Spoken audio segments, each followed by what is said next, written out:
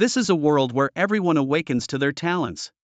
Everyone has a chance to become a powerful awakener when they reach adulthood. Some awaken as gold patrons. The more they refine their bodies with gold, the stronger they become.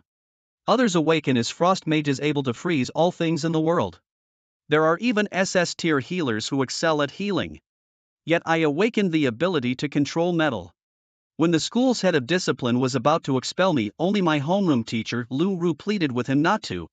At that moment in the school office, the head of discipline Li Meng hardly hesitated. It was the school's decision, there was no room for discussion. Bin Hai Academy had to succeed in its evaluations this year. As for him, out of respect for you, we could give him 20,000 dragon coins as a consolation for his future development. Consolation money? 20,000?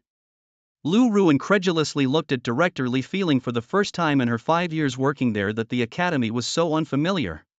The school motto clearly states, "We do not give up on any awakener," yet now these words sound so harsh and ironic. Lu Ru gave a helpless smile, silently removed her badge, and said, "I resign." Then she took my hand and we turned to leave. Wait, teacher Lu Li Meng stood up to stop her. "Are you really doing this for one student?" Lu Ru shook her head. "Such an academy does not deserve my efforts. Today it's you, tomorrow it could be another of my students. I refuse to work with such guilt." "Wait!" I called out to the teacher. Under the shocked gazes of Lu Ru and Li Meng, I took the 20,000 dragon coins from the table. My thought was, if I don't take this money, it will surely be embezzled by him. I might as well give it to anyone, just not keep it for myself.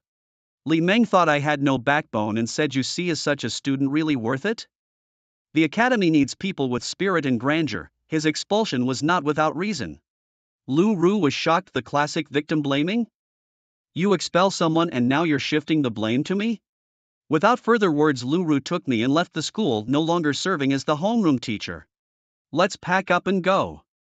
Remember, your talent is very strong, it's just that the initial mental strength is not enough to support such a talent. If not for this reason, mental control would be in the top 3 talent rankings, Lu Ru comforted. Teacher Lu, I'm truly sorry for involving you and causing you to lose your job. I'm also very grateful and will make it up to you in the future. I didn't expect my homeroom teacher to be so supportive, standing with me through thick and thin in this world where beasts roam and human hearts are perilous, which is rare. Initially, Lu Ru was in a bad mood, but hearing my words, even though they were casually spoken by a child, made her very happy. How could a child who just graduated possibly make it up to her doubly? Alright, I'll wait for you to become a strong person and then enjoy life with your teacher in Bin Hai City, Lu Ru said, patting my head, her face full of enjoyment. Just then a sudden voice entered my mind. Ding! Sensing that the host has encountered unjust treatment, the host shall not be insulted. The ultimate survival system has been successfully bound. Ultimate survival system. From this moment you will earn 1 survival point for every minute you survive. If you use the system to perform miracles in front of others, shocking them, you will also earn dozens to thousands of times more survival points. Uses of survival points. 1 survival point equals 1 attribute point, which can be allocated freely. 1 survival point equals 1 talent skill proficiency, which can enhance the talent level or be used to draw a new 2nd or 3rd talent. Killing higher tier beast bosses can earn a basic survival point income of +1/minute with no upper limit. I was dumbfounded. What a bizarre system this is. You should note there are only 3 ways to gain attribute points in this world: leveling up, equipping attributes, and infusing attributes during battle. I couldn't wait to open my personal attribute panel, taking a look while others are already at level 10 and I'm still at level 1. However, I now see hope for the future. My previous weakness was due to low mental strength, which prevented my talents from unleashing their full power. So if I increase my mental strength, can this talent then unleash terrifying power in my own hands? Awesome! Didn't I fire you? Then I will give you a tiny bit of a shock. After saying goodbye to teacher Lu Ru, I went home and slept soundly. I plan to wake up and go to the trial camp in Bin Hai City at my own expense. The next day, I was standing at the entrance of the trial camp picking up a phone call. Xiaolu, we had a misunderstanding before, please come back now so we can talk properly. There's nothing we can't discuss. I really don't know why they want me to come back, but I just wouldn't listen and hung up directly. Brother Lu, I knew I would find you here, said a tall, muscular boy 1.9 meters tall, shaking the phone in his hand and shouting at me. How was it? Did you receive the old Baldy's call? Did he ask you to come back? Li Zhuangzhuang jogged over, his thick arms suddenly resting on my shoulder. How did you know? I was surprised. Hee, I had my dad call the academy. If they don't let you come back, we'll withdraw our sponsorship. He was terrified, Li Zhuangzhuang said proudly. That explains it, it's all about the money. I laughed dryly, however I don't plan to go back, I'll go it alone. I knew you could do it, Brother Lou. Here, this is for you. Your talent will definitely come in handy. Also, we might not see each other for the next week. Next time I come back, let's have a drink together. I have to go to Kyoto. Li Zhuangzhuang handed me a very beautiful wooden box, his eyes eager as if he couldn't wait to go to Kyoto. Is your talent shaping up? I guessed. Li Zhuangzhuang looked around, then whispered in my ear, talent sequence 2, financial backer, but this talent requires very stringent conditions to activate. My dad has already spent nearly $1 billion to secure the awakening resources for me in Kyoto. In a week when you see me again, brother, I will have taken off. Financial backer? The talent legend says only the wealthy can sustain? This talent is very peculiar. It requires gold infusion, the more gold the better. The more gold infused into the body, the more exponential the increase in strength. Young master, it's time to get in the car. A spirited butler came up to Li Zhuangzhuang, bending over as he spoke. Let's go, Brother Lou. Li Zhuangzhuang gave me a huge bear hug, then left with a big smile. Lu Ziyue watched as his brother and the others drove away, then his gaze fell upon a finely crafted wooden box. Opening it, he found 13 flying blades inside, thin as cicada wings. Each blade was about 20 centimeters long, sharp and varied in color. Purple equipment of no level requirement. Flying blade 13 valued at 1 million on the market. Lu Ziyue was astonished and couldn't help but glance once more in the direction Li Zhuangzhuang had left. Such generosity from a wealthy family man.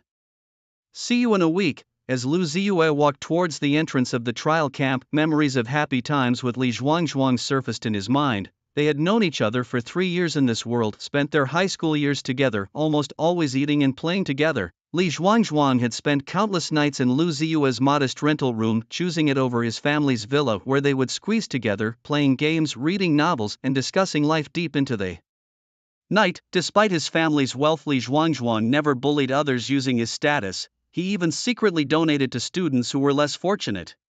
He was straightforward and couldn't stand injustice, always stepping in to help the underdog. His father once advised him, "The evils of this world are endless," to which Li Zhuangzhuang replied, "I'll sweep them one at a time and make the world a bit cleaner." Such naive yet pure words. Please register and show a valid ID. If you are entering alone, there's a fee. Lu Ziyue's thoughts were interrupted by the registration staff at the entrance. Lu Ziyue paid the entry fee of 2,000 dragon coins and registered his personal information, which was limited to his name only. Go ahead, you have 24 hours. There's a daily leaderboard in the trial camp. Whoever scores the highest by killing exotic beasts today will receive a special reward, a level 10 purple quality armor. The top 100 scorers will also receive rewards based on their points. The trial points leaderboard is updated in real time, and you can check your ranking on the awakening device. The staff member explained the rules in today's events in a routine manner. Purple armor level 10, this piqued Lu Ziyue's interest. After all, aside from his weapons, he didn't own any other equipment. Equipment quality ranged from low to high: white, blue, purple, orange, golden, legend, and multicolored mythic. White equipment had only one basic attribute, blue had 2, and starting with purple, each piece came with a special attribute. The higher the equipment level required, the higher its basic attributes. The purple equipment Li Zhuangzhuang had gifted had no level requirement, which was quite special, and had moderate attributes, making it exceptionally suitable for a level 1 person like Lu Ziyue. The Flying Blade 13 purple, no level requirement, spirit plus 50, constitution plus 50, special attribute, spirit recovery speed plus 5%. This equipment seemed tailor-made for Lu Ziyue, each attribute precisely what he needed. Clearly Li Zhuangzhuang understood Lu Ziyue very well, likely having put much effort into acquiring this piece. Especially the spirit recovery property was crucial. The higher the spirit power, the better the recovery, making this equipment a perfect match for Lu Ziyue, enhancing his efficiency significantly. Level 1 equipment base attributes plus 10 points. This level less equipment adds plus 50 points, equivalent to a level 5 purple item. Quite impressive. It allows Lu Ziyue, still at level 1, to wear equipment with the attributes of level 5. With the enhancement from Fabian 13, Lu Ziyue's physique becomes 210 plus 50, 41% damage reduction, and his life points reach 2,600. The 210 is acquired from attribute points, and the additional plus 50 comes from the equipment displayed separately by the system. His mental power also rises to 510 plus 50, totaling 560 points, which makes him significantly more powerful. It's time for him to level up. Bye. Killing monsters. In the level 1 beast zone, Lu Ziyuan brings his middle finger and index finger together, lightly tracing them through the air. 13 flying blades hover in front of him, orbiting around as he moves. Wherever Lu Ziyuan goes, they follow. Under the sunlight, the Fabian 13 gleams spectacularly. Haha, Captain, I've infused my attributes, strength +1. Ahead, an awakener exclaims as they come upon the corpse of a twin-tailed venomous scorpion. Great, everyone in our squad is now in the top 100 on the leaderboard. Let's keep this up. We might get a reward. This is a 3-person squad, and points from killing monsters are averaged among them, also allowing them to compete in the trial rankings. Lu Ziyuan glances at his Awakener instrument, essentially a smartwatch standard issue for Awakeners in the Dragon Nation, used for information dissemination, communication and emergency calls within certain scenarios. Opening the current scene on his device, Lu Ziyuan sees the trial leaderboard for Binhai City today. There are 5,912 participants and he is ranked 5,912th with 0 points. Captain, do you see that person? He's manipulating metal. How is he so skilled at just level 1? The Awakener, who had just been jubilant about his attribute infusion, now falls into contemplation. Awakeners can view each other's basic information, including name and level, but not other attributes or talents. However, it is easy for an Awakener to recognize Lu Ziyuan's talent as metal manipulation, a talent known for being unbeatable in the early stages and fearsome in the later ones. Their captain also falls into thought. Don't pry into others carelessly, let's continue hunting. The captain bows slightly to Lu Ziyuan, apologizing for his teammates' indiscretion. Lu Ziyuan pays no heed, instead scanning his surroundings, preparing to hunt monsters. He heads towards the zone with level 2 creatures. After all, killing a level 1 monster yields only 1 point, but a level 2 monster gives 2 points, and so on. The next second, 3 twin-tailed venomous scorpions burst from the ground, encircling the trio in a triangular formation. Clearly, their recent kill has angered these communal creatures. Twin-tailed venomous scorpion, level 1 life, 230 physique, 21%. Damage reduction, spirit, 20 strength, 30 agility, 5 talent. LV1, toxin. Targets hit by the scorpion's poison suffer damage based on 150% of the spirit power every second for 3 seconds. Cooldown 30 seconds. Prepare for battle, prepare for battle. Front row, hold the line, shouted the team captain, a textbook example of command likely honed in some prestigious academy. Number 3, follow my lead. Let's focus our efforts and take one down to reduce their numbers. But the next moment presented a scene they would never forget. 13 flying blades, whistling through the air with the sound of tearing wind, struck their target. Thwack thwack, the 3-headed scorpion that had been furiously roaring was pierced through, its dark green bodily fluid splattering everywhere. With a heavy thud, the creature's body stiffened and it fell dead instantly. Indeed, it was a clean kill, and Lu Ziyue was quite satisfied with the outcome. 560 points of mental strength, a 125.6% enhancement in mental power, and just 230 points of life. The instant kill was entirely justified. Ding, killed dual-tail scorpion X3, gain 3%. Experience, received 2 attribute enhancements and +2 mental strength. Ding, you have thoroughly shocked 3 bystanders.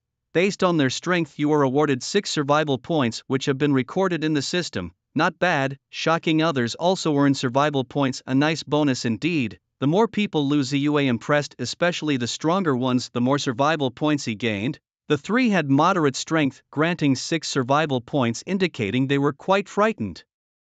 Lu Ziyue paid no attention to their stunned expressions, their mouths agape in shock, as he proceeded deeper into the area. Meanwhile, at the Coastal War Academy, in the dean's office, Li Meng was fervently explaining why he had no choice but to expel Lu Ziyue. Dean, his talent is undeniable, but he's a costly investment. His family background is poor and the academy has to pre-finance everything. Every year, there are multiple individuals at Coastal who awaken metal control abilities, so for the sake of the academy and our graduation rates, I felt compelled to expel him.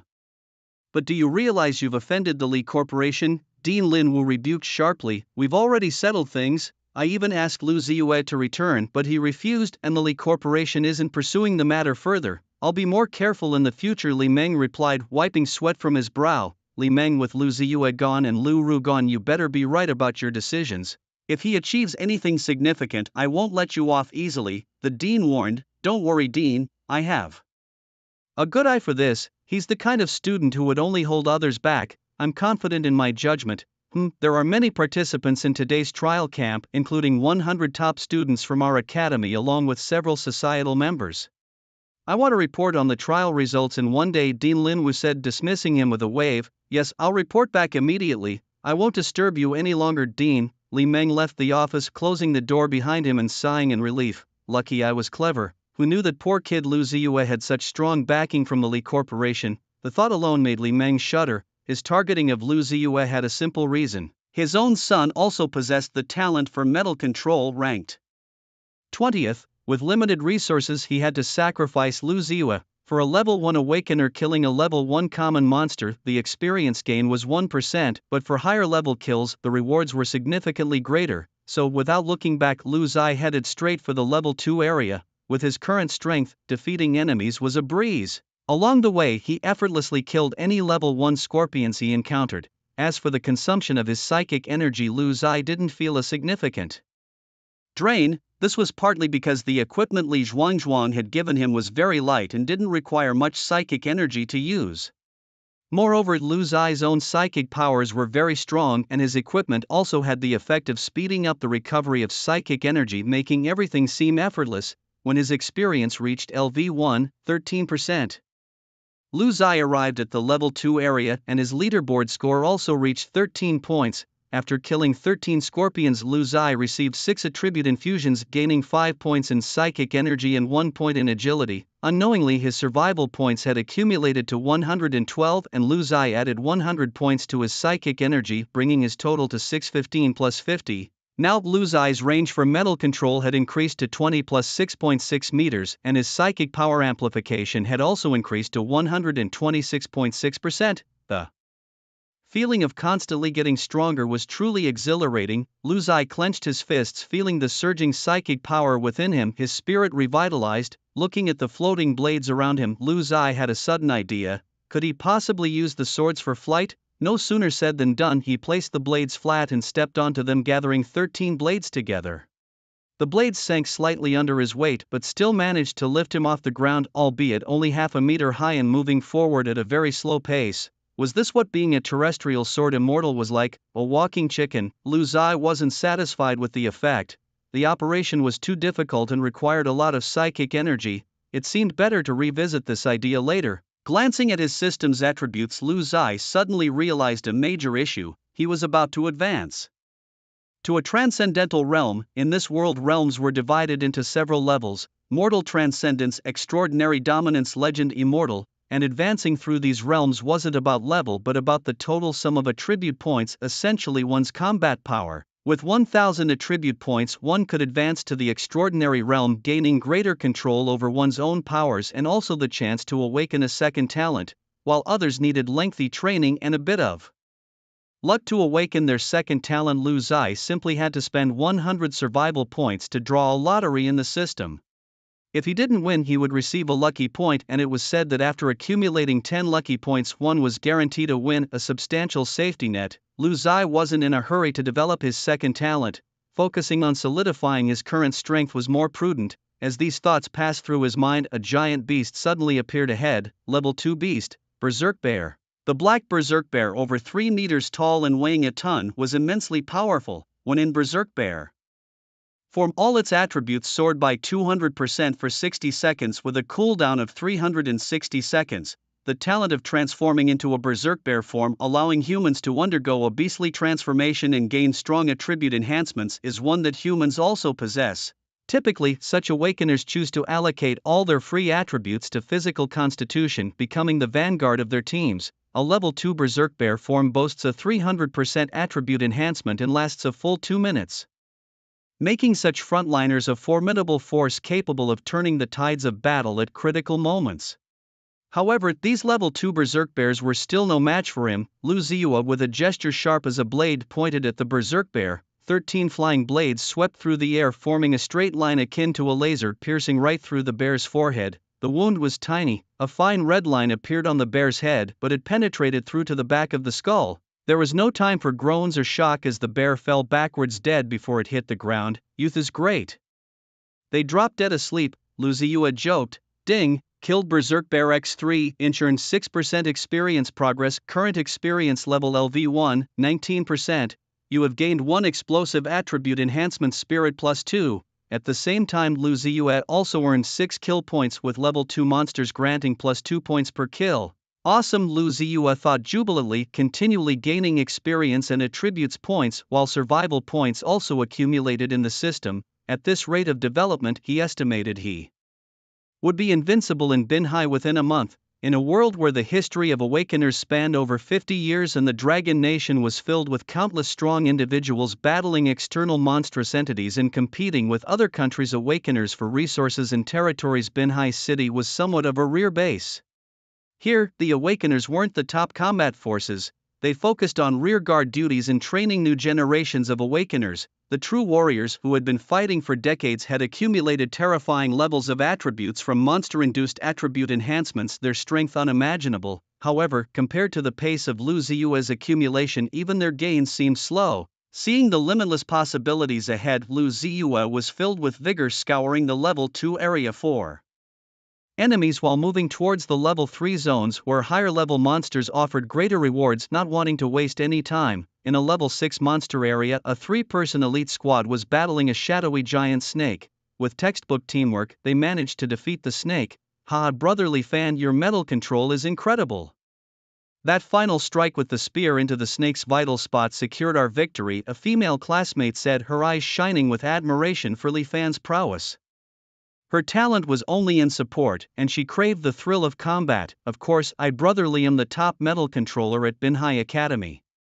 Just look at that Lu Ziyue with the same talent and he got expelled, hahaha. Another teammate responsible for the front line joined in the flattery. Li Fan, the son of Director Li and a key cultivation target of the school, had been showered with numerous resources and scholarships. Facing his teammates' praises, Li Fan modestly waved them off, embodying the aura of a big brother. Let's not talk about it, better not to mention it. Why bother mentioning Lu Ziyue, that unlucky fellow? After he was expelled, he was destined to become a stranger to us. We won't see him again, we're not from the same world. Brotherly is right, indeed we're not from the same world. Let's not talk about him anymore. Brotherly, shall we continue? Let's continue. Today we aim to score points and reach the top 50, which will grant us 3 free entries here. We'll keep going tomorrow. I'm already at level 7 and after reaching level 10 I won't be training here anymore. On the other side, Lu Ziyue felt a violent energy surge into his body. He leveled up. In just 30 minutes he went straight to level 2. During the process his body exploded over 20 times, gaining 38 points of mental strength, plus 5 points of constitution and 6 points of agility, all automatically added. Ding, congratulations on leveling up to LV2, 1%.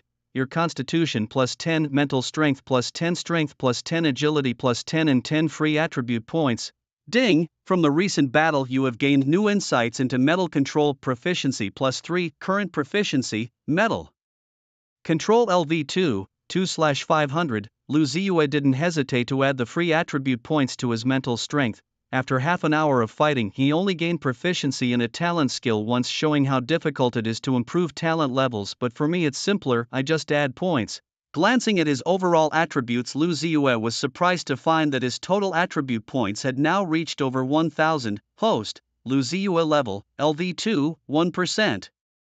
Realm, Transformation Realm, Breakable, Health, 2750 Constitution, 225 plus 50, 42% damage reduction, mental strength, 656 plus 50 strength, 21 agility, 45, 0.45% critical hit rate, survival points, 42, growing, talent sequence 20, metal control LV2, 2/500, equipment, flying blades 13. Can I break through to transcendence? Breaking through to transcendence, each attribute will undergo a sublimation, deepening the layers of strength and bringing control over one's talents to a new level. For instance, metal control will receive a significant boost. Lu Ziyue sat cross-legged on the ground with 13 flying blades patrolling the surroundings, beginning to break the realm. As Lu Ziyue mobilized his own power, his chest felt congested, as if filled with blood that could not be expressed, making it extremely uncomfortable. This is the knot of the transcendence realm. Breaking this knot, Lu Ziyue will enter a new world. The method to break it is simple: mobilize one's own power to strike at this knot. Breaking the realm might fail, but there are no side effects. If it doesn't work this time, rest well or wait until the attribute points are higher before trying again, and it will naturally be broken. A force accumulated in Lu Ziyue's body and then charged towards his chest simultaneously. During the process, Lu Ziyue could clearly feel his heartbeat accelerating, his blood surging. The force collided in his chest and the powerful repulsion repelled Lu Ziyue's first charge. Damn it, I don't have time to waste. Frustrated and impatient, Lu Ziyue didn't bother with a second charge. Instead, he looked towards his system. Inside, there were still 50 survival points. System, add these to my spirit. After the points were added, the current spirit strength became spirit 706 plus 50. Let's charge. Lu Ziyue once again gathered all his strength to launch a charge. Those extra 50 points might not seem like much, but they made a qualitative difference. The minimum requirement for transcending the ordinary realm is 1000 inch, and now Lu Ziyue had surpassed this value. It was like a cup filled with water, unable to contain any more, spilling over once it was too full, reflecting the old saying, when the moon is full it begins to wane. This charge was incredibly efficient, causing the boundary of the transcendental realm to begin to collapse and breach. Lu Ziyue's power through the boundary received a baptism, elevating his life's level. A blue aura enveloped Lu Ziyue, a hallmark of those awakened in the transcendent realm, which emitted a blue glow when harnessing power, unlike the transformation realm that lacked such mystical appearances. The breakthrough was successful, gaining a physique of 100 spirit, 100 strength, 100 agility, 100, elevating his power to a new level. Feeling the solidity in his body, Lu Ziyue sensed the world becoming clearer and the power within him operated more efficiently.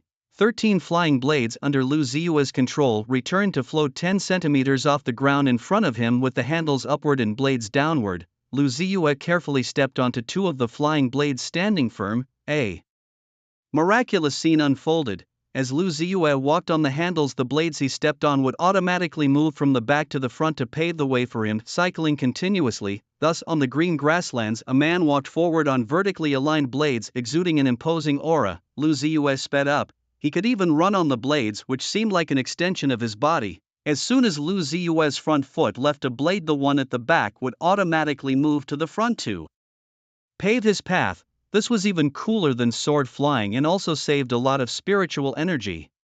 I'll travel this way from now on, looking incredibly cool. The main reason was that sword flying consumed more energy and wasn't as fast. With the enhancement of Lu Ziyue's attributes, he no longer cared about the creatures in the level 2 areas and directly entered the level 3 areas. The creatures here, known as woodmen, also jokingly called vegetative people by the awakeners, were humanoid beings related to the wood element rooted in the earth and horrifying after mutation. Suddenly, a whooshing sound came from the sky. Lu Ziyue instinctively swung his hand and a flying blade shot rapidly towards the dark shadow. It was a sharp tree branch, likely to create a bloody hole upon impact. In the distance, a 5-meter-tall woodman was swaying its tree branch arms, baring its teeth at Lu Ziyue. Lu Ziyue was stunned. He was at least 30 meters away from it, while a woodman's attack range was just over 20 meters. How could this be? Unless, was this a woodman boss? Lu Ziyue was ecstatic inside. Meeting a level 3 boss at level 2, if I kill it, wouldn't it satisfy the system's condition of increasing the base earnings of survival points?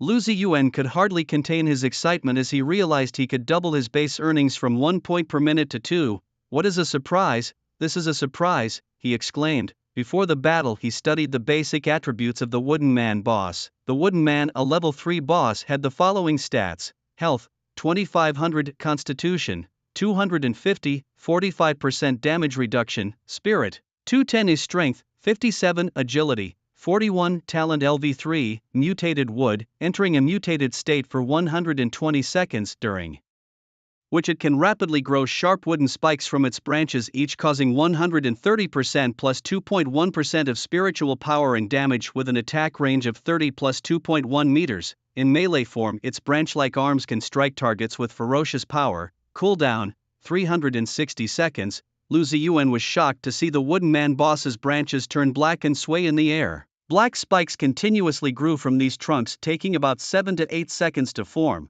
A bit intimidating, but not too much, was Lu Ziyue's assessment. After his transcendence, his health had reached 3,750, even higher than the boss's. Furthermore, the boss's spirit was only 210 points while his was 806 plus 50. How could they compare? With a health of 3750, what can instantly take me down? The only downside was that the wooden man's attack range was longer than his simply because its talent was level 3 with a base distance of 30 meters.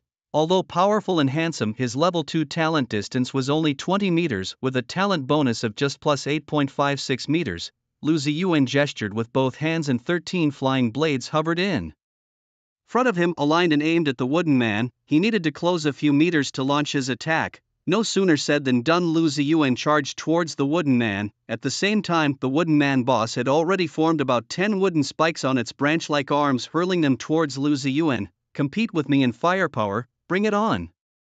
Lu Ziyuan pointed forward and the 13 flying blades shot out, surrounded by a blue energy glow roaring through the air. Bang bang.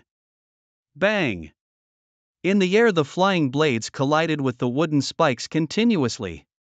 With Lu Ziyuan's spiritual power several times that of his opponent, the result of this confrontation was clear. The spikes turned into sawdust. The wooden man boss's face grew even gloomier. With its limited intelligence, it struggled to understand why a level 3 boss was unable to defeat a level 2 awakener. Just as the wooden man boss was about to continue forming spikes to attack Lu Ziyuan, he didn't give it the chance. Now more proficient with his control over the flying blades and with an increased attack frequency, the blades circled in the air before turning to strike directly at the wooden man's main body. The wooden man boss let out a furious roar which echoed throughout the entire forest as if sensing Lu Ziyuan's intent. But it was of no use. Fights don't care about who shouts the loudest. As the flying blades whistled through the air, the wooden man switched to close combat mode, and at the tips of its dozen branches grew withered claws which it fiercely thrust towards the blades in an attempt to intercept them. Wishful thinking, Lu Zai couldn't help but sigh upon seeing the wooden boss's maneuver. The opponent's mental strength was completely crushed by his own. What was it trying to grab?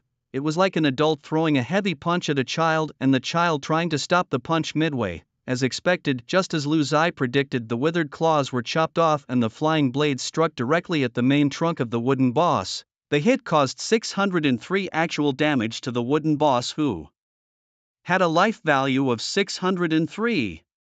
Lu Zai's mental strength of 856 combined with a talent enhancement of 128.5% resulted in mental damage of about 1100, but the wooden man had a damage reduction of 45%, so the actual damage was 603. However, such damage was more than the wooden man's 2500 life points could withstand. In a flash of blade light, the wildly dancing arms of the wooden boss began to droop powerlessly, its face twisted and its eyes dimmed. Ding, successfully killed the wooden boss, gained 10% experience.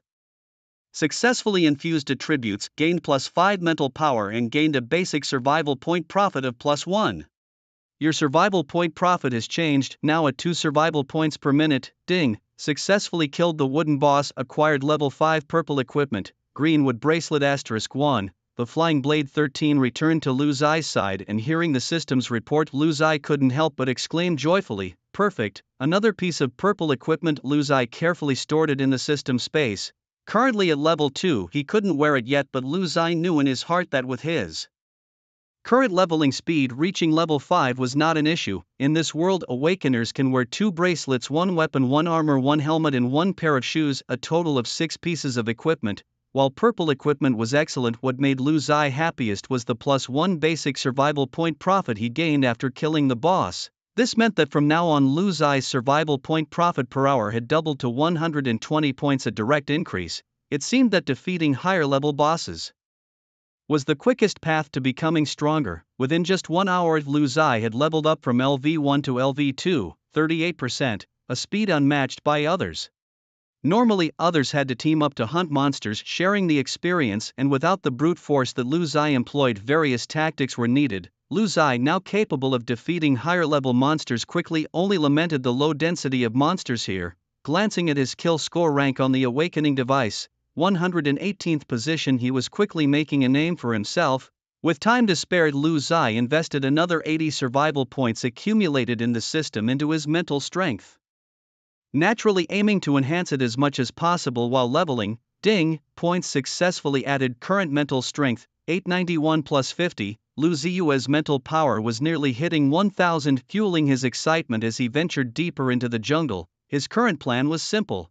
Keep fighting monsters above his level, and if he stumbled upon a boss, he'd hit the jackpot, a survival point bonus and a big profit. Hurry up bro, don't just stand there. Ahead, a 3-person squad was running for their lives, their strength maxed out. Lu Ziyue could tell they were around level 3. When they saw Lu Ziyue showing no signs of fleeing, one of the support members with a healing talent raised his voice, "Fellow student, run. The Traiants are rioting, someone killed their leader, it's deadly." We were about to kill a Traiant when suddenly all the Traiants in the forest went berserk. "This way is blocked now, a riot." Lu Ziyue perked up at this. "Now that you mention it, I'm not sleepy anymore." He nodded his thanks to the trio, acknowledging their good intentions. "Thanks for the heads up, you go ahead." The support member was anxious and tried to persuade further, but the team leader quickly pulled him back, giving him a look.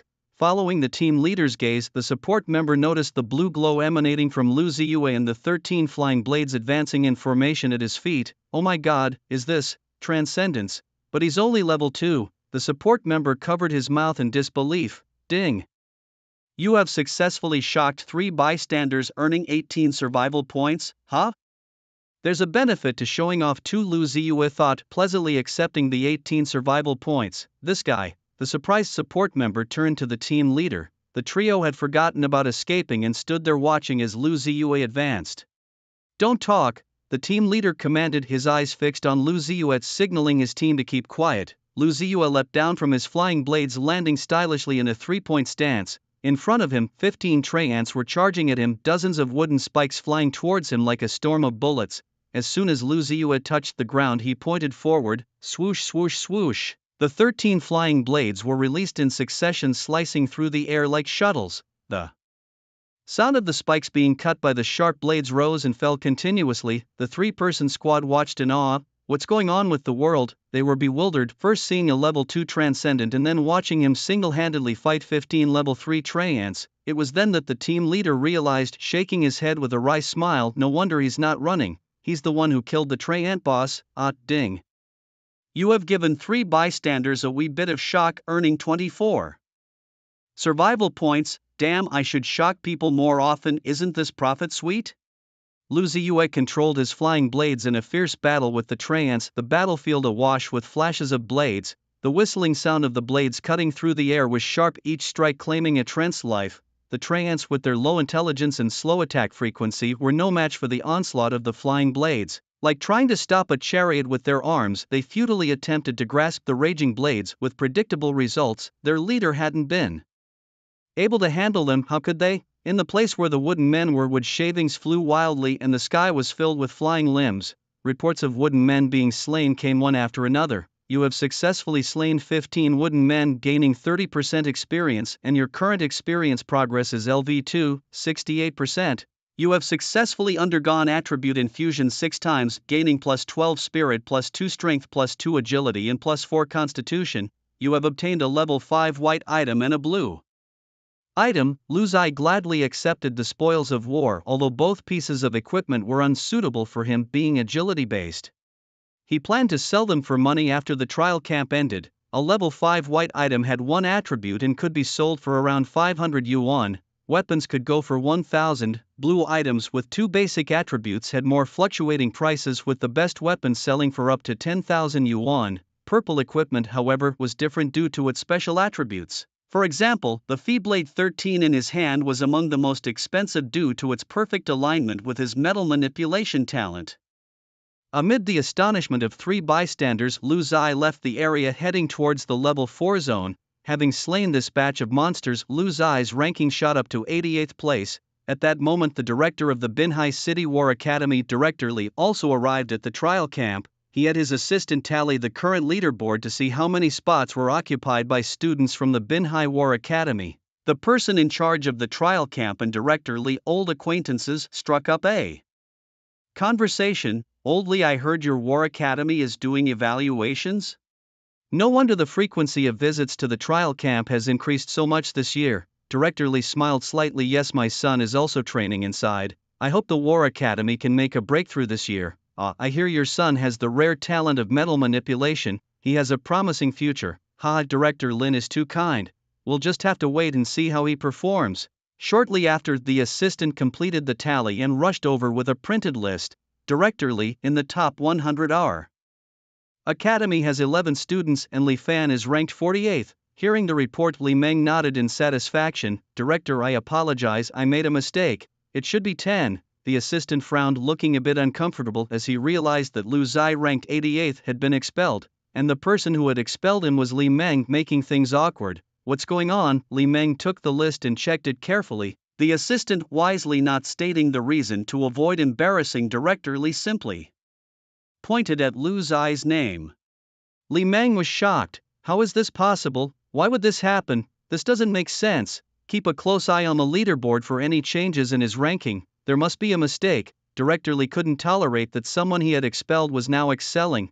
As Lu Zai entered the level 4 area and began searching for monsters, he received a system notification. Ding! You have greatly upset and shocked Director Li, plus 50 survival points. Lu Zai mused, sitting at home, yet attributes fall from the sky. What's going on here? Director Li, please keep it up, the big surprise is still to come. I admit you are strong, but what will happen when I run to the first place? Will you be overwhelmed again? Now thinking about it, Lu Ziyue getting expelled has instead become an unprecedented motivation for him. This time Lu Ziyue didn't spend his survival points but saved them, as he felt that his current 1000 mental strength was sufficient. However, his talent in mental control was a bit low, resulting in a small control range, which was inconvenient during battles.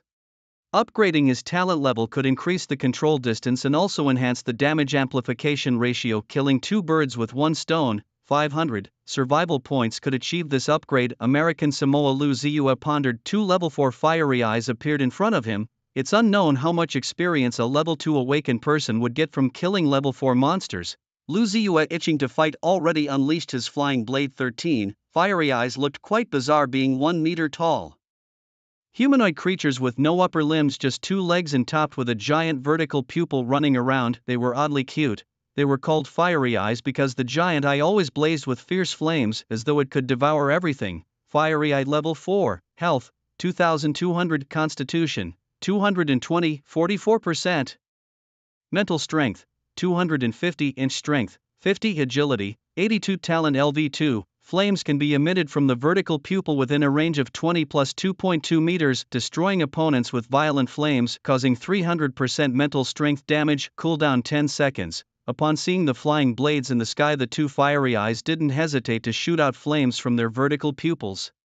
The 2 beams of flame swept across the battlefield like lasers, intertwining and leaving almost no room to dodge. This was the first time Lu Ziyue encountered such a powerful skill. His body twisted in the air to dodge one of the flames, but was still hit by the other. The violent flames mixed with the hot blast hurled Lu Ziyue 7 or 8 meters away. Ding, you have been attacked. Health 375. Goodness, this thing deals 300% damage with fiery eyes. 250 mental strength, hitting for 750 damage, but Lu Ziyue has 50% damage reduction, so he actually took 375 damage. Luckily, I'm tough, Lu Ziyue thought to himself.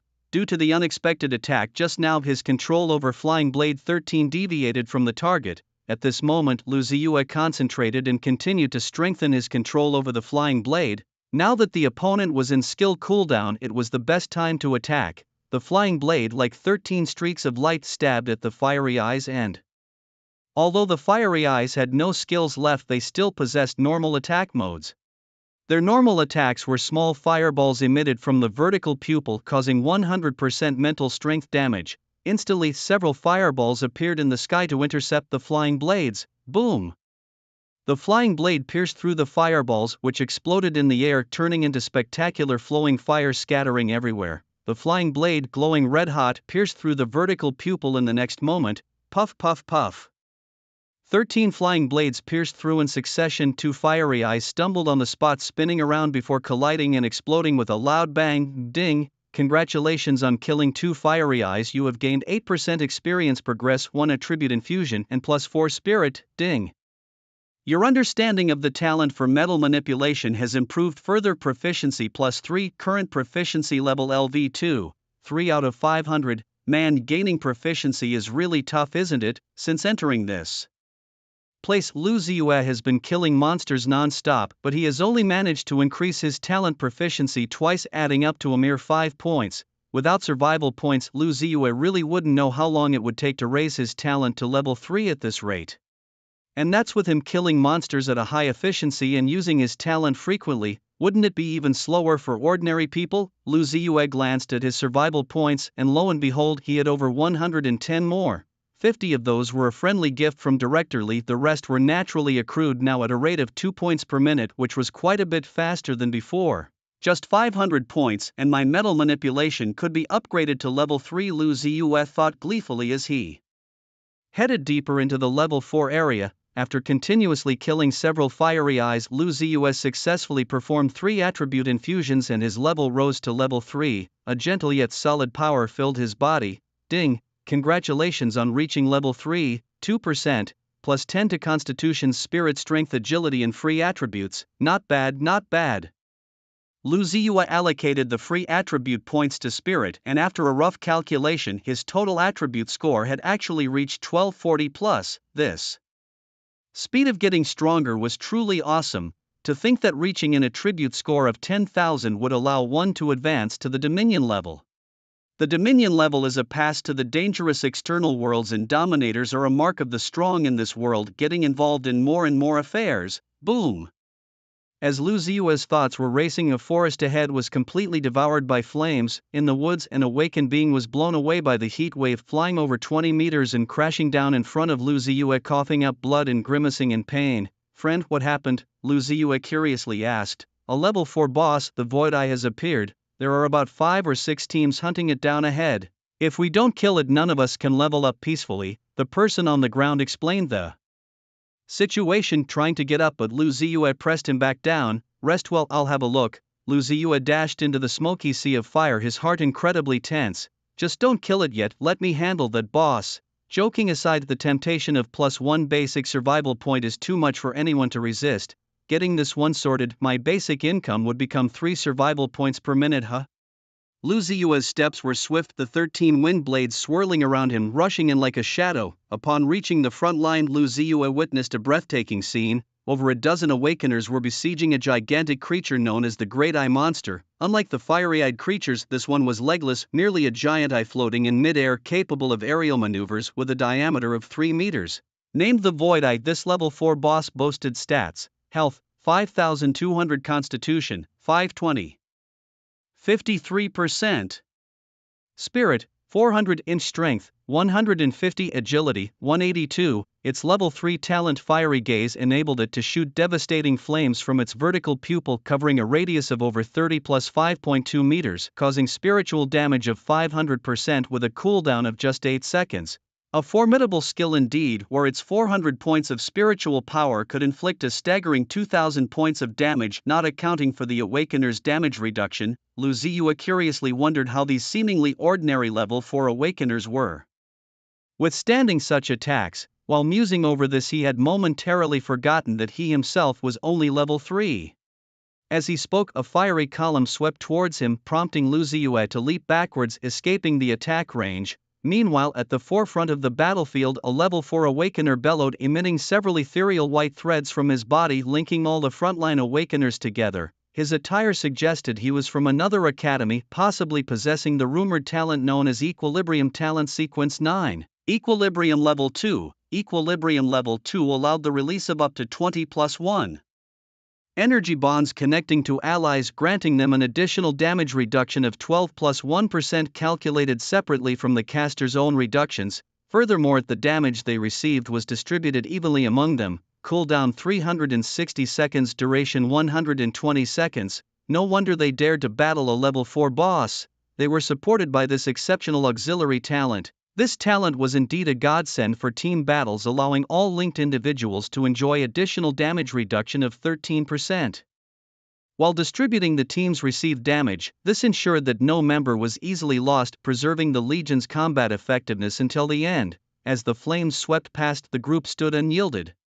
The damage from the Void Eye, after 2 rounds of reduction, was evenly distributed among the linked Awakeners, who remained steadfast, their spirits high. Truly deserving of its top 10 talent ranking. Knowing he couldn't wait any longer, Lu Ziyue decided to join the fray. With the thought his flying blades buzzed to life, his 1,000 points of spiritual power erupting instantly, striking with ferocious speed. Let me help alleviate your burdens, he thought to himself, his 13 flying blades, like cruise missiles, dodged dozens of the great eye monster's fireballs before striking directly at their target. What's that? An awakener exclaimed, having never seen such a wildly aggressive attack method before.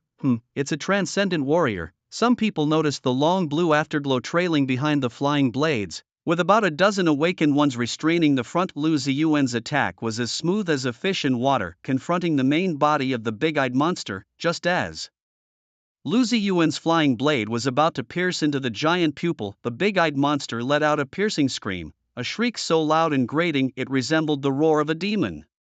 Its body trembled and a column of fire of unmatched power erupted, engulfing the 13 flying blades and drastically reducing their speed. Though the big-eyed monster only possessed 400 psychic power, its talent had cooled down, boosting its power by 500%, which made it a reasonable match against Lu Ziyuan's blades. Lu Ziyuan refocused his mind to maintain the offensive of the blades, and at the same time he thought of the ultimate technique of the 13 flying blades. That was the unification of the 13 blades. After merging, they would unleash the combined damage of all 13 blades, and due to the increased kinetic energy from the merger, they were more effective against a single target. Previously, Lu Ziyuan hadn't used this because his psychic power hadn't reached that level. Moreover, this method wasn't about simply switching to 50 blades to yield 50 times the power. That wasn't how it worked. The first rule of his metal manipulation talent was control. The energy corresponding to the psychic power, the amount of psychic power one had, determined the level of energy one could control. This was an iron law. Although Lu Ziyuan could now lift metal objects weighing over 100 kilograms, thousands of times heavier than the 13 blades, it didn't mean he could exert 1,000 times more power than the blades. Simply lifting them didn't equate to causing damage. At that moment, Lu Ziyuan felt his psychic power was just enough to unleash the combined attack of the 13 blades. Next, he brought his palms together, and in the sky, the 13 blades began to converge and sync. With his movements transforming like Autobots into a 3-foot-long sword, sweating profusely, Lu Ziyuan exerted all his strength in a pushing motion. The 3-foot-long sword surged upwards through the column of fire, breaking through, speeding up, and then speeding up even more. The sharp tip of the sword touched the big-eyed monster's eyeball, causing a wound. The monster was terrified, but the force was too much for it to escape. If it slightly reduced its force, the flying sword, now unrestrained by the fire column, would pierce it with extreme ferocity. The big-eyed monster roared in anger, as if to increase the power of the fire column to prevent the tragedy. But it was futile. Before the shocked eyes of dozens of awakened ones below, the long sword pierced inch by inch into the giant eyeball, then emerged from the other side. With a boom, the eye of the void exploded, and streams of crimson plasma sprayed into the sky like a scarlet rain showering down. After slaying the eye of the void, the long sword instantly split back into 13 flying blades and returned to Lu Ziyuan's side, tightly circling him. Ding! You have successfully slain the Eye of the Void, gaining 10% experience points, current progress at 13%, and a base survival point gain of +1, currently earning 3 survival points per minute. Ding! You have successfully infused attributes, +8 to mental strength. Ding! Your actions have shocked everyone, gaining survival points +31, +28, +33, +28. Over a dozen notifications of increased survival points flood in, filling Lu Ziyuan with excitement. The strength of this group was greater. After being shocked, the survival points they provided averaged around 30 each. From this wave alone, Lu Ziyuan harvested 510 survival points, adding to his previous total, now reaching 680 points. Isn't that enough to upgrade his level 3 metal manipulation directly? Captain, does this count as stealing kills? One awakener asked the team leader with balanced talents. The young leader shook his head. Nope, it doesn't. Everyone was surprised. Isn't this obviously kill stealing? Why doesn't it count? The young man smiled. Because we can't beat him. This is called breaking the siege. Everyone took a deep breath, feeling that the captain's words were quite philosophical. The young man walked towards Lu Ziyuan with his hands clasped in a traditional salute. Jia Siwen from the Binhai Gale Academy. Brother, you have impressive skills. Thanks for breaking the siege. Listen to that, listen to that. The way a cultured person talks is just pleasing, Lu Ziyuan thought, looking at the polite and well-mannered young man before him. Solo player Lu Ziyuan here. Brother Jia, you flatter me. It was indeed impolite of me to intervene like that, but I had my reasons. Consider it a favor. Oh, to you my apologies, Lu Ziyuan replied honestly. Jia Siwen waved his hand, appearing completely unconcerned. It's just a beast. The real gain is getting to know Brother Lu. I hope we have the chance to fight side by side in the future. We won't disturb you further. Both parties clasped hands and then went their separate ways. What an interesting person. Lu Ziyuan didn't ponder long before he continued on his way. He also opened his own panel to check his gains. Host, Lu Ziyuan level, LV3, 13%. Realm, Extraordinary Health, 3910 Physique, 341 plus 50, 51% damage reduction. Spirit, 939 plus 50 Strength, 135 Agility, 139, 1.39% Critical Strike Chance. Survival Points, 685, increasing. Talent Sequence 20, Metal Manipulation LV2, 3/500. Equipment, Flying Blade System 13, upgrading Metal Manipulation to level 3. Consumed 497 metal manipulation points to reach level 3. Upgrade complete. Metal manipulation LV3 controls corresponding energy level metals. Launches any attack within a 30 plus 9.9 meters range, causing 130% plus 9.9% mental damage. No cooldown. Ding. Metal manipulation upgraded to LV3. Special attribute gained. Armor penetration 10%. Ding. The armor penetration attribute can effectively reduce the opponent's physique damage reduction, calculated as a direct deduction. For example, if the opponent's damage reduction is 50%, then your 10% armor penetration effect would directly reduce the opponent's damage reduction to 40%. A special trait for a level 3 talent, armor penetration, simple, brutal but extremely useful, instantly boosting combat effectiveness. However, Lu Ziyuan also considered one thing: the armor penetration trait comes from metal manipulation, but does it apply when I use other forms of attack? After all, I'm bound to have other talents in the future. If I don't understand something, I just ask and the system quickly responds. The armor piercing trait, though granted by my metal manipulation ability, is a passive trait for the host. It affects all combat and all forms of attack. Even if the host uses a basic attack, it still works. This puts me at ease. Lu Ziyuan felt a secret joy in his heart. With 180 attribute points left, Lu Ziyuan added 100 to spirit and 80 to constitution, making himself both tanky and high in damage. It had only been 3 hours since Lu Ziyuan entered the trial camp, and he had plenty of time to level up and climb the ranks. The recent battle had forced Lu Ziyuan to combine 13 flying blades, consuming 3 layers of his mental energy. Lu Ziyuan wasn't in a rush to continue hunting monsters, but instead sat down to meditate and recover to full status. On the path to invincibility, caution is paramount. Maintaining full status is an essential quality for the protagonist. If the recent increase in mental power was significant, Lu Ziyuan felt that if he used the same move again, it would probably only consume 20% of his mental energy, and the process would definitely be smoother. At the Binhai City War Academy, Dean Lin Wu called Li Meng for a meeting, striking like lightning, and directly asked, "Did you just go to the trial camp?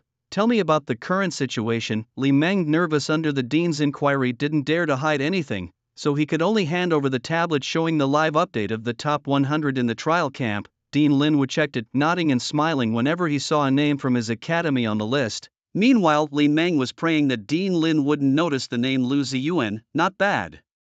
Not bad. The performance has improved this year, and our hopes of being honored are even greater. Lu Ziyuan, 31st place. Dean Lin's tone stretched, mixed with surprise and a hint of anger. What? Impossible! I saw him at 71st place just a moment ago. How did he? Li Meng was equally astonished. Ding, you have successfully shocked Li Meng and Lin Wu, earning 68 survival points. In the level 5 area of the trial camp, Lu Ziyuan, who had just advanced to mid-level 4, was invigorated. What's going on? Back in the office, chaos erupted. Dean Lin slammed his hand on the desk. Li Meng, look at what you've done. Do you realize how much the War Academy needs such outstanding students this year? You actually expelled him. Didn't you say you had a unique insight? Didn't you say Lu Ziyuan couldn't make any waves? Then explain to me, how did he manage to climb to 31st place with his metal manipulation talent? Dean Lin was furious. The academy was already struggling to earn honors, and now Li Meng had expelled a student who had climbed to 31st in the trial camp. Considering that the best achievement in the academy's trial camp was at 29th place ranking in 24 hours, Lu Ziyuan was already among the top graduates. Just as Dean Lin was scolding, an assistant swallowed nervously. Dean to correct Lu Ziyuan has now reached 29th place. It just updated. He broke the Academy's best record. Both Lin Wu and Li Meng stared at the tablet, their eyes nearly popping out. Was it really 29th place, and he had climbed up 2 spots just like that? There was still plenty of time left in the 24-hour trial camp. Could this kid climb into the top ranks by the end? This student truly lived up to his name. Lu Zi, his path was indeed wild. Li Meng, seeing the name Lu Zi followed by the rank 29, found it hard to breathe. How could this be possible? He had merely expelled a student casually. How did it turn into such a monstrous change? He had never seen this person be so formidable before. Dean Lin, I really don't know what happened. How did he suddenly become so powerful? Li Meng stuttered, at a loss for words. Dean Lin tapped on the tablet and pointed at the ranking on the screen with a serious tone. If Lu Zi enters the top 10, you're out. I'll have to fire you. Li Meng was shocked. Why fire me, Dean Lin? At most, I was negligent in my duties, but that shouldn't warrant a dismissal. I have been working at the War Academy for over a decade. Li Meng couldn't understand why Dean Lin, who usually protected him, had suddenly changed his stance so drastically. Dean Lin looked at Li Meng with a look of disappointment. Every top 10 candidate from the trial camp, their profiles are taken by the Coastal Awakeners Management Bureau and they are offered very favorable conscription terms. Guess what happens when they discover that one of the top 10 talents was actually expelled? Wouldn't I, as the dean, be held accountable? So you want to fire me first so you can shift the blame onto me later? Li Meng suddenly realized. Get out. Dean Lin was too tired to say another word, thinking to himself that he was also at fault for letting Li Meng casually expel a student for a slight benefit. Li Meng, leaving the dean's office, went straight back to his personal office and closed the door tightly. His eyes were glued to the refreshing leaderboard, hoping that the next time he saw Lu Zi's name it would be moving down, not up. Finally, he waited as the list refreshed again, his heart in his throat, too scared to look directly at the list. He covered the leaderboard with his hand, revealing names one by one, much like how Lu Zi used to check his exam scores before he transferred. 27th place, Wang Zhan. 26th place, Li Kuan. 25th place, Shen Xiaozhang. 24th place, Wu Yong. He read several names and none were Lu Zi. Li Meng's suspended heart finally settled. Thank goodness the kid hadn't moved up further. As long as he wasn't in the top 10 and she wouldn't attract the attention of the management bureau and he wouldn't be fired. Relieved, Li Meng moved his hands away, but the next moment he saw a breathtaking scene. 22nd place, Lu Zi. Damn, he had moved up another 5 places. Li Meng's heart shook violently, feeling as if the world had dimmed. Being fired wouldn't matter by then. The upper levels would definitely investigate why such an outstanding student was expelled, and his own misuse of power for personal gain could no longer be hidden. Right, oh right, and because of Lu Zi, teacher Lu Ru also resigned. I wonder if this will all be blamed on me. I might end up being labeled as the person who drove away students and colleagues. This will definitely get me caught, because in this world persecuting those who are awakening to their future is a serious crime. The greater Lu Zi's achievements, the heavier my crime will be. Please, let it not escalate any further. Li Meng desperately pleaded in his heart. Phew, level 5 now. Ha, Lu Zi, having reached the level 6 area, heard the system's notification and felt relieved. Over the past 2 hours he had accumulated 361 basic survival points, shocked others by earning 149 points, and by defeating monsters above his level 67 times he gained 23 attribute enhancements. Spirit plus 105, Strength plus 11, Constitution plus 21, Agility plus 13. His proficiency in metal control increased by plus 3, bringing metal control to LV3. March 2000, Lu Zi did not hesitate to add another 510 survival points to his spirit, bringing his current spirit power to an astonishing 1756. This meant that Lu Zi's metal control distance had reached 30 plus 17.5 meters, and the bonus from his innate ability was also as high as 130 plus 17.5%.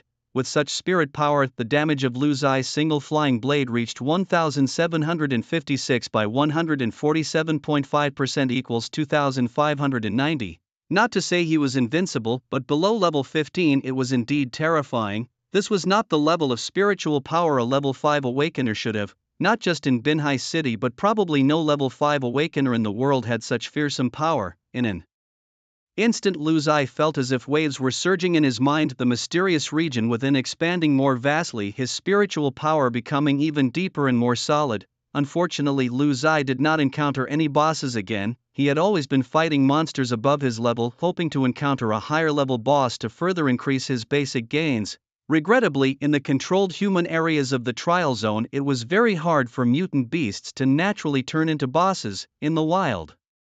There would be specific teams hunting mutant beast bosses in various areas. Although risky, the rewards were also substantial, as bosses from different levels and areas had a much higher chance of dropping special items and equipment. Lu Zai thought to himself that he must hunt more bosses in the future. While pondering his future, Lu Zai stepped into the level 6 area. It wasn't long before he saw an old acquaintance. It was a 3-person team and they noticed him too. The team leader was Li Fan. When he first saw Lu Zai, he could hardly believe his eyes. Lu Zai. Is that you? How could you be here in the level 6 trial camp? Are you alone? The team leader noticed something. Look at his feet. Li Fan's teammate was even more surprised to discover that this person's way of walking was really strange, almost gliding like a ghost. Upon closer inspection, it turned out that he was stepping on flying blades, advancing one step per blade, with the flying blades immediately clearing the way for him. Such bizarre maneuvers were something their captain Li Fan could never achieve, even though he too manipulated metal. The captain, he was beyond the ordinary. Another team member noticed a blue shimmer flickering on Lu Ziyue's flying blades, his eyes wide as brass bells. Ding, you have successfully shocked 3 people, earning 47 survival points. Faced with Li Fan's questions, Lu Ziyue couldn't be bothered to answer, simply continuing forward on his own. Li Fan hung his head low, only able to see his own toes, utterly embarrassed. Just moments ago he had been boasting to his teammates about his own prowess, using Lu Ziyue as a negative example. Now it seemed he was the clown himself. Was it possible that the clown was me after all? Just then 2 level 6 stone beings peeled themselves from the cliff wall. Normally they adhered themselves to the rocks, blending completely with their environment, making them hard to notice. Stone beings were a type of rock life, slow-moving with low attack power but possessing a strong defensive talent. If it were Li Fan's team attacking these creatures, it would take the 3 of them at least 10 minutes. Li Fan saw the stone beings wobbling towards them and immediately took a combat stance. Prepare for battle. Stone being level 6 health, 5000 constitution, 55% damage reduction, spirit, 80 strength, 150 agility, 30 talent LV2. Stony armor. The stone being's petrified skin allows it to absorb 12% of secondary damage and reflect 12% of damage. Talent LV2. Stone shot. The stone being's body can continuously produce stone balls as weapons, throwing them within a range of 20 plus 1.5 meters, causing 20 plus 1.5% physical damage. Goodness, possessing a 55% damage reduction on its own and 1 talent, giving it 12% secondary damage absorption and damage reflection. Many talents have secondary effects like this secondary damage absorption, which means that after the constitution damage reduction is calculated, the remaining damage is further reduced by 12%. For example, if a stone being suffers 100 points of attack first, this damage is reduced by 55 points due to its constitution, leaving 45 points of damage. This 45 points of damage is then absorbed by 12%, which is 5.4 points, leaving 39.6 points. This is the final damage the stone being receives, and its rebound damage is also 5.4. The damage isn't high, but this creature is truly tough. Just as Li Fan and his team were ready to fight, Li Fan suddenly noticed that the stone beings were heading towards Lu Ziyue. At that moment, Li Fan's awakening device received a string of voice messages from his father. The messages lasted 60 seconds in total, several in number, and Li Fan was annoyed. He hated long voice messages, but since it was from his dad, he listened to them one by one. Afterwards, he received shocking news. If Lu Ziyue made it into the top 10, their family would be doomed. His father's message was clear, urging Li Fan to make things difficult for Lu Ziyue at the training camp, preferably stopping him. If it had been earlier, Li Fan would never have dared to entertain such thoughts, but now? A stone creature with 5,000 life points and formidable defenses is besieging Lu Ziyue, effectively giving Li Fan an extra powerful frontline ally, right? Li Fan suddenly felt as if the skies had cleared and the rain had stopped. Perhaps he could succeed too. He whispered to his teammates on either side, "Help me ambush Lu Ziyue and we can take him down in one fell swoop." His teammates were shocked and hurriedly waved their hands, saying, No, we can't do that. After all, we are classmates and hold no grudges against him. Why should we attack him surreptitiously? The two were not fools. Although Li Fan was the captain, this was just a temporary team for leveling up, not some internal combat squad. Plus, they had their own minds saying if you're so eager you go ahead. Seeing their refusal, Li Fan was furious but helpless. Get lost, don't let me see you again. Apologetically they replied, sorry brother Fan, we can't do it, you better be careful then. The two retreated, leaving the place of dispute, and hid in the distance to watch the situation. They were also curious whether Li Fan could really take down Lu Ziyue and did not understand why Li Fan would attack a classmate. The training camp did not allow fatalities, but it did not prevent normal sparring and monster snatching. Li Fan thought to himself that he only needed to injure Lu Ziyue enough to prevent him from participating normally in today's trials. This way his father would not be fired and he could maintain his exceptional student benefits. Driven by desperation, Li Fan's mental power began to gather and a long spear hovered in the air. This spear was specially made, only the spearhead was metal, and the shaft was the lightest wood, enabling Li Fan to display a certain level of attack power with his limited mental energy. Meanwhile, Lu Ziyue was handling two stone creatures. Stone balls hurled by the stone creatures were continuously shattered by Lu Ziyue's controlled flying blades. With over 1700 mental power, Lu Ziyue's control over the flying blades was more fluid, greatly increasing his attack frequency. After some flying blades shattered the stone balls, they almost instantly took the shortest path toward the stone creatures. Bang! The sharp blades pierced through the stone creature's stone armor, lifting a cloud of stone chips into the air. The stone creatures staggered back, looking at Lu Ziyue with eyes full of terror. With their limited intelligence, they could hardly believe that the young man before them was attacking so ferociously. Ding! Target hit, causing 1253 damage. Stone creature's health, 1253. Ding! You suffer 82 points of damage from the rebound. Lu Ziyue now has 1756 mental power, and with his metal control talent now amplified to 130 plus 17.5%, his total damage reached 2590. After 2 damage reductions, the stone creatures ultimately sustained actual damage of 1253. Thanks to Lu Ziyue's talent upgrade to level 3, which included a 10% armor break, the stone creatures' damage reduction from their constitution was reduced from 55% to 45%, otherwise the actual damage would have been even lower. Meanwhile, Lu Ziyue also suffered a rebound damage of 170 points, which after his own constitution's damage reduction resulted in him actually taking 82 points of damage. Not bad at all. Lu Ziyue read the combat report in the system and mused to himself. The damage output was better than he had expected. He thought the stone creatures would be much tougher. With 1,253 points of actual damage, hitting with his flying blades 4 times would be enough to finish them off. Handling 2 on his own was more than manageable. The blades glided through the battlefield once again, ensuring that the stone balls targeting Lu Ziyue were intercepted before launching the fiercest attack on the stone creatures. A different sensation came from more than 20 meters behind him. His 1756 points of mental power instantly made its worth known. Lu Ziyue now had an extremely sensitive perception of metal within a radius of more than 30 plus 17.5 meters around him.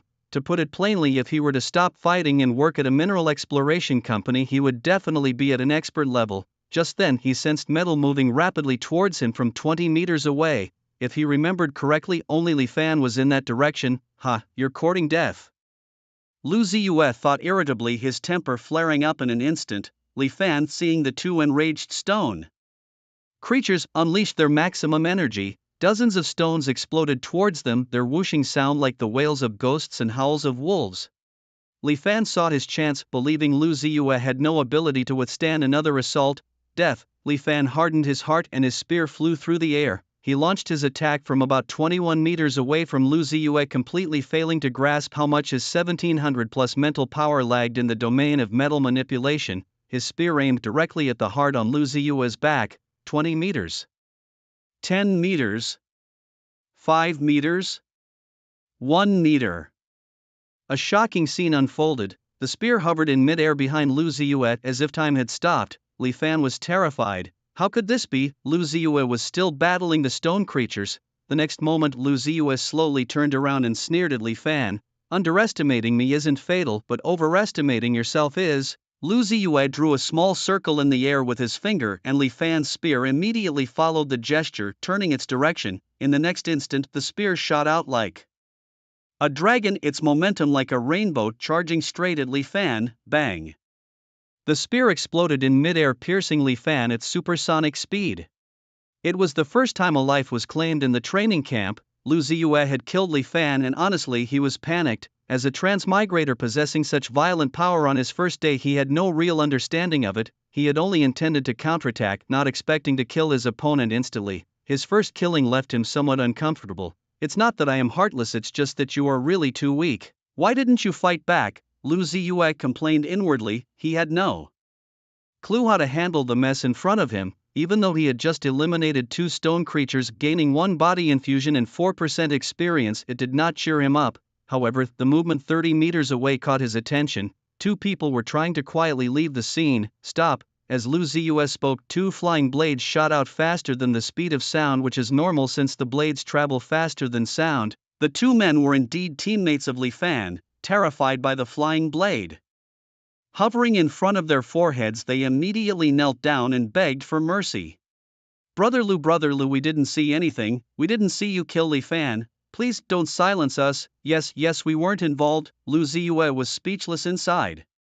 Their lies lacked any credibility. Killing them was out of the question. If he admitted to killing Li Fan, it could be argued as self-defense, but killing these 2 would be indefensible. Moreover, the death of Li Fan could not be hidden. Every awakener possessed an awakening device that included a life sign monitoring function. If the wearer died, almost all of their contacts would receive the notification. Lu Ziyue only hoped that when facing the authorities he could have a stronger hand. "I won't kill you. I just hope that after you leave you will truthfully report what happened here to the trial camp management. That will be enough." The 2 men seemed to have received an imperial pardon. "Rest assured, Brother Lu, we saw everything clearly. Li Fan provoked and attacked us first and invited us to join him. After we refused, he didn't give up. I believe the Awakener Management Bureau won't wrong a good person, and Brother Lu, your influence far exceeds Li Fan's, which is the most important chip. Yes, Brother Lu and his father fired you, targeting you. We know about it. You are the victim, clearly a straightforward person who fears campus violence. Your action today was truly compelled." They had already prepared all the excuses, making Lu Ziyue feel as if his lines were stolen by them.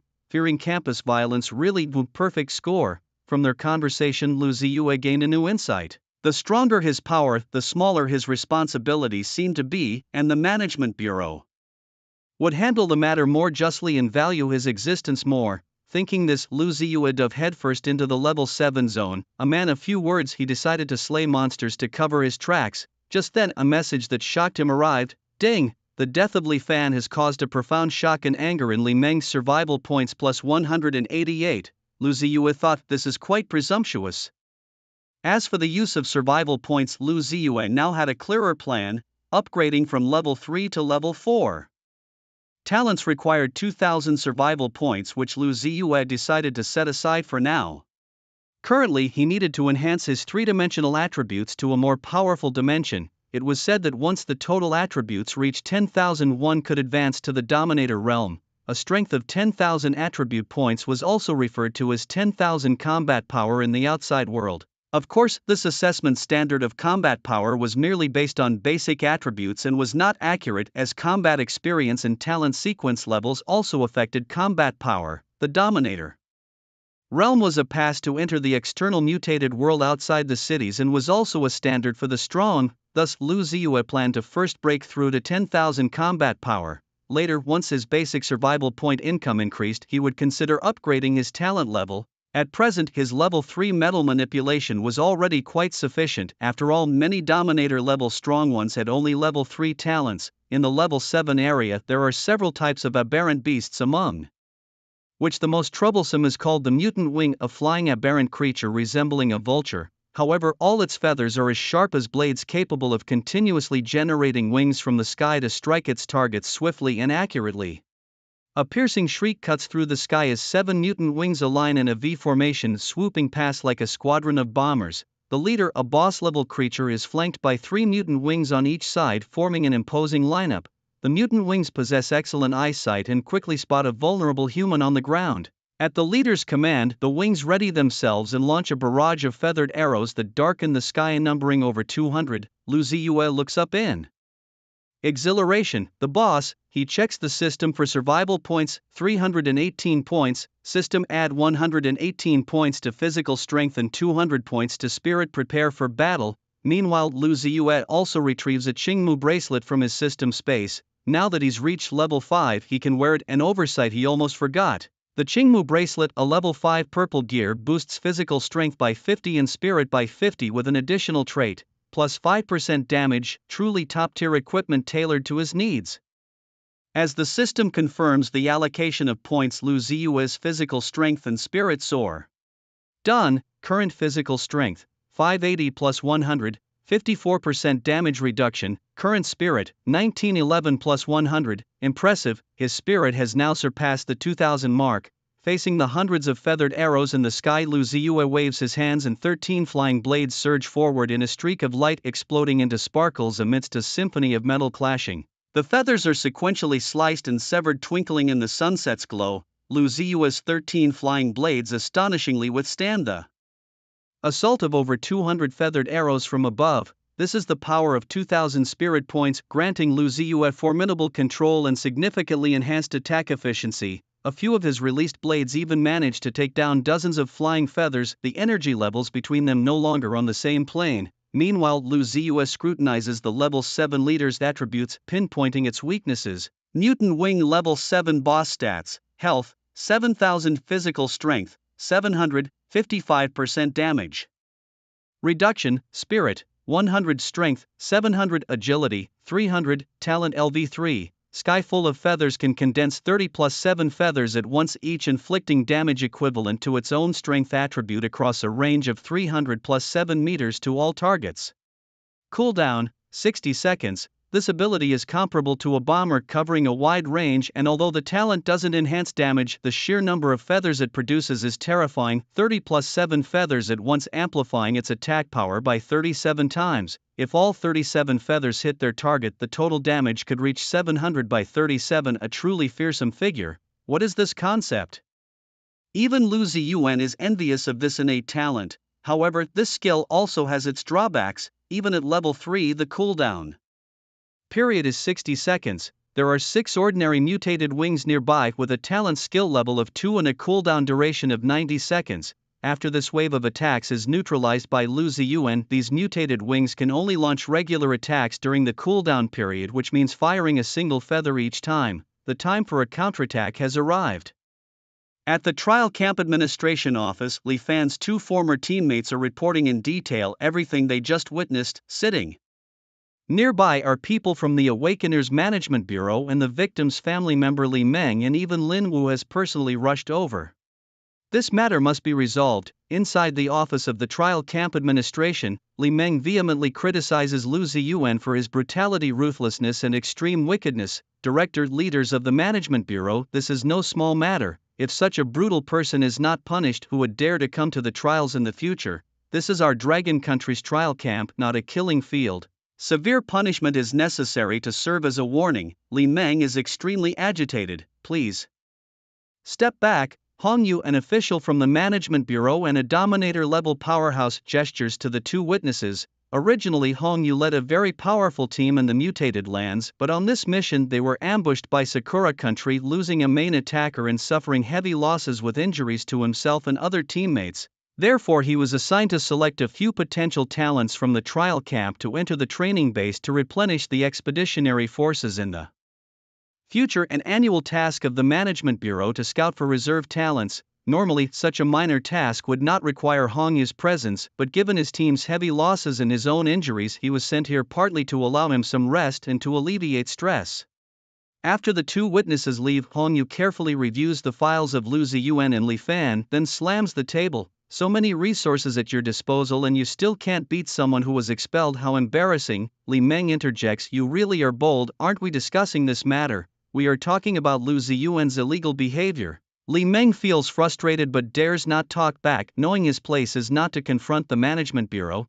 The Awakeners Management Bureau of Dragon Country is akin to the largest official martial force, possessing the strongest team of Awakeners, even forming a large army of Awakeners to venture into the mutated lands. Li Meng seeks help with his eyes from Lin Wu sitting beside him, but the latter doesn't dare to make a sound, let alone speak well for Li Meng. The 2 can only silently await the other party's verdict. After reviewing Lu Ziyue's personal treatment and his ranking records in the trial camp, Hong Yu's expression changes from calm to surprised and finally to admiration as he sees potential in this promising candidate.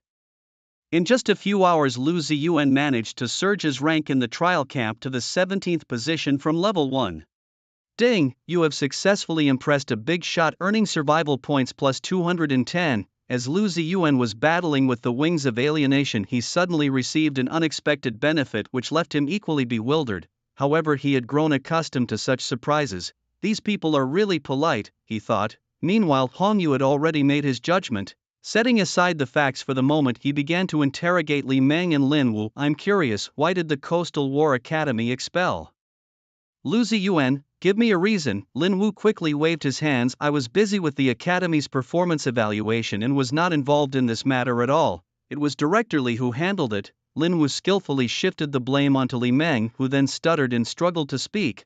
Since Li Meng was reluctant to speak, Hong Yu pressed on. Let me guess, Li Fan has the same talent as Lu Ziyuan, and in the Academy resources are limited. They choose to nurture based on merit. Perhaps Li Fan is not necessarily better than Lu Ziyuan, but with you as father in the picture, Lu Ziyuan was naturally expelled under the pretext of ensuring the Academy's performance evaluation. Hong Yu's words caused Lin Wu and Li Meng to sweat profusely, but the conversation was far from over. Hong Yu continued, but why did Li Fan attack Lu Ziyuan? Who instructed him to do so? Lin Wu wiped the sweat from his forehead. I really don't know. Li Meng tried to feign ignorance. I didn't. Before he could finish, Hong Yu slammed the table. Your communication records with Li Fan are in the awakening instrument. One check and I'll know. It was me, Li Meng confessed, but I did not instruct Li Fan to kill Lu Ziyuan just to disrupt his trial progression a bit. I didn't expect. Hong Yu smiled. You just didn't expect that Lu Ziyuan would be so much stronger than Li Fan, who was a level higher, and it would end up costing your own son his life. Now everything is crystal clear. Li Meng instructed Li Fan to attack Lu Ziyuan first. There are 2 eyewitnesses and the awakening instrument as material evidence. The evidence is irrefutable. Lu Ziyuan's actions were in self-defense, although it resulted in a fatality which might suggest excessive defense. However, at the crucial moment of life and death, Lu Ziyuan's defense can be elevated to unlimited defense. The decision on this matter will be announced after I communicate with the higher-ups. As for you two, engaged in nepotism and corruption, stop your work and wait for further processing. Captain Han, you can't do this. Lu Ziyuan is the murderer, Li Meng exclaimed in panic. Captain Hong, let's talk this over, maybe in my office. Compared to Li Meng's distress, Lin Wu was much more composed, knowing that arguing here would only disadvantage him further. Hong Yu slowly stood up. Your office, it no longer belongs to you. By the way, the teacher Lu Ruyu expelled. I think it's reasonable to let her take over as the director of instruction. With that, Hong Yu didn't linger with the 2 men any longer. He needed to report the developments here. Just then, his assistant grabbed him in surprise, handing over the freshly updated rankings from the trial camp. Lu Ziyuan, 8th place. Hong Yu took a deep breath and quickened his pace to leave. This protege he wanted. Coughing and gasping for breath, Lu Ziyuan plopped down on the ground, utterly exhausted. What a challenging day with those mutated birds, truly troublesome, Lu Ziyuan grumbled as he looked at the 7 carcasses of the mutated winged creatures in front of him. Surrounded by beasts 2 levels higher than himself, and despite entering a skill cooldown, it was still a tough fight for Lu Ziyuan. Fortunately, the outcome was decent. Lu Ziyuan had lost half of his health points, but now he was recovering after exiting the battle, yet the rewards from the 7 beasts had him exhilarated. It was all worth it. Ding, you have killed the mutated wing boss, earning 15% experience points and received a basic survival point gain of +1, now at 4 survival points per minute. Incredible, now I can harvest 240 points in an hour. That adds up to 4,800 points in a day. The rate is simply captivating. Ding, you have killed 6 mutated wing creatures, gaining 24% experience points, advancing to level 6, with increases of +10 in Constitution, Spirit, Strength, Agility, and +10 free attribute points. You have received 2 attribute infusions, +8 Spirit, +2 Strength, and +2 Agility. From this battle, your understanding of metal manipulation deepened, gaining +3 proficiency with your talent sequence, now at Metal Manipulation LV3, June 2000. Regrettably, no equipment exploded. The drop rate of equipment in this world is too low, no wonder it's so costly. Hence, securing the first place in the trial camp to win a level 10 purple equipment is a must. Only 6 hours have passed in the trial camp.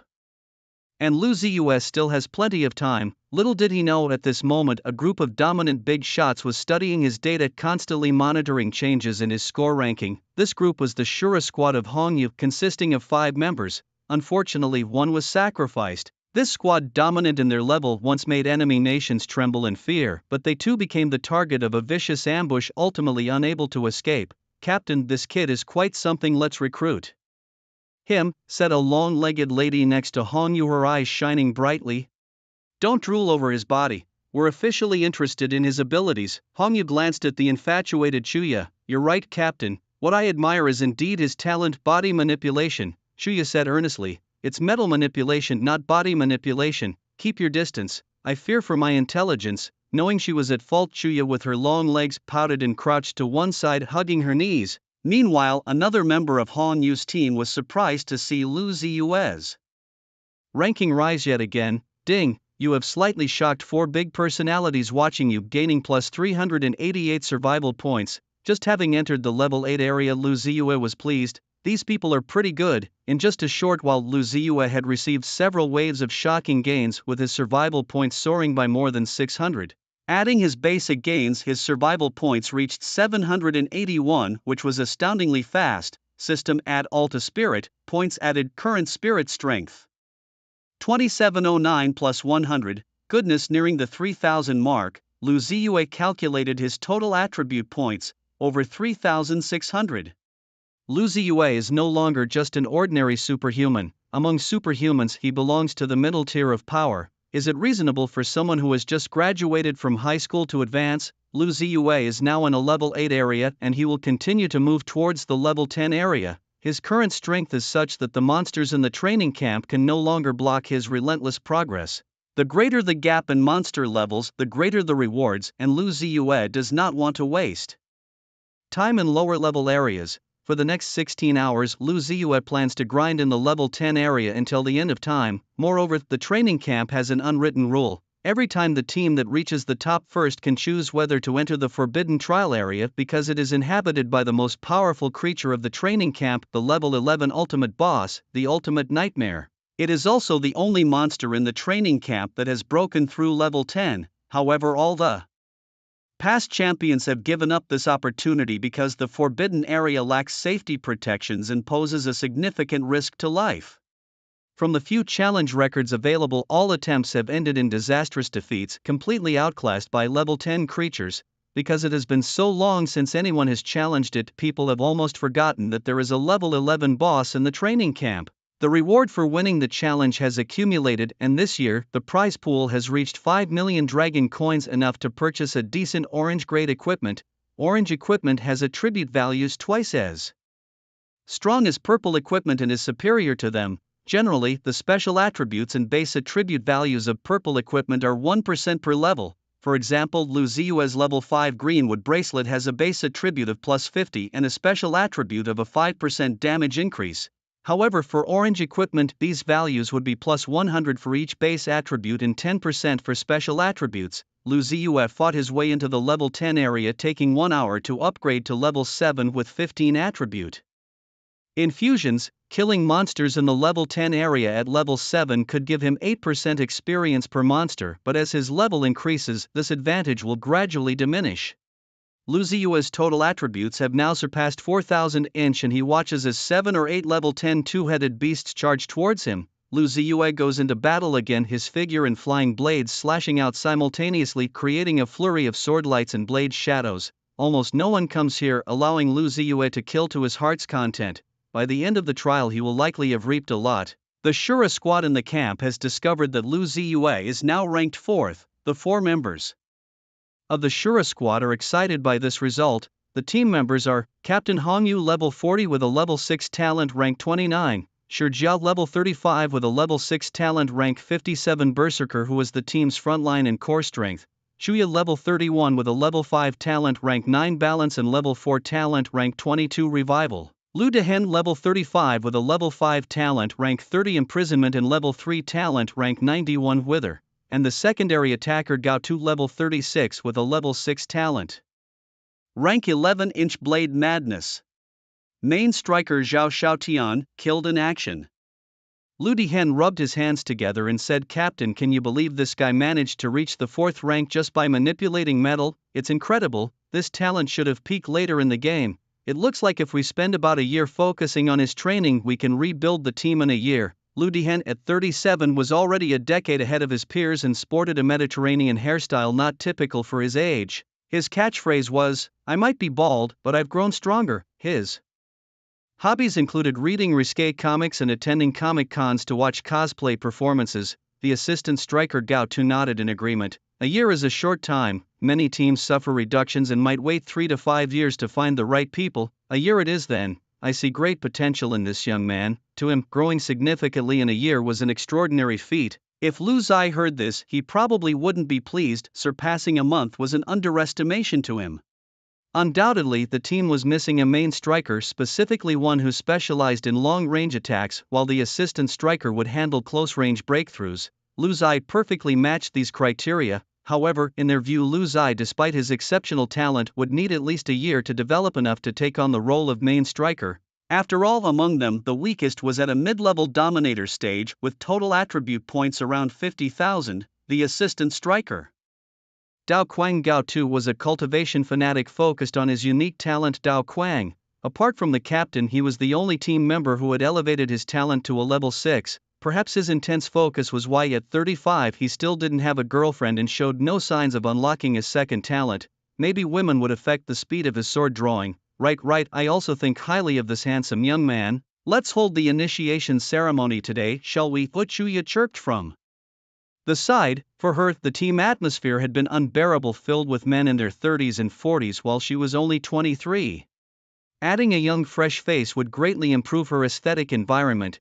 Chuya noticed that spending her days with these nearly bald men made them appear unusually handsome, a dangerous slide in her aesthetics. Her hobbies were simple: watching handsome men shopping, binge-watching dramas, and eating gourmet food. Chuya was an auxiliary member of the team, her talent extraordinary, evident from her joining the Dominator-level Shura squad at 25. Seeing her teammates excited, Han Yu quickly seized the moment to break some bad news. "Guys, the annual Paradise event opens in 10 days, but our qualification for this year has been cancelled. The higher-ups want us to rest and focus on training our reserves." Upon hearing this, the 3 team members stood up in unison. Chuya exclaimed, "Who's the fool that made that decision? I'm going to demand justice." "It was your uncle Chu Xiong." Hanya shrugged. "What misfortune has befallen our house?" Chuya sank back into her chair. "Captain, did you not even struggle or object?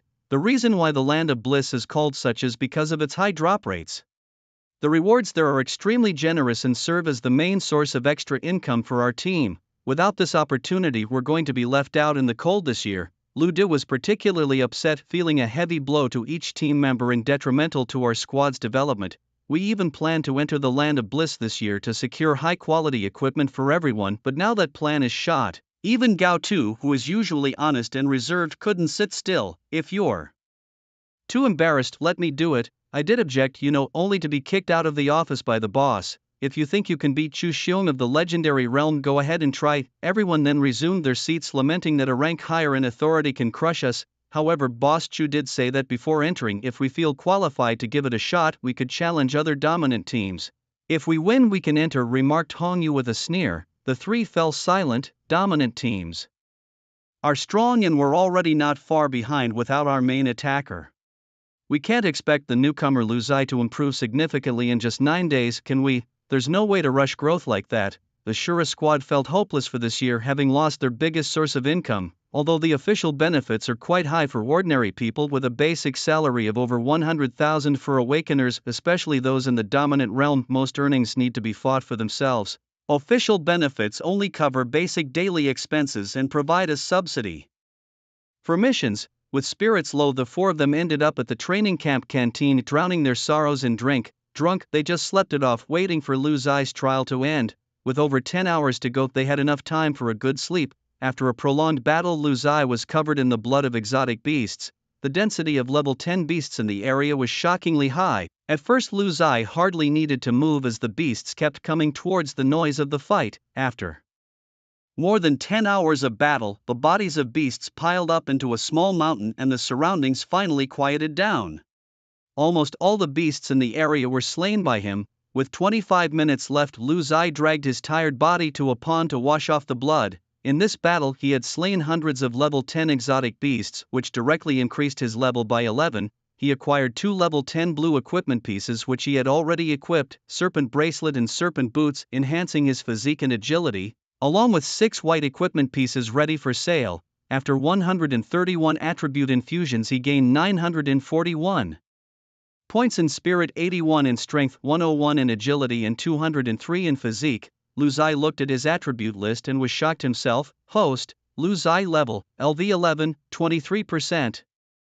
Realm, supernatural health, 9,900, physique, 840 plus 150, 59% damage reduction, spirit, 3801 plus 300, strength, 284, agility, 301 plus 100, 4.01% critical rate, survival points, 4,012, growing, talent sequence 20, metal manipulation LV3, December 2000, equipment, flying blade 13, greenwood bracelet, serpent boots. His total attribute points exceeded 5,600, but earning 4 survival points per minute. He had accumulated 4,000 survival points after more than 10 hours of fierce fighting. Does this mean that after adding these 4,000 attribute points I am just one step away from the Dominator realm? Terrifying, truly terrifying. I've only been in the training camp for 1 day and it's as if I've achieved what others struggle for years to accomplish. Just a few more hours and I'll be a Dominator, big shot, ha. Lu Ziyuan stood in a pool of blood laughing so hard that his body trembled. If anyone nearby witnessed this scene they would surely think he had gone mad. In the training camp, the small alarm on the awakening device woke up the 4 members of Xiao Luo's team. Captain Hongyu was the first to jump up and yelled towards the neighboring rooms. Time is almost up, that kid is out, let's get to work. Quickly, the remaining 3 members assembled swiftly. Shuya first glanced at the leaderboard and then froze. With sleepy eyes she doubted what she saw, rubbed her beautiful big eyes, blinked hard and confirmed she wasn't mistaken. Her entire body stiffened as if electrocuted, her long legs paused mid-step in the air. What happened? Captain Hongyu noticed Shuya's unusual behavior. Captain, he's ranked first, Shuya stuttered. The other 3 weren't too shocked since Lu Ziyuan's rapid rise in ranking made this outcome not entirely unexpected. However, Shuya added 2 more pieces of information, causing everyone to stiffen. Not only is he first, but he has also reached level 11. Do you know how many beasts one needs to kill to upgrade from level 10 to level 11? His score is 10,980 points. Breaking the record of the Binhai training camp. No, it's the highest record in the entire Dragon Country, more than double the second place. The 4 were stunned, but Hongyu was the first to react. Shuya Ludihan immediately entered the level 10 area of the training camp to recruit him. Don't let other teams snatch this kid away. If anyone interferes, beat them up. Shuya Ludihan, yes. Although it was against the rules to enter the training camp, compared to letting Lu Ziyuan be taken by others, they couldn't care less at this point. The 2 vanished in an instant. Gao Tu, come with me to the awards ceremony. Cancel the awards, disperse all the unrelated people. We need to solve this mess swiftly or we'll miss out completely. The 4 sprung into action immediately. Meanwhile, Lu Ziyuan, who had just washed off the blood on his body, received a shocking message. You have greatly impressed 4 big shots, earning survival points plus 888. Such an unprecedented shock income. What exactly did I do? Lu Ziyuan was utterly baffled. But what was more baffling was that a sleazy man and a long-legged beauty arrived in front of him at an extremely fast pace, checked his basic information and then immediately took action. Lu Dihen, brother Lu, congratulations on becoming a member of the Shura squad. Come, let's find a place to talk about life and aspirations. The 2 immediately flanked him, 1 on each side, and walked him out. Lu Ziyuan wanted to resist, but no matter what he couldn't gather his mental strength. What kind of strength did these 2 possess? Who are you calling brother?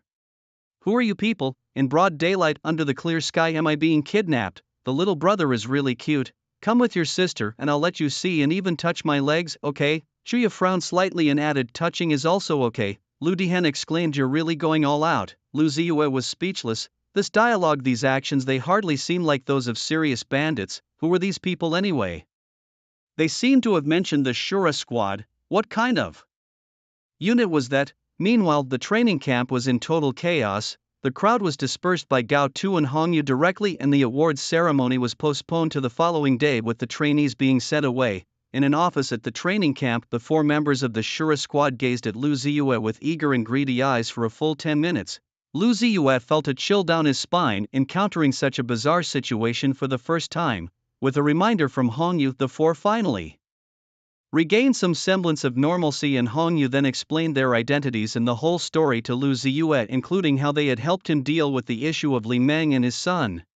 So, does that mean the murder case is over? I'm not responsible, Lu Ziyue asked for confirmation. What are you talking about? You're the victim, why would you be responsible? If it weren't for the fact that he lost his son, you could even claim compensation for mental distress, Lu Dihan assured him, thumping his chest. Lu Ziyue marveled at how magical the world was.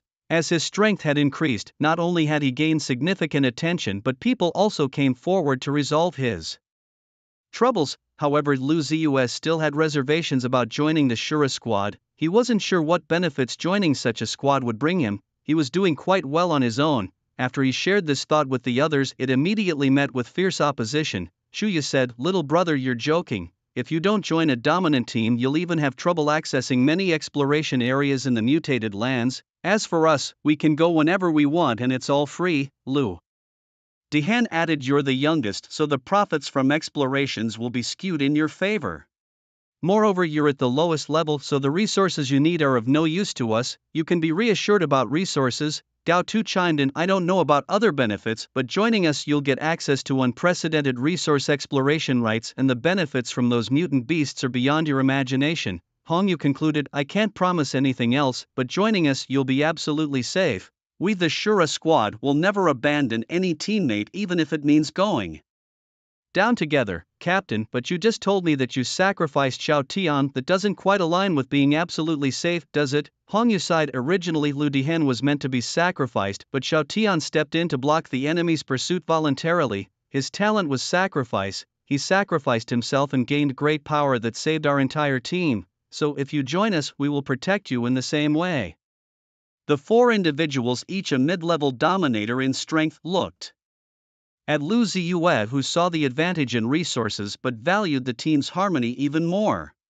"I'll join, but let me first challenge the ultimate nightmare in the restricted area and advance to dominator level." "Okay, it'll just take a moment." The 4 looked at Lu Ziyue as if he were a fool. "You want to advance to dominator?" The 4 of them looked at Lu Ziyue, seeing no signs of deceit in his demeanor, and besides there was no reason for him to lie. Hongyu was particularly shaken. If what this young man said was true, could it be that their team still had a chance to enter the paradise of extreme joy? The members of the Shura squad could not sense any aura of dominion from Lu Ziyue. They even felt he was far from reaching such a realm. They couldn't understand why Lu Ziyue was confident about advancing to dominion after the trial, as his current combat strength seemed to only be around 4,500 to 5,000. How could they know that his system hit around 5,000 survival points? However, that was no longer the point. The crucial thing was that they had successfully recruited Lu Ziyue. With Hongyu's help, Lu Ziyue soon received the first prize of the trial camp, a level 10 purple piece of equipment.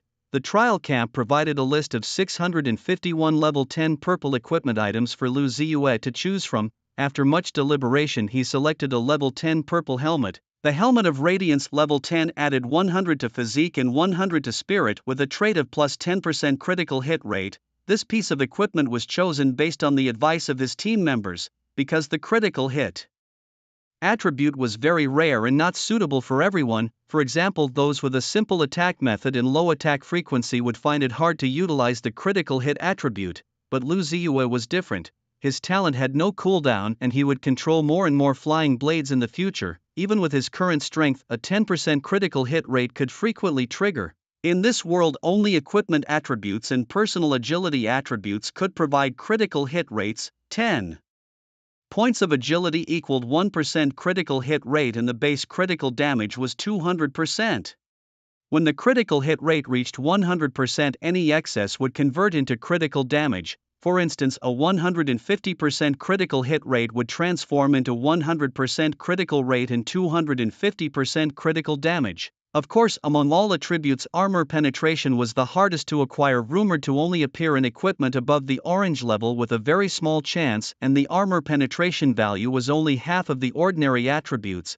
For example, a level 10 orange equipment with a special armor Penetration attribute would only have 5% armor penetration compared to other attributes which would be around 10% like damage increase or critical chance. Also some talents might acquire armor penetration properties at certain levels, such as when Lu Ziyue's metal manipulation reached level 3, which also granted him 10% armor penetration.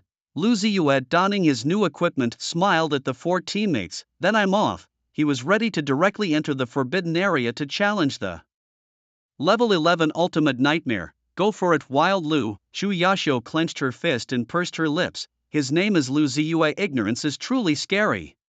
Lu fiercely corrected, running his hand through his thinning hair, which immediately led to a flurry of punches and kicks from Chuya as they chased each other away. Go, we await your triumphant return. Captain Hongyu revealed a trusting smile. Gao Tu, a man of few words but fierce actions, simply waved his battle axe. Kill it, then we drink. Lu Ziyue nodded. His 13 flying blades coalesced into a short sword as he dove towards the cliff behind him. Below the cliff lay the forbidden zone of the training camp, untouched by challengers for many years until today when it finally faced a new contender. While soaring through the air, Lu Ziyue activated his awakening device to access the information on the Ultimate Nightmare. The Ultimate Nightmare, a creature that exists purely in the mental realm, capable of inhabiting human dreams and even taking complete control of its host to blend into human society. It grows rapidly by devouring the fear in human dreams, gaining strength. The stronger a person's mental power, the more effectively they can resist the nightmare.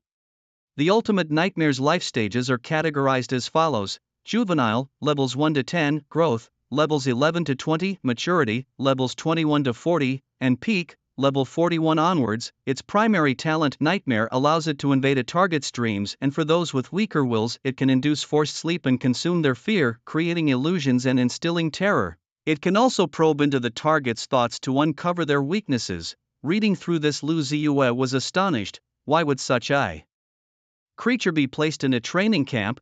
It seemed like a bizarre choice, especially for newcomers who might find it overly sinister. Fortunately, not many had dared to challenge it over the years. Below the cliff, there was a deep cavern with a stone tablet at its entrance inscribed with the words, Land of Nightmares. Lu Ziyue decided to invest all 5,000 of his survival points into his mental strength. Let's play it safe, he thought, knowing the bounty for slaying the nightmare was a whopping 5 million dragon coins. Ding, points successfully added. Current mental strength, 8,901 plus 300. Just his mental strength alone now stood at 9,201 inch, and along with his other attributes, it far exceeded 10,000. His personal panel also showed his realm as transcendent, with potential for breakthrough. Once he defeated the nightmare, he would advance on the spot to the dominator level, shocking his teammates and earning some extra survival points. With 5,000 survival points converted into mental strength, Lu Ziyue felt an unprecedented boost in his mental power, making the world around him appear clearer. He even felt like his mental strength was almost tangible, capable of interacting with reality. A truly marvelous sensation. With a mental strength of 9,000 inch, controlling the 13 flying blades was effortless, and Lu Ziyue felt ready to handle even more powerful and numerous weapons in combat. After collecting the bounty, he contemplated upgrading to an orange tier weapon. Lu Ziyue entered the cave, which was pitch black inside. Rumors had it that nightmares couldn't expand their population primarily because they couldn't withstand sunlight. They lacked physical form, existing only as a force of mental power which feared the sunlight unless they successfully took control of a host and gained a physical form. Buzz! A sudden ringing in Lu Ziyue's ears halted his steps. The next moment his mind was filled with noises like those from an old radio, sapping his spirit and leaving him listless. Lu Ziyue knew that the nightmare had made its move. If his mental strength were weaker, he might have been dragged directly into a dream. However, Lu Ziyue was only somewhat disturbed. He steadied his breath and concentrated, dispelling the noise in his mind. The nightmare's talent allowed it to invade others' dreams and even forcibly hypnotize weaker targets. Clearly, as long as Lu Ziyue did not fall asleep willingly, the nightmare in this cave could not invade his dreams. A cold breeze blew and Lu Ziyue saw a mass of gray mist. Within the mist there was a face, his own. It was an illusion created by the nightmare using its mental power. Lu Ziyue checked the nightmare's attributes and was momentarily stunned. Nightmare level 10 life, 6,000 physique, 656% damage reduction, spirit, 610 strength, 153 agility, 114 talent, sequence 15, nightmare LV3, can invade The dreams of targets no more than 3 levels higher within a range of 300 plus 61 meters, creating great terror and nourishing itself with the fear. Talent sequence 55, disorder LV3, creates mental pollution within a range of 30 plus 6.1 meters, causing the target to become anxious, doubtful, and even insane. Targets affected by disorder are more easily dragged into dreams. Lu Ziyao was not shocked by the nightmare's strength. He was shocked because this nightmare was not a boss and the forbidden area was narrow and had come to an end. Where then was the nightmare boss? This place had been unentered for many years. Could it be Lu Ziyao had a terrible suspicion? Had the nightmare possessed a challenger and entered the human society of Binhai City? For the first time, Lu Ziyao felt the full measure of the world's dark intrigues. I'm just a recent graduate. It's better to go back and report to the captain, he thought. The nightmare before him was likely a next generation created by the ultimate nightmare in recent years. Against Lu Ziyao, who had a spirit power of 9,000, this creature stood no chance. Lu Ziyao's 13 flying blades thrust forward, piercing into the gray mist. The illusory face twisted and, after a round of attacks, dissipated into nothingness. Nightmare killed, experience gained plus 0.5%. Now at level 11, Lu Ziyao found that killing a level 10 ordinary beast yielded ridiculously low experience. No such beasts existed within the city of Binhai. One had to enter the land of mutation. Access to the mutated lands was strictly scrutinized, and if one entered as an individual, the cost was considerable. Thus joining the Shura squad was considerably more convenient. Having dealt with the ordinary nightmare, Lu Ziyao sat down cross-legged right there, broke his mental mirror and glanced at his attribute list, which had now reached total attributes 10976. Host, Lu Ziyao. Level, LV11, 23.5%. Realm, Transcendent Life, 10900. Physique, 940 plus 150, 60.5% damage reduction. Spirit, 8901 plus 300. Strength, 284. Agility, 301 plus 100, 4.01 plus 10% critical rate. Survival points, 4012, increasing. Talent sequence 20, metal manipulation LV3, December 2000, equipment, 13 flying blades, Qingmu bracelet, giant snake boots, radiant helmet. Have I really become a dominant powerhouse with a combat strength of over 10,000? Lu Ziyao felt a surge of secret joy as he began to direct his mental energy into his liver.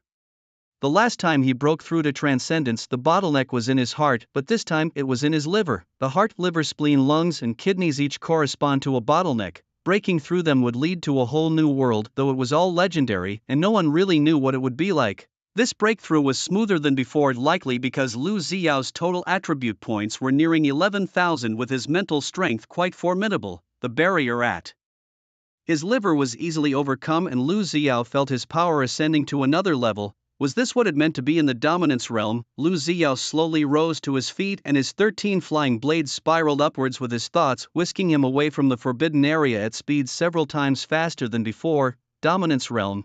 Back at the training camp, his team of 4 exclaimed in unison.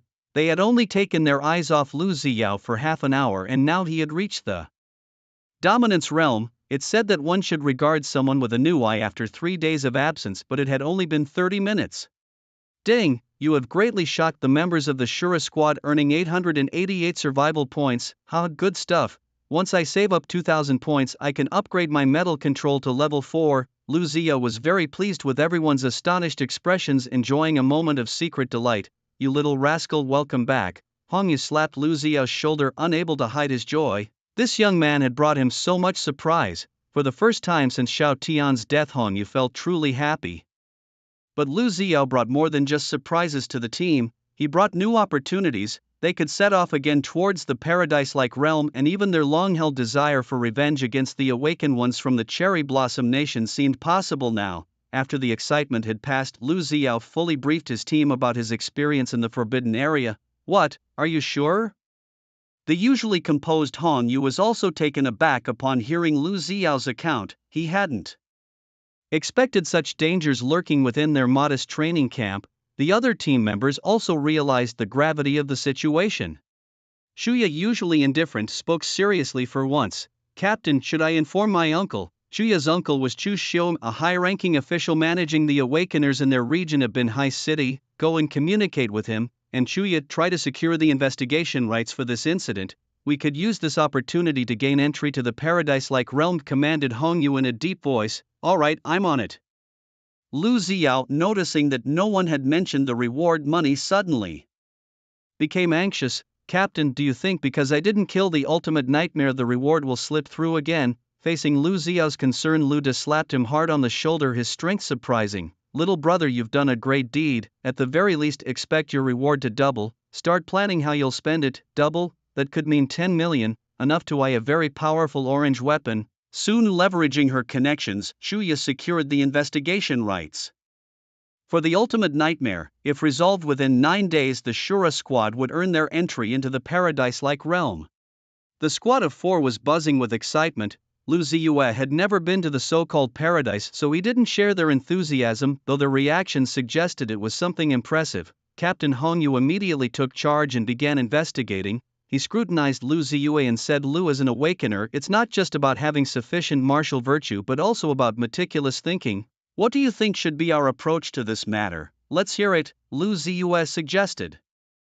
We should look into who authorized the deployment of the ultimate nightmare creatures in the training camp as part of the final assessment. That person might be compromised. Moreover, we can check the challenge records to see who was the last one to take the challenge. This individual might be the one possessed by the nightmare. Captain Hongyu led a round of applause and the others joined in. Lu Ziyue felt somewhat embarrassed. It seemed this team wasn't usually bright, likely all bronze and no brains. Lu did check the challenge records and get the information of the last challenger.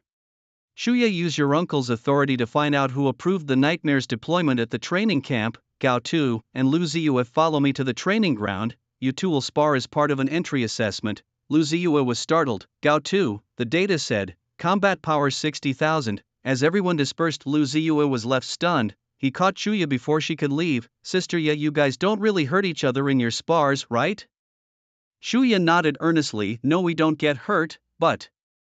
She added with a playful wink, though you might get beaten half to death, especially by Gao Tu, as she left with a bounce. Damn, I'm just a kid, Lu Ziyue complained as he entered the training ground. Standing opposite him was the grinning Gao Tu, his 1.5-meter-long battle saber gleaming coldly. Lu, I voluntarily restricted my power to 15,000. Come on, let's have some fun, Gao Tu chuckled, pointing to a metal chain at his waist, a device commonly used by awakeners for training that could automatically adjust strength.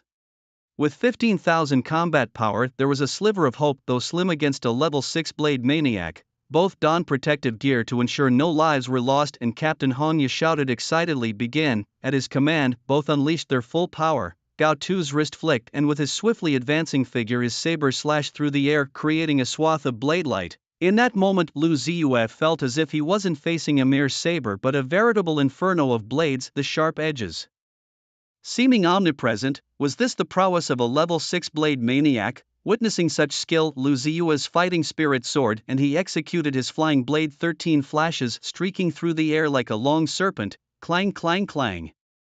The blade and the flying dagger collided 13 times in 1 second, and Lu Ziyuen's mental strength was not falling behind. Although Gao Tu's combat power remained at 15,000, his attribute allocation ratio was not as extreme as Lu Ziyuen's. As a secondary attacker, he needed the ability to quickly approach the enemy, requiring a good amount of agility, and as an inner circle combatant, his constitution also had to be robust.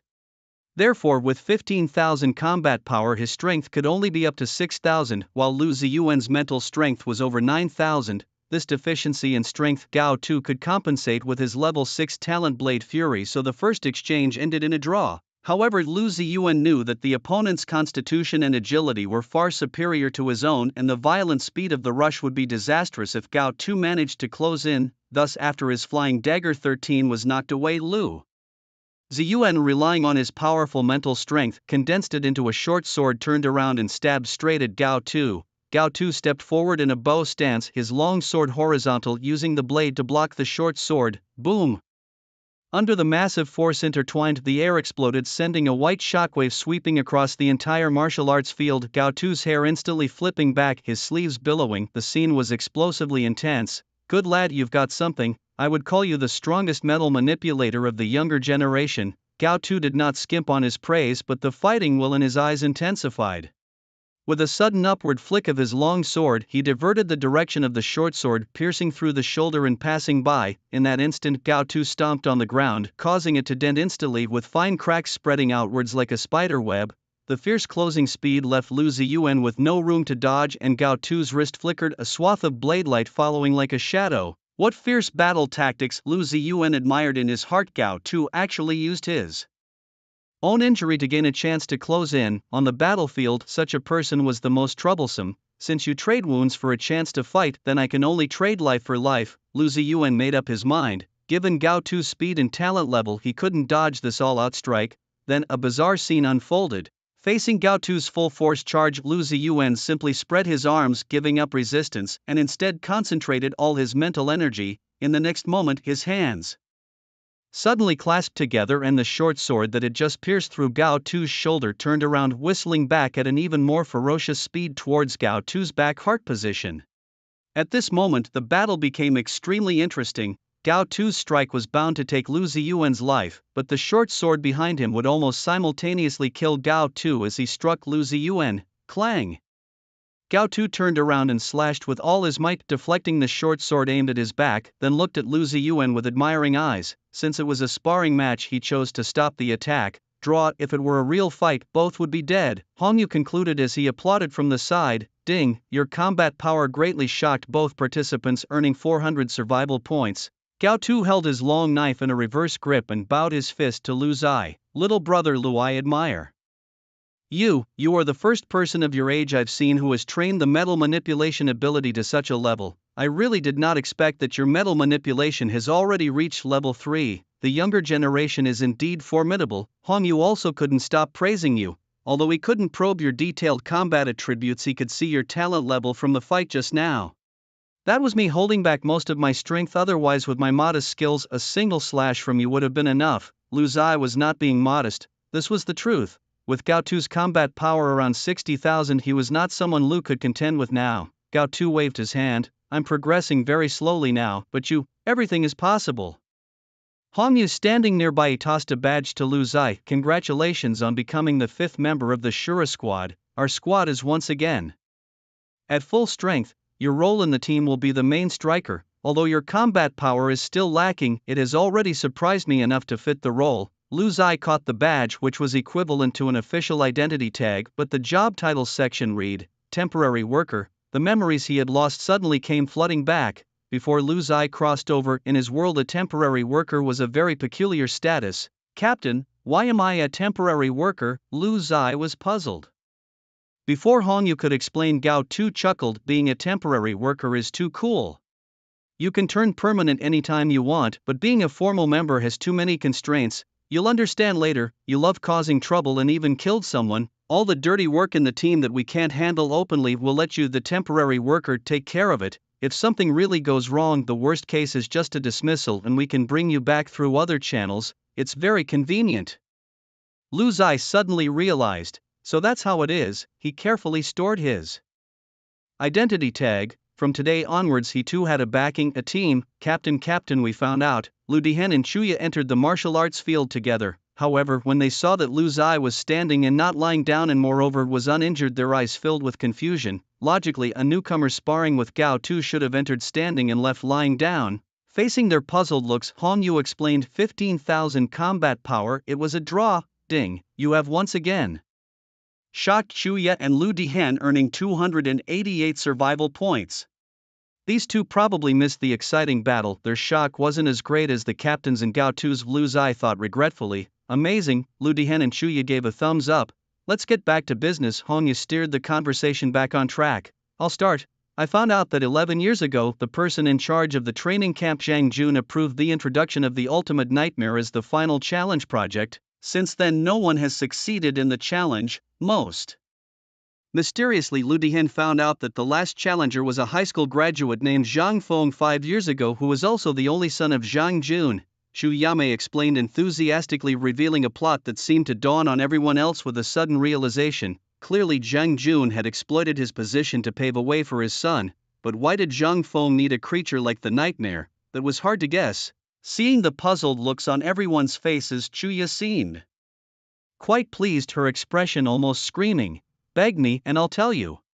Spit it out, don't keep us in suspense. Obviously Captain Hongyu didn't give her a chance to show off. Oh, Chuya deflated like a balloon and continued honestly, Zhang Feng's performance was exceptionally outstanding with a unique talent. Chaos, sounds familiar, yes, it's one of the talents possessed by the Nightmare. After graduation his actions became even more outrageous. He didn't engage in any combat missions or join any official or civilian organizations. Instead, under his father's arrangement, he entered the largest psychiatric hospital in Binhai City to research the treatment of mental illnesses using his chaos talent. Captain Hongyu stood up abruptly. He concealed his main talent, Nightmare, and exploited vulnerable psychiatric patients by invading their dreams and feeding off their fears to enhance his power. This is a capital offense. In this world, the talents of humans and mystical beasts are shared. For example, the Captain's stone armor is also a talent possessed by many mystical beasts. Zhang Feng, however, possessed two talents of the Nightmare, which is very rare. Since psychiatric patients are already mentally unstable, no one would notice their extreme fear, making his actions despicably cunning. Shuya shifted her feet, barely hiding her anger. Captain, what should we do? Gao Tu was already itching to act. Tomorrow morning we visit the psychiatric hospital and seize the opportunity. A murderous glint appeared in Hongyu's eyes. No reporting, no notifying. Only then can we catch and kill the villain on the spot. Lu Zai glanced at his survival points. After several rounds of shocking revelations and natural increase, he was still 170 points short of upgrading his talent to level 4. Just a few more minutes then, with the upgrade his metal manipulation distance and power would see a significant enhancement. Having just joined the squad, shouldn't Lu Zai take the opportunity to enhance his abilities before embarking on a mission? Moreover, Zhang Feng had been developing unchecked in the psychiatric hospital for years and his current level of strength was unknown. It was wise to be cautious. Thus, Lu Zai tentatively asked, Captain, when will my bonus come through? I'd like to upgrade my weapon and I have some equipment that I need to sell. Could I possibly do that first?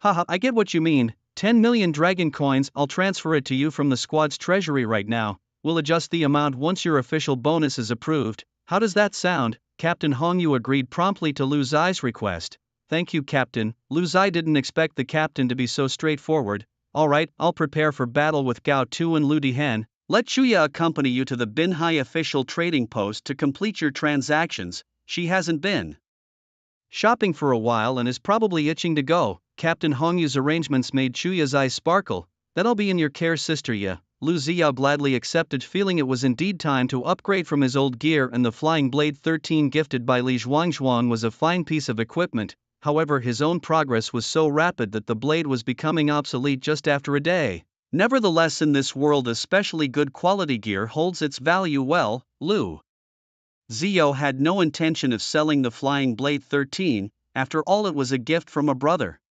He planned to return it to Li Zhuangzhuan when he went back to Binhai City in 7 days. If Li Zhuangzhuan refused to take it back, he would keep it as a memento. Just thinking about Li Zhuangzhuan brought a smile to Lu Ziyao's face, grateful for his caring and straightforward friend. With only 6 days left until they met, he was sure Li Zhuangzhuan would be utterly surprised. The squad of 5 split up, agreeing to meet at the Binhai City Psychiatric Hospital at 8 p.m. Chuya and Lu Ziyao took the urban rail to enter the city center. Once there, Chuya was like a wild horse freed from its reins, curious about everything she saw along the street. Boss, are these mangoes sweet? She asked, hands clasped behind her back, leaning forward eagerly, her eyes fixated on the large peeled mangoes at the fruit stall. Beautiful lady, they're very sweet. Have your boyfriend buy one for you. The middle-aged stall owner replied enthusiastically, peeling a small mango and handing it to Chuya. Try this, no charge if it's not sweet. Chuya happily accepted, seemingly irresistible to anything free, not caring in the slightest that the owner referred to Lu Ziyao as her boyfriend, her attention far from such matters. Lu Ziyao, eager to buy equipment and not wanting to delay their mission, surrendered. Boss, 2 kilograms please. Alright, the owner quickly selected 2 kilograms of mangoes and handed them to Chuya. See, didn't I tell you they were sweet? Chuya licked the mango juice at the corner of her mouth and said, sullenly, boss, these aren't sweet, shouldn't they be free then? The surrounding passers-by cast strange glances their way. Mangoes were a local fruit in Binhai City, known for their quality and even sold in neighboring cities. It was unlikely they weren't sweet. you, a mighty mid-stage master hustling this poor man for 2 kilograms of mangoes, is that fun? She's just joking. Lu Ziao quickly paid and pulled Chuya away from the scene. Why? He himself said no charge if not sweet honesty is crucial in business, Chuya argued nonsensically. You're right, consider it my treat today, it's hard for the small business owners. Lu Ziao didn't want to argue further. We have it tough too, you know, a basic monthly salary of just 100,000 dragon coins plus attendance bonuses, year-end bonuses, heat subsidies. Chuya counted on her fingers, meticulously calculating all the weight. Lu Ziao endured Chuya's relentless chatter, thinking how much easier it would have been if he had come out with Gao Tu instead. They headed to the Dragon Rise Exchange in Binhai City, a government-operated facility known for its fair prices where as government employees they could enjoy a 10% discount. Here prices were transparent and the discount was genuine, unlike in private exchanges where prices might be raised first only to be discounted later, which really amounted to no discount at all. After presenting their credentials, the two smoothly entered the trading post, which was divided into several large sections based on the type of equipment. Lu Zai headed straight for the weapons area, his purpose today very clear. He handed over all the white equipment from his system storage as well as some other gear he couldn't use to the consignment clerk to be priced and sold. Upon arriving at the weapons area, the dazzling array of equipment caught Lu Zai's eye. There were swords, axes, spears, and even firearms like pistols. Lu Zai remembered that weapons such as pistols used by those with the talent of gun god fired bullets not driven by chemical propulsion but by a stream of energy condensed by mental power, making them incredibly powerful. Overwhelmed by the sheer volume of merchandise, Lu Zai sought help from the sales staff. Hello, I need a level 11 psychic manipulation weapon. The sales clerk, a middle-aged man wearing glasses, became much more enthusiastic upon realizing he was serving a member of the official team. Welcome. What quality are you looking for and what's your budget? As an official team member you get a 10% discount, orange quality, and I'm okay with anything around 20 million. Declared Chuya loudly, sitting on a high stool at the counter, her long legs crossed elegantly, a mango in her hand. I only have 10 million. Lu Zai whispered to Chuya, leaning close to her ear.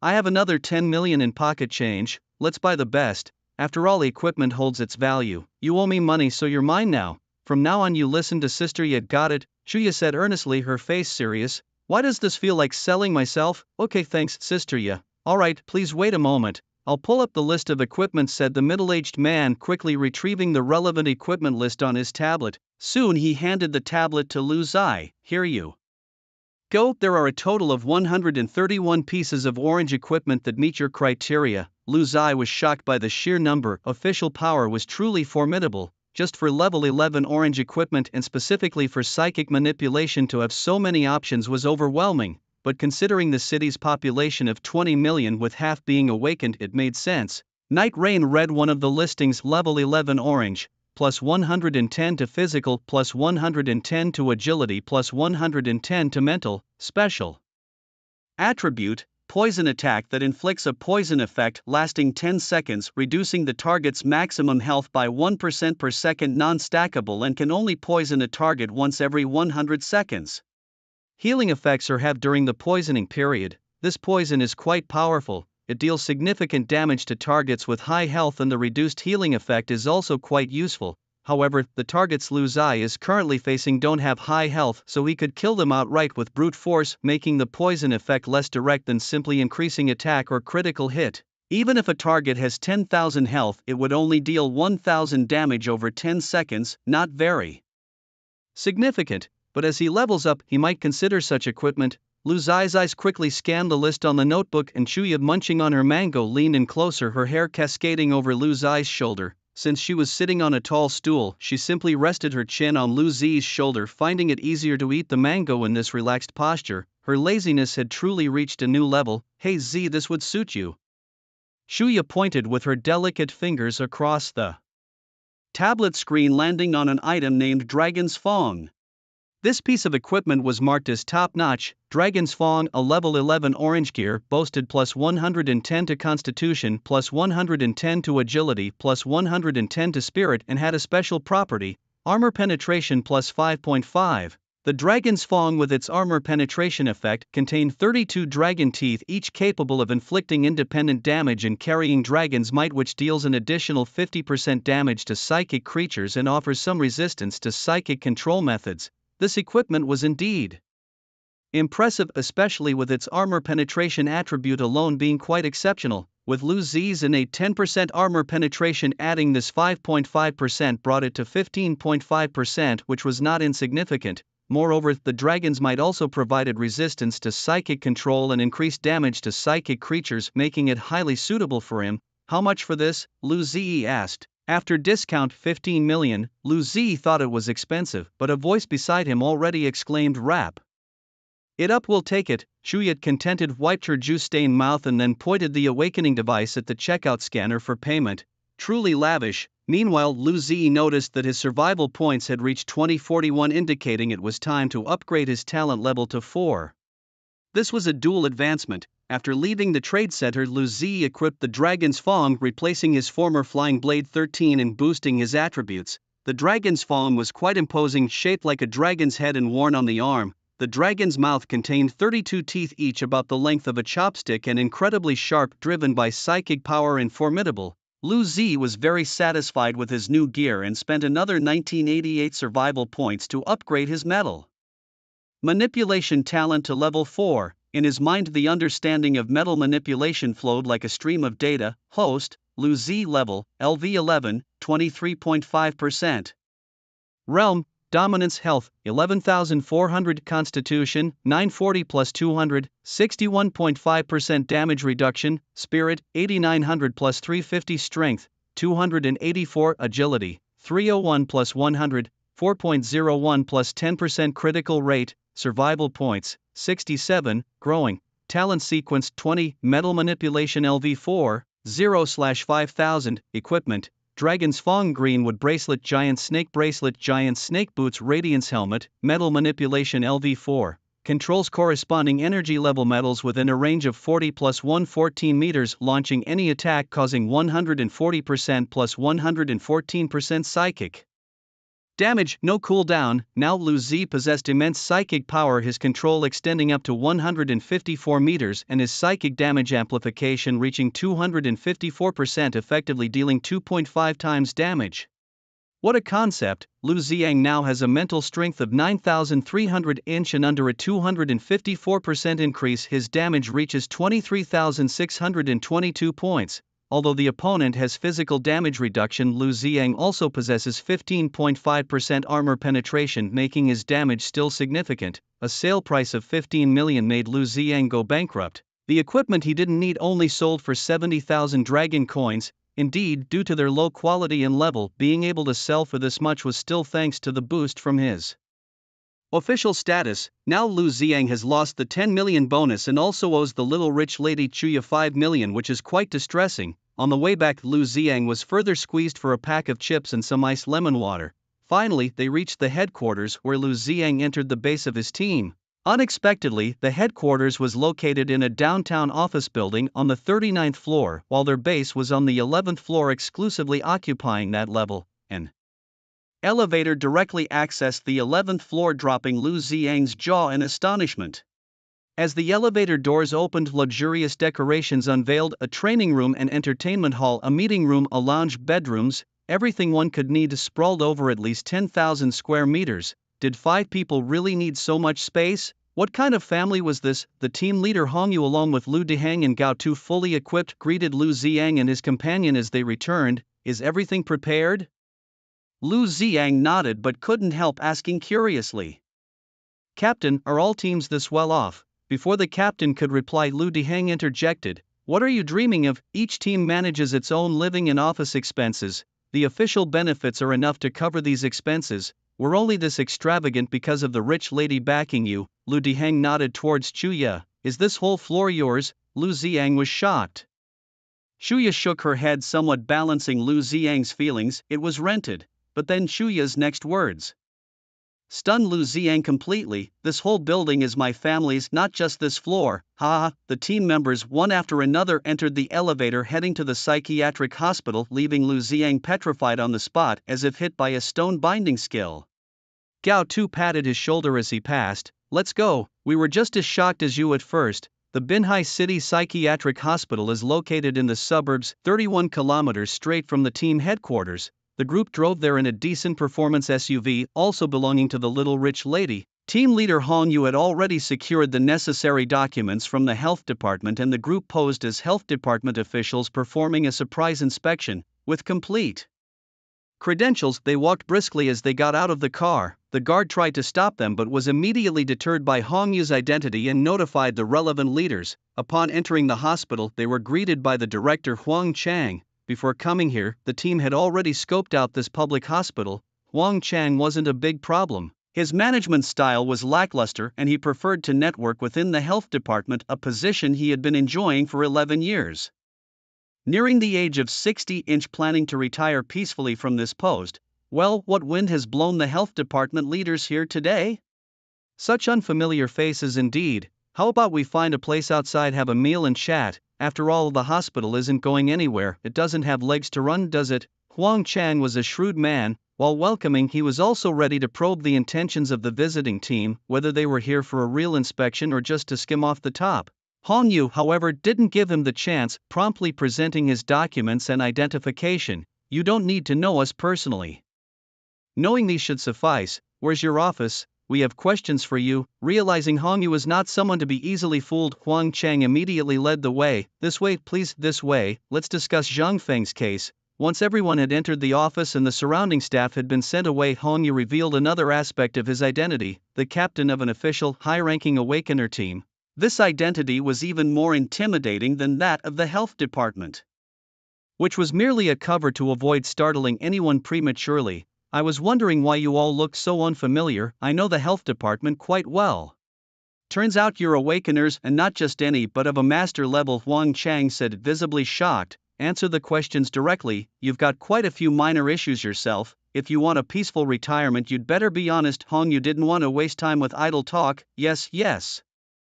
Speaking of Zhang Feng, I've had my suspicions about him for a while, but his father is powerful, and since he came here for research without causing me any trouble, we kept to our separate ways. We nod in passing, and he's quite respectful to me, so I didn't bother about some of his issues. Huang Chang then opened up, implying he'd long felt something was off about Zhang Feng. Tell us what you've noticed, Hong Yu said after taking a sip of strong tea, ready to listen attentively. He's been here for 5 years with no research outcomes. His claimed research direction of using a talent for mental disorder to treat patients has never been supported by any project reports or detailed plans. Instead, after being treated by him, the patient's conditions became even more bizarre. Huang Chang seemed to recall many past instances. Some patients had only mild depression or other mild mental illnesses which should respond well to medication, but after his treatments, these patients seemed to lose their souls, showing extreme fear when they saw Zhang Feng. At first I worried Zhang Feng might be abusing them, which I cannot allow. I'd be responsible if something went wrong. But after a detailed investigation, I found that Zhang Feng rarely had any direct contact with these patients, which is even stranger. Don't you need a detailed treatment process for research? Huang Chang was clearly puzzled. The team members all knew, however, that Zhang Feng didn't need to physically interact with these patients. He just needed to place them within a certain range and forcibly pull them into dreams. Where is he usually at night? Hong Yu cut straight to the chase. At night, he's in our dreams, sir. Huang Chang's face twisted into a sinister smile. This odd remark caused everyone but Captain Hong Yu to jump up from their seats, each drawing their weapons. Hong Yu raised his hand, signaling everyone to remain calm. He's been dragged into the dream world, Hong Yu explained. I suspect he's already taken control of the entire psychiatric ward by night. His nightmare talents have covered this area. Does that mean he knows we're here? Lu Ziyuan asked. Yes, he's aware now. He can interpret Huang Chang's dreams and knows everything that has just happened, but it's no longer important. Everyone must die. Hong Yu's gaze was sharp as he looked at Huang Chang, filled with murderous intent. Huang Chang, now controlled by Zhang Feng, gave a sly smile. Is that so? Then I'm eagerly waiting for you all. He laughed maniacally. Hong Yu took out a porcelain bottle containing a clear liquid and forcibly fed it to Huang Chang, who soon fell into a coma. Captain, what is this miraculous treasure that can block the control of nightmares? Lu Ziyuan asked in amazement. Shuya smacked her forehead, looking at him as if he were a fool. Newbies are really gullible. It's rat poison. After Huang Chang took it, he went into shock, effectively breaking the control, right? Lu Ziyuan was astonished. Can we really play it like this? Although the poison was potent for an awakened person like Chuya, a revival could still bring him back. The squad of 5 placed great importance on this operation as it could affect their entry into paradise. With Huang Chang unconscious, the team severed his connection with Zhang Feng. Otherwise, having Huang Chang around would be like having a live camera with all the squad's actions monitored by Zhang Feng. After dealing with Huang Chang, Lu Dihan retrieved 4 ribbons from the room's corners, special tools he had quietly set up when they first entered Huang Chang's office. Hong Yu had anticipated that Zhang Feng would intervene using his talents during the conversation with Huang Chang. These ribbons, sourced from the upper-level warehouse, could detect clues of psychic talents and remember the psychic energy of the person, allowing them to track him down, northeast direction. The ribbons gently floated in a direction, and Lu Dihan concluded from this. The squad of 5 quickly pursued in the northeast direction. After running a distance, Lu Dihan made a fist towards the sky and the team immediately stopped. Spread out, Hong Yu bellowed. His body burst from his clothes, and in less than half a second he was enveloped in a granite-like stone armor, showcasing his strong control over this stony armor talent. As the squad scattered, wooden spikes suddenly shot out from the ground, seeming like an attack from some plant life. Hong Yu's fists flew rapidly, and a sweeping kick shattered the protruding spikes. The other 4 members of the squad each leaped back to escape. Gao Tu even pulled out a war blade from behind during his leap. Chuya moved gracefully, drawing a long whip from her waist. The whip cracked in the air, producing a crisp sound. As she maneuvered the whip, 5 purple energy threads wrapped around the squad, the purple energy marking the dominion level. Their talents balanced quickly, binding the 5 together and sharing the damage. Talent sequence 9-inch balance LV5. Capable of releasing up to 50 plus 10 energy bonds to connect with allied units, granting connected allies an additional 20 plus 10% damage reduction, calculated separately from the caster's own reduction, while also sharing the damage received among them. Level 5 balance is extremely powerful. Meanwhile, Lu Dihan, ever the romantic, rolls on the ground to a corner, unleashing a surge of purple energy. Talent sequence 30, imprisoning grounds LV5. Creates a spatial restriction with a diameter of 250 plus 50 meters where combat within does not affect the surroundings and the outside world cannot see anything happening within the restricted area.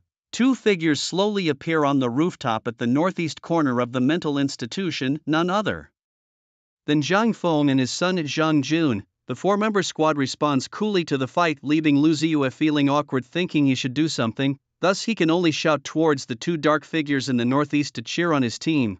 Come over here. Hong Yu frowns, noticing that the other team members are also looking towards Lu Ziyue, the new teammate, thinking unanimously, this new guy doesn't seem too bright. Zhang Jun and his son, enveloped by the slowly descending restriction, are not anxious, as if everything is under control. Zhang Jun, with a cold gaze, looks at the 5 people inside, applauding while coldly saying, Captain Hong, such skillful prowess, but alas, it won't save Xiao Tian, nor will it save you today. When Hong Yu mentions Xiao Tian, all team members except Lu Ziyue show shock and anger on their faces. They are angry because Xiao Tian's death is a sore point for them, and Zhang Jun using it to provoke them is infuriating. They are shocked because it seems Zhang Jun knows more about Xiao Tian's death than they do. Lu Ziyue, completely clueless about what they are talking about, is further bewildered by Hong Yu's next words. Turning to face Lu Ziyue, Hong Yu bows solemnly and politely, Lu, on behalf of all members of the Shura squad, I thank you. After finishing, he bows in salute, and the other 3 members do the same. Lu Ziyue, somewhat bewildered, asks Captain Sister Ya, brother Gao, brother Lu, what is this about? You helped us find Xiao Tian's enemy. We always found it odd that we were ambushed by awakeners from the Sakura country, considering our movements in the mutated lands are always secretive and error-free for years. Last time, it felt like someone had foreseen our movements and we were surrounded. Now I understand. Haha, Captain Hong is smart, but alas, too late. Do you know how sweet Xiao Tian's dreams were? We learned of your movements in his dreams, and you were doomed to not escape. Pity those Sakura awakeners were not competent enough to wipe you out. Interestingly, at the last moment, we intentionally revealed through the dream that it was through his dreams that we managed the ambush. Haha, Xiao Tian's regret, annoyance, and guilt. TSK, it was splendid. So, he could have escaped, but burdened by pride and overwhelming shame, he chose to cover our retreat by sacrificing himself. Although Lu Ziyue did not know Xiao Tian, hearing such outcomes made his body tremble uncontrollably. The two before him were exceedingly evil, having plunged Xiao Tian into a state of fear and self-blame, slowly leading him to his demise. Hong Yu clenched his fists, his body erupting with a powerful purple aura. Talent sequence 57 Berserk LV6. His body entered a berserk state, intensifying energy consumption, enhancing combat power by 60%, lasting for 120 seconds. Shura Squad attack. A completely crazed Hong Yu took the lead, his feet stomping the ground, causing it to collapse beneath him. His body, fully armored in stone, charged like a cannonball towards the two men. The roof where Zhang Jun and his son were located exploded violently, the powerful blast forcing three figures to rapidly retreat in different directions.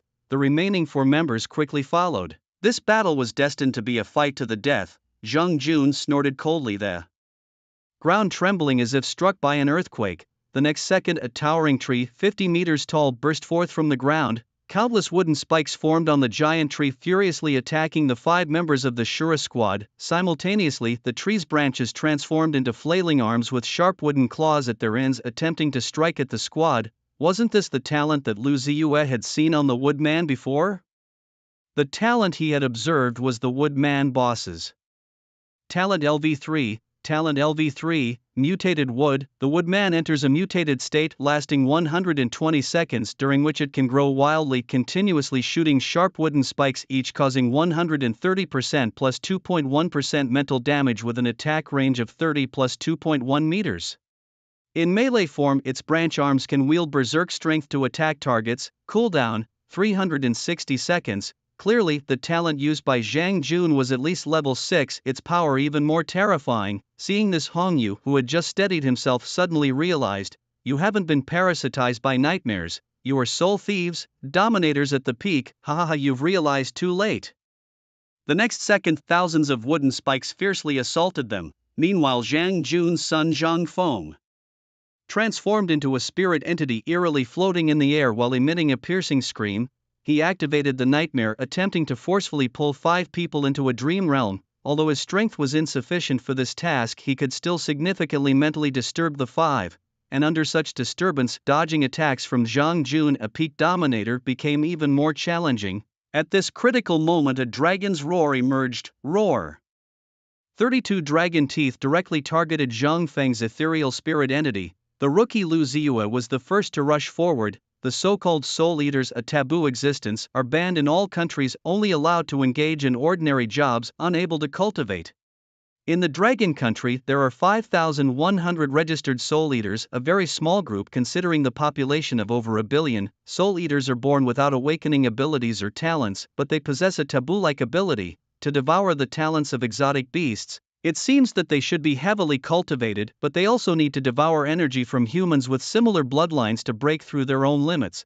The lineage mentioned here isn't about family but rather about species. For instance, if you belong to the Dragon Nation, you need to seek out and devour awakened individuals within this group who mirror your traits. Their powers seem designed to obliterate the world, including both the strange beasts and humans. How they evaded the scrutiny of the Dragon Nation is unknown to the Shura Squad, but one thing is certain. In order to survive, they have become spies for enemy nations, relying on betraying the Dragon Nation to acquire better resources. The enemy uses them to internally sabotage the awakened ranks of the Dragon Nation, each taking what they need. One of Zhang Jun's devoured talents is the Wooden Man's talent, the alien wood, and what other cards he has up his sleeve remains unknown, but it's believed that they will soon be revealed. Zhang Feng, on the other hand, has devoured the talents of the trial camp boss, the ultimate nightmare. Initially, everyone thought Zhang Feng was parasitized by the nightmare, but in fact Zhang Feng had devoured the nightmare. The fearsome reputation of the ultimate nightmare kept the trial camp unchallenged, so this secret remained undiscovered until Lu Zai appeared, who found that there was no nightmare boss in the restricted area of the trial camp. The battle has already begun. On Lu Zai's arm, the dragon head opens its mouth wide, spewing out 32 dragon teeth. "Be careful, he's handed over to you with the power of an early-stage dominator," Hong Yu instructed Lu Zai before focusing with the other 3 on Zhang Jun. Is Zhang Feng an early-stage dominator? But the power levels of early-stage dominators also vary widely. typically 10,000 to 30,000 attribute points are considered early stage, 40,000 to 60,000 mid stage, 60,000 to 90,000 late stage, and those above 90,000 but below 100,000 are considered peak. The captain is a mid to late stage powerhouse with over 70,000 combat strength. The other teammates are mid stage as well. At this moment Lu Zai can't worry about how strong Zhang Feng is. He bursts out all his mental power in combination with the effect of the dragon roar, which weakens the nightmare's interference with his teammates. At the same time, the 32 metal dragon teeth, like flowing light, have already reached Zhang Feng's face. Zhang Feng has now transformed into a phantom spirit body, one of the nightmare beast's abilities. He looks at the 32 dragon teeth flying towards him and coldly smiles. Just metal manipulation. The next moment, the furious dragon teeth pierce through the spirit body, causing him intense pain. Father, save me. A batch of wooden spikes arrives in succession, knocking away most of Lu Zai's dragon teeth, but Zhang Feng is still injured. Ding, your attack has shocked Zhang Feng and his son, earning you 588 survival points. Lu Zai's mental power is around 10,000, combined with various amplifications and armor penetration. The power is significant. Ding, you have inflicted damage on Zhang Feng, health remaining 6,900. A few dragon teeth had penetrated the spirit body, causing some damage. However, Zhang Feng, clearly a dominator level power, had underestimated Lu Zai's strength at first, and by the time he realized the terror of the dragon teeth, it was too late. The battle situation changed with Lu Zai's participation. Zhang Jun, originally fighting 1 against 4 and finding it hard to distinguish a winner, now had to also look after his son, something he hadn't anticipated. Zhang Jun arrogantly stood atop the giant tree with streams of purple energy continuously surging into it. Lu Zai noticed that the purple hue of Zhang Jun's energy was starting to shift towards orange, a sign of advancing from a dominator to a legend. But what intrigued Lu Zai even more was how such a powerful being could possess only one talent, mutant wood? What exactly was he waiting for? Atop the tree, wooden spikes, each over 2 meters long and resembling spears, were hurled by wooden claws. The sky seemed to rain down a furious barrage of arrows. Han Yu activated his berserk and stone armor modes, transforming into a statue-like figure furiously pounding at the wooden spikes. Each collision caused a shattering echo. His tremendous strength allowed each punch to generate a fierce wind, reducing any wooden spike in its path to dust. Dao Quang Gao too wielded his battle saber, creating a flurry of blade lights, fighting back and forth amidst the rain of wooden spikes like a demon-sealing warrior. Lu Dehong slammed his fists into the ground, and a burst of hot purple light ascended from the earth. Withering, the branches rose from the ground, enveloping the giant tree completely. Withering reduced the target speed, attack power, and mental strength, although the specific effect of this talent was influenced by the difference in strength between the parties. However, Lu Zai could still see the wooden arms slowing down their spike throwing, and the pace of the spike's bombardment also decreased, but there were too many spikes. Several attempts by the group to break through and attack Zhang Jun's main body failed repeatedly. As spikes fell, the bodies of the fighters suffered consecutive injuries and were forced to retreat. With the effect of equilibrium, the damage from the spikes was distributed evenly. Under the rules of equilibrium, if Hong Yu was hit, the damage would be calculated based on his defense and then reduced by the secondary reduction from equilibrium, resulting in the actual damage. If the actual damage was 5,000, then each person would suffer 1,000 damage. Meanwhile, a stream of information flashed through Lu Zai's mind. Under the equilibrium talent, you have sustained 687 damage, 713 damage, 851 damage. Different individuals received different damage from the spikes, and the shared damage varied accordingly. Chuya flicked her long whip, casting a halo that enveloped everyone. Revival LV4. Lu Zai felt his draining life force slowly recovering. The speed wasn't fast, but the effect was noticeable. Neither side had a good way to break through the other's defenses, resulting in a stalemate. Meanwhile, Lu Zai and Zhang Feng engaged in a fierce exchange. With the special enhancement of dragons Tooth, Lu Zai inflicted extra damage on spiritual entities even though the opponent was slightly stronger in combat. However, the effect of Dragon's Roar significantly reduced the opponent's mental interference, which significantly diminished the effectiveness of mental talents. Undoubtedly, in a realm of dreams, Lu Zai would not stand a chance against his opponent, but in reality the pain inflicted by Dragon's Tooth was genuine. 32 arrays launched from the air, bombarding Zhang Feng relentlessly. Zhang Feng's two talents, Nightmare and Disorder, were ill-suited for the combat situation he currently Faced, he had no choice but to awkwardly reveal his true form and concentrate his psychic energy into human punches and kicks to counter the dragon teeth. To be a dominant yet feel so stifled, the original plan for Zhang Feng and his son was not supposed to unfold this way. They had thought Zhang Feng's nightmare would cause significant mental disruption to the Shura squad. Unexpectedly, an extreme specialist emerged, someone who had almost entirely invested in psychic power. They had assumed Xiao Tian was dead and that the Shura squad would be incomplete. Even more absurdly, this specialist turned out to be the sixth member equipped with a dragon tooth that suppressed spirit and psychic talents. Although Lu Zai was only at the early stages of dominance in terms of combat strength, his specialization in psychic power was profound, probably higher than someone with 30,000 combat strength. Amidst the fight, Zhang Feng's movements burst with purple energy as he faced the bombardment of 32 dragon teeth alone, showing clear signs of fatigue. He was the breach in this battle. As long as Lu Zai could take down Zhang Feng, he could then go to assist their captain. Several dragon teeth pierced through Zhang Feng's palms and knees, forcing him to his knees, overwhelmed with frustration as he couldn't leverage his advantages, restrained by a newcomer to dominance. Just as the Shura squad thought victory was within reach, Zhang Feng was seized by a wooden arm. The look he gave his father Zhang Jun was filled with terror. "No, father, you wouldn't treat your own son this way." Zhang Jun's complexion was bloodless, pale as a sheet of paper. "Our fate as the Spirit Eaters has always been in the hands of others. You should be prepared to make sacrifices."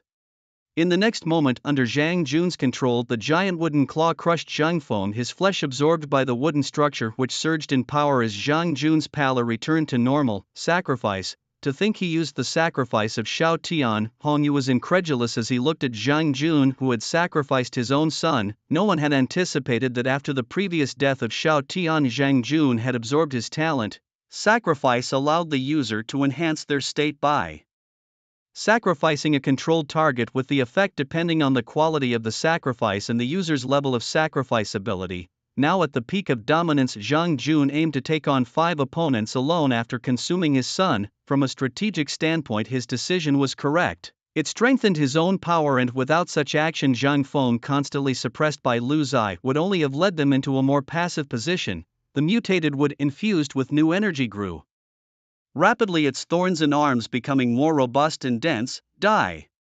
roared Zhang Jun, controlling thousands of wooden spikes that burst forth under the terrifying swings of the wooden arms. "Captain, it's your turn." Shuya directed a beam of revival light into Hong Yu, who was under the stone armor state, allowing him to sustain more damage and recover more effectively in the upcoming fight. Given his strong defensive capabilities, the strategy was clear. Let the one with the highest defense bear the brunt of the damage for better cost efficiency in battle. The team suffered the least damage. Attack! Hong Yu whipped himself into a frenzy, stomping on the ground and charged like a cannonball towards the downpour of wooden spikes. Knife Madman Gao Tu showed a fierce grin, his battle blade moving with his body closely following the team leader. Chuya and Lu De ruthlessly used basic attacks to destroy as many wooden spikes as possible. Meanwhile, Lu Zai aimed at the giant tree's arms, knowing that cutting more of them would significantly weaken the tree's attack power. Unlike the spikes, the wooden arms couldn't regrow instantly. Regenerating them required much more energy. Both the captain and Gao Tu were melee fighters, leaving Lu Zai the best chance to accomplish this. With this thought, a fierce battle commenced. Lu Zai glanced at the survival points in his system, which had accumulated to 890 points, and without hesitation he added them all to his mental strength. Ding! Points successfully added. Current mental strength, 9791 plus 35 million. With level 4 talent, this mental strength was terrifying. Typically, only mid-level awakened beings possessed such formidable mental strength as they balanced their points between agility and constitution. Lu Zai, however, had taken an extreme route, investing 90% in mental strength, with his low constitution and agility compensated by the team's balanced talents, ensuring he wasn't easily killed. With the captain and Gao Tu at the forefront, Lu Zai didn't need to move much. He could just stand and deliver his attacks. At this moment, Lu Zai, like a turret, assumed the role of delivering heavy firepower. The dragon's teeth on Lu Zai's arms blasted off, whistling through the sky, creating sonic booms as they targeted the arms, launching the wooden spikes. Chop! Zhang Jun seemed to realize Lu Zai's intentions. Dozens of wooden arms swung at the sky towards the dragon's teeth, slapping them back, making the attack futile. Lu Zai remembered how he had easily crushed a level 3 tree person using the same technique with his flying blade 13. the tree person had been completely penetrated, unable to block his blades. But today the wooden arms controlled by Zhang Jun were much stronger, sending the dragon's teeth flying back hundreds of meters, preventing any close combat. However, in the next moment the dragon's teeth did a 180-degree turn in midair and struck again. This was the advantage of having strong mental power. The control was significantly enhanced. More and more wooden arms joined in to block Lu Zai's dragon's teeth, providing a perfect opportunity for the melee fighting captain and Gao Tu. Well done, wild child. Shuya couldn't help but praise him from a distance. In the next moment Hong Yu's petrified arms fiercely struck two giant tree arms, his gloves emitting a powerful purple glow. This was his weapon, a level 30 orange equipment, Desert Fists. Crack, the giant tree arms instantly shattered and green sap splashed out like spilled ink. Knife madman Gao Tu also seized the opportunity for a close attack, chopping off a giant tree arm with his battle blade. Damn it! Zhang Jun glared fiercely at Lu Zai. Everything today had been calculated except for this unknown kid who had appeared out of nowhere. If it weren't for him, the secrets of the training camp would not have been revealed. If it weren't for him, his son Zhang Feng wouldn't have been put in a passive position. If it weren't for him, he wouldn't have had to sacrifice his own son. Zhang Jun no longer cared about Gao Tu and Hong Yu. Dozens of giant wooden arms, gripping wooden spikes, all stabbed at Lu Zai simultaneously. Although protected by his balanced talent, Lu Zai's defense was the weakest. Hitting him would result in the greatest loss of the team's life value, and this spot could likely become the breakthrough point. Without any hesitation, Hong Yu and Gao Tu abandoned their chance to attack, rushing back to aid Lu Zai. Everyone unleashed their ultimate skills. Hong Yu's fists gathered the hottest purple glow, his body shot like a cannonball towards those wooden arms. He raised his fists high and then smashed them down fiercely, shattering 7 or 8 wooden arms, but one pierced through his abdomen, causing him to fall from the sky. Gao Tu, the blade madman, soared 100 meters high, holding his sword straight down as he chopped. Chop, bang, bang, bang, bang. The blade's light exploded, severing the wooden arms, trying to stop Gao Tu one by one. However, Gao Tu's speed slowed, his momentum weakened, and after cutting the 6th wooden arm, his body was swept away by 2 arms, flying back 100 meters and crashing against the wall of the restricted area, falling to the ground, vomiting blood incessantly. Even his war blade was seized by a wooden arm swinging towards Lu Zai. In these two clashes, the giant would also suffered heavy damage to its arms, significantly reducing its momentum. Lu Dihen quickly leaped over. His talent was not suited for combat but prepared to fight side by side with his spiritual power attached to his flesh. Meanwhile, Chuya hurriedly treated the injured teammates, but facing such injuries, saving lives was possible. Quick recovery, difficult. Both sides entered a crucial duel. Lu Zai looked up at the giant wood, spreading his hands. The 32 dragon teeth returned to the dragon head. Kid, what are you doing? Hong Yu was shocked. Has this kid gone mad? Giving up the fight? Don't do this, wild boy, you still owe me money, I won't let you die. Shuya was also frantic. The remaining dozen arms of the giant would attack simultaneously. Lu Dihen cut off one arm but was then slapped from the sky to the ground, creating a crater and unable to move. Wooden spikes hovered over Lu Zai's head. 30 meters. 20 meters. 10 meters. Lu Zai held his breath, even closing his eyes. All his mental power was fully ignited, his body's surface forming a layer of purple flames burning. This strike, Lu Zai sacrificed all his strength, about to show the true value of 10,000 mental power. The wooden arms fiercely stabbed down. Pu. Lu Zai's body was consecutively heavily hit. The connected balance energy lines also began to flicker crazily, reducing and distributing the damage.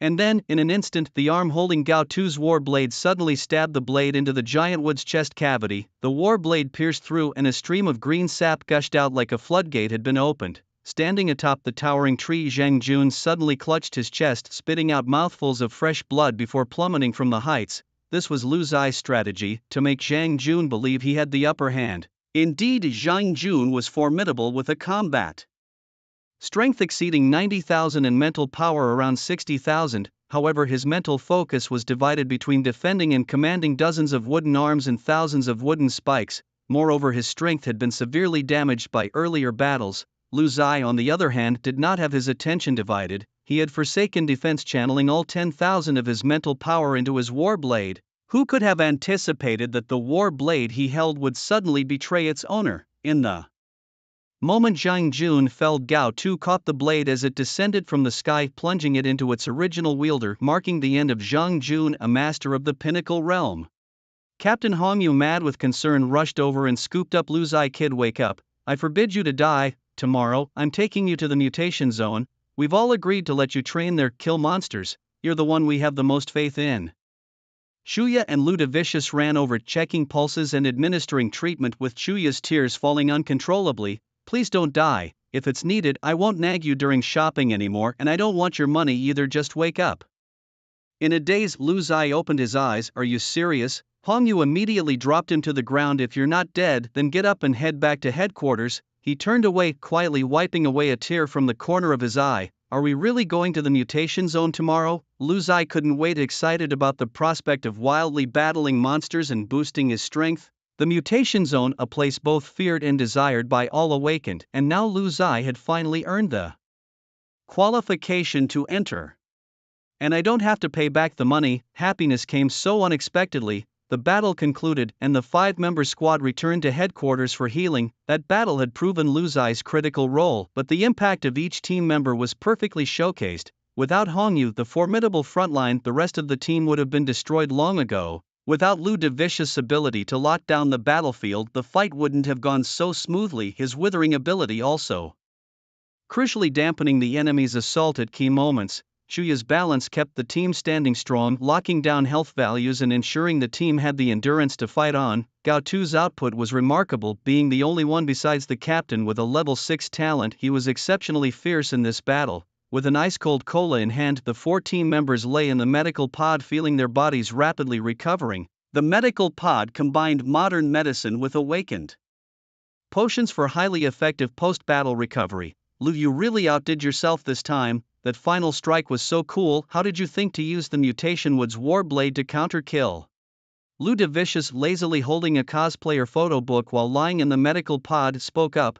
My ability to control metal makes me extremely sensitive to the position of all metal on the scene almost instinctively, so the moment I saw Gao Brothers' Warblade in its hand, I immediately had the idea. After taking a big gulp of ice-cold Coke, Lu Ziyue spoke up. Doesn't the captain need to recover? Where is he?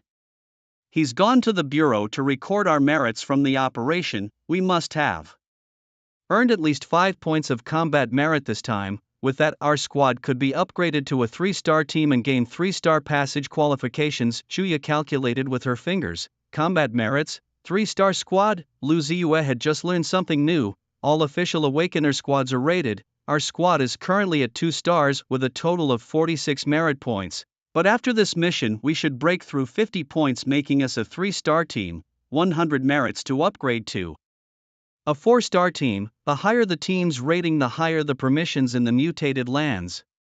Most squads are 1 or 2 stars. Our team is quite outstanding, Gao Tu, who had just emerged from a meditative state, explained to Lu Ziyue. He was a combat fanatic, always meditating, summarizing and breaking through after each battle, which is why it made sense for his talents to reach level 6. It was Lu Ziyue's first exposure to the internal management rules of the Awakeners, and he was genuinely curious. What's the specific difference in the permissions for teams of different star ratings?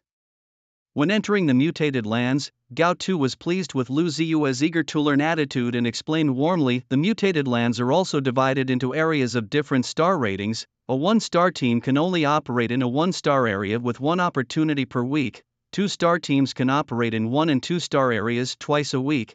That's what we were before, and we've already used up this week's 2 opportunities. However, if this mission's merits elevate us to a 3-star team, we'll have 3 opportunities per week and can enter 1 and 3-star areas. Don't mislead the newbie. We dare not venture into 3-star areas. It's too dangerous, as Lu Dihen corrected sternly. If Xiao Tian were still here, maybe we could consider it, but Lu needs a bit more time. The team members nodded in agreement, none of them having ventured into 3-star areas before. Big brothers and sisters, what's the density of mutant beasts in the mutated lands? Lu Ziyue followed up. Density?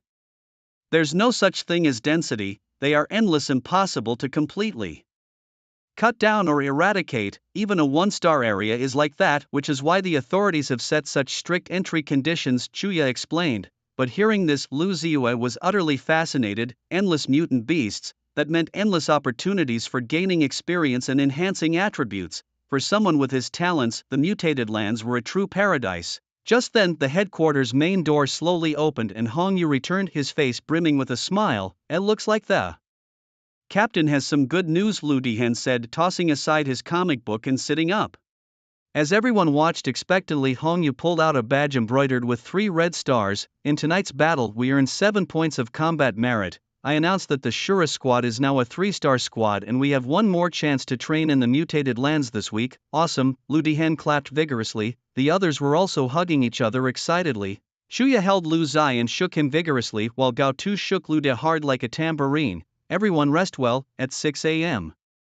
tomorrow, we'll enter the 2-star mutated zone and aim to hold on for 1 hour, Hong Yu solemnly declared. Lu Zai was shocked. So the duration one could stay in the mutated zones depended on the team's strength. Their squad going to a 1-star area yielded too little, but managing 1 hour in a 2-star zone, what about a 3-star zone then? Would they be instantly killed? Listening to his teammates discuss the mythical aspects of the mutated zones, Lu Zai grew more and more fascinated by the place. As the night deepened, the 5 members of the squad, having treated their wounds, kicked off into celebration mode. They ordered a table full of takeout and each cracked open a box of bottled liquor, celebrating their hard-earned victory. Amidst the clinking of glasses, Lu Zai had perfectly integrated into the team and the Shura squad was complete once more. The next morning, Hong Yu gathered the team on time and the 5 boarded the official transport out of the city. The transport took off vertically, leaving the coastal city's defense area amidst the roaring of machinery. This was Lu Zai's first time leaving the safe zone of Binhai. Viewing the city he lived in from high above gave him a different perspective. At this moment, Lu Zai felt it was incredibly small. "Ladies and gentlemen, we will reach our destination, the 2-star mutated zone, Dark Marsh, in 1 hour. Please prepare for battle," Hong Yu reminded loudly on the transport. Lu Zai immediately checked the survival points in the system. Overnight, they had reached 1451 points. Without any hesitation, Lu Zai added 1000 to his mental strength and 451 to his physique. With the updates, his current mental strength was 10,791 plus 350 and his physique was 1,391 plus 200, 62% damage reduction, and his life was 15,910. "Not bad, my mental strength is over 11,000 now," he thought. "If we can hold off for an hour in the mutated zone according to the team's plan, and if I can infuse my attributes many times during that hour of crazy fighting, my level will naturally increase significantly." Although the experience points were divided among the 5 of them, Lu Zai knew that in this endless zone of mutated beasts, a 5-person team was necessary for survival, and it was more efficient. Moreover, the monsters they were challenging today were between levels 28 and 31, while the rest of the team were around level 30. Here he was, just a level 11 kid, taking on such high-level beasts. Even if the experience was divided among 5, it was still incredibly significant. And according to what the captain had said last night while drinking, bosses were everywhere here. Lu Zai was particularly looking forward to the thrill of killing bosses because that meant his basic survival point income would keep increasing. As for equipment and experience, they were secondary to the base survival point gains. The transport slowly hovered in midair and with a grand gesture Hong Yu declared, "Follow me," and jump. He opened the hatch and Lu Zai, horrified, looked down at the ground where a sea of beasts swarmed, moving like boiling water. Hong Yu leapt down, transforming into his stone armor in berserker form midair. Gao Tu followed, drawing his battle saber and slashing through the air as he fell. Lu Zai, however, took a different approach. He used 32 metal dragon teeth as stepping stones, gracefully stepping down from the hatch to the ground. Lu Dihan and Chuya, seeing a clear path laid out, followed Lu Zai down, stepping on the dragon teeth. One must never forget to be elegant. Lu Dihan marveled at Lu Zai's dramatic entrance, exclaiming, "Wow, it's like a little cow sliding down a slide, showing off with twists and turns." Lu Zai, still in midair, almost lost his balance upon hearing this. Teammates really are a class of their own with their remarks, he thought. On the ground, Gao Tu and Hong Yu had already started their rampage, a fierce battle underway. Once the entire Shura squad landed, they each displayed their unique powers. Lu Dihan cast a ground prison spell, effectively shielding them from external beast aggression and creating opportunities for localized assaults. The effects of balance, withering, and revival were all maximized. Within Lu Dihan's ground prison, hundreds of beasts were confined, everyone the ground prison can't hold for long. "We must eliminate these creatures and move out," Hong Yu instructed. Lu Zai initially thought they could indefinitely trap beasts with ground prison and eliminate them wave by wave, only later did he realize this was not possible. The more targets trapped, the more mental energy was consumed. Lu Dihan, already taking a mental recovery potion, was straining to maintain the spell's effect. If he were to falter, the external beasts would swarm and breaking their defenses. Conversely, the faster and more beasts the squad killed within the restriction, the less pressure on Lu Dihan. The strategy set, the slaughter began. Even Shuya, typically in a support role, swung her whip, capturing a level 29 beast and tossing it to Gao Tu, who struck down the beast at its head, chest and neck, swiftly killing it. Ding, you have gained squad combat experience. Distribution mode, equal sharing, experience progress, plus 20%, current level LV11, 35%, Lu Zai exclaimed. 20% for a regular monster? And that's after splitting among 5 people. He knew that 20% was because his own level was low while his teammates around level 30-inch might only see a 0.5% increase in their progression. 30 meters away, a level 30 boss beast roared towards them. Lu Zai, his mental power surging, locked onto the target. I'll focus on these bosses. After all, each one adds a substantial amount to our basic survival points. At that moment, Lu Zai could hardly contain his excitement. Inside this restricted area, there were at least a dozen bosses. The mutated land was truly a paradise. Swamp Crocodile, a level 30 boss. Stats: health 200,000 inch, constitution 20,000, 80% damage reduction, spirit 4,000, strength 10,000, agility 5,000, 50% critical hit rate, talents berserk LV5, thick armor LV5. Lu Zai had never before encountered a beast with such high health, fitting for a level 30 boss. Moreover, this guy has damage reduction up to 80%. Luckily I have 15.5% armor penetration, otherwise I could barely make a dent in him. 32 dragon teeth, like bullets from a Gatling gun, were all fired in a burst. The giant crocodile, after being hit, let out a series of roars and its thick scaly skin began to bleed. Relying on its robust physique and agility, it dodged most of the dragon teeth. With only 4 successfully hitting, to improve the hit effect, Lu Ziyue needs to possess stronger mental power or enhance the level of his innate skills, either of which could increase his attack power. Ding, dragon teeth hit the target. Target health points 12,600, 12,600, 12600. With 11,000 mental power, combined with a level 4 talent amplification effect of 140 plus 114% each of Lu Ziyue's dragon teeth could deal 28,000 damage. The opponent has 80% defense damage reduction, but Lu Ziyue has 15.5% armor penetration, so the actual damage reduction is 64.5%, meaning each dragon tooth dealt actual damage of 12,600 points. A total of 4 hits caused about 50,000 damage, which was quite terrifying. After all, Lu Ziyue was only level 11, directly challenging a level 30 boss, which was incredibly audacious. However, this was also thanks to the team. Without the frontline, without balance, without drawing the line, if Lu Ziyue had ventured here alone, he would have been torn to pieces. The giant crocodile roared and charged. Lu Ziyue turned and fired the dragon teeth again, and around Lu Ziyue there were more than just this beast. Some were restrained by teammates, while others directly hit Lu Ziyue. Relying on balance and recovery effects, Lu Ziyue was not seriously injured and was recovering. No wonder the captain said to see if it could last 1 hour. It wasn't without reason. The mutated land was too terrifying. Lu Ziyue's dragon teeth fired 5 rounds and the level 30 giant crocodile boss finally fell. The pleasant sound rang again. Ding, congratulations on killing the boss giant crocodile, earning a basic survival point income of plus 1 inch, current income 5 survival points per minute.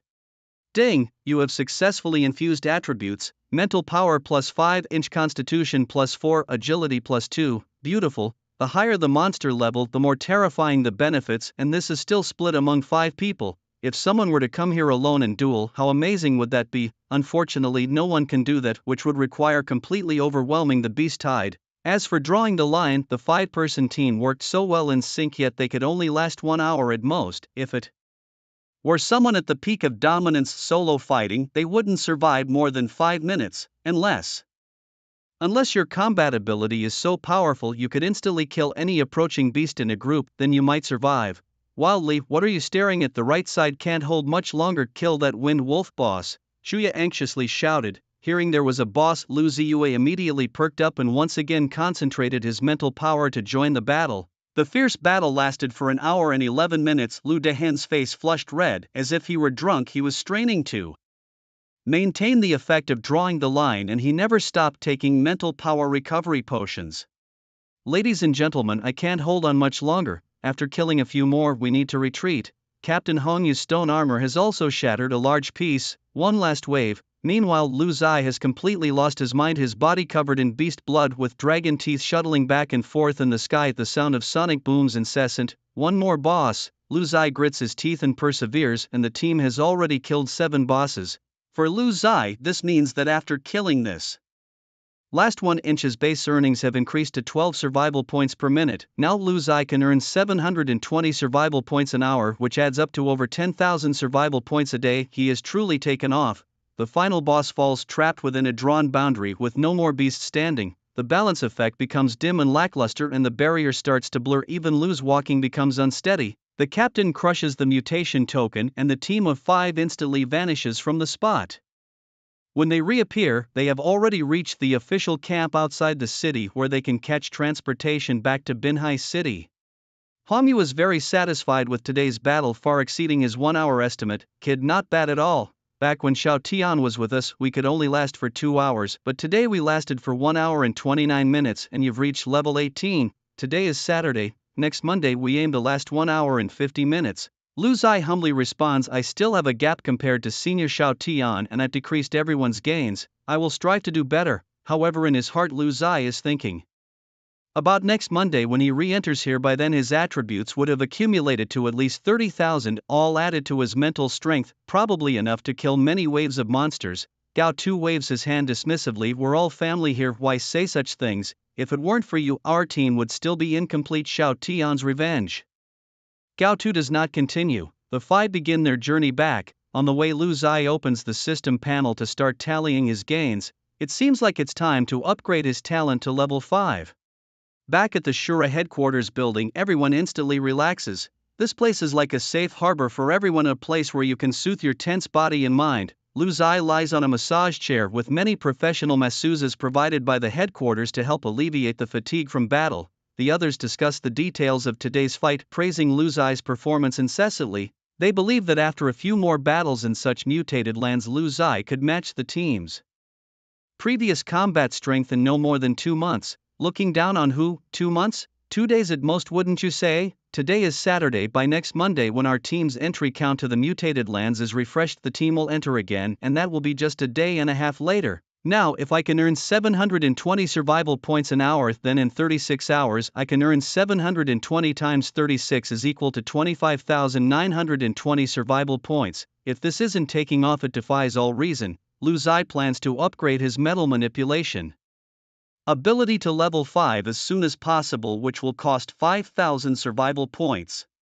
To upgrade from level 5 to 6 requires a staggering 20,000 points. Although Lu Zai has enough survival points to upgrade to level 6, it's not cost effective. With just 10,000 survival points, he could develop a second talent to level 5 and still have plenty to spare. Having 2 level 5 talents is definitely more versatile than a single level 6 talent, offering him a richer array of combat options. His system includes a lottery feature where drawing a second talent costs 100 survival points per attempt. A failed draw grants 1 lucky point and 10 lucky points guarantee a successful draw, meaning one is bound to succeed every 10 tries. Upon a successful draw, the lucky points are reset. If the drawn talent is unsatisfactory, he can choose not to learn it and reset without getting a refund of the survival points spent. However, he can immediately try the lottery again until he draws a talent he is satisfied with. Lu Zai intends to upgrade his metal manipulation to level 5, then develop a new talent sequence to level 5, investing most of the remaining survival points in enhancing his mental strength, with a smaller portion boosting his physique.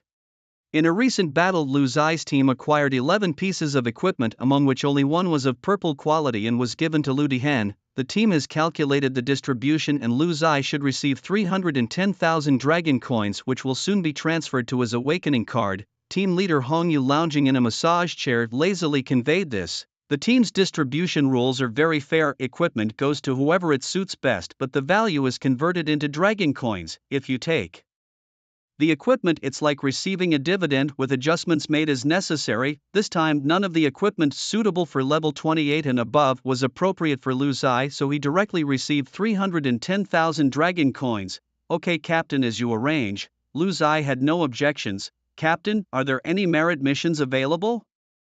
There's still more than a day until Monday, and we could take on some merit missions to upgrade our team to a 4-star team sooner. Lu Dihen, holding a little book, interjected. Recently, the merit missions assigned from above are of a high level, generally requiring the average strength of late-stage dominators.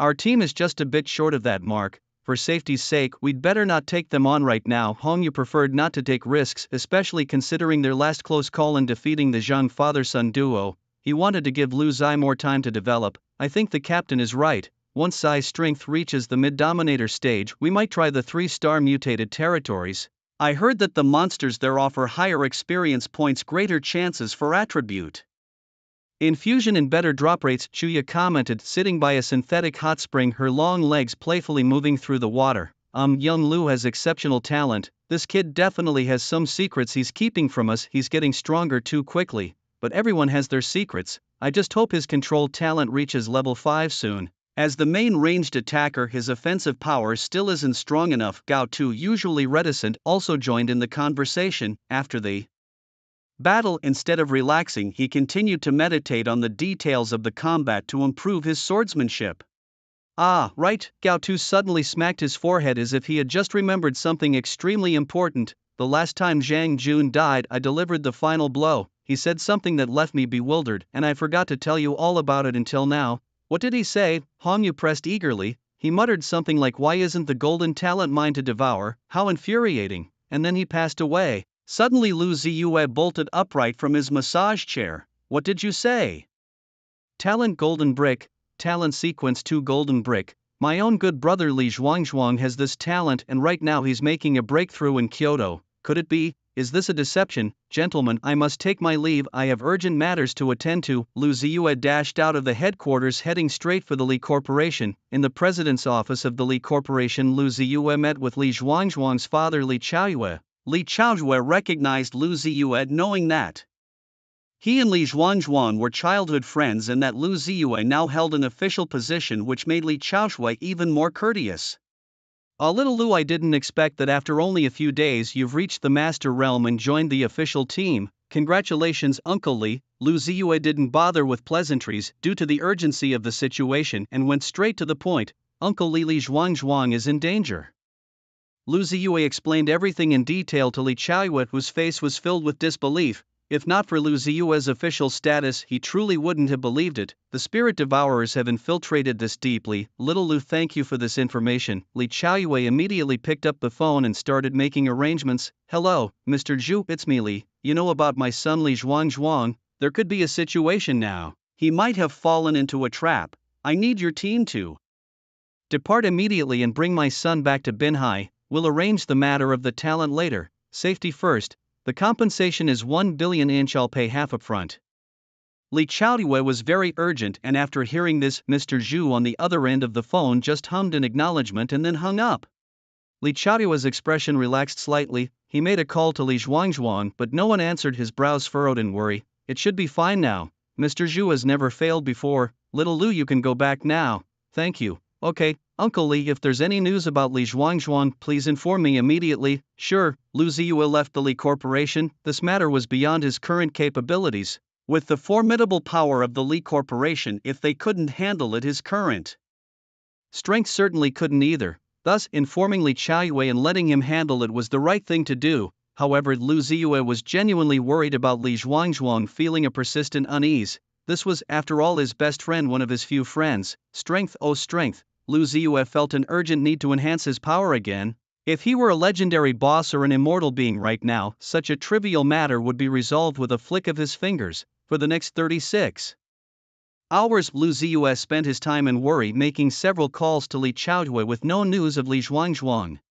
It was Monday 8 a.m. and the squad was gearing up for another venture into the mutated lands, specifically the 2-star region. With 1 hour to go before setting out, Lu Ziyue fired up the system and checked his survival points, which read 46131. It's time to give the Shura squad a bit of a shock, he thought. System: deduct 5,000 survival points and upgrade metal manipulation to level 5, then proceed to the drawing. Ding, upgrade complete. Your talent metal manipulation has been upgraded to LV5, 0/20,000. He spent 100 survival points to start the lottery, drawing failed survival points, 100 luck points. 1. He tried again and again, each attempt adding a point to his luck but still ending in failure until drawing successful. Acquired talent sequence number 94, Combo Strike, cancel and redraw. Lu Ziyue frowned. Combo Strike, a strength-based talent, was useless for his mental route, and being ranked 94, it was downright trash. Cancel talent. Learning successful. Redrawing begins. Luck points reset. The failures piled up, draining his points and increasing his frustration until finally on his 10th try the luck attribute triggered. Drawing successful. Acquired rule class talent sequence number 5, Flaw. Lu Ziyue was stunned. A rule class talent. These talents adapt to any power type, be it mental or strength-based awakeners. And Flaw, the name alone sounded formidable. Eager, he checked his new talent, Flaw LV1, 0 out of 100. Identify and mark one layer of flaw in the target. Each stack of flaw hit by your attack causes an additional 100% plus 114% damage, no cooldown. This rule class talent was absurdly strong, marking in enemies flaw to increase the damage by a whopping 214% at just level 1. Unable to wait, Lu Ziyue immediately upgraded Flaw to level 5, spending about 8,000 survival points in addition to the 5,000 previously used to upgrade metal manipulation. Now with 33,000 points left, he heard the system ding. Talent Flaw upgraded to LV5, 0/20,000, successfully.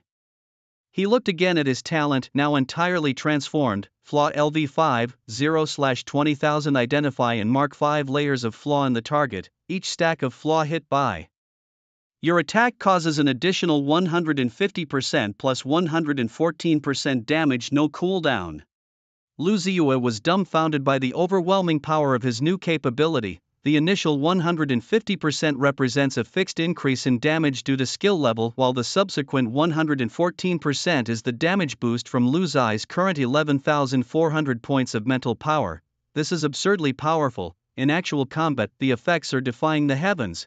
For instance, against a certain monster, Lu Ziyue could deal 10,000 damage, but with this flaw exploitation talent, each attack deals an additional 264% damage, which is an extra 26,400 damage, adding to the original 10,000 damage. That's 36,400 damage in total. With 5 of such flaws, what would have been 50,000 damage from 5 attacks becomes 182,000 damage. Is there no justice? Is there no law? Lu Ziyue feels that with this power he could instantly slaughter those foolish mutant beasts in the alienated lands in minutes. Wait, that calculation was incorrect. That was only with 11,400 points of mental power, but now he also has 33,000 survival points. The boost will be even more terrifying and the damage even higher. Come on system, add 30,000 to my mental power and 3,000 to my constitution, hurry up. Ding, attribute points added. Lu Ziyue looks at his newly updated attribute list, revealing a grin like that of a satisfied ant. Host, Lu Ziyue level, LV17, 23.5%. Realm, Dominion Health, 46910. Constitution, 4,491 plus 200, 63% damage reduction. Mental power, 41091 plus 350 strength, 344 agility, 411 plus 100, 4.11 plus 10% critical rate. Survival points, 4,012, increasing. Talent sequence 20, Metal Manipulation LV5, 0/20,000. Talent sequence 05, Flaw Exploitation LV5, 0/20,000. Equipment, Dragon's Tooth, Greenwood Bracelet, Serpent Boots, Radiant Helmet with over 41,400 mental power and 47,000 health. He's both tanky and damaging. What's even more outrageous is that his 2 talents have completely transformed with the addition of 30,000 mental power. Metal Manipulation LV5, manipulate corresponding energy level metals, launch any attack within a range of 50 plus 314 meters, causing 150% plus 314% mental damage, no cooldown. Armor penetration plus 10%. Flaw Exploitation LV5, perceive and mark 5 flaws in the target. Each layer of flaws hit by your attack causes an additional 150% plus 314% damage. Haha, invincible, now a single dragon.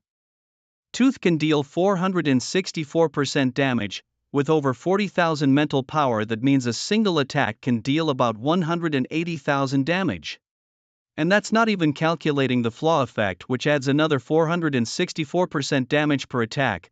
What kind of concept is this? It means that a single basic attack from Lu Zai can deal 41,400 x 464% x 464% plus 41,400 is equal to 932,000 damage. A single attack dealing over 930,000 damage. Who can withstand that? These two talents combined are simply too brutal. After completing a series of enhancements, Lu Ziyu strode into the squad headquarters meeting room with a determination that seemed to sever all personal ties. Here, the team would finalize their battle plans. Inside the meeting room, everyone was busy checking their equipment and potions. Seeing Lu Ziyu walk in with his head held high and chest out, the team captain Hong Yu couldn't help but laugh. What's the matter? Feeling invincible again? Lu Ziyu simply nodded. Captain, I think we can take on the 3-star zone now. The rest of the team was shocked by his declaration, and Chuya even reached out to touch Lu Ziyue's forehead, joking.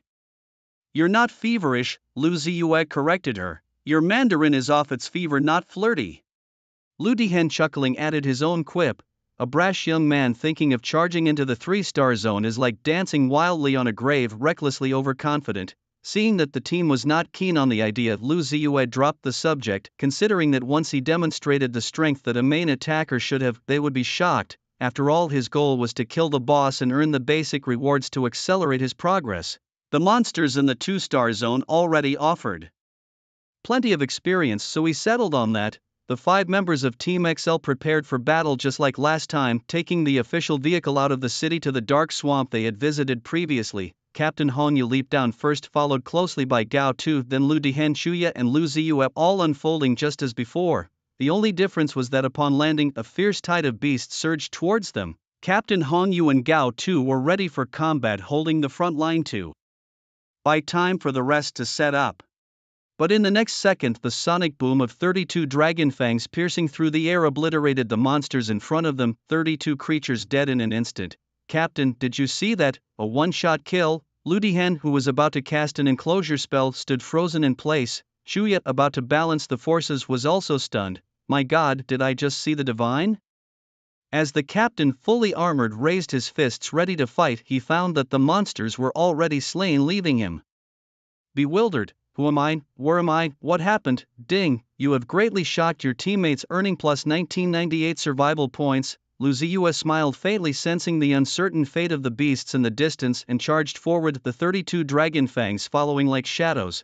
With Lu Ziyu advancing, not a blade of grass grew in his path. Today was a day for a joyful slaughter, leveling up by 10 or 8 levels before stopping. And Li Zhuangzhuang, hang in there brother, I will find you. In that moment, Lu Ziyue's killing intent surged. Wherever the 32 dragon fangs went, a storm of blood and gore followed. A level 31 boss, the Storm Wolf, a bizarre creature standing 7 meters tall, charged rapidly towards him. Little Lu, be careful, the Storm Wolf's claws can put you into a sleep control, Lu Dihen warned from the side. Lu Ziyu scoffed, laughable, I can barely control myself and this beast thinks it can control me?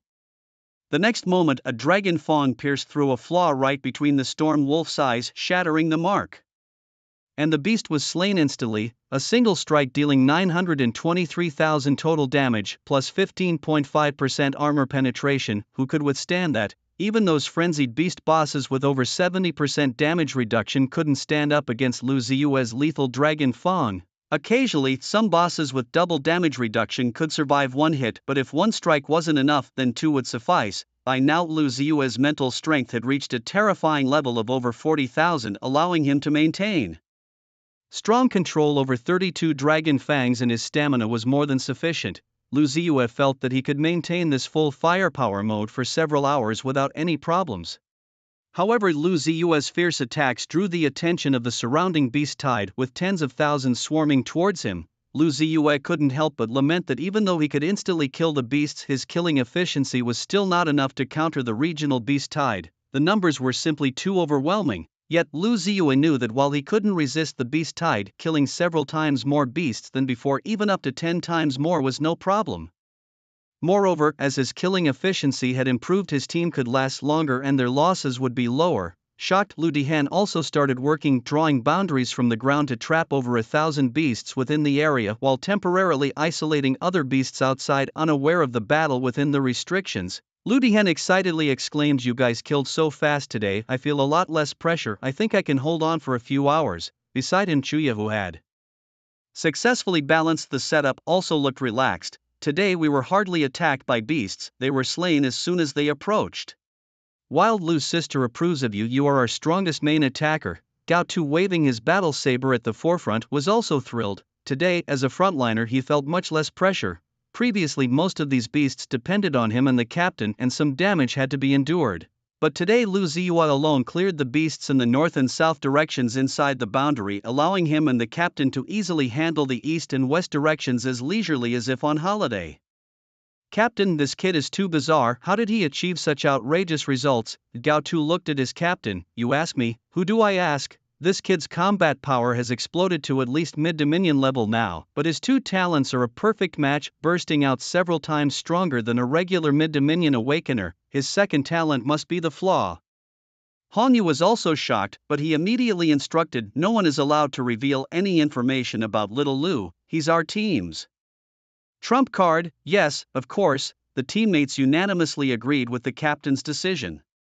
Having a mysterious powerhouse in the team was an excellent strategy. If the team had been ambushed last time with Lu Ziyue as the main attacker, they might not have feared the Sakura Dominion team at all. At this moment, the team members also reflected on that past incident. Lu Ziyue focused intently on the bosses that were the priority targets, and within just 10 minutes he had singled out and killed 3 bosses. The thrill was undeniable, with his base earnings skyrocketing to 15 points per minute. Today's mission in the mutated land was clear: slay more bosses and dramatically increase his earnings. Next on his agenda was breaking through the 100,000 combat power barrier to advance to the legendary realm and become the youngest legendary fighter in Binhai City. There were only 10 legendary guardians in Binhai City tasked with its defense, led by the city's commander, who was also the sole immortal warrior of Binhai City. Although these feats seemed far off for Lu Ziyue, he was aware that in the future his earnings per minute would become increasingly ludicrous and his strength would grow at an accelerating rate. Whether it was reaching legendary or immortal status, nothing was out of reach. An hour of combat quickly passed and Lu Ziyue's team had slain 11 bosses and 210 ordinary mutant beasts. Ding, you have successfully advanced to level 23, 4%. Received 59 attribute infusions, gaining plus 413 mental strength, plus 55 strength, plus 77 constitution and plus 44 agility. Ding, your base survival point earnings have increased to 23 survival points per minute. Ding, your understanding of the talent flaw has deepened, proficiency plus 6. Your understanding of talent in metal manipulation has also deepened, proficiency plus 7. Lu Ziyue was ecstatic. The previous gains didn't concern him much. What truly excited him was the increase in base earnings to 23 survival points per minute. This was exhilarating. So now, could he earn 1,380 survival points in just 1 hour of lying down? What did that even mean? 24 hours a day equaled over 30,000 points. Legendary status required 100,000 attribute points, and he could achieve that in just 3 days starting from zero. This wasn't just defying the heavens, it was utterly outrageous. With these thoughts, Lu Ziyue felt a surge of motivation. He maxed out his mental strength and continued his fierce battle against the monsters, who would complain about having too many survival points. 4 hours later, someone in the team finally reached their limit. "You guys are too fierce, Captain, I can't keep up." Lu Dihan looked around at the piles of carcasses, feeling a mix of shock and joy. In this hunt, his confinement spell had consumed very little energy, so he had activated it 3 times in total. After his teammates cleared the monsters inside, he would redraw the boundaries for a new prohibited area, essentially creating an infinite loop. Unfortunately, although the team's efficiency in killing enemies had greatly increased and their mental strength consumption was lower than before, after 4 hours he still couldn't keep up. Hongyu nodded. "Prepare to leave. Today we've achieved a great victory, yay." From a distance, although Chuya appeared exhausted, she still let out an excited cheer. Today's 4 hours of killing had surpassed their previous record of 2 hours by 8 times in terms of the number of monsters slain. Even though today's 4-hour endurance was only double their previous efforts with Xiao Tian's team, it was still a significant improvement in duration. However, the number of monsters slain by the team is far more than double. Thanks to Lu Zai's ferocious mental power attack methods, today they have surpassed their previous record by 8 times. Everyone was deeply impressed by Lu Zai's tactics. Glancing at his own experience points, Lu Zai saw level 27, 41%. Incredible, he had risen 10 levels today from 17 to 27, which was no small feat. Today alone he had slain 48 boss creatures, bringing his basic earnings to 60 points per minute. That means he was earning 1 survival point per second. After a 4-hour battle he had amassed 10,000 survival points. Hongyu led the team out of the mutated zone and the group returned to the headquarters in Binhai City. Waiting for them in the room was none other than Chuya's uncle Chu Xiong. In high spirits, Chuya was the first to greet him, embracing Chu Xiong's arm. "Uncle, have you come to scrounge a meal?" Unlike his usual playful demeanor, Chu Xiong was serious. "Traces of the Okamoto squad have been spotted in the 3-star mutated zone. I suggest you all control your emotions. The team has just suffered heavy losses and replacements. You need time, you need patience."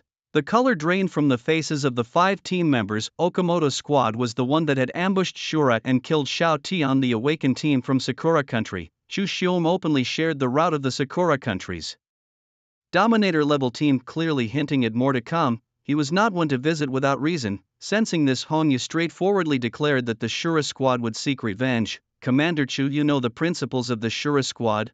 We will not yield over Xiao Tian's death. This time Okamoto must be left in the mutated zone. Not even God can save him," said by Lu Zai, with Hongyu brimming with righteous indignation. Lu Zai interjected, "What does this have to do with me? Hey, Captain, can you stop showing off without dragging me into it?"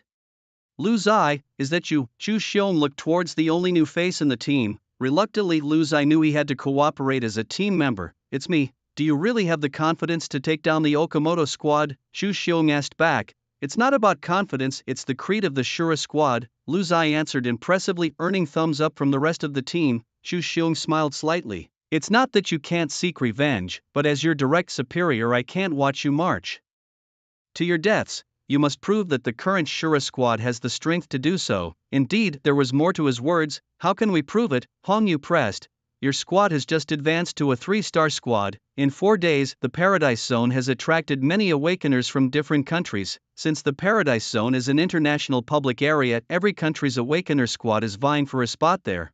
Those who haven't obtained a spot will resort to underhanded tactics, as you know." Hongyu nodded. "They will appear in groups, waiting for the opportunity to kill those who have secured a spot, creating vacancies for the Paradise Zone. Hence, the cities around this area are very chaotic during this time of year. The intelligence we've intercepted indicates that the awakened from Sakura country and Eagle Sauce country are on the move again. A large number of awakened who haven't qualified for the Paradise are gathering at the coastal borders. Following our international protocol for handling disputes among the awakened, we adopt the principle of equivalent confrontation. Therefore, to protect the interests of Dragon Country, all Dominator-class squads in Binhai City have been activated. The mission is to block these unqualified awakened from entering. We have issued 20 merit tasks corresponding to the blockade missions at 20 checkpoints. Would you be willing to head there? I have assigned you to checkpoint 018-inch, which is also a necessary path for Okamoto. Your task is to hold the position with other coastal squads for 1 hour until colleagues relieve you. Let's vote by show of hands." Hongyu looked around, being the first to raise his hand in agreement. "Take down Okamoto." Gao Tu also raised his hand. "No need to discuss, it's for Xiao Tian." Luda fiercely raised his hand. "It's time for revenge." Shuya also agreed by raising her hand. Lu Zai agreed as well, realizing that with 4 votes already opposing was futile. These merit tasks are crucial as they allow the squad to upgrade its star level and gain more resource area access rights. "Alright, prepare yourselves. We depart at 3 p.m. and your shift is from 4 p.m. to 5 p.m. Upon completion of the task, 10 merit points will be awarded." Chu Xiong concluded as he stood up. After Chu Xiong left, the squad began their preparations, unaware of what kind of enemy they would encounter at checkpoint 018. It was a critical border post, vital for the security of Binhai City. With the top 10 protectors stationed in Binhai City, no one dares to cause trouble in the city center. However, the outskirts are vast, and once these people enter, they certainly won't remain settled. If not controlled, it will inevitably lead to conflicts between the local awakened and them. Anticipating domestic conflicts, it's better to block them at the checkpoint. As power becomes increasingly concentrated in the hands of a few, order is perilously close to collapse and the world is inevitably heading towards chaos. Everyone in the squad was nervous yet excited, for Okamoto's squad would also be entering Binhai through checkpoint 018. Theoretically, Lu Zai and his team had no right to stop them since the opposing team qualified for paradise. However, trying to reason with this messed up world is in itself a foolish act. Captain Hong Yu lit a cigarette in the command room and pondered for a moment before looking around. If Okamoto's team enters Binhai City according to the rules, what do we do? If they enter legally, theoretically, as the military stationed at the checkpoint, we shouldn't start trouble. Lu De looked troubled. This indeed puts us in a difficult position. Although the conflicts between Dragon Country and these nations run deep, they mainly revolve around the dispute over the resources of the altered lands and haven't escalated into large-scale conflicts on human territory. It really isn't good to make a move. If we engage with Okamoto's squad, regardless of victory or defeat, Dragon Country will face significant external pressure. Even Gao Tu, who usually advocates for action over words, became rational at this moment. I have no objections. If you say we fight, then we fight, Shuya said nonchalantly as everyone's gaze turned to Lu Zai. After thinking it over, Lu Zai declared, I think we can take them out. The four took a deep breath, their eyes fixed on Lu Zai, the newcomer who was proving to be fiercely competent, quickly becoming a favorite among the group. Why? Hong Yu asked pointedly. As long as we kill quickly enough, or even brutally and in large numbers, Long Nation won't question us because we are strong enough. They will have to side with us and the foreign teams will be scared off. Isn't Long Nation's goal to deter its enemies? The worst outcome would be if we can't beat them and they end up having something on us. That would be truly sad. Makes sense. Shuya was the first to agree. Then Lu made a throat-slitting gesture. Hong Yu slapped his thigh. Kill. Everyone get ready. Remember, it needs to be ruthless and brutal. No reason needed, just kill. All four nodded in agreement. Yes, in the recent battles in the mutated lands, the squad had gathered quite an arsenal. The Lu Zai, still not high enough in level to use them, ended up with 1.9 million dragon coins. Unfortunately, no orange gear had dropped, only several purple ones, so the share of money wasn't particularly large. However, a few more savings like this would be enough to pay back the debt to the rich young lady. On the way to gate 018, another 5 hours passed. Lu Zai checked his system and saw 28,000 survival points lying there. Without hesitation, he added 25,000 to his spirit and 3,000 to his physique. Lu Zai looked at his newly updated stats panel, very pleased with himself. Host. Lu Zai level, LV 27, 4.5%. Realm, Master Realm Health, 77500 physique, 7550 plus 200, 67% damage reduction, spirit, 66491 plus 350 strength, 454 agility, 461 plus 100, 5.61 plus 10% critical rate, survival points, 112, increasing, talent sequence 20. Metal Manipulation LV5, 70/20,000, Talent Sequence 05, Flaw LV5, 6/20,000, Equipment, Dragon's Tooth, Greenwood Bracelet, Serpent Boots, Radiant Helmet. Below the transport, a heavily guarded checkpoint came into view. We're here, prepare for battle, commanded Hong Yu. The 5 squad members took a deep breath and then leaped down into the air. The entrance to gate 018 was now extremely noisy, crowded with foreign awakeners who were trying to pass through. Some, lacking the qualifications, were being expelled, cursing and creating a scene on the verge of losing control. Binhai City's current pass-through had a total of 20 gates and the Azura squad was here to change guard at gate 018, each round of duty. For the Awakener squads at this checkpoint involved 10 teams, which meant 50 people. However, Lu Zai noticed that this number of guards was clearly insufficient, as the Awakeners from various countries crowded outside the gate, totaling over 200 people. There were still 20 minutes before the Azura squad's turn to take over the shift. The previous guard team was diligently maintaining order, checking each team's qualifications for passage. Can you speed it up? Is this how inefficient Dragon Country has become? Someone mocked. Aren't you a major country? Why not open more checkpoints?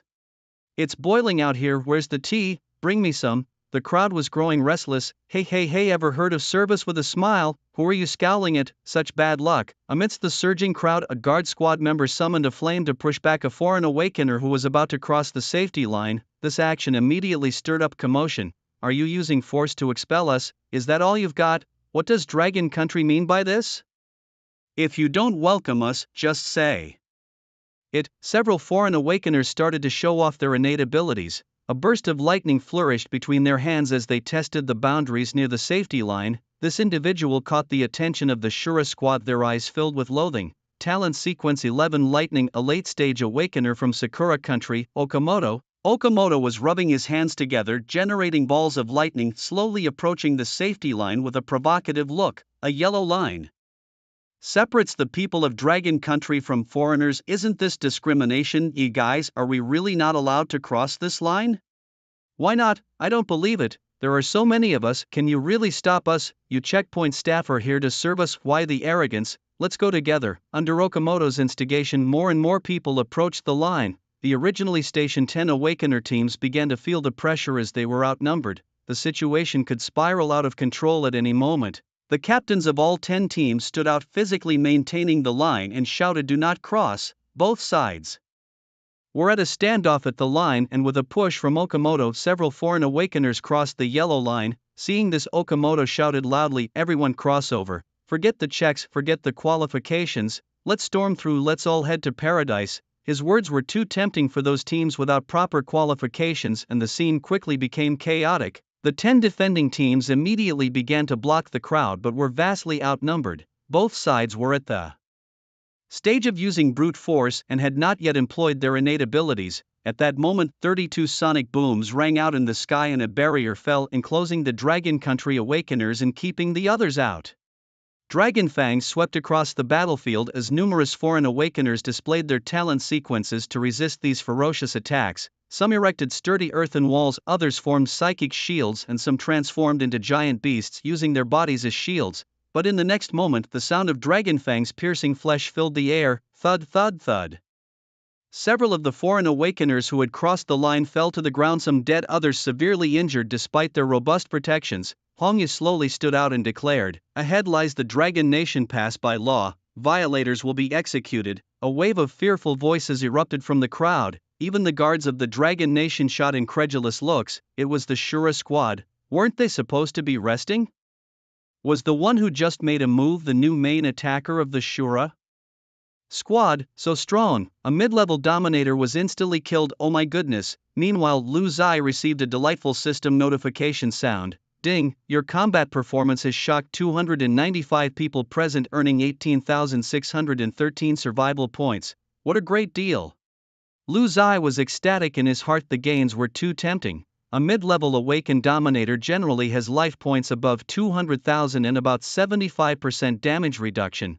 Lu Zai could execute a kill instantly for good reason, as he now possessed a total of 66,900 points of spiritual power, and the spiritual power bonuses from his 2 talent sequences had reached a terrifying level. For example, Metal Control LV5. Control metals of corresponding energy levels within a range of 50 plus 669 meters launch any attack causing 150% plus 669% spiritual damage with no cooldown. For instance, flaw detection LV5. Identify and mark 5 flaws on the target, and each flaw hit by your attack causes an additional 150% plus 669% damage. Thus, when a dragon tooth from Lu Zai hit a flaw, the single target damage calculation became 66900 x 669% x 669% equals 3 million. Who could withstand 3 million in base damage? Those who were severely injured but not dead were late-stage dominators, primarily adding to their constitution. With over 500,000 health points and about 80% damage reduction, and they also had a second layer of damage reduction talent sequences that narrowly saved them. Lu Zai's total combat power attributes had also reached the strength of a late-stage dominator, and with 2 incredible talent combinations, taking out a mid-level was perfectly reasonable. Among the foreign awakeners, although they were still cursing and furiously denouncing the Dragon Nation, their bodies were honest and no one dared to step over the warning line again. Among the foreigners, Okamoto was still inciting. "Look everyone, this is how overbearing the Dragon Nation is, isn't this?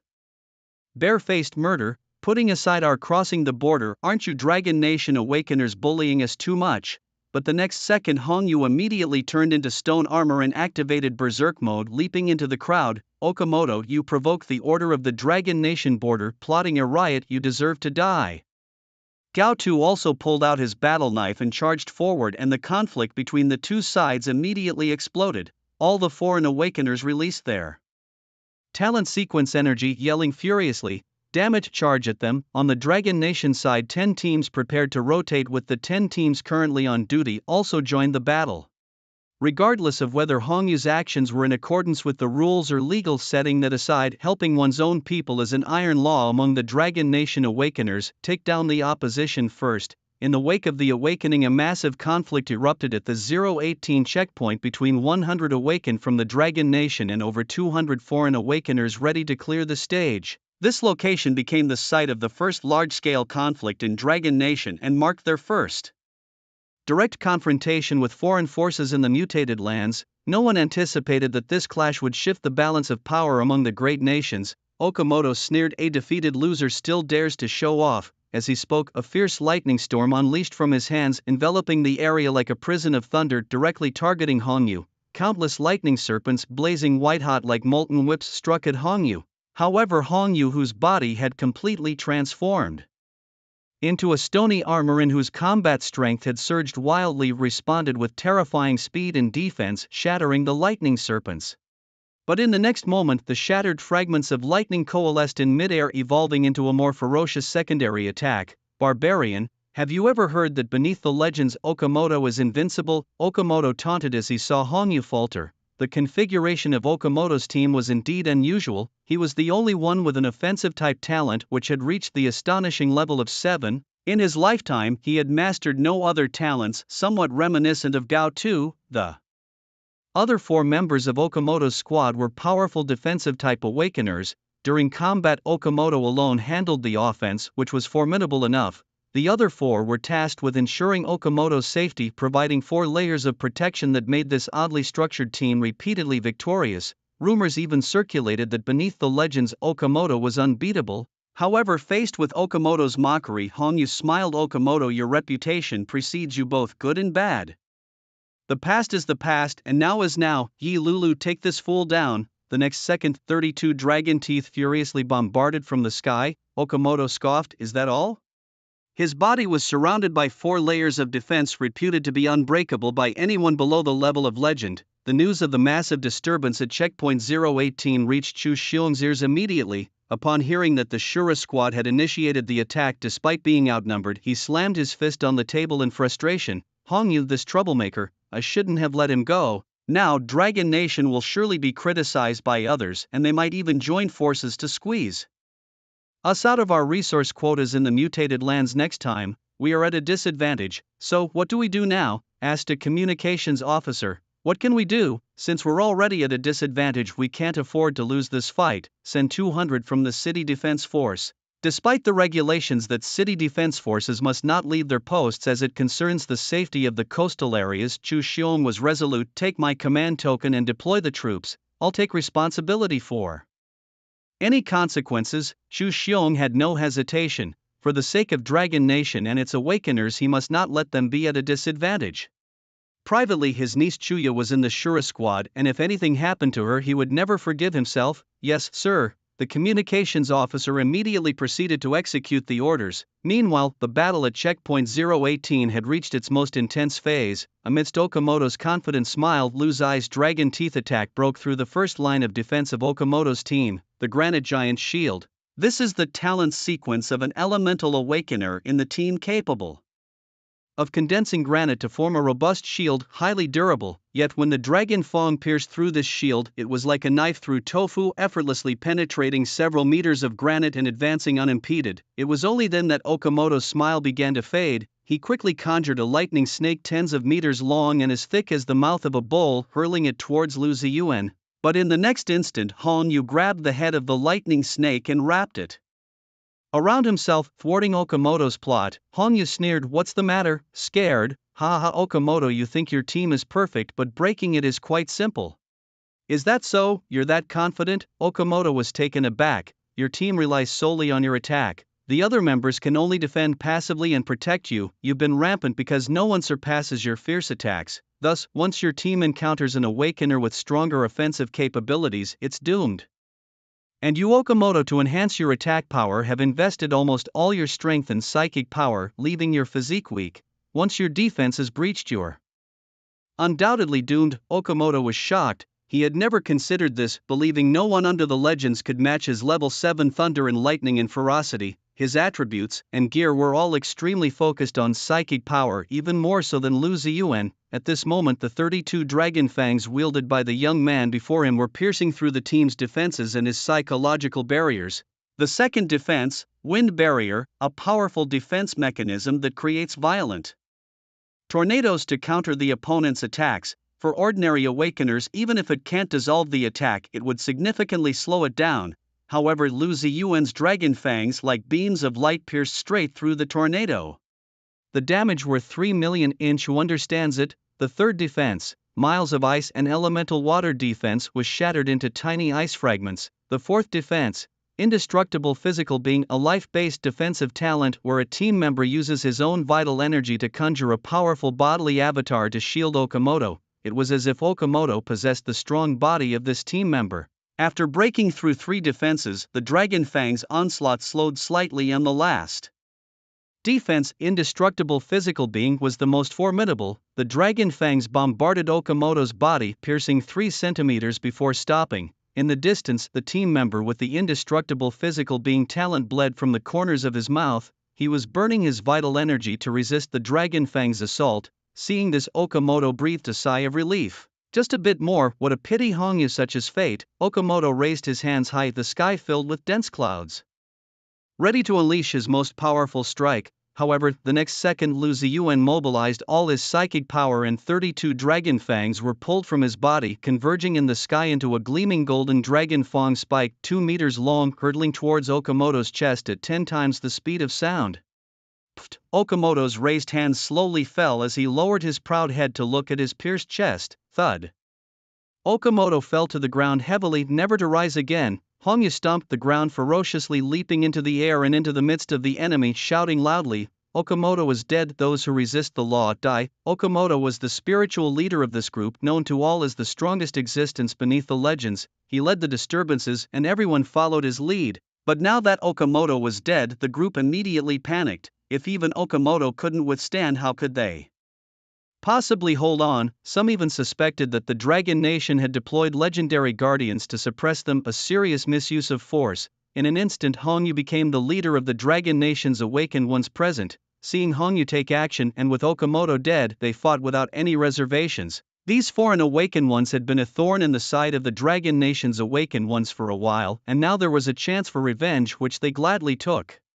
The scales of victory began to tip towards the Dragon Nation. The Shura squad charged at the forefront, pushing forward relentlessly, and after more than an hour of battle, not one of the 200 foreign awakened ones survived. The incident immediately spread throughout the awakened world. However, the version outside was different.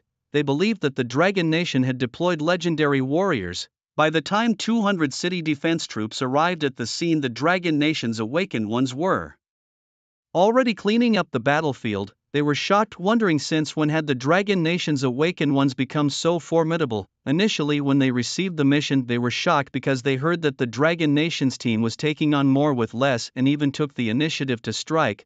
They were ordered to rush to support, but they were actually late. It was already handled.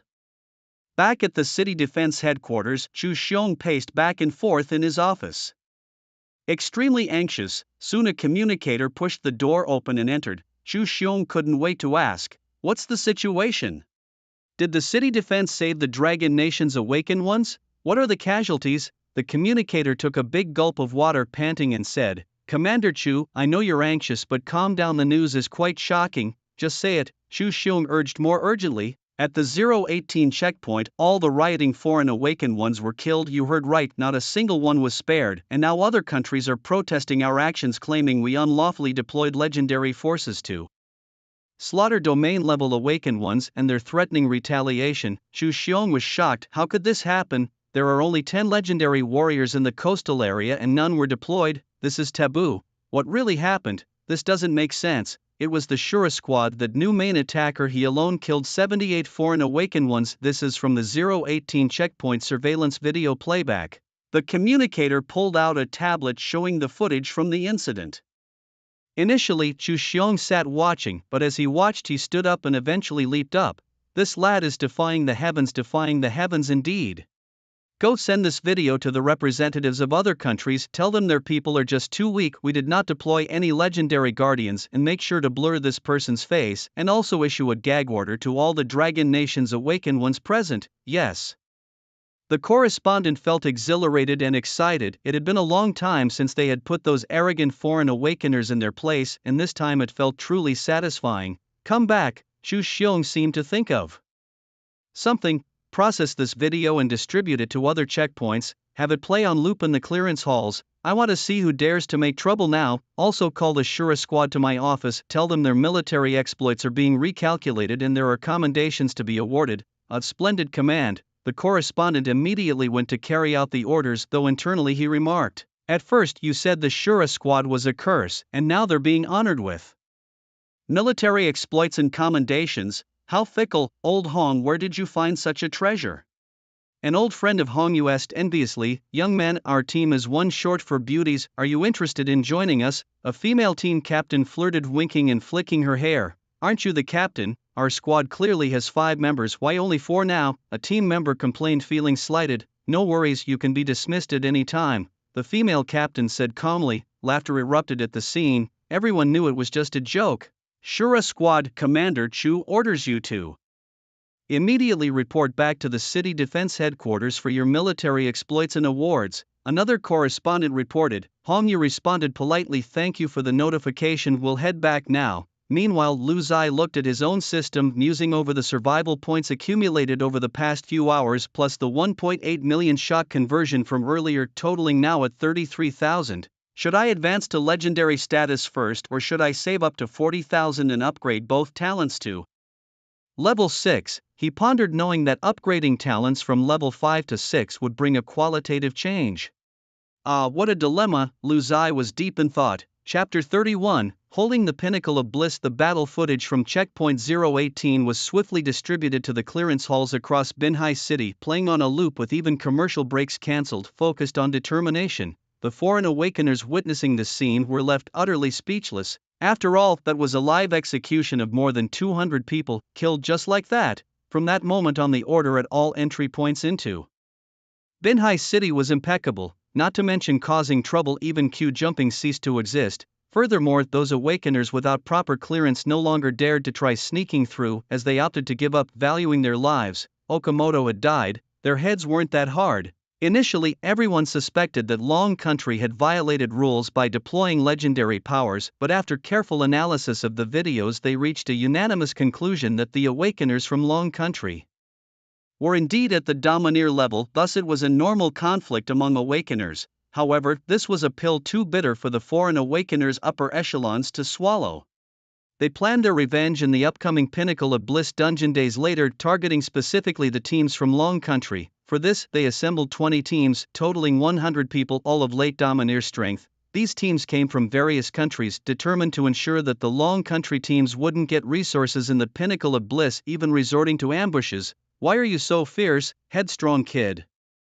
Just dive right in without worrying you might not win," Chu Xiong asked with a laugh at the military headquarters. "It's all my fault, I issued the orders, Commander Chu. This matter is just Lu Zai executing my orders." As the team captain, Hong Yu was the first to step forward and take responsibility, feeling quite heroic and responsible. "I didn't ask you, step back, I'm asking Lu Zai." Hong Yu was ruthlessly ignored by Chu Xiong. Lu Zai responded with a smile.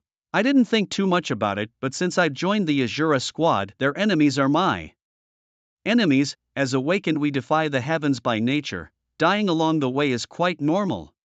Lu Zai's answer stunned everyone for a few seconds, then they all nodded in agreement. Indeed, the path of the awakened is against the heavens and countless die every day. Anyway, this time your actions have truly surprised the upper echelons of Binhai City. It was risky, but the effect was very significant and it upheld the prestige of Long Nation in the most extreme way. It must be said, these enemy nations fear power but do not cherish virtue. Your methods have given us new insights. Chu Xiong's gaze towards Lu Zai was almost melting, his face nearly spelling out, "I admire you, Commander Chu flatters me. We are merely maintaining the order of Binhai, and it's also part of our mission for military achievements, Lu Zai said modestly. The mission for military achievements didn't require you to be utterly ruthless, Chu Xiong thought sarcastically, though he didn't voice it out. For this mission you'll receive double rewards. The squad will be credited 20 military points, and due to the emergency at Gate 018, the Guardians of Binhai City have decided to assign you a new mission, one filled with both risks and opportunities.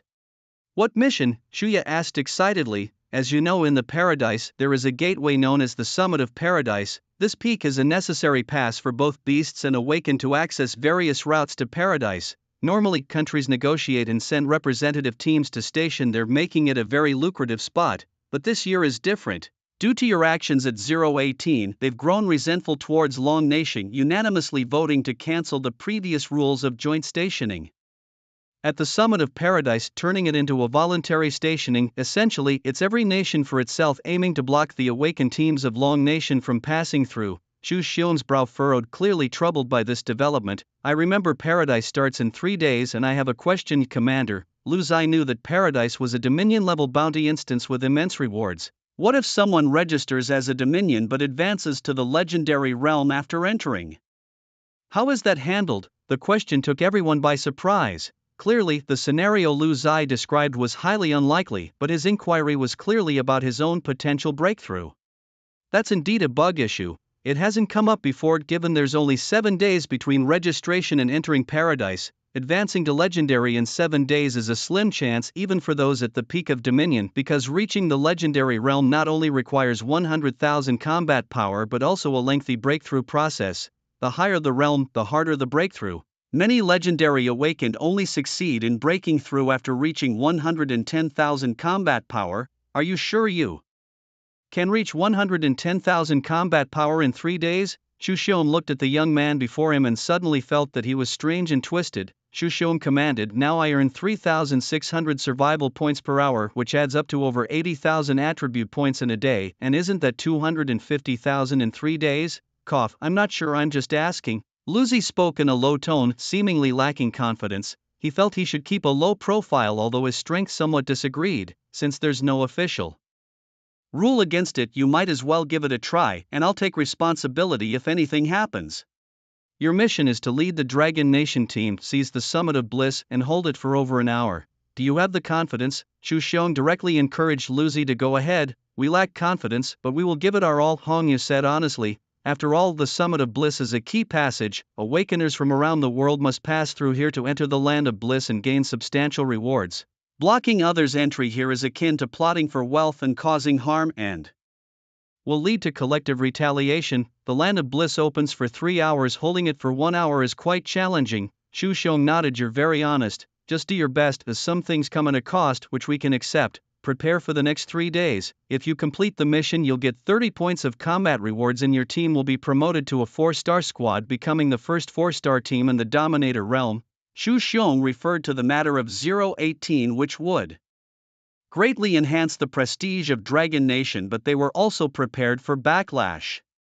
Yes, the Shura team formally withdrew. On the way back, Hong Yu thoughtfully said, I feel we need to try the 3-star mutated area tomorrow. Gao Tu's eyes lit up. I agree. It's about time. Lu fiercely rubbed his hands together, his face filled with excitement. Fantastic. Shuya was also looking forward to it, her fists clenched tightly. The four looked at Lu Zai, daring to venture into the 3-star mutated area because they had Lu Zai, the abnormal main attacker, feeling everyone's eager eyes. Lu Zai casually said, okay, TSK, this kid really looks like he deserves a beating. Outrageously strong yet deliberately posing as low as dirt. Hong Yu shook his head as he watched Lu Zai, inwardly chuckling. The Shura team spent that evening discussing in detail the strategies for advancing into the 3-star mutated area the next day.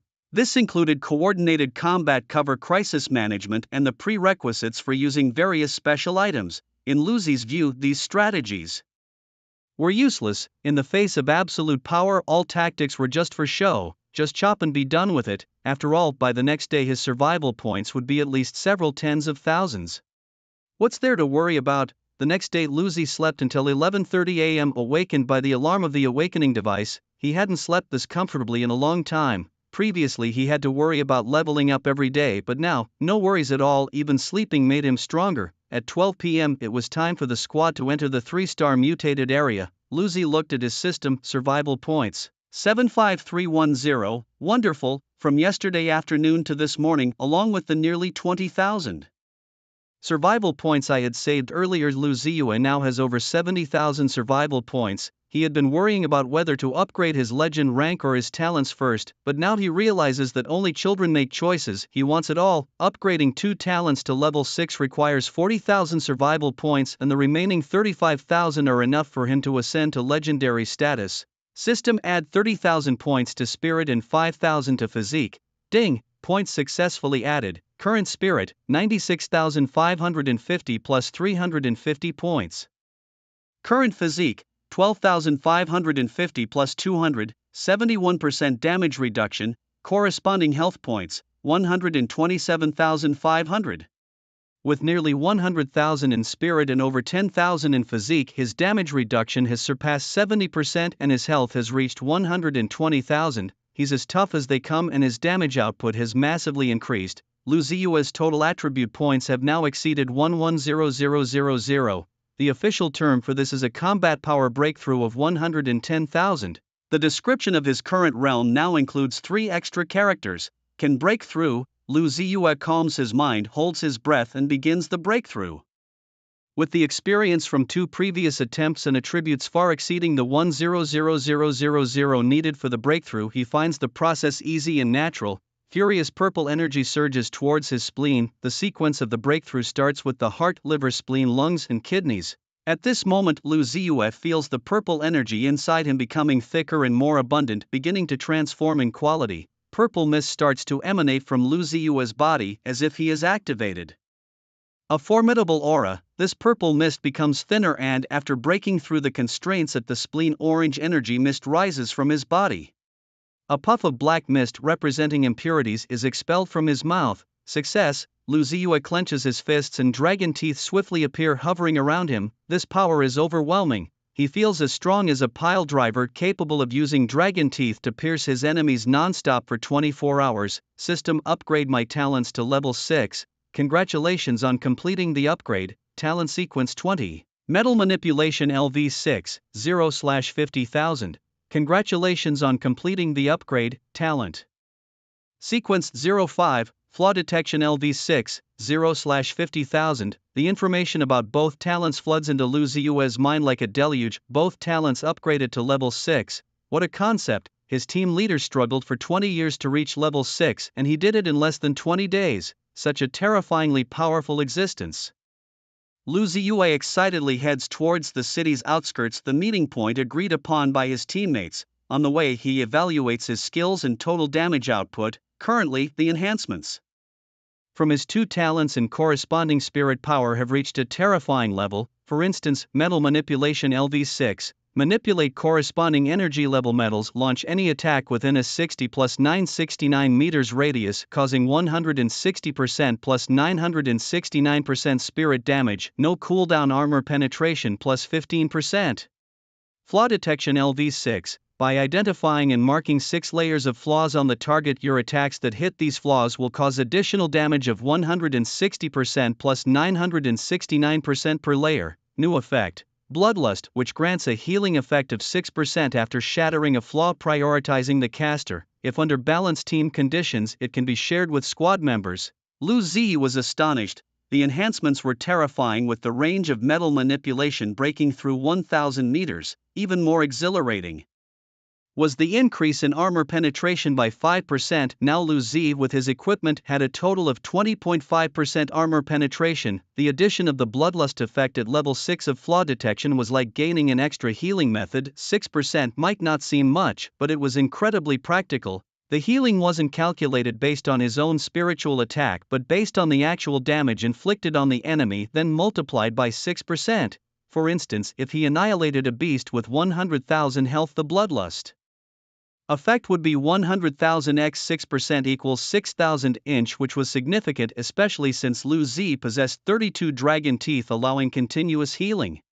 Under balanced effects, once he was fully healed, he could also heal his teammates. At this moment, the damage caused by Lu Zi's dragon teeth hitting a flaw was ridiculously high, amounting to 96,900 x 1,129% x 1,129% equals 123.5 million. Not much, just tens of millions of damage. Haha. Lu Zi laughed so hard he couldn't keep his legs together. Lu Zi looked at the dragon teeth spikes floating beneath his feet. He could now fly with his sword. At this moment he felt as if he could obliterate anything in the skies, on the ground, and everything in between. It was an intense feeling of strength. However, the gap at the legendary level was vast, ranging from 100,000 to 990,000 in combat power, all within the legendary realm. Those powerhouses with 990,000 combat power could easily be imagined as ludicrously strong, with their base attributes nearly reaching 1,000,000 in various talents that could deal tens of millions of damage. After all, the sequence of talents wasn't exclusive to Lu Zi alone. He had also heard of some legendary warriors who, with the enhancement of their talents, could reach 10 million health, over 75% damage reduction from defense, and an additional twice reduced damage from talents. Thus, Lu Zi wasn't yet capable of instantly defeating peak legendary warriors, and with his own 120,000 health he could potentially be obliterated by others, so he thought stay low-key, develop surreptitiously, and avoid foolish risks. In another 10 days or so he himself could reach the peak of the legendary realm, or not. Entering the 3-star mutated realm today, slaughtering more bosses might even accelerate his progress. His equipment was clearly outdated. The 3-star mutated realm could drop many level 30 top-tier items, and today he could really score a few good ones. The Azura squad, a 4-person team, was already waiting at the meeting point early on. Suddenly a sword came from the west. It was Lu Zi's dragon tooth spike, now serving as his means of transportation. The squad members watched in awe as they saw the orange glow on Lu Zi's dragon spike, a hallmark of legendary bigwigs. Their eyes widened in surprise. "You've become a legend. Yesterday you seemed so unconfident in front of Chu Xiong, but today you've made a breakthrough. Ding! You've successfully shocked 4 colleagues and earned survival points plus 3,888. Lu Zi was very pleased with everyone's expressions. "I just love seeing you all looking so inexperienced." No one in the Shura squad could have imagined that this newcomer, who had only joined the team a few days ago, would be the first to step into the legendary realm. What does it mean to be legendary? In the entire Dragon Kingdom, the youngest legendary powerhouse is in the capital, aged 31. It took him 14 years to go from awakening to becoming a legend, and he is now considered one of the finest in the Dragon Kingdom. In the coastal area there are only 10 legendary powerhouses, known as the 10 Guardians of the Coast, with Chu Xiong aged 56 among them. Having such a supreme being in their Shura squad, who was still playful and smiling, appeared so surreal to them, almost like an illusion. Hong Yu looked at Lu Ziyi and bitterly smiled. "I really don't know whether to consider myself a successful leader or not." Lu Ziyi, puzzled, asked, "Why so many? You say he's successful, yet he's not as strong as a new team member. You say he's a failure, yet his team has a legendary being. Truly awkward." Lu Diheng sharply summarized this from the side. "Who asked you to talk?" A swift kick landed accurately on Lu Diheng's backside, and Hong Yu cursed with a laugh while Lu Diheng, clutching his rear, ran off laughing foolishly. The 5 members of the squad chatted and laughed as they headed toward the 3-star mutated zone. As for the dangers of the 3-star mutated zone, they had already thrown them to the back of their minds. What a joke, with a legend in their midst casually killing for a few hours would be no problem. The level of beasts in the 3-star mutated zone ranged between 30 and 40 inch, with a significant span and not a few bosses, perfectly meeting Lu Ziye's needs: high experience, and the ability to kill higher level bosses for increased basic gains. In the 3-star area the team continued their usual tactics, setting up the ground imprisonment and then pulling up the balanced chains. At this moment an unusual aura burst out from Lu Diheng, and he shouted incredulously, "My ground imprisonment has finally reached level 6 inch. Haha, my talent has also reached level 6. Lu Ziyi saw that the ground imprisonment restriction that erupted from the ground was indeed thicker than before, and the spatial range had also increased a lot. "Congratulations." The other members of the squad sent their blessings, except for Chuya, who looked embarrassed as she was the only one whose main talent was still at level 5, while even the newcomer Lu Ziyi had dual level 6 talents. Comparing oneself with others will only make you angry. A joyful slaughter thus began with Lu Ziye's dragon tooth weaving through the battlefield, marking 6 flaws on the ferocious beasts. Once the dragon tooth struck through the flaws, a mist of blood followed. No beast could withstand millions of damage, an amount they just couldn't handle at their age. Gao Tu, who was charging at the front, looked at his battle saber helplessly. What kind of world is this? I, the Grand Saber Maniac, have no monsters to kill. As the main attacker, Lu Ziyi was highly efficient clearing the monsters within the ground imprisonment restriction in less than 30 minutes. Lu Dehan continued to target a new batch of exotic beasts for extermination. Today was destined to be a bountiful day. In the capital city of the Dragon Nation, at the official residence of the Sakura Nation, there was a secret underground altar. Tied to the towering stone pillars was a young man. Had Lu Zai been present, he would have recognized him immediately as his only close friend, Li Zhuangzhuang. At this moment, Li Zhuangzhuang was bound tightly with iron chains, a long silver needle piercing his chest, his blood continuously flowing into a sinister vessel. What are you doing to me? Gasped Li Zhuangzhuang, his life fading away. He was frustrated, having paid a hefty sum for a master to enhance his innate talent. His talent was ranked number 2, Golden Brick. Before him stood a dozen people, their attire not that of official awakeners, and some were even foreigners. The leader of the group picked up the vessel filled with Li Zhuangzhuang's blood and addressed the others. Get started. Mr. Zhu has been commissioned by Li Chaozui to settle this matter. We must hurry. Ha ha ha, boss, he probably didn't expect Mr. Zhu to be one of us, right? Alright, everyone get moving. A dead puppet with a talent 2 is extremely rare. A dead puppet with a talent sequence of 3 is a type of control talent that can turn exotic beasts or awakeners into one's own puppets. The strength of this talent lies in the fact that the stronger one's mental power, the more powerful the dead puppet becomes. Every 2 levels of the dead puppet talent allows control over an additional combat unit, with a level 6 dead puppet able to control 3 combat puppets, which is immensely powerful. The dead puppet also has its own talent skill, although it develops more slowly than that of awakeners. Crafting a dead puppet requires numerous tools and materials, and the conspiracy against Li Zhuangzhuang had been long in the making. The initiator was the Sakura Nation's military attaché in the Dragon Nation's capital, Matsushita Nozain, a legendary master rarely seen in Sakura Nation. As a foreign military officer, he enjoyed numerous conveniences in the Dragon Nation, and it was through these conveniences that he colluded with many local awakeners who hadn't joined the official ranks and were self-reliant, some unscrupulously seeking profit. For instance, Mr. Zhu, whom Li Chaozui trusted, was among them. Poised at the pinnacle of power and on the verge of entering the legendary realm, he was in desperate need of resources. His duty was initially to protect Li Zhuangzhuang using the money received from Li Chaozui. However, he played both sides, selling information to Matsushita Nozain, which led to Li Zhuangzhuang's perilous journey in Kyoto. As night fell, a beam of moonlight shone through a reflector into the dark underground altar, signaling the start of Matsushita Nozain's ritual. He ingested Li Zhuangzhuang's blood, then channeled his mental power through the silver needle into Li Zhuangzhuang's body. It's done. 6 more rituals like this and I'll have my 4th dead puppet. Ha ha. Matsushita Nozain was ecstatic, his cheeks trembling with excitement as he laughed. His dead puppet talent had been refined to level 8, allowing him to possess 4 dead puppets. His strength had reached the terrifying mid to late legendary stage, boasting over 600,000 in combat power. Congratulations, Mr. Matsushita, in 6 days your great achievement will be complete and your status in Sakura Nation will soar to new heights. Xu Chengwu wore a flattering smile. You did well this time. I've instructed the transfer of 100 million dragon coins to you. Check your account later. Thanks, Mr. Matsuda. Xu Chengwu felt exhilarating joy from the easy money, playing both sides. As he stepped out of the Cherry Blossom official residence, he sent a message to Li Chaozui. No clues yet, the matter of Li Zhuangzhuang is tricky, need more money.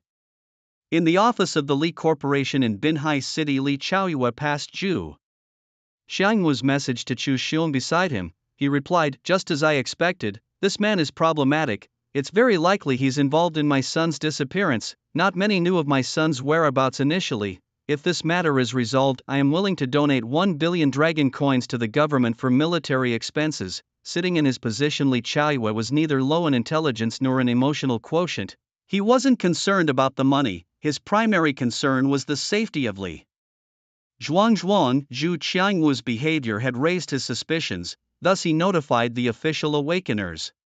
Did you hear that Li Zhuangzhuang is a childhood friend of Lu Zai? Chu Xiong ignored Li Chaozui's narrative and asked something seemingly irrelevant. Yes, but what does that have to do with Li Zhuangzhuang's disappearance? This matter is complicated. If it weren't for Lu Zai, I might not have intervened, but since it involves Lu Zai, I have no choice but to be involved. I'll need to write more about this young man, Xu Xiong said as he stood up to leave. We'll handle this matter, and we'll waive the 1 billion military fee. Watching Xu Xiong leave, Li Chaoyue was bewildered. Can Lu Zai actually make the 10 guardians lower their dignity to handle this? Do they consider Lu Zai more important than 1 billion in military fees? Li Chaoyue was deeply alarmed. In the Aberrant Land 3-star region, the Shura squad had been fighting for 3 hours and 41 minutes. All members were exhilarated. Lu Zai's orange psychic power permeated the entire battlefield, his dragon fangs slicing through enemies like soul-stealing streaks of light, turning them into mists of blood.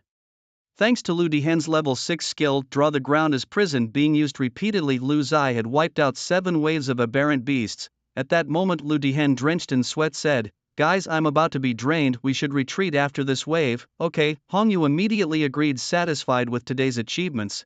Everyone, including himself, Chuya Gao too, and Lu Dihan had gained an average of more than 4 levels. Given the high levels of the monsters here, they were all around level 30 plus. With Lu Zai's killing efficiency, leveling up was naturally fast. However, Lu Zai, even more outrageously, had leveled up from 27 to 35, yet leveling up had its drawbacks. Some bosses no longer counted as defeating a higher level, thus Lu Zai could no longer gain basic survival points from them, which was regrettable. Therefore, Lu Zai needed to continuously seek higher level aberrant lands to increase his basic earnings and strengthen himself. Lu Dihen suggested to retreat, but Lu Zai disagreed. He surprised everyone with his proposal. "Captain, let me try without Draw the Ground as Prison and see how long I can hold out.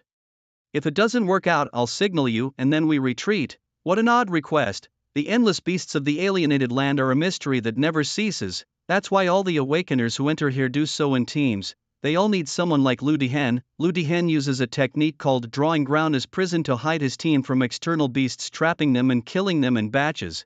Other teams might use different methods, but the goal is the same: to provide opportunities to kill these beasts. No one has ever dared to face the beast tide of the alienated land head-on. However, considering Lu Zai's current strength, the other 4 members of his team looked at each other and nodded unanimously. With a mindset of crazy for you, wild for you, banging heads against the wall for you, they decided to join Lu Zai in his madness. Are you ready? Lu Dihen can't hold on much longer. Drawing Ground as Prison is about to break. Normally this would be the time for Hongyu to lead the team out. Chuya nodded, reset the balance effects, and cast a healing spell on everyone. Boom! The restrictions of Drawing Ground as Prison shattered instantly. The Shura team was now in the middle of a wilderness, completely exposed to thousands of beasts. Everywhere Lu Zai looked, there were densely packed alien beasts. With the previous barriers gone, the beasts outside discovered the Shura team, and suddenly, the team was surrounded on all sides. Lu Zai stepped onto a dragon tooth and soared into the sky. In the air, he brought his hands together, forming a circle, and dragon teeth appeared one by one, tracing a circular orbit around the Shura team. The dragon teeth moved at speeds multiple times the speed of sound, circling continuously. The scene resembled the moon orbiting the earth, except these dragon teeth moved so violently they formed an orange storm. Any beast touching this storm was instantly killed. Still unsatisfied, Lu Zai summoned a tall battle saber with one hand, which then soared into the sky and plunged into the outer edges of the beast tide at a terrifying speed.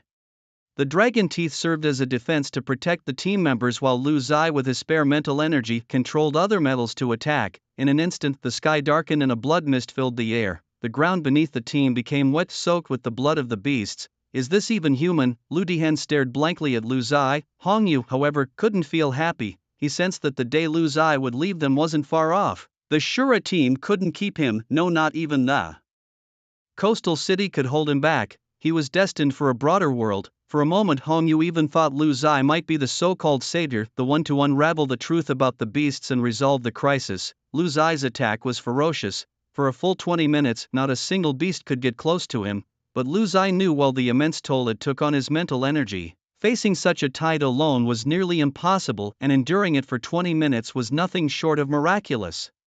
"Captain, let's get ready to move out." Lu Ziyue looked towards Hongyu, increasing his grip strength and pushing the encirclement of the mutant beasts outward by several meters, with the dragon fawn creating a clear path for Hongyu to retreat safely.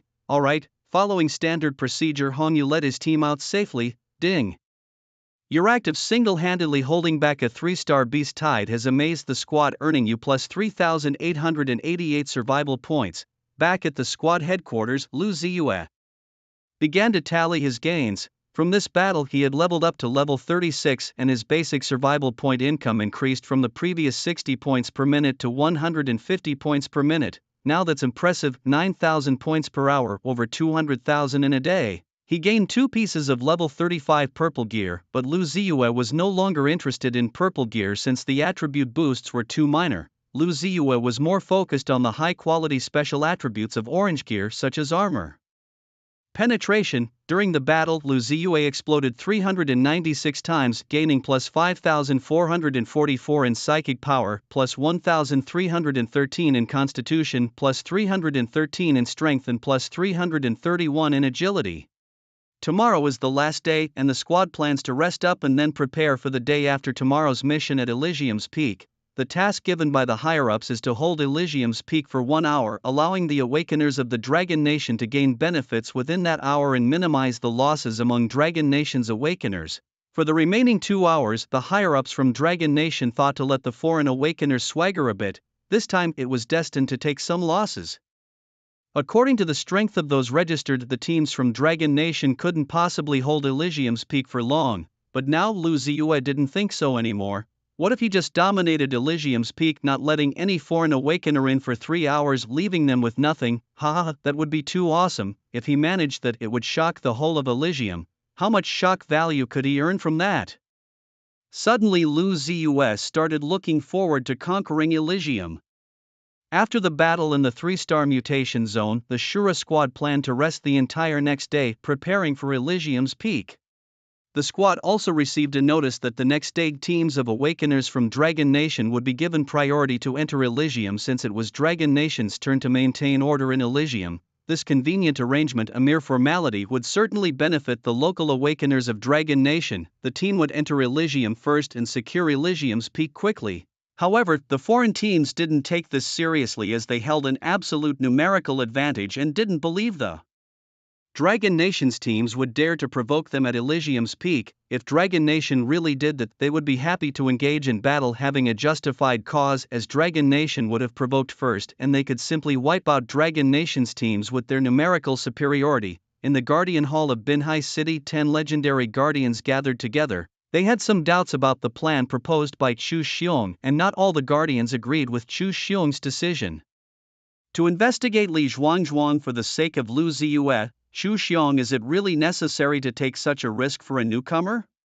Codename Guardian 03-inch, masked and cloaked in a long robe, spoke with a rough and lingering voice. You 9 have always operated behind the scenes, unaware of the current crisis in the Dragon Nation. The infiltration by other countries into the Dragon Nation has intensified, and there have been traitors within. If we do not deal with the matter of Li Zhuangzhuang, such incidents will only increase in the future. The Awakeners of our nation will reach a consensus that the Dragon Nation's officials do not care about the life or death of the Awakeners. Chu Xiong argued from a broader perspective. Guardian 04 shook her head. Chu Xiong, you represent us, the legendary guardians, in handling daily affairs in the coastal regions. You have worked hard and, understandably, we should agree to your requests. However, you also know why we 9 have recently become more conservative in our actions, even retreating behind the scenes to enhance our strength and not showing ourselves. Guardian 04 was a woman, her dignified yet weathered face framed by silver-white hair. Chu Xiong nodded. 3 years ago, when the Gate of Doom opened, that battle heavily injured our commander. Could it be? Chu Xiong voiced a dreadful guess. Guardian 04 silently nodded. Our commander is about to fall and the coastal regions will lose their only immortal-level powerhouse. Once this news spreads, whether it's the enemy nation's Awakeners or the reopening of the Gate of Doom this year, the coastal regions will face a catastrophic disaster. Hasn't the Dragon Nation produced a new immortal this year? Can no one save our coastal regions? Chu Xiong's eyes widened in alarm. His homeland was at stake, the place for which he had always fought. The Dragon Nation has hundreds of major cities and the coastal region is just one of them. In recent years, as the Dragon Nation faces dire circumstances, the number of immortals has not increased but decreased. The coastal region might face a massive migration with millions of people dispersing into other major cities. The capital's higher-ups have decided to abandon the coastal areas, so at the crucial moment we simply do not have the resources to deal with Li Zhuang's case, although we know there must be a conspiracy behind it given that Jin Zhuan is the second-ranked talent in the sequence. Guardian 04 said helplessly. Xu Xiong pondered for a moment. You're right, but I have a feeling that Lu Zai appearing in the coastal regions, appearing in our Dragon Nation, holds extraordinary significance. It's correct for the 9 Guardians to consider the bigger picture and remain hidden, but I am willing to handle this matter alone. Xu Xiong, with your legendary strength, can you really handle the mastermind behind this conspiracy?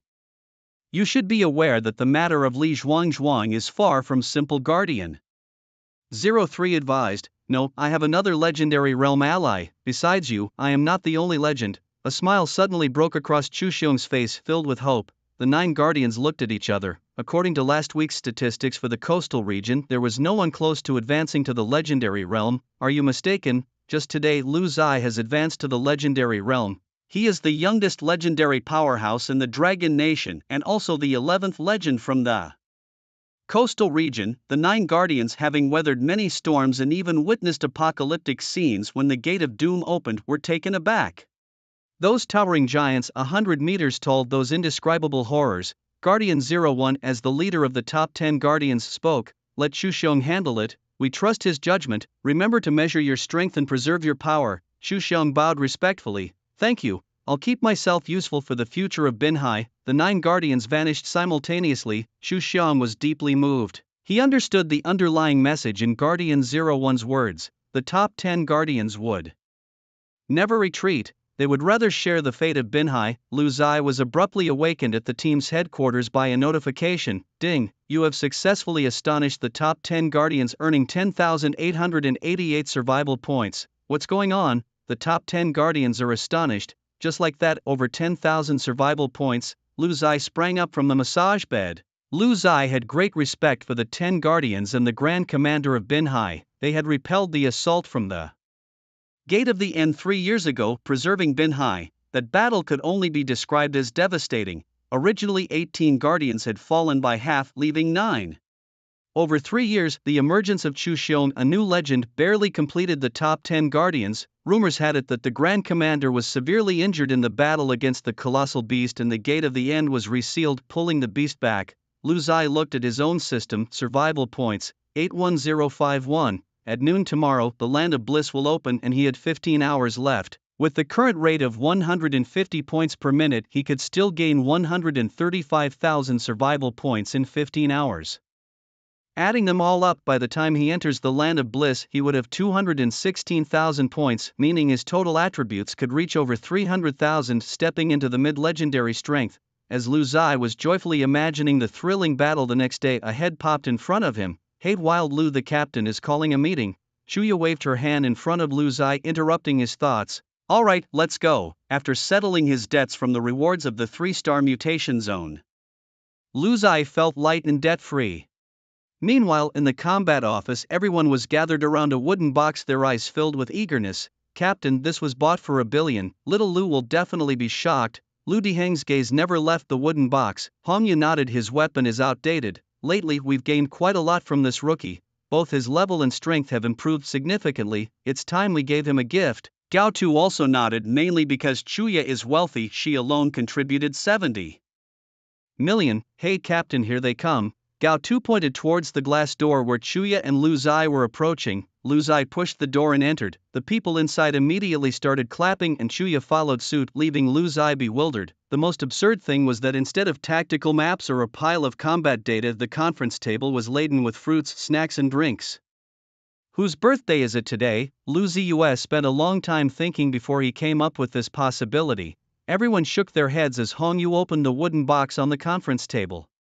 Xiaolu, this is a gift from the Shura squad, thanking you for joining us and recognizing us. As the wooden box was opened, a stream of orange light swirled around it. To Lu Ziyue's surprise, it contained a level 35 orange weapon, perfectly suited to his psychic control abilities. Named Devouring Sky, it was a level 35 orange quality weapon with plus 350 to Constitution, plus 350 to Agility and plus 350 to Spirit. Its special attribute, Armor Penetration plus 17.5%, constructed from 108 pieces of unique Metal, it boasted multiple transformational structures adaptable for offense and defense.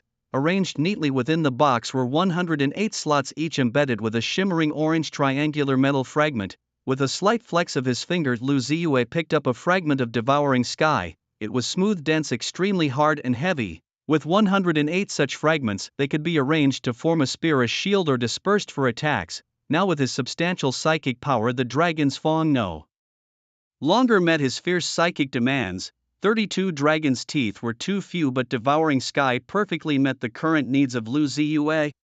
This is too precious. Lu Ziyue felt somewhat undeserving and prepared to close the wooden box. Take it, what you've done is priceless to Shura, Hongyu insisted, pushing the box back toward Lu Ziyue, joining the squad, eliminating the Zhang father and son, elevating Shura's squad to 3 stars and soon to 4 stars, and securing our qualification for the Summit of Bliss, all because of you. Although we all know that after the Summit of Bliss you might leave us, added Chuya, Shura can't keep a legend. Binhai needs you more. Shi Gaotu nodded vigorously at Lu Ziyue. Thanks to our new member of Shura's squad, thanks to our unconventional path, Lu brought several cups of fruit wine, distributing them to everyone. At Hongyu's toast, the 5 drank up. That day, Shura's squad knew that the Summit of Bliss might be Lu Ziyue's last action with them. Lu Ziyue's strength was destined for a broader world. Shura's squad drank deep into the night. It was the first time Lu Ziyue drank so much and felt such a need from a group of lovely people. Whether it was Shura's squad or the common folk of Binhai, they were all trying to play their roles, needing protection. The next day at noon, Shura's squad set off on time. Passing through the customs of the Dragon Nation, they faced no cumbersome checks. Instead, the city's defense forces saluted them. They knew that this year's Summit of Bliss was not easy to breach, extremely perilous. With the Dragon Nation's conflicts with enemy countries nearly out in the open and having suffered losses at Checkpoint 018-inch, retaliation was inevitable. The awakening warriors from Dragon Nation entered the Paradise Realm this time with a total of 100 teams, while there were 750 teams from foreign nations, including more than 300 teams from the unfriendly rival nations such as Sakura, Eagle Sauce, and Triland. The teams from Dragon Nation were given priority to pass through, while the foreign teams had to wait their turn. At this moment, the foreign teams started making a commotion again. Oh, special privileges, however, it was all for naught. What does it matter if you go in first? This year's Peak of Paradise will not be held by rotation, the most capable will prevail. How interesting, haha. What significant waves can a mere 100 teams of Dragon Nation awakening warriors create? Amidst the mockery from the teams of rival nations, the 100 teams from Dragon Nation entered first. Passing through a spatial leap channel, Lu Zai and his companions arrived at a vast valley. 60 kilometers to the northeast was the Peak of Paradise. Warriors of Dragon Nation, charge. Even if we all fall today, let those foreign vermin see the backbone of Dragon Nation. So declared the captain of one of the teams upon landing, as his squad soared into the sky and surged forward. But the next second, a voice stunned everyone. Why must it be us who fall? Why can't it be them? Today no one from Dragon Nation will be sacrificed. The speaker was Lu Zai, who had condensed 108 sky-devouring fragments into a long spear. Standing on it, he soared through the air at an incredible speed. What shocked the crowd was not just Lu Zai's words but the orange energy fluctuations emanating from his entire body. Ding! You have successfully astonished all Dragon Nation awakening warrior teams and received 18,888 survival points. The crowd below exclaimed collectively, a legendary warrior. Our team actually has a legendary warrior. Ha! The 11th legendary of Binhai City has been born. The 100 teams of Dragon Nation awakening warriors all took to the air in various ways following Lu Zai. Today Lu Zai was the spiritual leader of the Dragon Nation awakening warriors. Upon reaching the Peak of Paradise, Lu Zai landed smoothly. The view here was excellent, with a canyon in front and a plain known as the Land of Paradise behind. Those foreign awakening warriors who wanted to enter the Land of Paradise had to face Lu Zai. Lu Zai looked at the system, which displayed survival points. 244,000 mental strength plus 200,000 points and physical strength plus 44,000 points. Ding! Points added, please check. Lu Zai looked at his newly updated attribute panel in astonishment. Equipment attributes were no longer displayed with a plus sign but were included in the total. Host, Lu Zai level, LV 35, 4.5%. Realm, legendary health, 580010 physical strength, 58,001, 75% damage reduction, mental strength, 313080 strength, 984 agility, 1190 critical rate, 21.9% armor penetration, 32.5% survival points, 10, increasing, talent sequence 20, metal manipulation LV6, 14/50,000, talent sequence 05, flaw detection LV6, 15/50,000, equipment, Sky Devourer Greenwood Bracelet Serpent Boots Radiant Helmet. Seeing the mass of enemy awakening warriors approaching, all eyes among the dragon nation awakening warriors turned to Lu Zai. They were drawing near, inching ever closer to the peak of the mountain, 10 kilometers. 5 kilometers. 1 kilometer. The two forces faced each other, a great battle on the verge of erupting. Only 1,000 meters separated the massive armies. The awakened of the Dragon Nation stood proudly atop the summit, overlooking the foreign awakened legions below. These individuals, though from various nations, moved with such uniformity that anyone would suspect a premeditated plan. At this distance of 1,000 meters, they were well within the striking range of Lu Zai's metal manipulation. Lu Zai's abilities had been amplified to a terrifying degree by his 313,000 psychic strength. Metal manipulation LV6 allowed him to control metals corresponding to his energy level within a range of 60 plus 3130 meters, launching attacks that caused 160% plus 3,130% psychic damage with no cooldown and a plus 15% armor penetration. Flaw detection LV6 enabled him to perceive and mark 6 layers of flaws in his targets, each layer causing an additional 160% plus 3,130% damage on hit, with a plus 6% bloodlust effect. Not just 1,000 meters, Lu Zai could now control metal within a 3-kilometer radius. The enemy legion halted their march at the gesture of an awakened from Eagle Sauce country. Clearly the leader of this operation, standing at the forefront, was Hongyu, the team captain, whom Lu Zai was willing to elevate to the commander of this mission. The other Dragon Nation awakened naturally followed in Lu Zai's footsteps, ready to obey Hongyu's commands. This man named Johnson was a powerful figure on the verge of ascending to the legendary realm, likely to advance after this expedition to Paradise Summit. His strength was formidable, making him a likely candidate for the coalition's command. Chuya explained this to Lu Zai. This guy is called Johnson. Lu Zai felt he had found his primary target. Eliminating him would throw the enemy into disarray. Now surrounded by his followers, Johnson's face bore a smug expression of assured victory. His level 6 talent Earth Split activated instantly. The ground beneath him surged, lifting him atop a rising pillar of stone. A dramatic entrance indeed. Johnson, pointing a single finger at Hongyu, taunted Hongyu. A mere late-stage dominator who doesn't even qualify to carry our shoes can lead the Dragon Alliance as awakened. Has the Dragon Nation run out of people? His remark elicited laughter from his supporters. Indeed, Johnson hadn't paid much attention to Hongyu before, considering the gap between their strengths. Johnson himself couldn't fathom why Hongyu had been made the commander for this pinnacle mission. Standing so high, quite an eyesore. A little Lu, let's knock him down. Hongyu spoke with a calm tone, utterly disregarding Johnson. Jokingly he added, I've got a legendary little brother. Shouldn't I show off a bit? If not now, when Wild Lu leaves, I'll lose my chance. As soon as his words fell, 3 devouring heaven shards, flying at 10 times the speed of sound, furiously struck the stone pillar. Boom!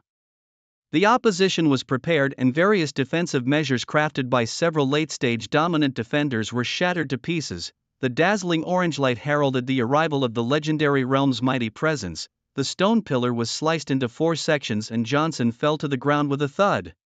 His face was filled with horror. A legendary fighter. The enemy troops were all shocked. A legend has appeared. The coastal forces deployed a legendary fighter. That's cheating. No, he's not one of the top 10 guardians. Isn't this the technique of the person in video 018, metal manipulation? It's him, it's definitely him. The Allied forces were in a state of panic. Ding, you have successfully shocked over 1,000 foreign Allied troops, earning 38,888 survival points. Good heavens, Lu Zai was thrilled to gain nearly 40,000 survival points from this move. But Johnson was also on the verge of becoming a legend himself, and with their numerical superiority he was ready to fight back. Warriors of the Free Nations, charge! Take the summit of Paradise, glory is ours, charge, kill! Thousands of awakened beings in the Dominion realm surged forward. Displaying various innate talents and divine powers, the awakened beings from the Dragon Nation stationed at the summit of paradise were also exhilarated, ready to launch their offensive. After all, with a legendary big shot on their side, there was no need to hold back. The next second, Hong Yu waved his hand. Today the land of paradise belongs to the awakeners of Dragon Nation. Chop down these idiots, kill. A massive battle erupted and Lu Zai launched 108 devouring heaven fragments furiously. Now just one devouring heaven fragment from Lu Zai could cause damages of 310 million. The damage was not insignificant, facing 310 million. Lu Zai was secretly delighted. Who could withstand this? Even legendary peak figures with a million attributes combined with their formidable defensive talents might not be able to block it. The best defense is offense. As long as you can't block me, then I am invincible. Lu Zai ventured down this wild path. Sure enough, when Lu Zai's offensive techniques descended upon the enemy's ranks, whether it was the erected forbidden barriers, the spontaneously appearing earth barriers, or the elemental shields, all were instantly shattered. Those Lu Zai wanted to kill, not even God could protect. More outrageously, a few life-talent awakened beings from the enemy nation tried to enhance their physical bodies, beastify themselves to withstand those fragments, and the results were predictable. They died instantly. This is what happens when a dog bites a slipper. Ignorance of science leads to disaster. Lu Zai led the offensive, followed by 100 teams of Dragon Nation awakeners, as both sides unleashed carnage at the summit of paradise. However, those turned into blood. Mist in the sky were all enemy awakeners at a glance. Johnson was furious. Surround him, I'll meet him myself. Johnson rose on a 100-meter-high stone pillar beneath his feet, sending him into the battlefield. On the ground, hundreds of stone spikes rose from the earth, gathering strength to launch a fierce attack on the Dragon Nation awakener teams. But the next second, an orange light flashed by. Just a few devouring heaven fragments in an instant streaked across the battlefield like meteors, grinding those stone spikes into pieces. At that moment, Johnson realized just how vast the disparity in strength between the two sides was. Lu Zai was not the freshly promoted legend he had imagined, but a mid-stage legendary spiritual force. He began to regret his reckless actions, but it was already too late. A sky-devouring fragment pierced through his defenses, entering through his forehead, and Johnson fell backwards off a 100-meter-high stone pillar. The enemy leader, dead. How precious was a person on the verge of becoming a legend to be killed by a single strike. Johnson's death sent a massive shock through the enemy camp. They went from hesitation to retreat and finally to a full-on rout.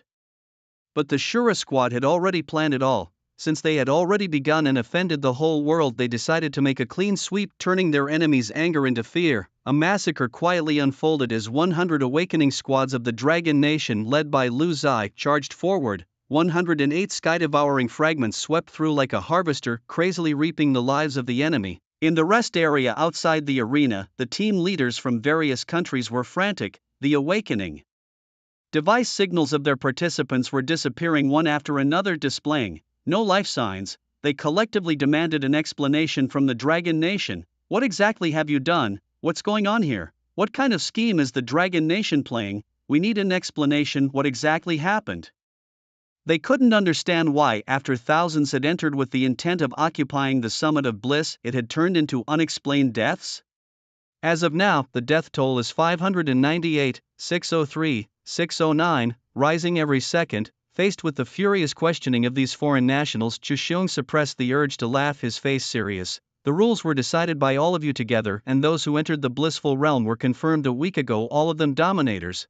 The decision to change the struggle for the summit of bliss from a rotational sharing to a free-for-all was also your suggestion. What exactly do you want? Chu Xiong spread his hands, his face a picture of helplessness, as if he were the victim. Chu Xiong, what tricks have you played? Why are our people suffering such heavy casualties? You owe me an explanation today, or don't blame us for turning hostile, the team leader from Eagle Sauce Country angrily said. He was in a hurry, he was really in a hurry. The city defense personnel from the Dragon Nation side struggled to hold back their laughter. It was really hard to keep a straight face, but Chu Xiong looked directly into the eyes of his counterparts and retorted, isn't it strange that only the death of a Dragon Nation's awakener would be considered reasonable? Are your lives the only lives that matter, and not those of the Dragon Nation? What kind of logic is that? You say you want to turn hostile? Go ahead, the top 10 guardians of Binhai City would like to see how you do that. Chu Xiong laid his cards on the table. You. The team leader from Eagle Sauce Country was left speechless. The other country's team leaders were also extremely anxious. One of them exclaimed, 1,041 people dead. At this rate it's all over. Hearing this number, the team leader from Eagle Sauce Country couldn't sit still any longer and bellowed, there's something abnormal with this blissful realm exploration. We demand an immediate termination of the exploration. We need to go in and see what exactly is happening. After speaking, the group leaders all nodded in agreement, pretending to force their way through to the entrance space. Chu Xiong would not tolerate this, immediately exerting the power of legend. A wave of energy forced everyone back. I am the commander of the City Defense Army, the guardian of order in this land of paradise, and one of the top 10 guardians of Binhai City. Anyone who breaks the rules will be killed without mercy. Chu Xiong's words resonated powerfully, causing everyone to instinctively step back, watching helplessly as their teammates continued to die, disappear. It wasn't Chu Xiong they feared, but the 10 great guardians behind Binhai City and the immortal commander who had not been seen for many years. They are the last barrier of Binhai City. At the summit of paradise, watching the enemy awakeners fall one by one, no one remained standing on the ground. This one-sided slaughter finally came to an end. Many awakeners rushed towards Lu Zai, throwing him up in the air. Brother Lu is mighty! Brother Lu is mighty! Cheers echoed throughout the canyon. This battle annihilated 500 enemy Awakener teams, a truly devastating blow. Even more outrageous was that among the Awakeners of Dragon Country, only 31 were slightly injured and one seriously injured, with no fatalities. Because Lu Zai, who was at the forefront, attacked with such strength, the opponents could only flee, barely able to retaliate. And with a grand gesture, Hongyu declared, "Today the land of paradise belongs to us. Everyone take this rare opportunity to explore the inside." Charge. This was the first time Dragon Country's Awakeners enjoyed the entire land of paradise to themselves, and today's exploration was destined to be tremendously fruitful. Each squad swarmed in, including the Shura squad. Unlike other mutated lands, Paradise Land only had one season of beast tides each year, but the quality and drop rate of the mutant beasts here were extremely high, while the difficulty was not very high. Naturally, such a treasure land became a hotspot that everyone scrambled to enter, hence the multinational joint development. Little Lu, today we can try to enter the forbidden area of paradise. That area is rumored to have incredibly rich rewards. Previously, a multinational team entered, all at the peak of Dominion level, just short of breaking the prohibition. But today your strength far exceeds the team, we can try. Hongyu suggested, definitely worth a try. Lu Dihan was also very excited. I always like a bit of a challenge, Gao Tu added, waving his war sword, as long as you're happy. Shuya blinked. Then it's happily decided. Lu Zai readily agreed, eager to encounter more high-level bosses to increase his baseline gains. The group ventured into the Forbidden Zone, a move that seemed outrageous to other teams. Since the International Joint Team's exploration failed, no one had ventured into the Forbidden Zone again, but thinking of Lu Zai's overwhelming combat power, it seemed quite reasonable. True to expectations, the drop rate in the Forbidden Zone was outrageous. Lu Zai's team had just killed a level 38 mutant beast, and it exploded into 1 gold and 1 purple piece of equipment. In an ordinary mutated land, getting 1 piece of equipment from 10 beasts would be considered good. The corpses of the strange beasts on the ground were surrounded by eerie black mist that lingered persistently. Shuya, Hongyu and others stood frozen in place, their faces filled with shock. How is this possible? Hongyu couldn't believe what he was seeing. It can't be this place is supposed to be a paradise, how could this be happening? After inspecting the black mist closely, Chuya's face turned pale with horror. Lu Zai, puzzled, asked, Captain, what's wrong? Is there a problem? Hongyu swallowed hard before explaining, normally when exotic beasts died they emit various kinds of glows, you know this. Generally the glow represents the residual energy within their bodies, which corresponds to the realm of the beasts. Just like us humans, a supreme beast should emit a purple glow, but the glow here is sinister. This implies that these are not ordinary beasts but come from. Hongyu hesitated, unwilling to conclude the shocking possibility. From where Lu Zai pressed, Shuya finally spoke up, the Gate of Apocalypse. A few years ago during the Great Apocalypse War, all the beasts had this mysterious black energy surging within them. But the Gate of Apocalypse was sealed long ago. Even if there were disturbances, they shouldn't appear here. Hongyu was baffled, unless it's man-made. Shuya reached a terrifying conclusion. The Gate of Apocalypse was sealed by the Great Commander along with the 10 Guardians, thus only they could break the seal and release this power. Or could it be that it went out of control on its own, broke the seal by itself? But if it did, the location should not be here. It should be at the original site of the seal. Who is controlling all this? What is their purpose? What do they intend to do? The Shura squad suddenly felt they had stumbled upon a secret they should not have known. Everyone felt a chill down their spine. But one thing was certain: the gate of apocalypse was about to open, and the location was shockingly in this paradise. Lu Zai knew in his heart that he must immediately enhance his strength. The crisis at hand could not be resolved by a legend alone. The scene before them left everyone at a loss. Captain, what should we do? Shuya and others looked towards Hongyu. After pondering for a while, Hongyu made a decision: continue to explore further. Whether it's man-made or a natural disaster, we must figure it out and then report this message back to the Great Commander and the 10 Guardians. No. Hongyu quickly dismissed his own thought. Lu Dihan also came to a swift realization, murmuring, the 10 Guardians and the Great Commander all experienced the last apocalypse war. They cannot be trusted. We can't tell anyone about this, but we also can't face the coming apocalypse on our own. The team fell into deep thought. Take it one step at a time, do our best and leave the rest to fate. Lu Zai's voice echoed in his teammates' ears. Hongyu nodded in agreement. That's all we can do. The squad of 5 continued to move deeper.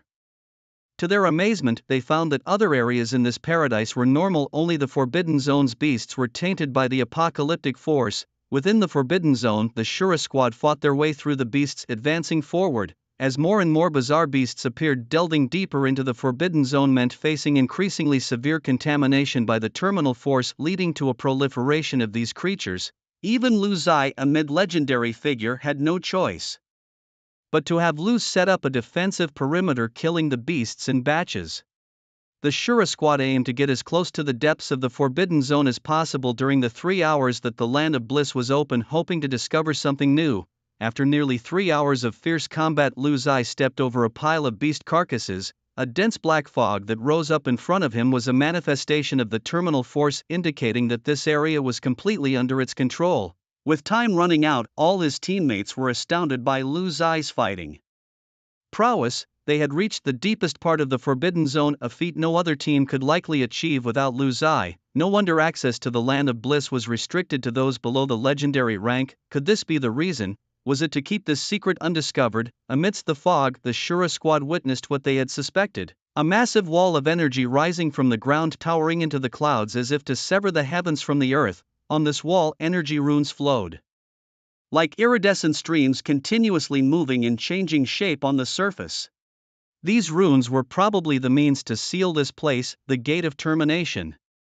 Hongyu exclaimed in disbelief. The Gate of Termination truly appeared in the Land of Bliss. The next battle of termination would happen here, unbeknownst to humanity. As the bizarre beasts assaulted, they would eventually break the spatial limitations of the Land of Bliss and enter Binhai City. A real-life downfall of Binhai was about to unfold. As they spoke, a rune engraved on the Gate of Termination suddenly burst and a black force broke through the gate. The surrounding runes, intolerant of this breach, quickly gathered together to seal the crack. The black energy was once again contained. Now it all made sense to the squad, who had witnessed everything and understood why only the Forbidden Zone's beasts were contaminated. The seal on the Gate of Termination was loosening, but it hadn't yet reached the point of collapse, so the contamination was limited. However, the situation suggested that these seals would eventually lose all control, potentially in as short as 3 to 5 days, or as long as about 10 days. Time was running out for Lu Zai. The squad's awakening meters lit up with red warning signals indicating that time in the Land of Bliss was up. The energy of the external spatial passage was about to be exhausted, and they needed to leave before it closed. The next opening of the Land of Bliss, requiring a reactivation of spatial energy, wouldn't occur until next year. Let's go. Hongyu waved his hand and the group exited the Land of Bliss through the spatial passage. Although they were not in high spirits after this battle, given the grave crisis facing Binhai City, the gains were substantial. In less than 3 hours of killing in the Forbidden Zone, Lu Zai had slain over 110 bosses higher than his own level. His basic earnings had increased from 150 points per minute to 260 points per minute, and his level had risen to 40, making him the highest level boss currently in Binhai City. This means that Lu Ziyuan now earns 15,600 survival points every hour, amounting to a total of 374,400 survival points a day. During combat, he infused attributes 159 times, contributing a total of 12,041 attribute points. The higher the level of the monsters killed, the more attributes he received from the infusion. After this period of fierce fighting, the strength of the Shura squad has also improved dramatically. The main reason is that Lu Ziyuan's efficiency in killing monsters is so high that the attribute points received by his teammates from attribute infusion alone are quite substantial. Now even the weakest member Chuya possesses the strength of the late Dominator stage, while the team leader and Gao Tu have reached the peak of the Dominator stage. The Shura squad, which had just returned to Binhai City, had not yet had time to sort out their spoils of war when they received a shocking message that reverberated throughout Binhai. The great leader of Binhai City, Zhao Changhe, an 88-year-old immortal realm powerhouse and the sealer of the Gate of Demise, passed away due to illness at 3:05 p.m. Today, let us mourn deeply for this respectable elder who dedicated his life to the Dragon Nation and to Binhai.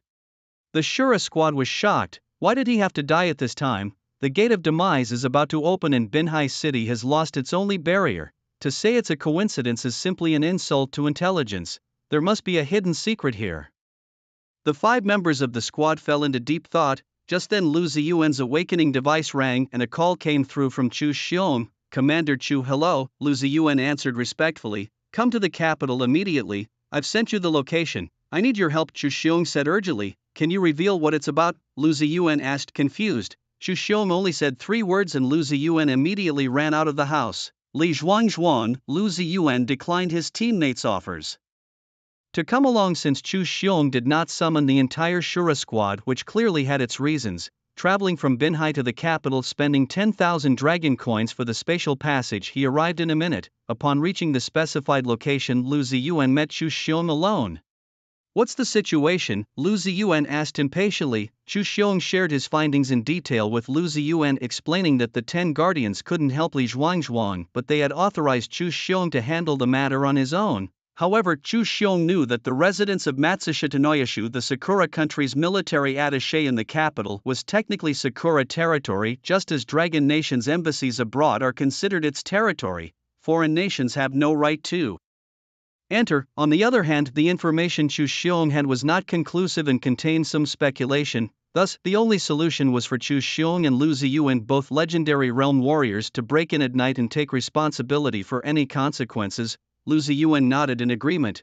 Okay, when do we start? Tonight at 11 p.m. It was only 4:30 p.m. A long wait ahead. When Chu Xiong and Lu Zi began discussing the situation in Binhai, Zhao Changhe's death had left Binhai teetering on the brink, with various forces itching to move, and the power of Long was somewhat stretched thin. The Grand Commander could not defeat time, and with his departure we are in grave danger, Chu Xiong said as he paced back and forth, a look of regret on his face but with eyes filled with determination.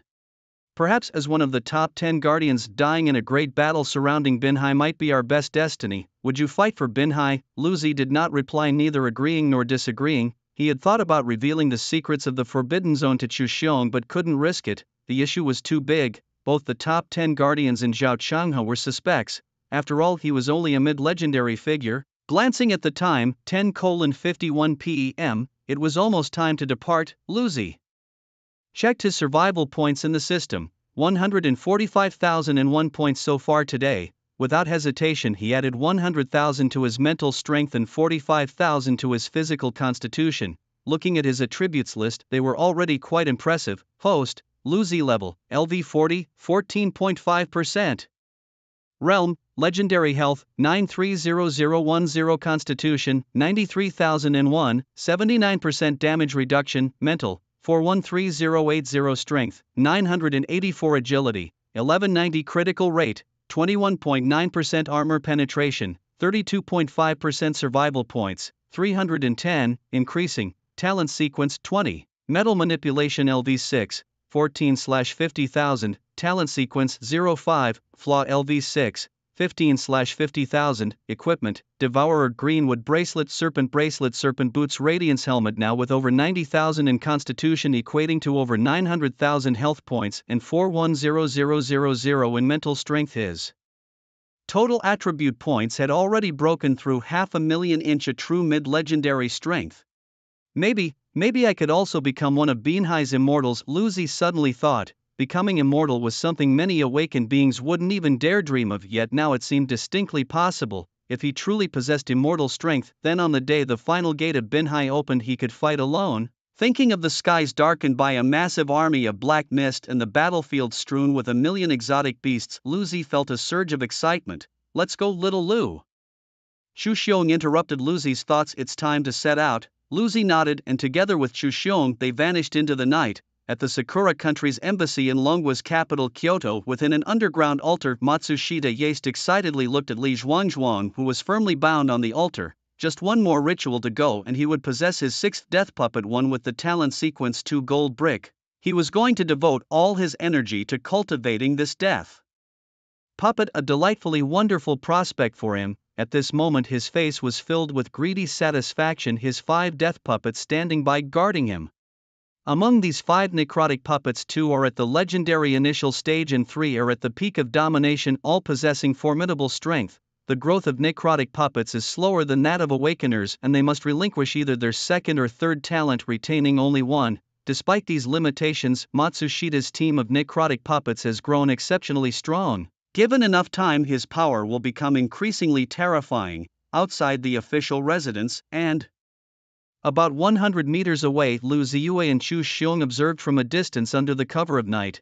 Chu Xiong's arm lit up with a faint orange glow, which then enveloped them both. Their talent, deceiving the heavens to cross the sea, allows multiple targets to become invisible, a form of invisibility stemming from visual interference powered by mental strength. Thus, unless the opponent's mental strength surpasses that of the talent user, they cannot detect it, though this does not include some high-level special tools and scouting methods. In this way, Lu Ziyue and Chu Xiong boldly entered the official residence. With more than a dozen guards at the domination level present, stealthy entry would have been extremely difficult without the cover of deceiving the heavens to cross the sea. At a corridor entrance, the two saw an expressionless legendary awakener carrying a silver container toward the basement. Lu Ziyue frowned, noting the man's strange lack of expression. Chu Xiong communicated to Lu Ziyue via the awakening ceremony in text form. This is one of Matsushita's necrotic puppets, and they are likely in the basement. Following the necrotic puppet, they entered a secret passage which closed automatically. Inside, Lu Ziyue and Chu Xiong discovered a vast altar in a barely alive Li Zhuangzhuang, bound in chains and surrounded by silver needles, various bizarre ritual tools, and a silver container filled with fresh blood. As they entered, Matsushita was concentrating his mental powers to absorb Li Zhuangzhuang's blood through the silver needles while also erasing his will, effectively gaining control over him. This process, akin to soul snatching but more advanced, does not require taking over Li Zhuangzhuang's body, merely erasing his consciousness. The sudden intrusion startled Matsushita, who was at a critical moment. Kill them. Matsushita's mental strength exceeded Chu Xiong's, rendering deceiving the heavens to cross the sea ineffective and allowing his 5 necrotic puppets to detect the 2 intruders. Lu Ziyue was about to attack and destroy these necrotic puppets to save Li Zhuangzhuang, but Chu Xiong held him back. Can your mental strength surpass this person? Chu Xiong asked, his arm ablaze with raging flames as he knocked a necrotic puppet away with a punch, while another was shredded into pieces by Lu Ziyue's devouring heaven attack. However, the fragments of these necrotic puppets were slowly reassembling. Necrotic puppets are undying and notoriously difficult to defeat. They can continuously regenerate through control over mental strength unless their core is destroyed or their mental power is exhausted. Why do you ask? Well, it might be a bit higher, Lu Ziyue replied uncertainly, though he felt that Matsushita's mental strength was inferior to his own. After all, which awakener at the legendary intermediate level has 400,000 in mental strength? That's extremely rare. I also feel that your mental strength surpasses his. Li Zhuangzhuang has turned misfortune into a blessing. If you provide him with mental resistance now, it could allow Li Zhuangzhuang's mental backlash to loosen and overpower Matsushita's wild breed, gaining all his strength. This is the downside of the talent of the dead puppet. It can only control subjects weaker in mental strength than itself. This is also why Matsushita chose such a hidden location for the ceremony. Lu Zai was shocked. Can it really be done this way? However, as exaggerated as it sounds, backlash is very difficult to achieve. Li Zhuangzhuang is incredibly lucky. First, one must have a strong individual provide mental strength, and secondly, one must intervene during someone else's ritual. Both conditions are indispensable. Lu Zai looked at Li Zhuangzhuang, a fierce mental strength pouring into his body, starting a mental confrontation with Matsushita's wild breed. During the mental confrontation, the consciousness of both parties would blend, allowing them to see fragments of each other's thoughts.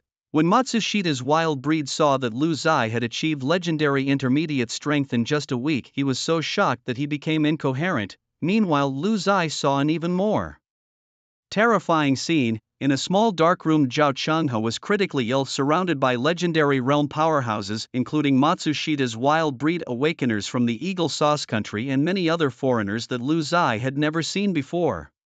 Among them was a foreigner with blonde hair and blue eyes, whose aura was terrifying, evidently an immortal powerhouse. This foreigner with a sinister gaze looked down at Zhao Changhe. Old friend, you have sealed the skies in the bliss forbidden zone, which truly exceeded our expectations. Now let's use your last energy to break the seal you've placed, which will become even weaker with your death. Zhao Changhe trembling sat up. If you want to swallow Binhai, I am the first to disagree, then. With his last strength, Zhao Changhe sealed his physical body. The purpose was to temporarily strengthen the seal of the gate of the end, but he would lose all his energy and die as a result, which was the only thing he could do. Damn it, Lu Zai was furious. So this was the true cause of Zhao Changhe's death. He had not betrayed Binhai but had made a heroic sacrifice. The small dark room was an innate ability of the immortal powerhouse. Confinement space, it forcibly pulls individuals weaker than himself into a space created by himself, which is much more powerful than a dream because everything that happens in this space is real. The illusory images flowed past one by one. Lu Zai also saw the assembly of multinational forces. They were all preparing to swallow Binhai. In fact, to coordinate with this operation, they deliberately stirred up competition with Long Country and multiple mutated lands, leaving Long Country no room to care for the crisis in Binhai. This was also why Binhai City was abandoned, as Long Country was now targeted by a host of enemy nations aiming to divide its cities. In the next moment, Lu Zai spurred his mental strength, violently surging into Li Zhuangzhuang's body, while Matsushida's wild breed's eyes filled with shock and fear. He felt his spiritual power being siphoned away, flowing into Li Zhuangzhuang's body, and he was utterly powerless to resist this trend. No. Don't. The excruciating headache made Matsuda no Zane unable to believe that he would die in such a manner. His undead minions were restrained by Chu Xiong, unable to overpower him at the moment. The young man before him wasn't one of the top 10 guardians, yet his spiritual power was terrifyingly immense. Having accessed a portion of Lu Zai's memories, Matsuda no Zane knew that this young man was resolute in his intent to kill. As Li Zhuangzhuang began to convulse with the shackles on, his body underwent a revival of backfiring. After half an hour of struggle, Matsuda no Zane was defeated, bleeding from his mouth and nose, his face pale, his body collapsing powerless, and his surrounding undead minions also collapsed like mud figures, motionless. Having lost the support of spiritual power, they were just a pile of corpses. His furious legendary power was directly absorbed by Li Zhuangzhuang, who slowly woke up, his first words being, "Brother Lu, I knew you would come to save me." An exhausted Lu Zai smiling nodded at Li Zhuangzhuang. Almost too late. The two embraced, and Li Zhuangzhuang, feeling the powerful strength in his body, was utterly bewildered. What's going on? Chu Xiong, envious, said, "You're luckier than winning a 5 million lottery. Through a series of coincidences you've gained Matsuda no Zane's strength. If it weren't for the violent power coursing through my body, I'd never believe that after being kidnapped I would become a legendary figure," said Li Zhuangzhuang, stunned. "Brother Lu, I'm legendary now, I'll take you flying from now on," Li Zhuangzhuang exclaimed excitedly. "Stop flying," Chu Xiong explained. "He has mid-legendary strength, stronger than Matsuda no Zane's power, otherwise how do you think he could backfire the original owner? Train well, prepare to guard Binhai." The three quickly returned to Binhai City, and Chu Xiong briefed Li Zhuangzhuang on the situation in Binhai, inviting him and Lu Zai to join the guardian ranks. Zhao Changhe is gone, having 2 more legends is a consolation for Binhai, though it is far from enough, he said. Li Zhuangzhuang readily agreed. "My life was given by you, I have no reason to refuse." Lu Zai shook his head. "I need to enter a strange land to break through for a while. I won't join the guardians for now, but when Binhai is in peril, Lu Zai will definitely be there." Chu Xiong nodded, knowing there were too many mysteries about the young man before him. "Your word is enough." Lu Zai had his plans. He intended to search for high-level mutated lands, rare and dangerous places, but essential for enhancing his basic gains and obtaining survival points as quickly as possible. Chu Xiong approved of Lu Zai's idea to search for high-level mutated lands elsewhere. "I will use the authority of the top 10 guardians to provide the necessary help." "Go ahead," Chu Xiong promised. As for the information about the enemy's attack, Lu Zai decided not to reveal it to prevent adding fear to the city defense forces and causing Binhai's defensive strength to lose more faith. The great battle loomed and Lu Ziyuan needed to become the faith that everyone fought on, a faith derived from strength. His only thought was to ascend to immortality. After Lu Ziyuan left, Li Zhuangzhuang joined the Shura squad, taking over Lu Ziyuan's role and continuing to venture in the Tri-Star mutated lands. When Lu Ziyuan departed, Li Zhuangzhuang shared a secret with him. His talent was peculiar, a natural dual talent which was extremely rare. One was a level 2 talent known as Gold Brick, the other was ranked last among talents, the bizarre and extremely rare luck, lacking in research and so obscure that it was simply placed at the bottom of the list. After Zhao Changhe's death, Binhai City declared a wartime state. The city's defense forces maintained all defensive equipment. On the massive city walls, new energy cannons were installed, possessing powerful area damage capabilities against ordinary mutant beasts. Across Binhai City, all media and social platforms were filled with propaganda about preparing for war. The scene was familiar, just like 3 years ago. However, 3 years ago they had the immortal Zhao Changhe. What about this year? The social atmosphere in Binhai was still very oppressive. Both the citizens and the city defense forces were actively preparing for war, each holding a resolve to coexist with Binhai's fate, yet, to some extent, they harbored little hope. They were merely resolved to drag down as many mutant beasts as possible in death. The next morning, Lu Ziyuan left Binhai through spatial teleportation. When he was leaving, the entire Shura squad came to see him off, and Li Zhuangzhuang showcased the charm of his gold brick talent right there. A level 2 talent, he could manipulate a 1-ton gold brick, transforming it into a giant sword or shield. It seemed so unfair. Why could he manipulate such a heavy object at just level 2? Later, Lu Ziyuan also learned about the differences between his metal manipulation and the gold brick talent. Lu Ziyuan's metal control was effective on all metals, and its power was related to his mental strength. The gold brick talent, however, was peculiar. It could only manipulate gold, with no upper limit on weight, depending solely on how much money one could spend on gold. Its power was related to the amount of gold controlled and the user's mental strength. Being ranked second in the talent sequence truly meant something. Fortunately, this guy's family was wealthy, able to procure a ton of gold in minutes and still continuing to buy more. Could this be the effect of the luck talent? Lu Ziyuan began to suspect that Li Zhuangzhuang was the real protagonist. At the portal, Lu Ziyuan held a recommendation letter prepared by Chu Xiong coming from the top 10 guardians, giving hope to enter the Far North Land, a place with level 35 to 45 mutant beasts, a mutated land hard to access without recommendations. Lu Ziyuan bowed to the crowd. In 3 days, I will return. The crowd responded with a bow. In 3 days, see you in Binhai. After learning from Matsushita No's memories that the Gate of Final Bliss and the Land of Bliss had nothing to do with Zhao Changhe and the top 10 guardians, Lu Ziyuan shared the secret of the forbidden area in the Land of Bliss with Chu Xiong. The Gate of the End is set to open in the forbidden zone of paradise. At the same time, the awakeners from nations such as Sakura, Asan, Eagle, Saw, Sunset and Kangaroo formed an 8-nation alliance. They commenced conflicts in the mutated lands, deliberately keeping the Dragon Nation busy with these distractions. Leaks from the United Legion of Awakeners from these 8 nations hinted at a grudge related to Gate 018, a debt they insisted must be paid by the city of Binhai. On the day Lu Zai left, the war clock started in the city center of Binhai, right at War Square. The authority to activate the war clock rests in the hands of Binhai's top 10 guardians. It is only to be activated when the city faces a significant crisis, assessed by the Guardians after a countdown. Currently, War Square, usually bustling and lined with screens displaying entertainment and commercial ads, now solemnly shows a countdown in stark black and white: 71 hours 51 minutes 11 seconds.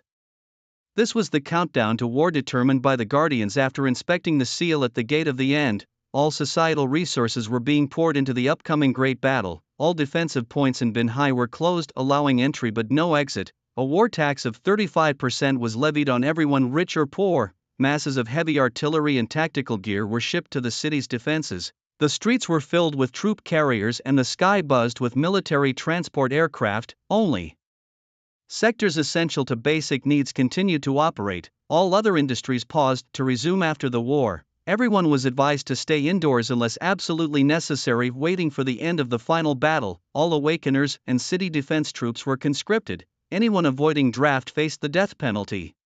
In these times of war, strict obedience was the only chance for survival, yet everyone wondered how the end war would conclude. Perhaps it would mark the end of Bin Hai's history. Under the recommendation of Chu Xiong, Li Zhuangzhuang joined the Guardians, raising their number to 11. This news was broadcast widely, used to calm the populace and boost the confidence of Bin Hai. In the council hall of the Guardians, all 11 gathered. Guardian 01, with a grave expression known as the Grand Guardian, announced, "The Grand Commander is gone. According to the wartime rules of Bin Hai, I temporarily take command of our defenses. This battle, as you know, is critical." The other Guardians nodded in agreement. Fight to the death. The Grand Guardian looked around the council hall and at every colleague with a lingering gaze, as if missing a single glance would be regrettable.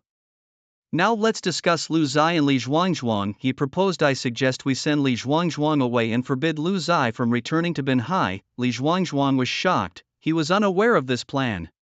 "I protest, Grand Guardian, you can't decide our fate. It's our choice to make." The Grand Guardian smiled kindly. "Protest denied. You are determined to protect Bin Hai, but we also must preserve the last spark for Bin Hai. You and Lu Zai are exceptionally talented, the youngest legendary awakeners. It would be a pity for you to die here with us old folks." Chu Xiong agreed. "I concur." Guardian 02, seconded. Without much deliberation, the issue swiftly passed among the 10 Guardians. "Someone escort our last Guardian from the coastal region to take refuge in Kyoto." The Chief Guardian's face was resolute. Li Zhuangzhuang roared, "Chief Guardian, this is my home. If my home is gone, where else can I go?" At the same time, Li Zhuangzhuang activated his innate golden brick, which transformed into a golden spear hovering above his head in the air. "What does it matter if I die, as long as I die unyielding? But do not let me die in vain. Today either I die here or on the final battlefield. I am like this, and Brother Lu is even more so." "Chief Guardian, please make your decision." The scene fell silent. At this moment, the 10 Guardians realized a truth. The determination of these young people to defend the coastal areas was no less than their own. In the far north, a place where only the chosen from all over Dragon Country could enter, either under 20 and dominating or in their 30s and legendary. They enjoyed the top resources and professional guidance of their respective cities, typically accompanied by professional mentors to hone their combat skills and enhance their personal strength. Only Lu Ziyue was here alone, fighting solo. 20 Lu Ziyue muttered to himself, having been here for 2 hours and slain 20 beasts higher in level than himself. He was already at level 40. The monsters here ranged from level 35 to 45, and finding bosses higher than his own level was not easy. Now Lu Ziyue no longer killed ordinary monsters, focusing only on bosses to control the growth rate of his experience. Striving to gain more basic survival points, the 2 hours of battle had increased his basic earnings from 260 survival points per minute to 280. Time was running out for him. He had to enhance his strength as quickly as possible. Lu Ziyue's frenzied killing drew the attention of those around him. "Is this man crazy? Who kills monsters like this even though he is indeed strong? Isn't this just showing off? Is this the mindset of Dragon Country's youngest legend? Shoo! Keep it down. I heard they've activated the war clock in the coastal areas. What, isn't he a deserter then? He doesn't even protect his own hometown and runs here. What, now there are outbreaks of aberration conflicts all over Dragon Country, and the most despicable are these deserters. He clearly has the capability to defend his hometown. Why did he leave? No wonder he's killing like mad. It must be guilt he's venting. Let's all step back a bit. Be careful to not get involved. Don't provoke him." Right, Dragon Country does not welcome deserters." The surrounding murmurs, Lu Ziyue heard them clearly, but he had no intention to respond. He would only prove himself through action. The coast still had an immortal. The first day of battle ended with the downfall of a level 43 reverse scale dragon, and Lu Ziyue did not plan to return to camp to rest, but decided to rest on the ice plane, waiting to recover to his peak mental state before continuing the slaughter.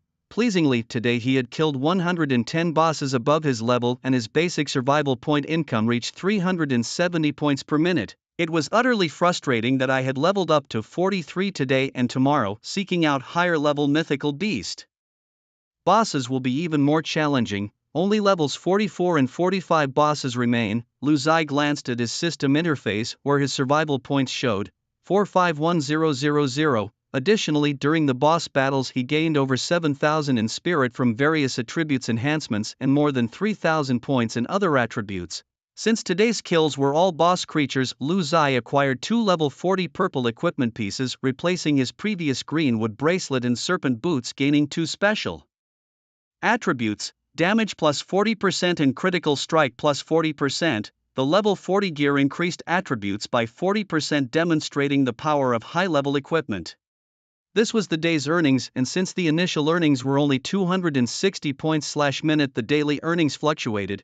Tomorrow's earnings will be based on a minimum of 370 points/minute plus the additional bosses killed, ensuring the actual amount will far exceed this number. Lu Zi's attributes were now nearing 1 million, just a step away from immortality. Sticking to the old rules, Lu Zi added 400,000 to his spirit and 50,000 to his vitality. This path he chose was unwavering, being tough himself while dealing tremendous damage. Looking at his attribute list, Lu Zi was thrilled. Host, Lu Zi level, LV 43, 24.5%. Realm, Legendary Health, 143,0010 Vitality, 143,001, 81% damage reduction. Spirit, 813080 Strength, 1684 Agility, 1790 Critical Rate, 57.9% Armor Penetration, 32.5% damage increase, 40% survival points, 1310, increasing. Talent sequence 20, Metal Manipulation LV6, 24/50,000, Talent sequence 05, Flaw Exploitation LV6, 25/50,000, Equipment, Devourer Reverse Scale Dragon Bracelet Serpent Bracelet Reverse Scale Dragon Boots Radiant Helmet. Total attribute points are around 960,000 now, placing him truly at the peak of legend, or as some novels might say, half a step to immortality. With a life value of 1.4 million and damage reduction reaching 81%, he was incredibly durable. Even more exhilarating was that his equipment provided an additional 40% damage increase and a 57.9% critical rate. With the combined effect of equipment and talents, his armor penetration also reached 32.5%, making Lu Zi's panel attributes exceptionally luxurious. After resting for a while and killing some more bosses, he could make a push for immortality. Thinking this, Lu Zi felt a surge of excitement. He began to imagine himself in an immortal form, arriving at the critical moment to defend the city of Binhai. The appearance of an immortal would bring immense confidence to the defenders of Binhai. Lu Zi relaxed his body and mind, entering a profound state of rest, floating mid-air while 108 fragments of Devourer slowly orbited around him like drifting clouds guarding their master. 2 hours of rest left Lu Zi feeling refreshed. He could continue fighting for a full day with less than 60% of his spirit power consumed, meaning he didn't even need to rest to keep fighting. Lu Ziyue had a good habit of regularly restoring himself to peak condition just in case of emergencies. After 2 hours of rest with an earning rate of 370 survival points per minute, Lu Ziyue's system accumulated another 45,000 survival points, which he added entirely to his mental strength. A prompt indicating the possibility of breaking through to the next realm appeared in the description of his current state. This confirmed that his total attributes had reached the requirements for a breakthrough, specifically 1 million combat power. However, Lu Ziyue didn't plan to break through yet. Based on his previous experiences, the more attribute points exceeded the basic requirement, the more efficient the breakthrough would be. To save time, Lu Ziyue naturally chose to slay monsters first. Today's monster kill count was destined not to exceed yesterday's, as Lu Ziyue was now at level 43. He targeted only level 44 and 45 beast bosses, avoiding or dispersing all other creatures. Without killing them, Lu Ziyue traveled through every corner of the far north, across icy plains, deep abysses, mountain summits and ravines. Many people saw a strange figure, his feet radiating orange light from the sky, devouring shards streaking through the air. The bosses he targeted were killed with a single strike. Rumors about Lu Ziyue circulated throughout the entire Dragon Nation camp. Some sympathized with his impending loss of homeland, while others criticized his deserter status. Opinions varied. After 24 hours of continuous killing, Lu Ziyue heard the system notification he dreaded most. Ding, congratulations, your level has been raised to LV 45, 1%. Lu Ziyue sighed helplessly. At level 45 there were no bosses left in the far north with a higher level than his. However, there was also good news. His earning rate per hour had increased from 370 survival points per minute to 500. This meant that Lu Ziyue could now earn 30,000 survival points every hour. In the past 24 hours of fighting, Lu Ziyue had accumulated 550,000 attribute points, and it was time to ascend to immortality. It was now 11 p.m. and Lu Ziyue planned to ascend to immortality right then and return to Binhai City early the next morning. According to the Guardian's calculations, the seals on the gates of the apocalypse would not hold by tomorrow night. System add 500,000 to mental strength, add 50,000 to physique. Ding, points added. Current mental strength 131,3080, current physique 193,001, health points 193,0010. Prompt: your strength is sufficient, you may break through to immortality. With over 1.5 million in total attributes, Lu Ziyue was a genuine immortal powerhouse. At this moment his heart surged with excitement. He held his breath and concentrated, beginning the breakthrough. Heart, liver, spleen, lungs, kidneys. This time powerful orange energy surged through his lungs. Lu Ziyue's breathing was as tumultuous as a mountainous tide. The orange energy around his body began to split into myriad dazzling colors, magnificent and mystical. Outside the Dragon Nation camp in the far north, under the concealment of an immortal-level mysterious artifact, 30 legendary warriors slowly emerged. Lord James, we are ready, they said. When shall we strike against the awakeners of the Dragon Nation in the far north? The man known as James from the Eagle Sauce Nation had a fierce glint in his eye. They killed my brother at the summit of paradise, and today they will pay with their blood. In 1 hour, while they are resting, we strike. Remember, this operation will not be acknowledged by our country. If we fail, we will be abandoned with no rescue, and our country will claim it was our personal action and will not protect us. Therefore, we can only succeed, not fail. Do you understand? James and his men daring to launch a sneak attack here was the result of careful calculation, as the Dragon Nation was currently targeted by several countries, and its defensive forces in this area had weakened. The Dragon Nation could only keep track of the top powers in the immortal realm because there were too many in the legendary realm to monitor all their movements. James and his team, after conducting their research, found that the awakeners from the Dragon Nation in the far north were mostly the country's most talented individuals, with most of their strengths ranging from the pinnacle of dominance to the early stages of legend. Thus, the 30 late-stage legendary individuals attacking these Dragon Nation awakeners was almost an overwhelming force. The entire operation appeared extremely meticulous, with thorough preliminary work, the only flaw being that their information was 3 days old and did not account for the arrival of Lu Ziyue, which was not included in the risk assessment of the operation.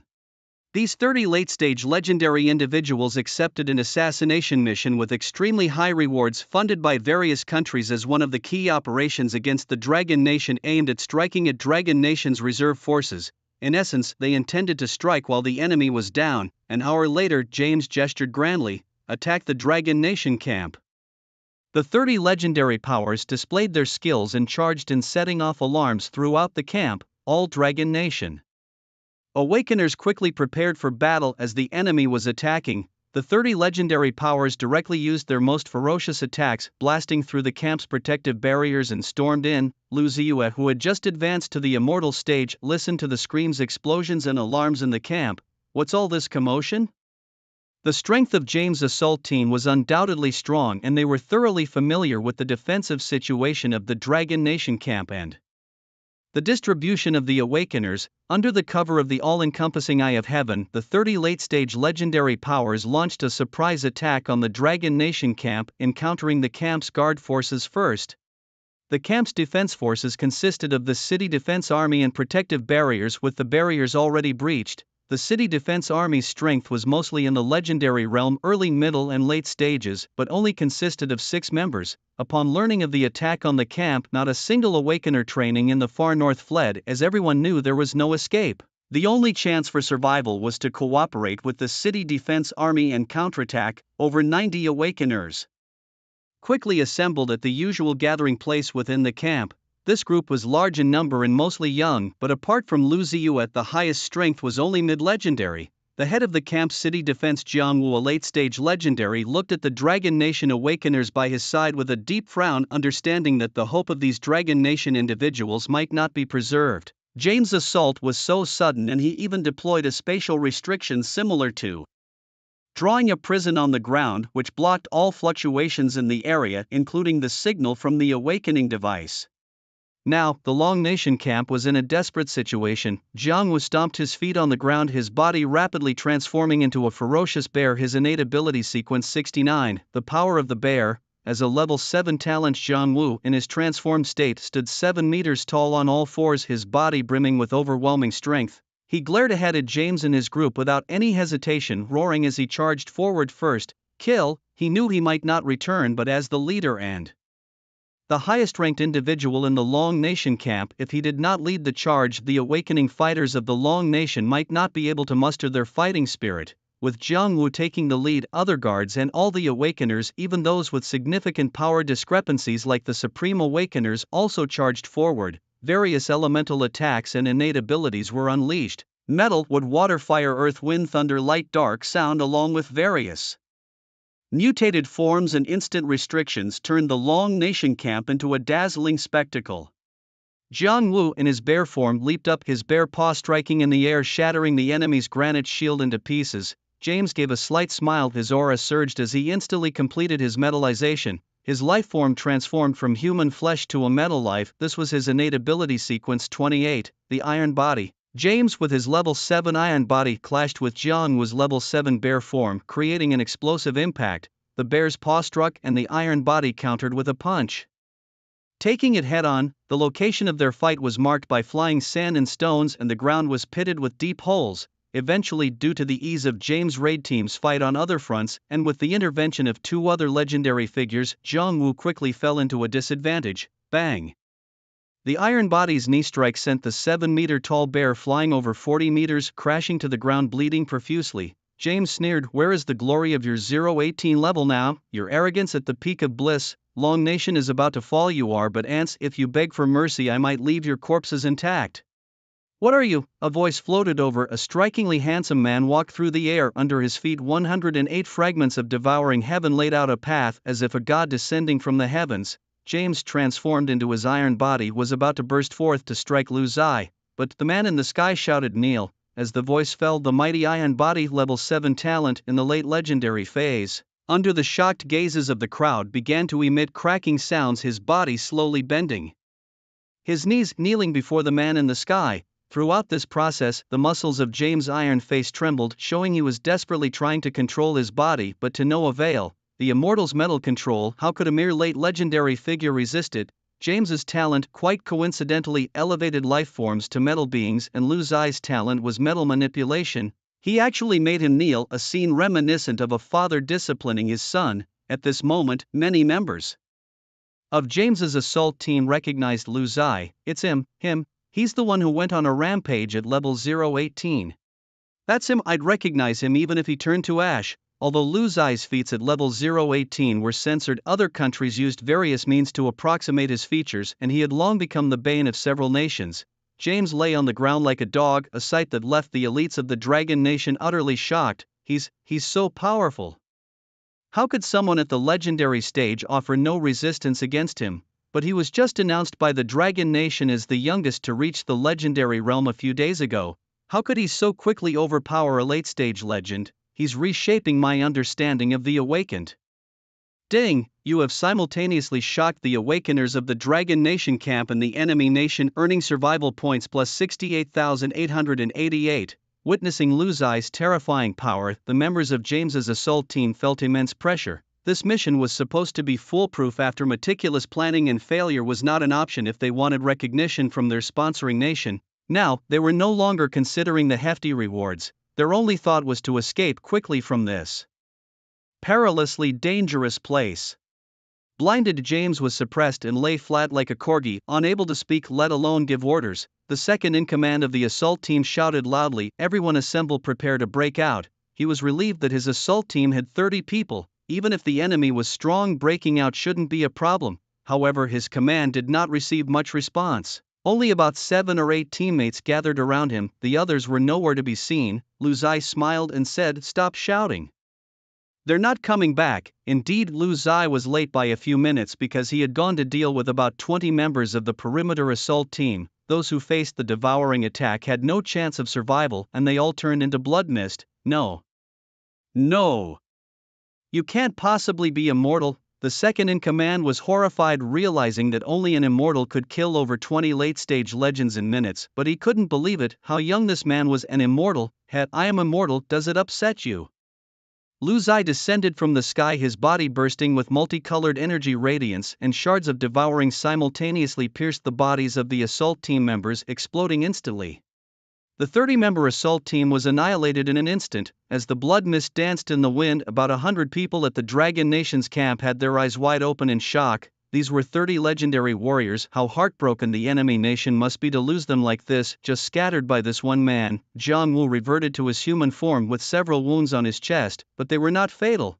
Jiang Wu bowed to Lu Ziyue with clasped hands. City Defense Army's Jiang Wu here. Thank you, big brother, for saving my life. From now on my life is yours to command. I am ready to climb mountains of swords and plunge into seas of flames without a frown. Jiang Wu was a man of passion, and Lu Ziyue could see his wholehearted enthusiasm. Commander Jiang, you're too kind. We are all awakeners of the Dragon Nation. I couldn't just stand by and watch someone die. It was my duty to help. Other members of the City Defense Army and awakeners, including those who had previously criticized Lu Ziyue as a deserter, now all clasped their fists in thanks. With the lifting of the spatial restrictions on the assault team, the communication through the awakening device was restored. Having high clearance, Jiang Wu received an internal message that visibly shocked him. After hesitating for a second, he slapped his thigh and approached Lu Ziyue. Benefactor, this is highly confidential information, but I can't hold back anymore. I must tell you. Lu Ziyue clasped his fists. Please speak.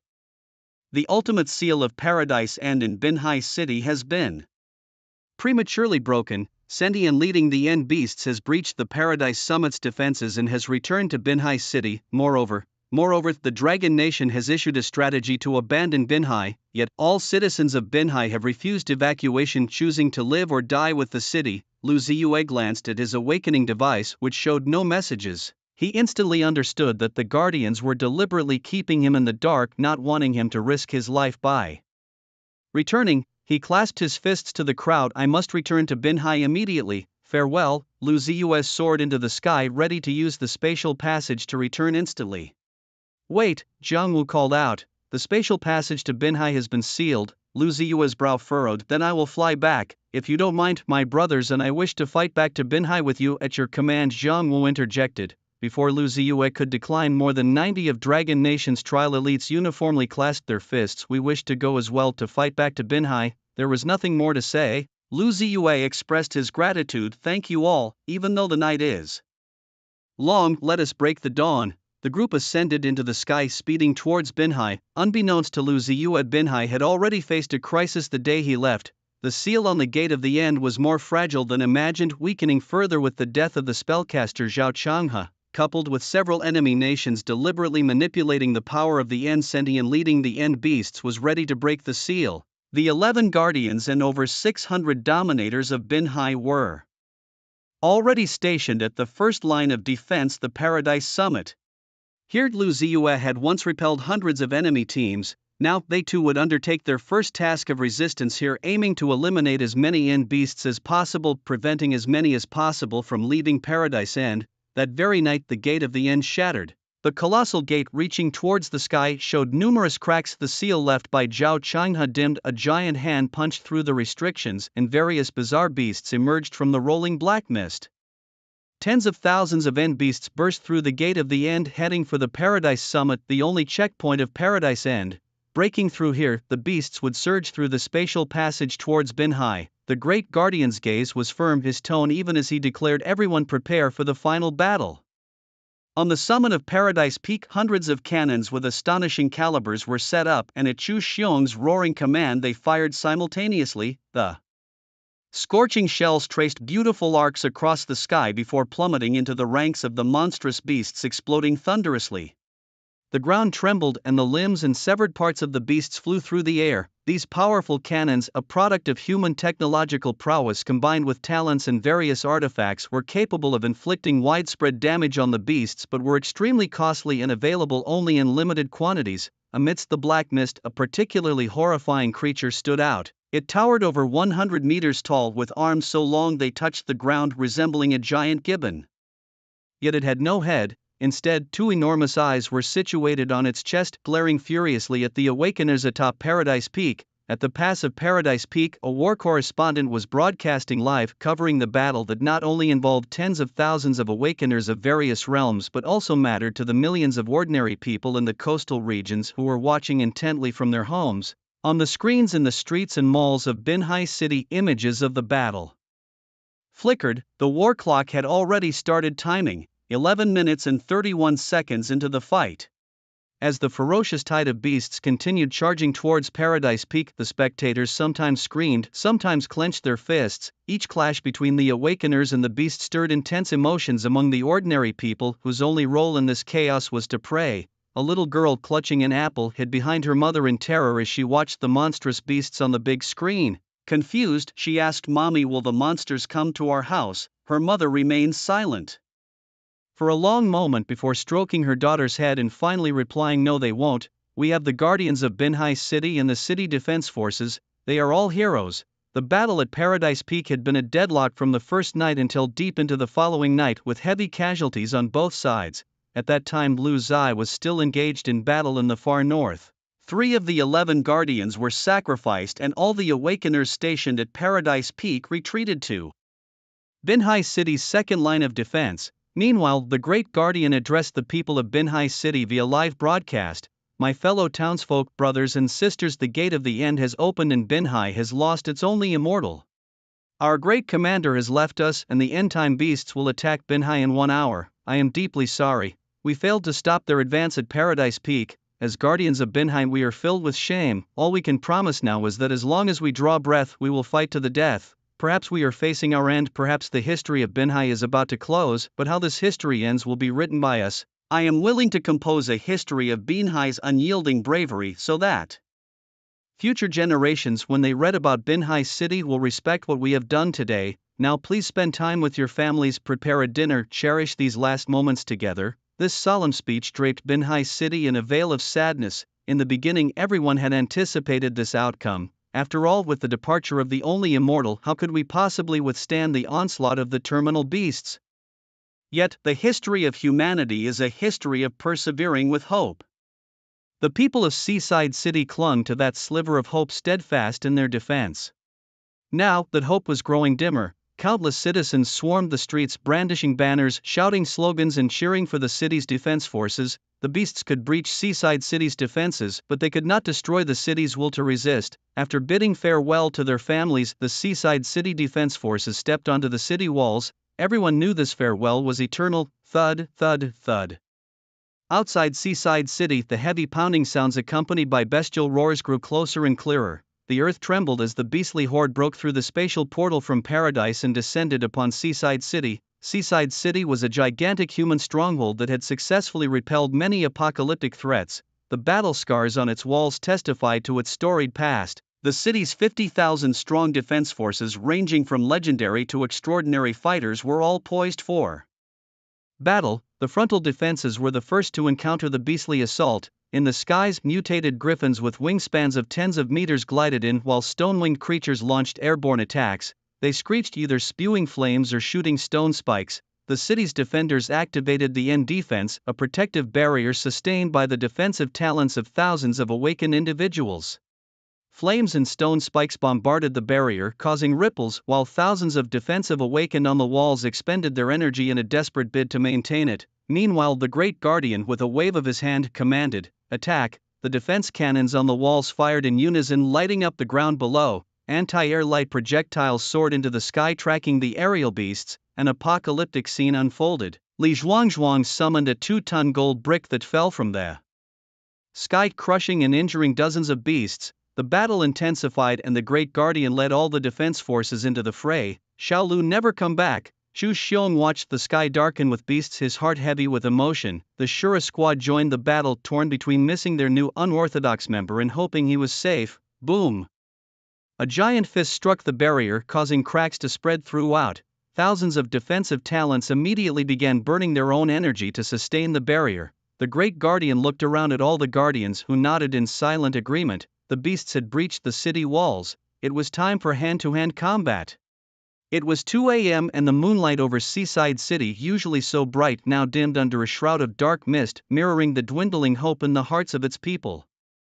Outside the walls of Seaside City, a gruesome scene of mountains of corpses and seas of blood unfolded as the Awakened and the beasts engaged in a final melee. Lower-level Awakened on the walls continued to operate various defense weapons to support those battling below. At this critical moment, if no one stepped forward to engage in close combat with the alien beasts, the city walls would be immediately lost, leaving no chance even to hold them off. It was precisely because the great guardians and others went out to meet the enemy that they created an opportunity for the city's defense forces on the walls to continue their assault. However, this opportunity was gradually being lost. Out of the 11 guardians, more than half had already been sacrificed. The fall of these warriors left the great guardian expressionless, his heart filled with immense sorrow. Brothers who had fought side by side for so many years were gone just like that. Li Zhuangzhuang went completely mad. The 2-ton gold bricks, like meteorites from the sky, continuously smashed into the battlefield, harvesting the lives of the alien beasts. As soon as the gold bricks hit the ground, they transformed into golden spears that thrust into the air, piercing through the chests of the alien beasts. Even more miraculously, the various attacks from the alien beasts around Li Zhuangzhuang always missed him, as if he had some kind of cheat activated. His innate luck helped him dodge many lethal attacks. Suddenly, a pair of malicious eyes locked onto him and a claw swung at him. Li Zhuangzhuang immediately used the gold brick to block this strike. Unfortunately, in the face of absolute power, all techniques were in vain. The gold brick was sent flying, striking Li Zhuangzhuang and sending him flying hundreds of meters. Upon landing, Li Zhuangzhuang couldn't move. All his limbs were broken, yet strangely his vital organs were intact. However, there was no doubt that he had lost his ability to fight. The Great Guardian, along with a few other legendary guardians, stood in front of the towering enemy to prevent further harm to Li Zhuangzhuang.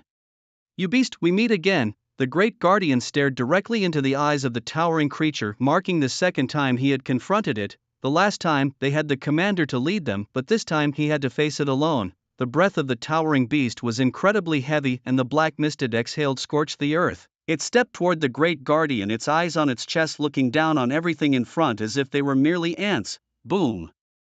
The towering beast launched its attack. Talent Sequence 14, Venomous Fire. This was a fire-based talent that enveloped the towering beast in a poisonous fog, each attack carrying toxins. These toxins could reduce the enemy's resistance, with the specific amount reduced depending on the difference in strength between the two parties. Besides, it also had slowing effects, causing damage proportional to a certain percentage of the opponent's maximum health. The furious black mist enveloped the Great Guardian and the others. For them to stand against the immortal alien beast was like throwing eggs against a rock. They were blown back one after another as the poison fog continuously corroded their bodies. Puff! 2 legendary guardians spit blood and fell from the sky lifeless. On the city walls, the city defense forces saw the crisis unfolding and immediately aimed the giant cannons at the towering beast, covering the retreat of the Great Guardian and his companions. Dozens of cannon shells whistled through the air, and in the next moment, the towering beast countered the cannon shells with its fists, shattering each one. The massive explosion shockwaves spread out in front of it but did not harm it in the slightest. The immortal alien beast, powerful enough to leave one breathless, panting heavily, Sensen made his way toward the city defenses, his harsh breath releasing a black mist that began to erode the guards on the walls. At this moment, everyone thought of the same phrase: "It's all over." The Great Guardian, summoning his last bit of strength, managed to return the injured Li Zhuangzhuang and the bodies of his fallen comrades back atop the city walls. "I'm not even afraid of death, why would I fear a mere beast?" With these words, the Great Guardian charged at Sensen, ready to self-destruct. Sensen roared, annoyed by these weak ants who possessed an unyielding spirit that he so despised. Ants should be submissive, he thought. With both arms, Sensen slammed down, ready to end this battle once and for all and claim the city by the sea as his domain. Bang! A burst of brilliant, multicolored light swiftly descended, and 2 fragments of the Sky Devourer, stirred by the storm, repelled Sensen. Everyone saw the familiar figure, the young genius of the seaside city, the youngest legend who had slain countless enemy awakeners in Sector 018 and had stood up for the Dragon Country's awakeners on the summit of bliss. Now he had returned. Sensen was forced to retreat several meters to stabilize himself, shocked as he looked at the man before him, then at his own fists from which large chunks of flesh had been torn. Standing on all 108 fragments of the Sky Devourer were reinforcements. Lu Zai, controlling the fragments, led an elite army in a mad dash. How immense was his control power! Several surviving legendary guardians on the city walls watched this eerie scene in astonishment. Meanwhile, a war correspondent responsible for live broadcasting the battle couldn't understand what was happening but instinctively aimed his camera at Lu Zai and asked the nearby legendary guardian, "Guardian sir, can you tell us what's happening?" is there hope for our seaside city, Guardian? 09 nodded. He has returned. We had always concealed information to make him leave the seaside, but he came back anyway. His name is Lu Zai. He has achieved many wonders for the seaside city. Do you see the army behind him, all elites? Our city has only 11 legends, but he brought back a group with more than 30 legends, and the rest are mostly at the peak of dominion. Their strength is formidable. More than 30 legends? What kind of person can command such a powerful force? The war correspondent asked, eager not to miss any crucial information. This information was being broadcast live throughout the seaside city, rekindling hope in many. Watching Lu Zai surrounded by a halo of colorful energy, Guardian 09 smiled slightly. He left as a legend and has returned immortal. Providence is indeed fair. Our seaside has produced another immortal. Immortal, immortal, these words echoed in everyone's minds. After Zhao Changhe, the seaside city had another immortal? Whether it was the city's defense forces or the residents watching the live stream on their phones, at that moment they went wild. Tens of thousands of city defenders shouted from the walls, "The seaside is immortal." In countless seaside homes, children cheered and adults hugged each other. At that moment, they saw hope for their city's survival. Ding, you have successfully inspired hope in 8 million families and 100,000 awakeners of the seaside city, earning survival points plus 888,888. Lu Ziyue's heart skipped a beat. 880,000 survival points. His gaze towards the towering beast grew even more confident. He glanced at the system's survival points. 920000. System.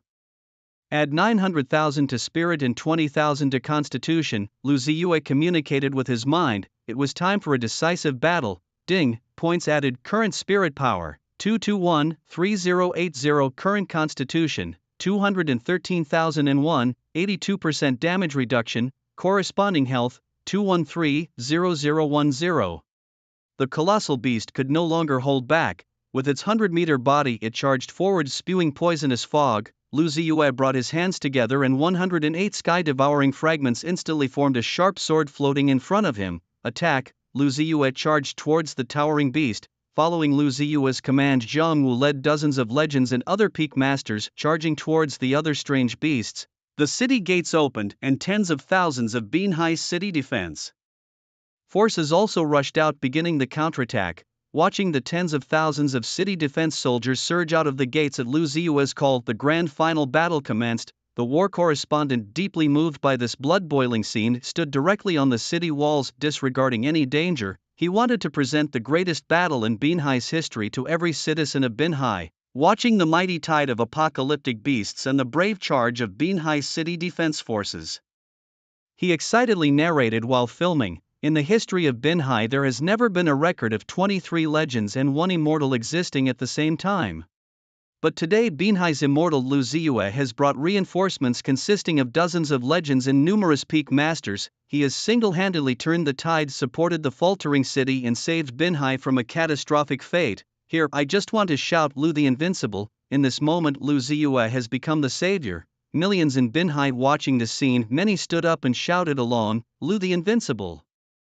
Without him, Binhai would have fallen and none would have been spared. Children or women, millions would have been destroyed. But now all of Binhai's awakened ones have launched a counterattack. This turn from desperation to hope has moved many citizens to tears. From the far north, 100 of Dragon Nation's finest had arrived, each surpassing their own limits in battle prowess. All were saved by Lu Ziyue, their lifesaver, and now his hometown was under threat. Unbearable. If the city stands, so do we. I'm willing to stoke the fires for brother Lu. That's what it means to go through fire and water. Illiterate. Indeed, these elites of Dragon Nation roared as they charged, their momentum overwhelming, and today their lives were dedicated to Lu.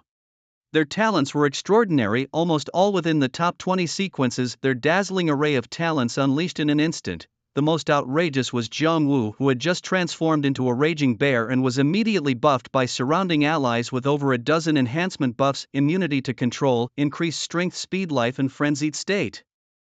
At this moment, Zhang Wu, like a warrior injected with adrenaline, couldn't help but exclaim joyfully, "An unmatched power!" With a powerful stomp on the ground, creating a large dent, the berserk bear leapt into the air. A heavy punch, bursting with explosive power, sent a terminal beast flying tens of meters away, toppling several others along its path.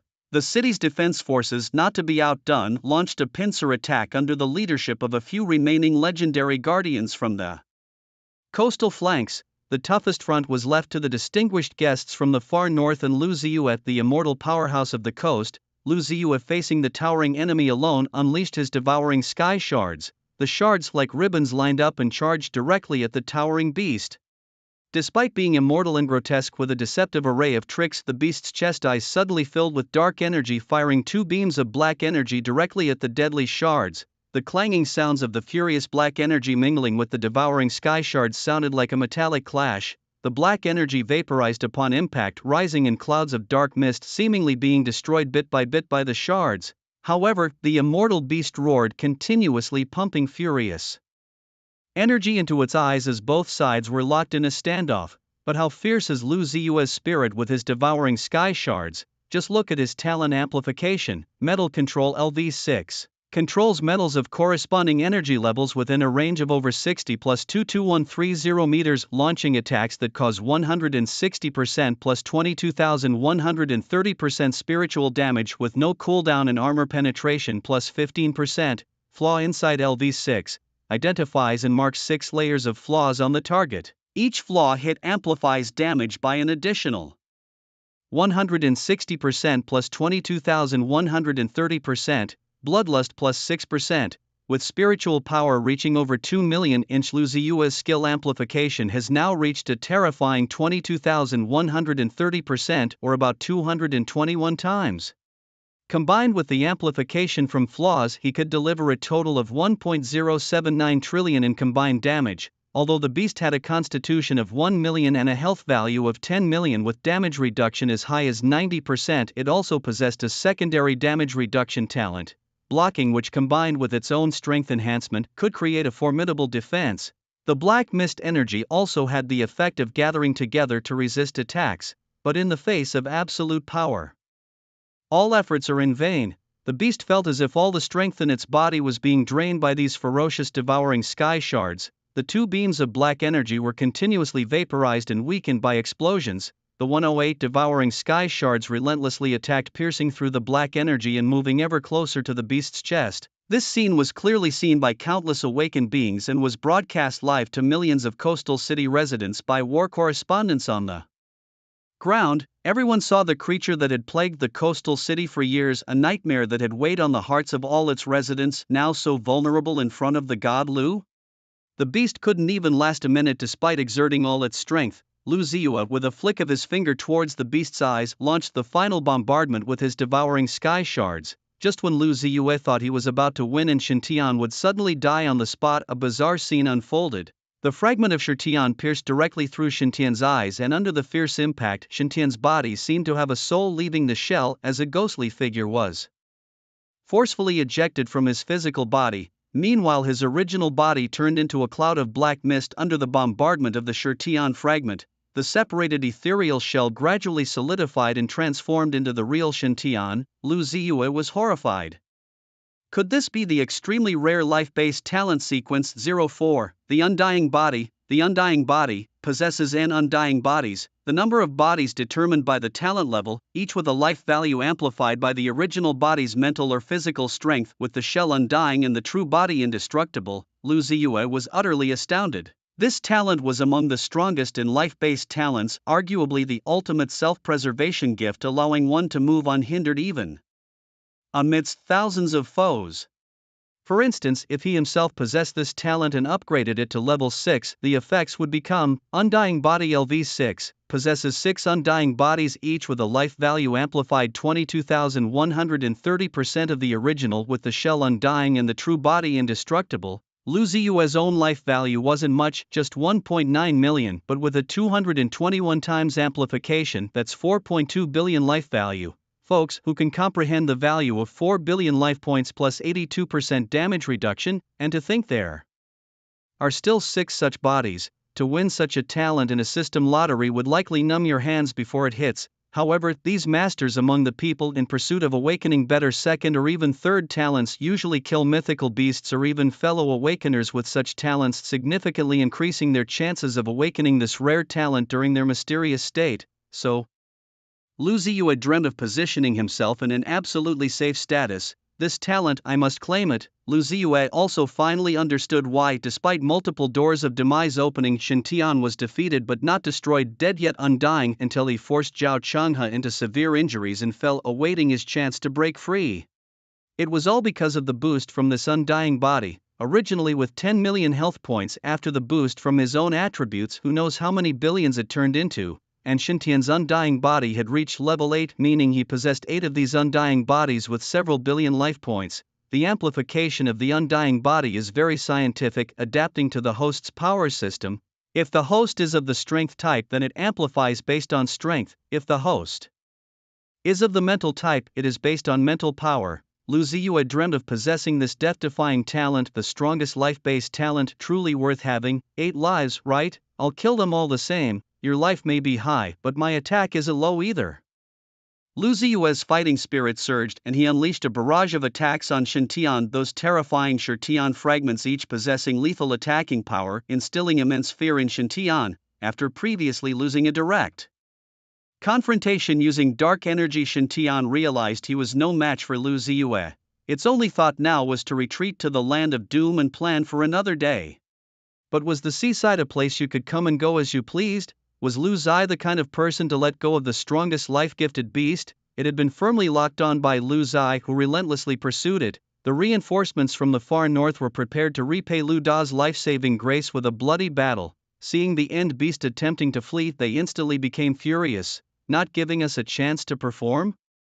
How could that be acceptable? The city defense forces flanking from both sides had also completed their encirclement, and for the first time, the defensive forces of Binhai City gained the upper hand and began the siege. In the distant suburbs of Binhai City, under the leadership of Matsushita and Zhong, the allied forces of 10 nations crossed the unguarded checkpoints of Binhai City and entered the city. Dozens of checkpoints in Binhai no longer had city defense troops stationed because all forces were concentrated in the city center to deal with the end beast. The actions of the 10-nation alliance amounted to cross-border aggression, which plainly speaking was an invasion. The leader of this operation, Matsushita and Zhong, was the elder brother of Matsushita Yezhong, 20 years his senior and an immortal. The Matsushita family was renowned in the Sakura country, a family of awakened beings with formidable strength. However, his younger brother had recently died in the Dragon Nation's Binhai official residence, which greatly enraged them. But the investigation result from the Dragon Nation was just 2 words: suicide. Goddamn suicide, blowing himself into a blood mist. Show me how that's done. Bearing the mandate of his family and driven by national and familial hatred, Matsushita and Zhong set out from Sakura country. His leadership of the 10-nation alliance was also because he was an immortal and his desire for revenge was as solid as rock. This alliance consisted of 10,000 soldiers, among which there were 9,900 dominators, 100 legends and 1 immortal, formed from 10 powerful nations. Their battle objective was to take advantage of the perfect opportunity of the Binhai and beast tide to capture Binhai. A legendary powerhouse with a scouting gift single-handedly summoned a steel eagle which swiftly descended onto his arm. After reading the images seen by the steel eagle with his mind, his expression turned ugly. He bowed to Matsushita and Zhong. Lord and Zhong, the crisis in Binhai City is about to be resolved. The Sun Tian cannot withstand the city defense forces and has already retreated. What? Retreated? How could they possibly resist Sun Tian? Is Sun Tian too weak? Impossible. Investigate again. This news is too explosive. The people around immediately doubted the authenticity of the news. However, the legendary powerhouse added another piece of information that calmed everyone down. Lord, I also saw Jiang Wu, a legendary powerhouse from the far north, and all the prodigies of the Dragon Nation present supporting the defense of Binhai. Matsushita and Zhong frowned. Combining this with the information he received an hour ago, the far north's surprise attack team was dead. The operation failed. 30 legendary powerhouses died instantly. The Dragon Nation must have a master, and it is very likely that this master came to Binhai with the far north's troops. Didn't the Dragon Nation say they would give up Binhai? What is going on with these people? Deploying a smokescreen or not, Matsushita Yuzhong thought about the recent setbacks Dragon Nation had faced everywhere and the immense defensive pressure they were under. He believed that the news of abandoning the coastal city couldn't be a sham. After some consideration, he decided the army would slowly advance, entering the defenses of the coastal city, ready to act when the opportunity arose. Matsushita Yuzhong figured that even if they withstood the assault from the apocalyptic beasts, the cost would be high. He doubted that the city's defense forces could withstand another major battle. Moreover, if the situation turned dire, escaping first seemed plausible and the enemy likely couldn't stop him. At this moment his third innate talent sequence 48, confidence, came into play. This talent provided immense courage, enhancing one's demeanor in normal times and boosting attributes by a percentage during combat. His second talent was confinement space. He was the one who had dragged the critically ill Zhao Changhe into the confinement space and tormented him. Under the gigantic city walls of the coastal city, Lu Zai's 108 sky-devouring fragments consecutively hit the vulnerabilities on the towering immortal bodies. Blood mist burst forth and the towering figures screamed heart-wrenchingly. The seventh one, Lu Zai counted in his heart. It must be said, these creatures were truly difficult to kill. Lu Zai thought of the coastal city's immortal warrior Zhao Changhe, who had forcibly sealed these creatures, ensuring peace in the coastal city for 3 years with his overwhelming combat power. The guardian of coastal city number 04 leaped twice and arrived beside Lu Zai, bowing with fists clasped. Commander, the allied forces of 10 nations have invaded the coastal city, bypassing the checkpoints. They're advancing slowly with sinister intentions, seemingly observing us. According to their current speed, they will reach our location in 30 minutes. Please, Commander, make your decision. I am not the commander. Lu Zai was shocked by the direct address, which should not be used casually without official conferment by Dragon Nation's highest authority. You are already the commander in the hearts of all coastal citizens. Without you, the coastal city would have fallen. Guardian 04 said earnestly, no longer dwelling on the title. A murderous intent flashed in Lu Zai's eyes. Since they have come, let them stay. Quickly clear the apocalyptic beasts and prepare for the next battle. My God, the commander is planning to push back the beast tide and then wipe out the allied forces of 10 nations. Guardian 04 was incredibly excited. At your command, we are willing to fight to the death. With Lu Zai's orders, all defensive forces in the coastal city also intensified their offensive. As the last towering immortal body was shattered, it finally fell, and its true body exploded, scattering black mist into the air, and the world returned to clarity. Ding, you have killed the towering figure and gained 8.8% experience, obtaining an opportunity for awakening of the immortal body. The enemy still had 30 minutes to reach the battlefield. Lu Zai glanced at the survival points in his system. 63,100. 2 hours of bloody battle had passed. 60,000 wasn't much, but it was enough for a draw. Lu Zai communicated with the system in his mind. System, start drawing the third talent. Ready, the extraction of the third talent costs 200 survival points per attempt, starting the draw. With the boost from the awakening opportunity of the immortal body, the chances of drawing this talent greatly increased. Lu Ziyue had already imagined the awe-inspiring pose of standing alone, invincible in the midst of 100,000 soldiers with his immortal body. As the system lottery commenced, a flurry of messages bombarded him. 200 survival points used. Lottery begins. Lottery failed. Survival points 100 luck points, 1, 200 survival points used. Lottery begins. Lottery failed. Survival points, 100 inch luck points, 2. After more than 30,000 survival points and over 150 attempts, Lu Ziyue finally heard the long-awaited announcement. 200 survival points used. Lottery begins. Lottery successful. Obtain talent sequence number 04, immortal body. Comprehend the talent. As Lu Ziyue spoke, information about the immortal body rapidly integrated into his awareness. His system panel updated to include the new talent sequence. Using his remaining survival points, Lu Ziyue quickly upgraded this talent to Immortal Body LV6, 0/50,000. In fact, upgrading talents didn't require many survival points. From level 5 to 6 only 20,000 points were needed, and from level 6 to 7 only 50,000. Lu Ziyue planned to save up survival points to upgrade all 3 talents, as the current 50,000 attribute points had lost their significance to him. Moreover, from 1 million to 10 million combat power was still considered immortal. What lies beyond immortality? In the foundational education system of the Dragon Nation, immortality was the pinnacle. Let's wait until I reach 10 million attributes, he thought, possibly achieving a breakthrough. Lu Ziyue no longer dwelled on this, instead focusing on his newly acquired talent. Immortal Body LV8 possesses 8 immortal bodies, each with 22,130% of the original's health. The shells are undying, the true form indestructible. Hoff with over 400 million health points for the immortal body who wouldn't be afraid? Once hated by many, this talent of the great demon Sentient had now become a delightful asset in his own hands, transforming him into the Demon King. During the recent cataclysmic beast-tide battle, Lu Ziyue leading the coastal defense forces achieved a resounding victory, annihilating 74% of the terminal beasts. The remaining creatures fled into the land of terminal, hiding and brewing for the next assault. Standing outside the shattered gates of the terminal, Lu Ziyue's psychic power surged, repairing the broken seals. The 100-meter-tall gate of the terminal was restored to its former majestic state, resplendent and new, standing between heaven and earth with runes flowing over it, giving off a divine and extraordinary aura. Third Sealer, Lu Ziyue.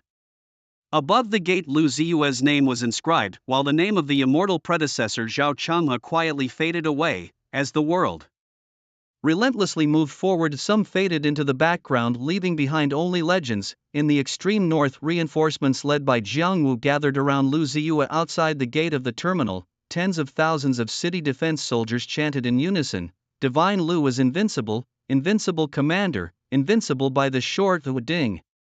Your sealed final feat has shocked everyone in the coastal area and the 100,000 ally troops outside the city, earning you 888,888 survival points." Lu Zai chuckled to himself in satisfaction. He upgraded all his talents to level 8. Ding upgrade successful. Metal manipulation from LV6 to LV8, immortal body from LV6 to LV8, flaw detection from LV6 to LV8. To upgrade from level 6 to 7 requires 50,000 survival points, and from level 7 to 8 requires 200,000 survival points. The upgrading of these three talents cost Lu Zai 75,000 survival points, leaving him with 130,000, which he used to add 100,000 to his spirit and 30,000 to his physique.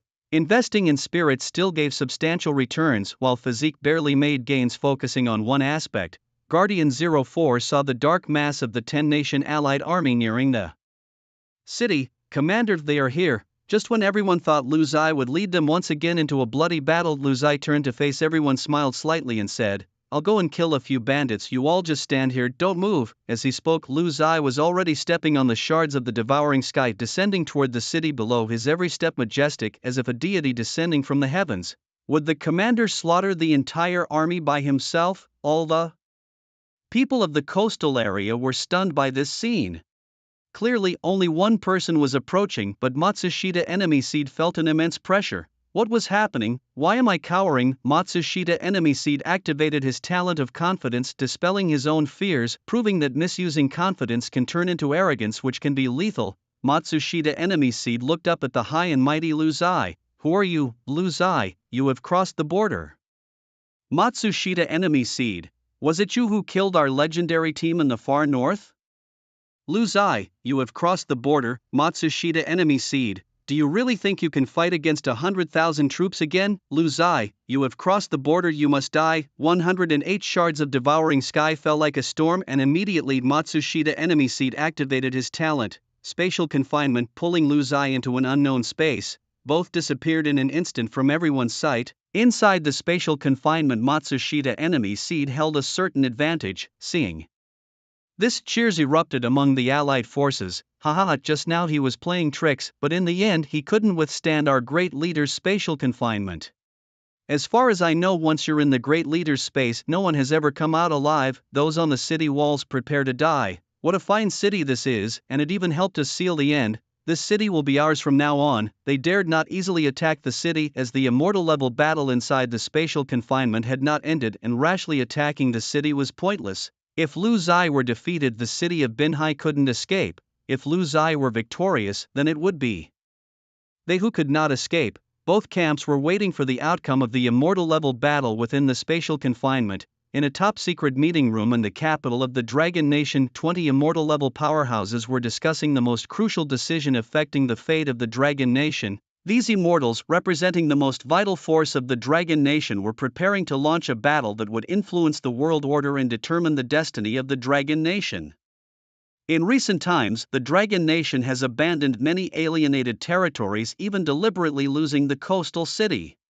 All this restraint was for today. Are you all prepared? An elderly man with white hair looked around at the crowd. The crowd responded with a bow, reporting to Elder Jiang, "We will not return without victory." Elder Jiang nodded silently. "We have suffered many minor losses, not out of fear, but to deliver the most unexpected and fierce retaliation to our enemies. The Dragon Nation, with its 5,000 years of history, has never known the word surrender. This time we have given up several defensive positions and pulled together 30 immortals to strike at the Moya mines." Everyone's eyes gleamed with eagerness. The Moya mines, a top-secret location guarded by several Western nations, is also known as a 5-star alienated zone rumored to harbor secrets beyond the immortal realm.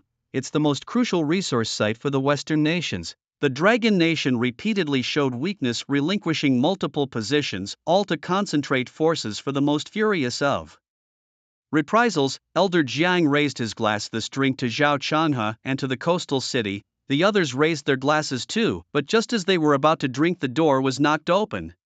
A man in black brought shocking news that made everyone's jaw drop. What? The coastal city wasn't lost, it was defended. Elder Jiang was astounded. The man in black shook his head. Not just defended, they pushed back the apocalypse, completely annihilating Sendian, and that Lu Zai has ascended to immortality, becoming the great commander of the coastal city. It was the people of the city who crowned him, and he's currently engaged in combat against a 100,000-strong allied army. The 30 immortals in the room, who had seen many storms, stood frozen, holding their wine glasses, dumbstruck. Why are my beloved ministers silent? Elder Jiang looked at the unbelievable scene before him, finding no other words to describe it. The 30 immortals of Dragon Nation were collectively petrified, and Elder Jiang couldn't help but exclaim, "Such formidable younger generations, what's his name again?"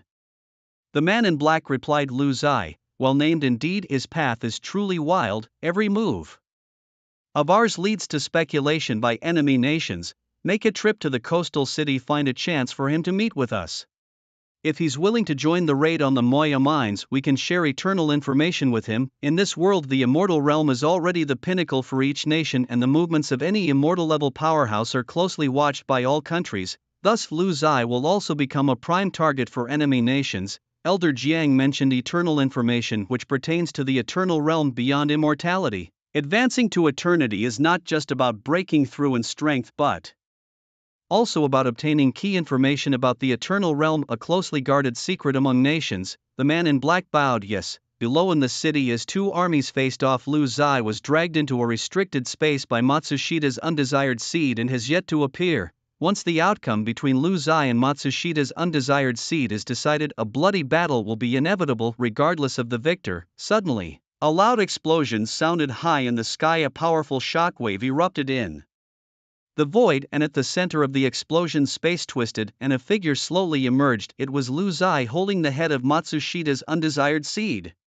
Lu Ziyue broke through the sealed space, slaying the enemy commander with his own hands. Within this confined realm, Lu Ziyue's immortal body drove his adversaries to despair. He fought with reckless abandon, knowing that his 8 immortal bodies could take any damage. Standing proudly in the void, he tossed the head of Matsushita to the ground, proclaiming, "This is the fate of those who invade the coastal areas." Below, the army of 100,000 fell silent and trembled quickly.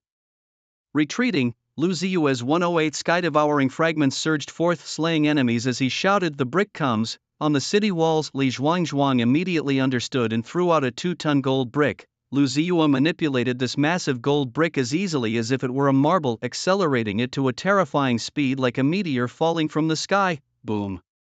The brick crushed dozens of enemy soldiers, creating a huge crater in the ground. The scattered enemies were harvested one by one by the sky-devouring fragments. The fragments were agile and the gold brick brutally merciless. This battle, where Lu Ziyue struck down the invaders with thunderous force, was a demonstration to the world. The coastal areas are not to be trifled with. Initially, it seemed a battle of life and death, but with Brother Lu's arrival, it turned into a breeze. Looking at it now, it was rather a crushing victory. From afar, Li Zhuangzhuang and the members of the Shura squad chatted casually. The Shura squad nodded in agreement, deeply impressed. The most moved was Hongyu, the captain of the Shura squad. He had discovered Lu Ziyue in a training camp, a young man just beginning to show his potential. It was he who brought Lu Ziyue into the squad. Witnessing his rise step by step, in just half a month he had achieved immortality. Sometimes the gap between people is even greater than that between humans and pigs, thought Hongyu as he watched Lu Ziyue chasing 10,000 enemies in the sky. The battle lasted from midnight until dawn. when the first rays of dawn touched the giant city by the coast, not a single member of the Allied army stood beneath it. Lu Ziyu alone had slain 100,000, and the news spread across the planet. Blue Star through a live broadcast by a war correspondent from the coastal city. The entire circle of the awakened was shaken. Ding, you have shocked the circle of the awakened on Blue Star, earning 5 million survival points, generous reward. Hearing this message in the system, Lu Ziyu was shocked for the first time. Unfortunately, shocking oneself yielded no benefits, an unscientific aspect of the system. Why can't shocking oneself count? Am I not a person? Lu Ziyue had previously asked the system how the value of survival points awarded for shocking others is determined and whether there is an upper limit. The system had replied that the rank and number of the shocked would affect the amount of survival points awarded, with the upper limit being half of the current realm. Now, as an immortal, theoretically the full amount is 10 million attributes, so this time it was a full shock, 5 million. Lu Ziyue was incredibly excited, pondering how to spend it. First of all, upgrading a talent to level 10 would cause a qualitative change, so it was logical to upgrade his talent to level 10. Then Lu Ziyuan needed to boost his spirits further, making himself a truly spirited young man.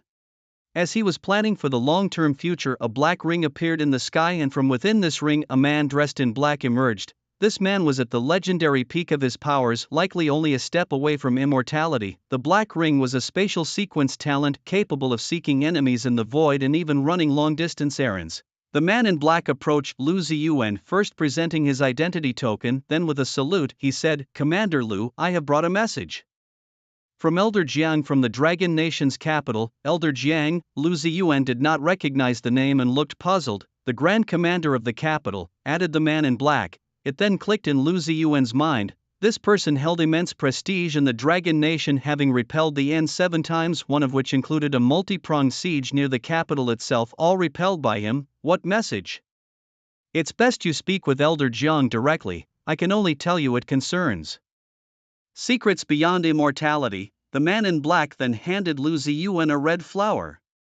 The Dream Flower, a tool that, combined with someone possessing the dream talent, allows multiple people to enter a dream state in real time. It's generally used for holding confidential meetings and doesn't have the capability to kill someone in the dream, ensuring it's safe and reliable for business dealings, secret meetings, and even discreet rendezvous. One can also leave the dream voluntarily without any restriction. This talent differed slightly from the Nightmare talent. One harms, the other negotiates. Lu Ziyuan nodded and flew back to the military headquarters. He sniffed the flower, and the next second his soul seemed to leave his body as he entered the dream state. There were 3 people in the dream: the man in black, an elderly man, and Lu Ziyuan himself. It seemed this man in black was merely a tool, possessing such bizarre talents. How did he ever reach the legendary peak? Lu Ziyuan was utterly baffled. The man in black bowed slightly. "Elder Jiang, I've brought the man. I'll leave you two to talk." The elderly man nodded, and with that the figure of the man in black vanished as if the dream had shattered. Elder Jiang got straight to the point. Blue Star has only 2 eternal beings, also known as the twin saints of humanity. Do you aspire to be a saint? Lu Ziyuan was taken aback by such directness. Shouldn't there have been some praise first, a bit of small talk? But the other party had jumped right into such explosive content. Wasn't this supposed to be top secret? He had never heard of it before. Wait a minute. It dawned on Lu Ziyuan, could this information be given to him with the saint's blessing? Thinking this, Lu Ziyuan nodded. Awakeners are many who wouldn't want to reach the top. Elder Jiang, you're telling me this? Does it mean the saint of Dragon Nation intends something from me? Elder Jiang nodded. I'm telling you this at the behest of Dragon Nation saint, not asking anything of you. You are an immortal of Dragon Nation. This information is free, ask as you wish. Lu Ziyuan nodded. Now that the other party had spoken, he wouldn't hold back. Why only 2 saints? Who are they? That was Lu Ziyuan's biggest question as he too aspired to ascend to the next realm. The twin saints, one in Dragon Nation and one in Eagle Nation, thus the world's current power dynamics revolve around Dragon Nation and Eagle Nation, Elder Jiang explained. As for why there are only 2, what I can tell you is that currently on Blue Star only 2 eternal eyes have been discovered, and to ascend to eternity one needs to peer into the true self through an eternal eye. Introspecting within, the eye of eternity, that's explosive news. No wonder this world maintains a delicate balance with each side having only 1 saint. But what Mr. Jiang said next sent shivers down Lu Ziyuan's spine. we are preparing to assemble 30 immortals from the Dragon Nation to attack the Moya mine, as there are indications that a third eye of eternity might exist within it. Lu Ziyu is horrified at the thought. If a new saint emerges, the balance of the world would be completely disrupted. Lu Ziyu's mind raced, leading him to an inevitable conclusion. So this raid on the Moya mine will determine the course of the world? And the twin saints would also make their move, because the twin saints of the Blue Star would absolutely not allow the other to obtain the Eye of Eternity, as it would mean their own destruction. Mr. Jiang nodded silently. Yes, this action is also the will of the Dragon Nation saint. Who is the saint of the Dragon Nation? Lu Ziyi asked curiously. Mr. Jiang laughed heartily. I don't know. The saint will appear when needed and can take any form: mountains, rivers, mythical beasts. Lu Ziyi was shocked. So no one has ever seen the twin saints, but it makes sense. At such a level, concealing oneself is too simple. Probably only the twin saints know the exact details about each other on Blue Star. After all, your greatest enemy is often the one who understands you best. Thank you for the information, but I'm not ready to die. No, I don't want to go. Lu Ziyi is not a coward, just being sensible. What a joke, raiding the Moya mine where the saints might appear, and what if the Dragon Nation saint is defeated?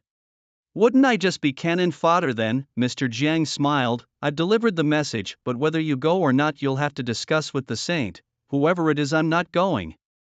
Wait, who did you say? Lu Ziyi felt his legs weaken. The saint wants to see you, Mr. Jiang said, then his figure blurred and he disappeared. Damn, bring on the next big boss. The ultimate big boss. Lu Ziyi was speechless, but he stood straight, respectful and reverent. This is the saint of the Dragon Nation, the pinnacle of Blue Star's combat power, the guardian of the Dragon Nation. A breeze came, calming all the unease in Lu Ziyi's heart, making him feel relaxed, and in the wind came a familiar voice. Little Yi, long time no see. Lu Ziyi looked around, seeing no one, but the voice was so familiar. Not many people call me Little Yi. Lu Ziyi carefully distinguished the voice, filtering through familiar people around him, and the result made his heart race. The answer.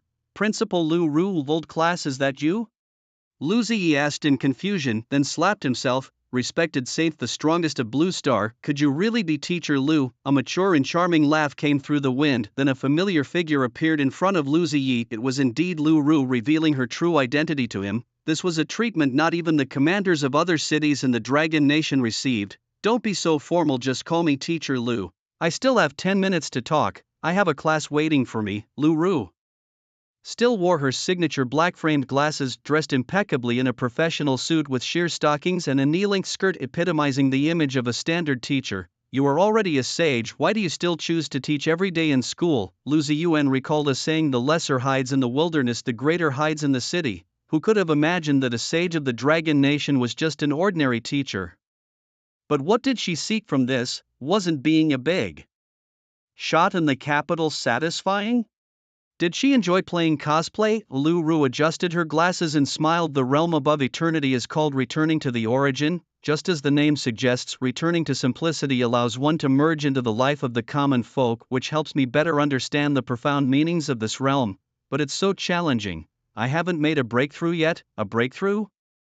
So, does this mean the teacher has reached the pinnacle of the eternal realm, or perhaps she is a step into the returning to origin? Teacher, was it your idea to send me on the raid at the Moya mine? Lu Ziyuan considered this possibility. Yes, on the Blue Star, there's hardly anything I can't see through except for you. Lu Ru tucked a strand of hair behind her ear. There is something about you that I can't entirely grasp. I still haven't figured out why your growth rate is so rapid. It's a good thing, and it's your secret. You don't need to explain it to anyone. Thank you, Teacher Lu, for your understanding. Lu Ziyuan expressed his gratitude. So why didn't you help me when I was expelled? It would have been a simple thing for you to intervene. Perhaps sages see further. Maybe Teacher Lu did it on purpose. You can rest assured about the operation at Moya mine. Although that old eagle is also at the peak of eternity, I am not inferior to him. Without breaking through the returning to origin realm, we are always equals. Thus, the success of the operation depends on you, and I want to assign the eternal eye to you. Lu Ziyuan felt touched but hesitated. Teacher, the other 30 immortals who are commanders in various cities of Dragon Nation urgently need advancement just like me, and someone like Elder Jiang who has been at the peak of immortality has probably waited even longer. Is this really okay? Lu Ru nodded. I am relieved that you consider these things. However, advancing to eternity is not just about obtaining the eternal eye. It also requires harmonizing the internal organs, reflecting on oneself, and then creating. Once the creature or item you create reaches a certain level, you can touch the realm of returning to origin.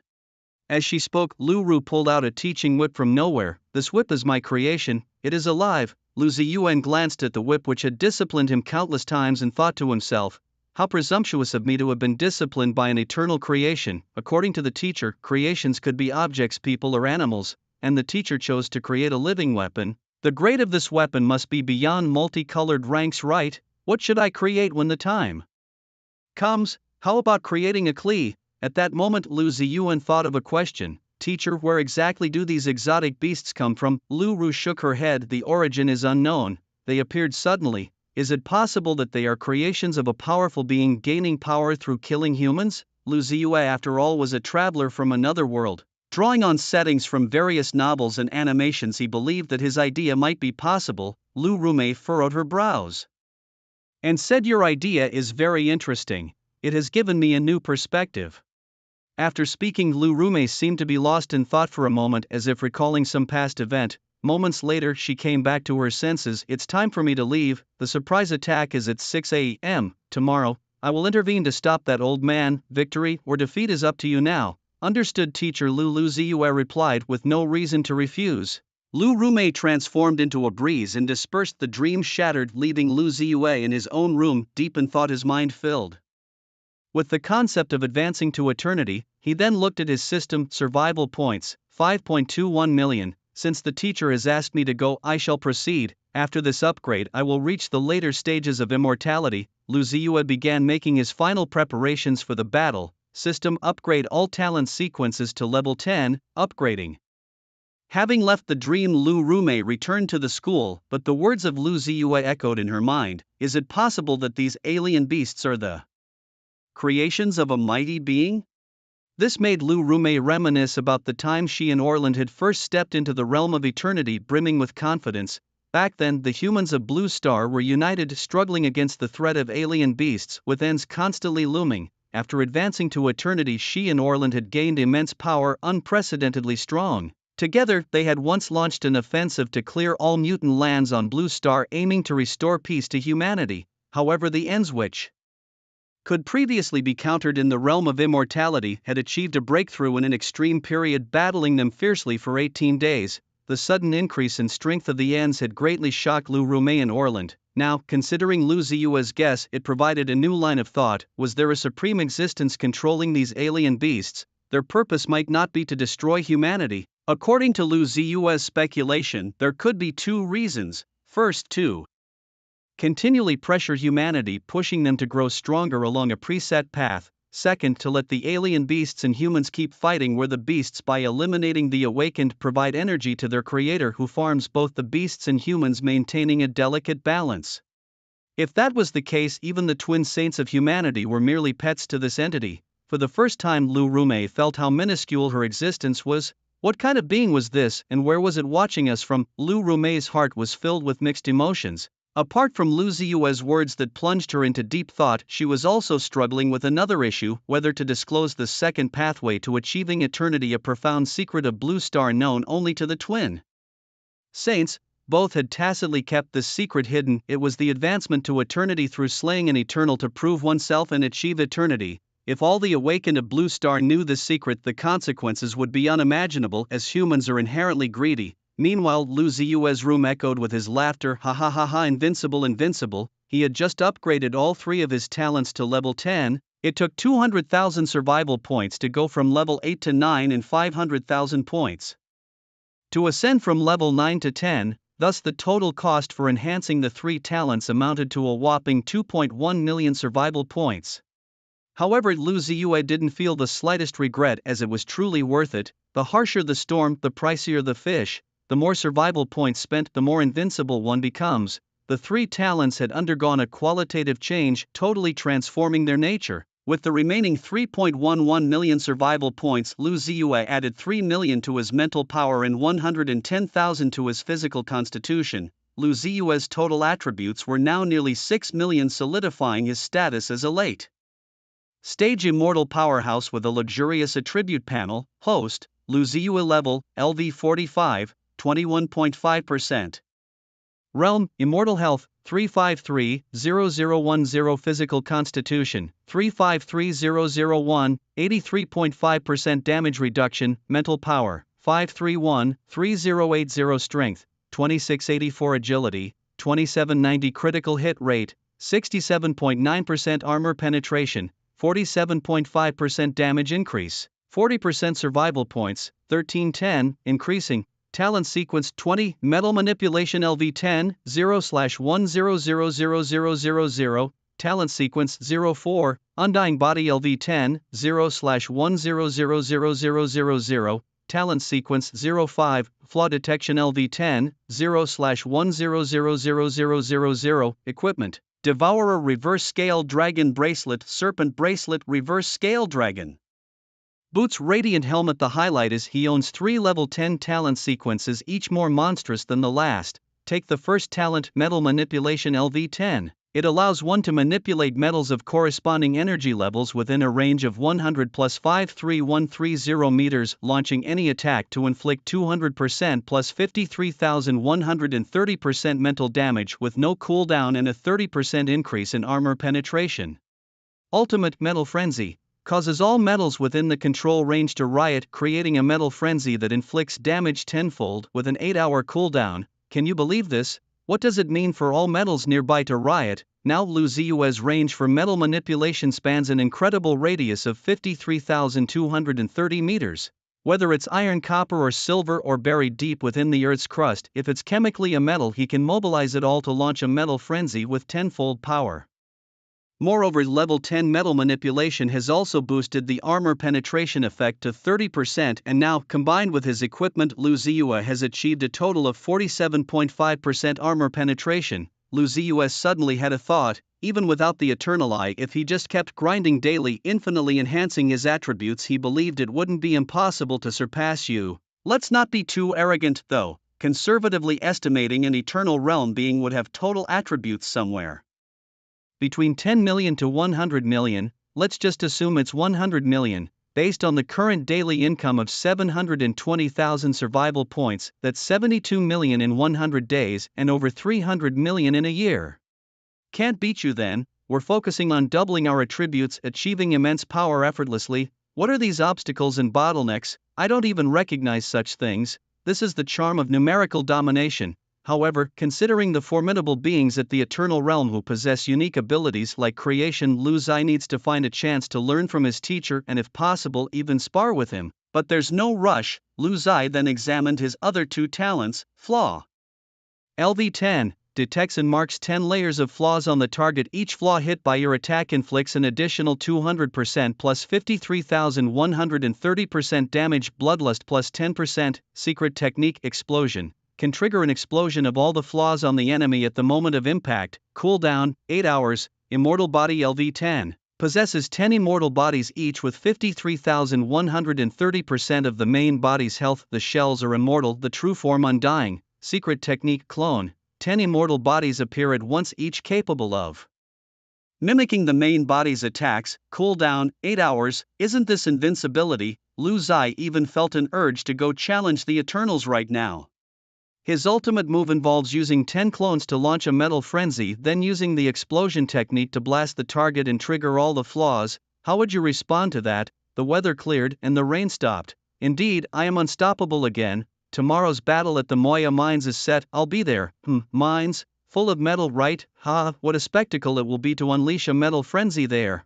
Lu Ziyu lay in bed, his mind wildly imagining tomorrow's battle. At 5 a.m. the next day, Lu Ziyu, deeply asleep, was rudely awakened by some lunatic's dream invocation. Damn it, who wakes up to party from a dream? After getting up and washing up, Lu Ziyu regretted sniffing the dream flower, which has effects lasting a month, meaning anyone can disturb your sleep within that period. Although it's not harmful and you can mentally refuse to enter the dreams, being woken up in the middle of the night is truly annoying. At 5:10 a.m., the immortal commanders of the 31 great cities of the Dragon Nation were all present, familiar with each other, chatting and discussing the details of today's actions. Lu Ziyu stood alone under the teleportation gate eating a bun. Despite being immortal, he still felt hungry without eating, a setting truly lacking in class. In those cultivation novels, female cultivators don't even need to defecate. Elder Jiang frowned, looking deeply concerned about the nation, checking the time every minute. After finishing his meal, Lu Zai checked his system where another 300,000 survival points lay. Without any hesitation, he added them to his spirit, ding, points. Successfully added. Current spirit power, 561-3080. At 5:38 a.m. Elder Jiang bowed to the void, saying, "I obey the sage's command," including Lu Ziyuan and others. No one saw even a strand of hair. Without a doubt, teacher Lu Ru must have conveyed some message solely to Elder Jiang. Clearing his throat, Elder Jiang addressed everyone. "Ahem, ladies and gentlemen, as per the sage's directive, we will depart promptly at 6 o'clock.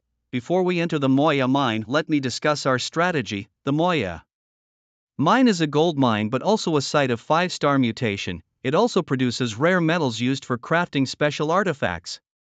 Usually, there are over 60 immortal powerhouses from Western countries stationed here to drive away mutant beasts and provide security for the mining teams. Just a few days ago, signs of the possible presence of the Eternal Eye were discovered in the main mine shaft. As everyone understands, this means that the balance is about to be disrupted, and both the Dragon Nation and the Eagle Nation are aware of this." Everyone nodded, understanding that only commanders of the immortal rank could access the information Lu Ziyuan heard yesterday. Thus our objective today is singular: to seize the Eternal Eye at all costs. Everyone responded in unison, understood. In this battle, Lu Ziyuan believed that both the Allied forces and the Dragon Nation would fight to the death, because if the Eternal Eye fell into the hands of the enemy, it would mean that his side would be at a significant disadvantage in the future, possibly even completely controlled by the enemy. Lu Ziyuan's attention, however, wasn't on the details of the operation. He was fixated on the words gold mine. His good brother Li Zhuangzhuang possesses talent sequence 02, Gold Master. This peculiar talent's power depends on his own strength and the amount of gold he possesses. It's the only talent that allows for personal strength enhancement through external resources. "My good brother is in for a treat today. I'll bring back the entire mining area's gold for you." Lu Ziyuan rubbed his hands together, a bit excited.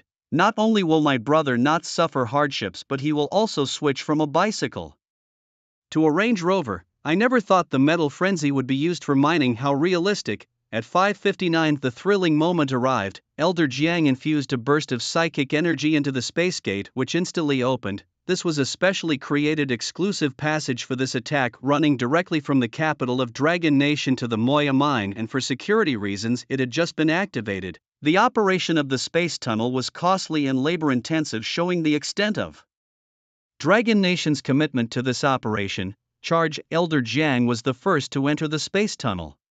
Lu Ziyuan silently stepped back, shielding others in front of him and letting them go first, entering the space tunnel last. At the Moya mine, the place was devastated by the Western countries, with mining pits everywhere and the incessant roar of large mining machinery. In the distance, dozens of immortal powerhouses were resisting the continuous onslaught of mutant beasts. This was a 5-star mutation site where mutant beasts couldn't be killed off completely, thus to mine and explore here, a very powerful awakened army was necessary to provide military support.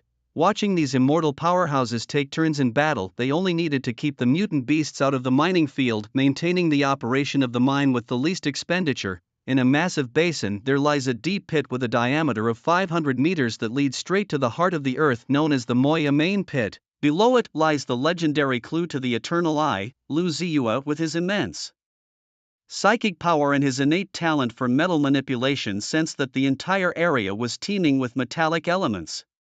Within a radius of 53 kilometers, there was an abundance of gold mines and some rare metals. Lu Ziyuan activated his psychic power, and from 501 meters below the surface, a gold nugget burst through the earth. Soon after, the gold separated from the surrounding soil and rock impurities, leaving behind a sparkling mound of gold, mining, and refining, all in one go. Of course, there were other metals in the gold nugget that were not separated. Lu Ziyuan exclaimed, "In this battle, this is my home ground." Lu Ziyuan even thought about how the future history books of the coastal regions would describe his glorious achievements. He had several titles in mind, such as the year Lu the Divine Hands in Pockets fought at the Moya pit. Meanwhile, far away, the Immortal Legion of the Dragon Nation had already clashed with the Allied forces' immortal champions. Numerically, the Dragon Nation was at a disadvantage. However, they had the upper hand with a successful surprise attack, and part of the enemy was entangled in a battle with strange beasts, making the fight evenly matched.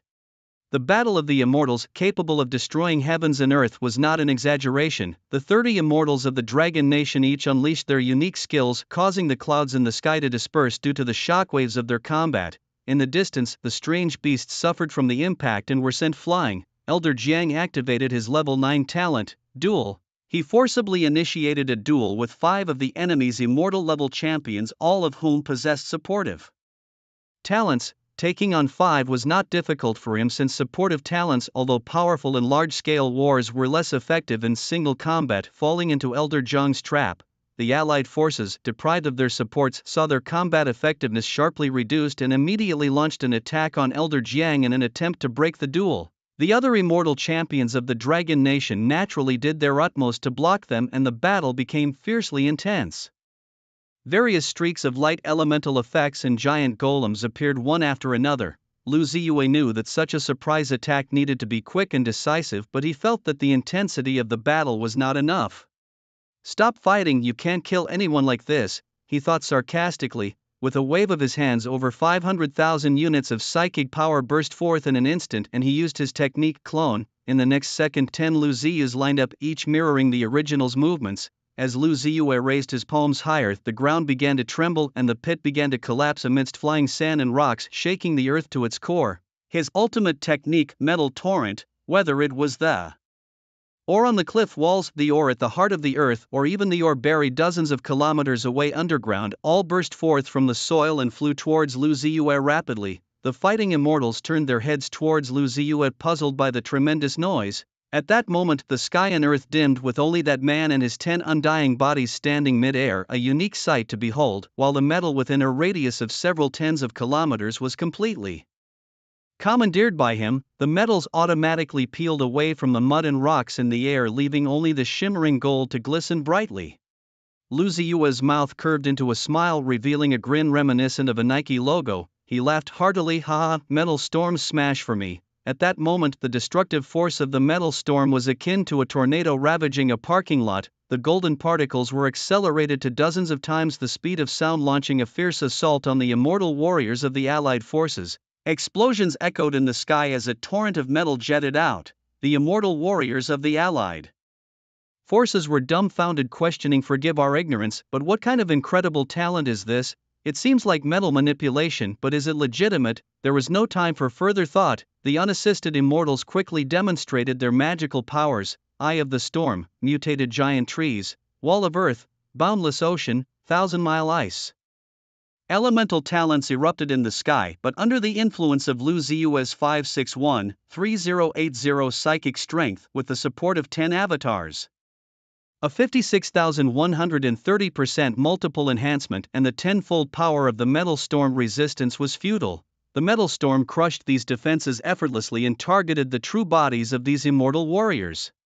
Jiang Lao and the others were stunned. The immortal warriors of the Allied forces were bewildered. Watching this scene, Lu Ziyue was filled with boundless pride. Below the saints, I am invincible. Above the saints, it's a fair exchange. Just as the metal storm was about to completely break through the defense of the Allied immortals, a faint voice emerged. "Youngster, arrogant." An elder appeared, tearing through the void. Despite not wearing any mask or veil, Lu Ziyue could not clearly see his face. No matter how hard he tried, the elder simply pressed down with his hands, and the metal storm receded like a tide, gradually subsiding. Lu Ziyue, unwilling to accept defeat, his psychic strength of 561-3080 surged once more. He clearly saw the elder's hands tremble slightly as the metal storm stirred up waves again. The elder was slightly surprised, not expecting such a struggle from a mere immortal, but he quickly regained his composure and snapped his fingers with a single hand. Boom!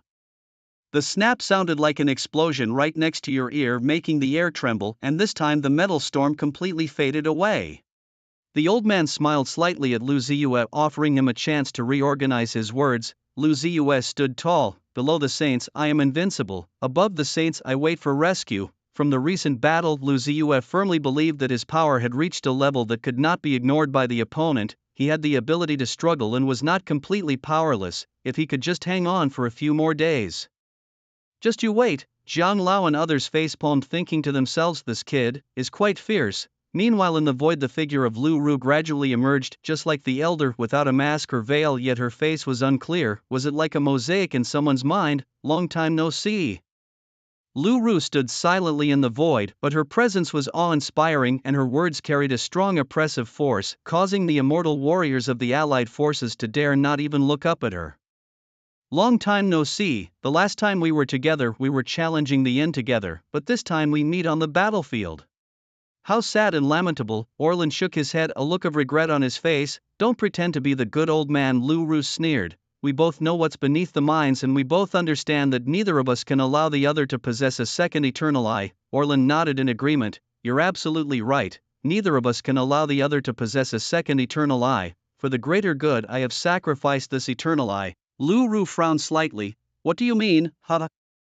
Orlan laughed heartily. The eternal eye is merely a tool for cultivating eternity. Even if I obtained it, you and I know very well how long it takes to cultivate an eternal being and to create. So on the planet Blue Star, it's unlikely for either of us to cultivate a second eternal being because we cannot simply stand by. But if I transform the eternal eye directly into an eternal artifact, turning it into a killing formation, don't forget my third talent sequence is that of a master refiner.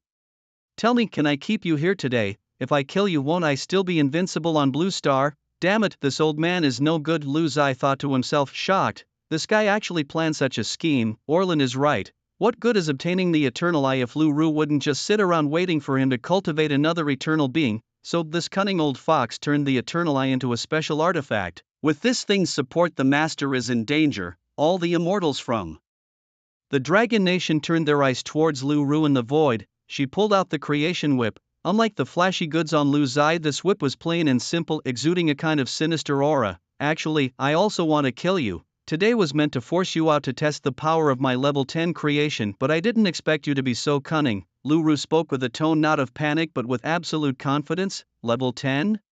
Not bad. Let's see whether your creation is more powerful or my killing formation is superior, Orlan responded calmly. At their level, it seemed like not even the sky falling could make them speak any faster, which Lu Zai found most annoying. The next moment, within the Moya mines, a pillar of energy rose to the sky 10 meters in diameter, blasting towards the heavens before the energy began to spread in all directions, covering the entire sky. It was like a giant energy bowl was inverted.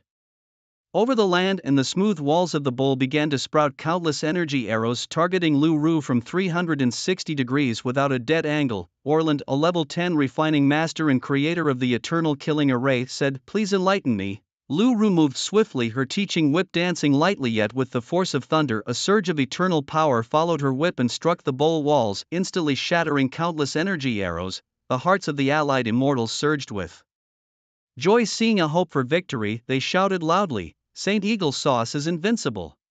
Lu Zai crushed the sky full of gold mines in an instant, forging them into a massive golden sword 20 meters long, and hurled it towards the immortals with a laugh. "Ridiculous, can't defeat me. Think you immortals can escape my wrath?" The great battle commenced. Lu Zai saw the situation clearly. Everyone was trapped in this bowl with no escape. There were only two outcomes. Either Orlan wins and everyone perishes together, or Teacher Lu wins and everyone feasts on Orlan's defeat.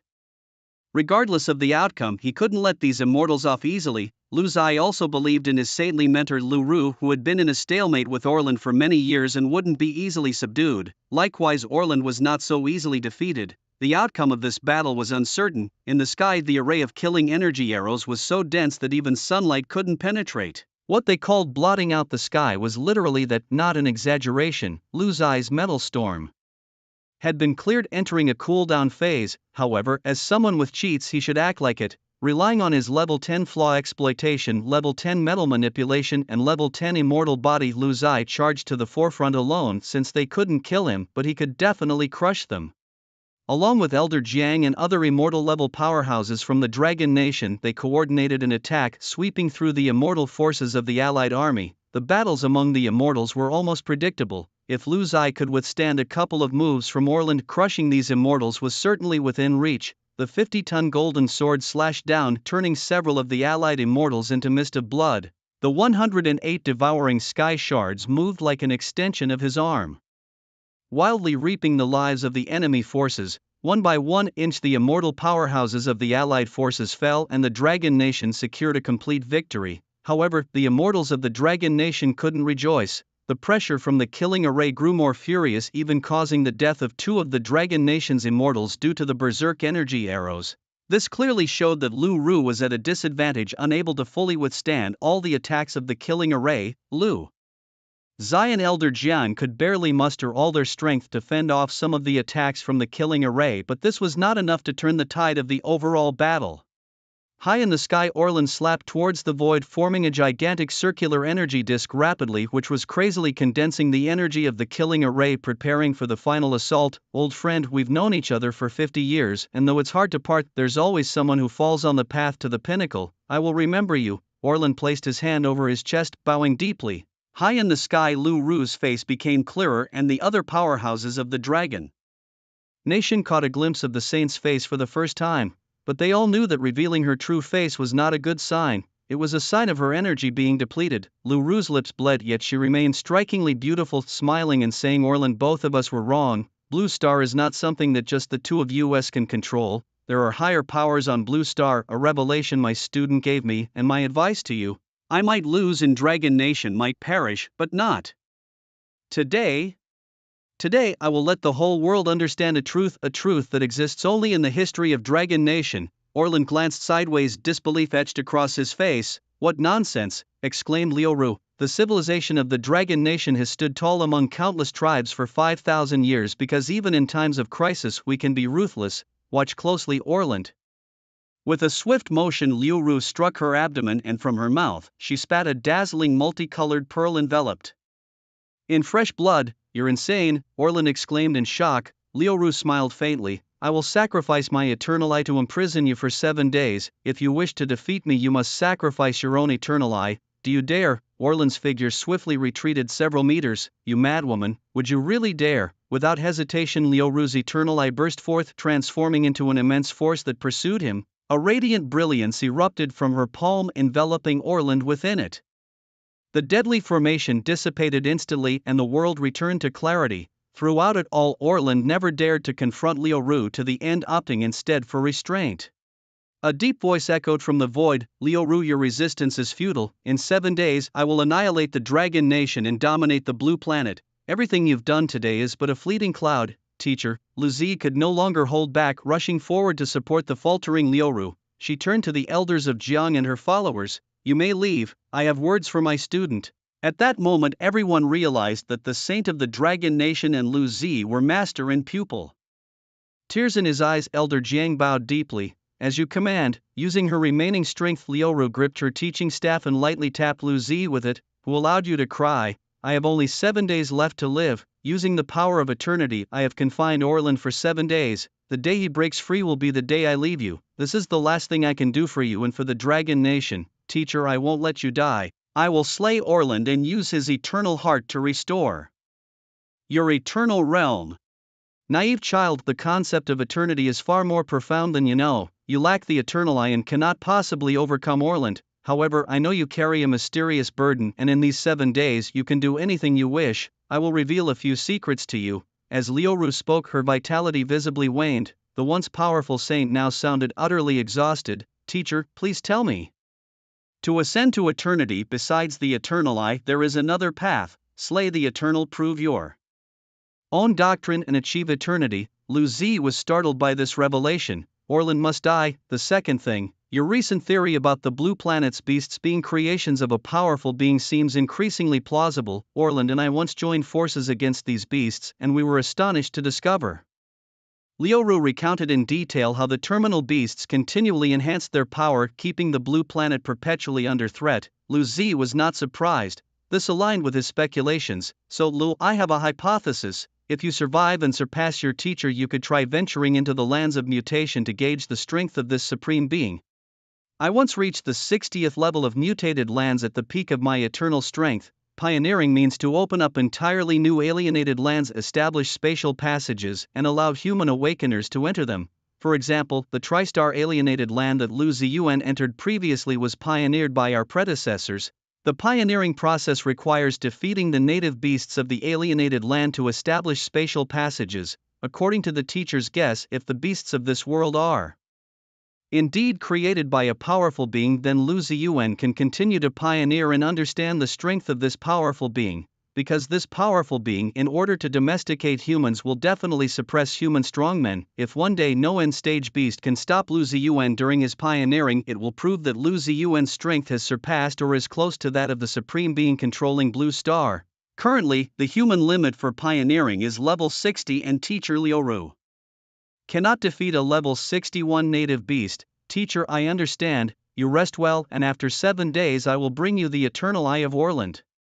I've said it, I will definitely repay the grace of your teaching. Lu Ziyuan nodded repeatedly. Liuru smiled. With this heart of yours, the teacher is very happy. I remember your father was just as heroic when he was young, truly a chip off the old block. I am already 91 years old, and I have no regrets in death. Should this is my secret, a woman's youth is not to be shared. After finishing her words, Liuru fell into a deep sleep, her face still maintaining a smile. Taking a deep breath, Lu Ziyuan brought Liuru back to Kyoto and handed her over to Elder Jiang before turning to leave. Elder Jiang, surprised, asked, "The saint is in peril, where are you going?" Lu Ziyuan replied, "To the Dragon's Nest." The Dragon's Nest, the ultimate alienated land of the Dragon Country, is also Liuru's pioneering land, containing level 45 and 60 beasts. Lu Ziyuan could have a thrilling battle there, gaining massive basic survival points. 7 days later, after seizing the Eternal Eye of Orland, he would save his mentor.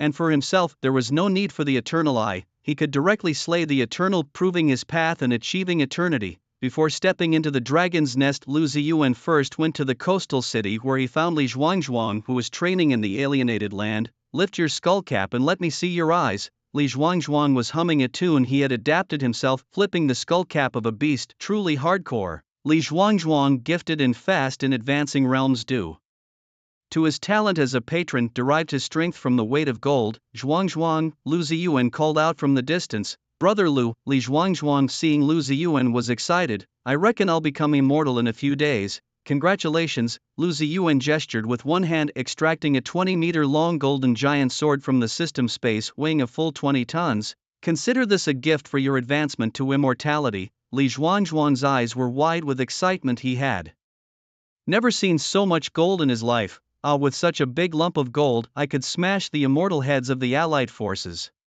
Li Zhuangzhuang could hardly contain his excitement. "Be bold, what you'll be smashing in the future is the eternal, and even achieve your dream. See one, smash one, eradicate the alien beasts of Blue Star." Lu Zai promised his good brother a pie in the sky. Both Lu Zai and Li Zhuangzhuang knew that with these 20 tons of gold, Li Zhuangzhuang's strength would greatly increase, making him immensely valuable. "Brother Lu, knowing you is truly the luckiest thing in my life," Li Zhuangzhuang said. Gratefully, Lu Zai had to admit the kid's secondary talent for luck was something special. He seemed never to encounter any bottlenecks, smoothly sailing through, taking over legends, obtaining the golden giant sword just like a chosen son of fate, sparking and flashing all the way. In Benheishi, Lu Zai, Li Zhuangzhuang, and the members of the Shura squad drank a lot of wine and shared many heartfelt conversations. At noon, Lu Zai alone stepped into the Flame Dragon's lair, knowing this journey would take a full 7 days. Here, he would only kill higher-level bosses to gain as many fundamental survival points as possible, aiming to elevate himself to the most terrifying level within 7 days before facing Orland. The Flame Dragon's lair was a place where flames surged to the sky and the ground cracked open. Flames licked around Lu Zai from the fissures, as if observing this uninvited guest, sometimes swirling at his feet, sometimes transforming into fire snakes spitting flickering tongues at him. It was a spectacle of the mystical. Currently, Lu Zai's survival point gain was 500 survival points per minute, earning about 720,000 attribute points a day, roughly 5 million over 7 days. With this, he would have over 10 million attribute points, theoretically meeting the threshold to enter eternity. However, the span of the eternal realm was immense. 10 million, 100 million combat power were all called eternal. Although Lu Zai's various talents and secret techniques made his attack power extremely fierce, for safety's sake, the more natural attribute points, the better. How could you ensure that Orland, with a combat power near 100 million, didn't possess terrifyingly potent attack methods? Even without any enhancements, based on Lu Zai's last encounter with Orland, he felt he needed to at least quadruple his strength to be able to confront Orland head-on. "Let's begin." Lu Zai looked towards the increasingly dense tongues of flame in front of him. 108 sky-devouring fragments shot directly into those fissures, stirring up countless magma, and from beneath the ground, dragon roars bellowed. A level 51 flame dragon soared into the sky, its eyes wide with fury. "Kill." Lu Zai raised his sword and charged forward. Day 1. Lu Zai killed 171 overleveled bosses in total, his basic earnings reaching 671 survival points per minute. His level rose from 45 to 48 inch, earning 890,000 survival points for the day, adding 800,000 to spirit and 90,000 to physique. Day 2.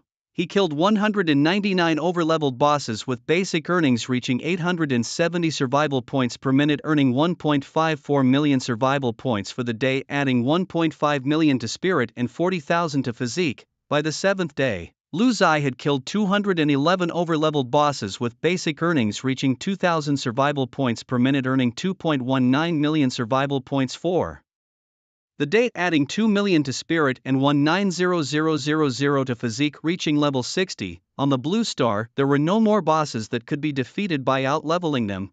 The only path left was pioneering. Lu Ziyuan let out a long sigh. His body was filthy, having fought continuously for 7 days without a moment's rest. Lu Ziyuan glanced at his attribute panel, and at this moment his attributes had transformed monstrously. Host, Lu Ziyuan level, LV 60, 0.5%.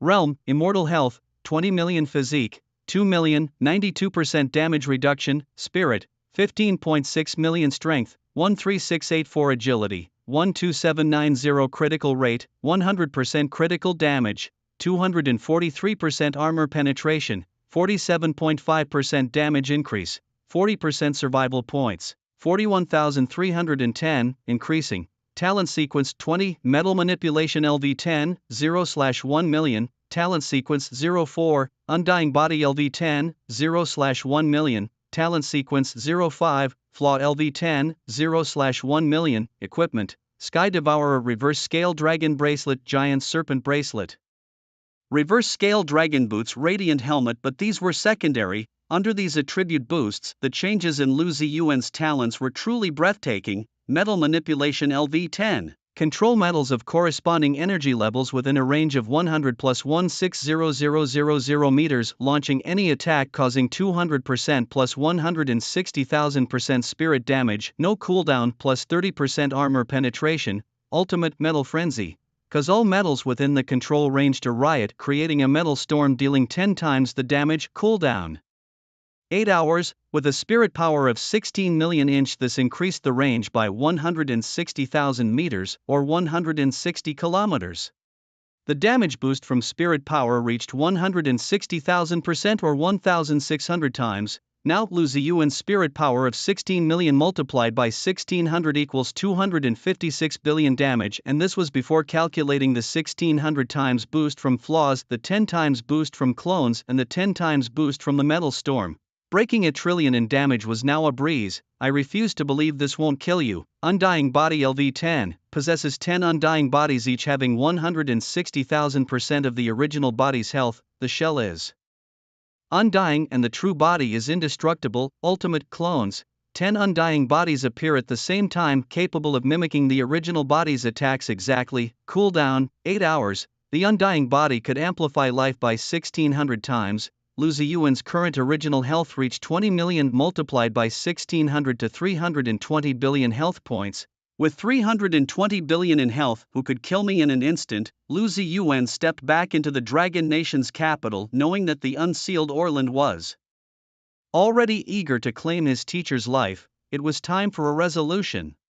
Returning to the Dragon Nation's capital, Lu Ziyuan headed straight for teacher Liu Ru's residence, now heavily guarded by the immortal strongmen of the Dragon Nation. Although Liu Ru emphasized that when Orland arrives they would be unable to resist and should retreat, the immortal powerhouses of Dragon Nation understood. If the sage of Dragon Nation perished, how could they continue to live? The sage had saved them from perishing in the killing formation during the battle at the Moya mines. Teacher, I am back, Luzi said upon seeing Liu Ru's haggard face. Liu Ru glanced at Luzi, his body stained with the blood of beasts. This aura of yours, it's truly beyond belief. She wanted to comment on how his aura, though of an immortal realm, seemed comparable to the eternal, but in the end she held back her words and simply nodded solemnly. So many children, such a pity. I am useless as a teacher, unable to defend Dragon Nation or protect you any longer. Liu Ru had a premonition that given enough time, Luzi might genuinely possess the strength to slay the Eternal and achieve the Eternal Realm. Teacher, Dragon Nation has hundreds of millions of people. It belongs to us all and should not be guarded by only you. We are all responsible. You have guarded Dragon Nation for a long time. Let me take over today, Lucy said resolutely. Just as Liu was about to speak, a familiar and ominous voice came from the void outside. Old friend, the 7 days are up. I am here to see you off. As Liu started to rise, Lucy pressed her back down. Teacher, with a friend coming from afar, no matter how distant, I shall strike him down. He stepped out, his body's multicolored energy turning into a spectrum of 7 colors, his figure swiftly moving through the air, followed by 108 sky-devouring fragments.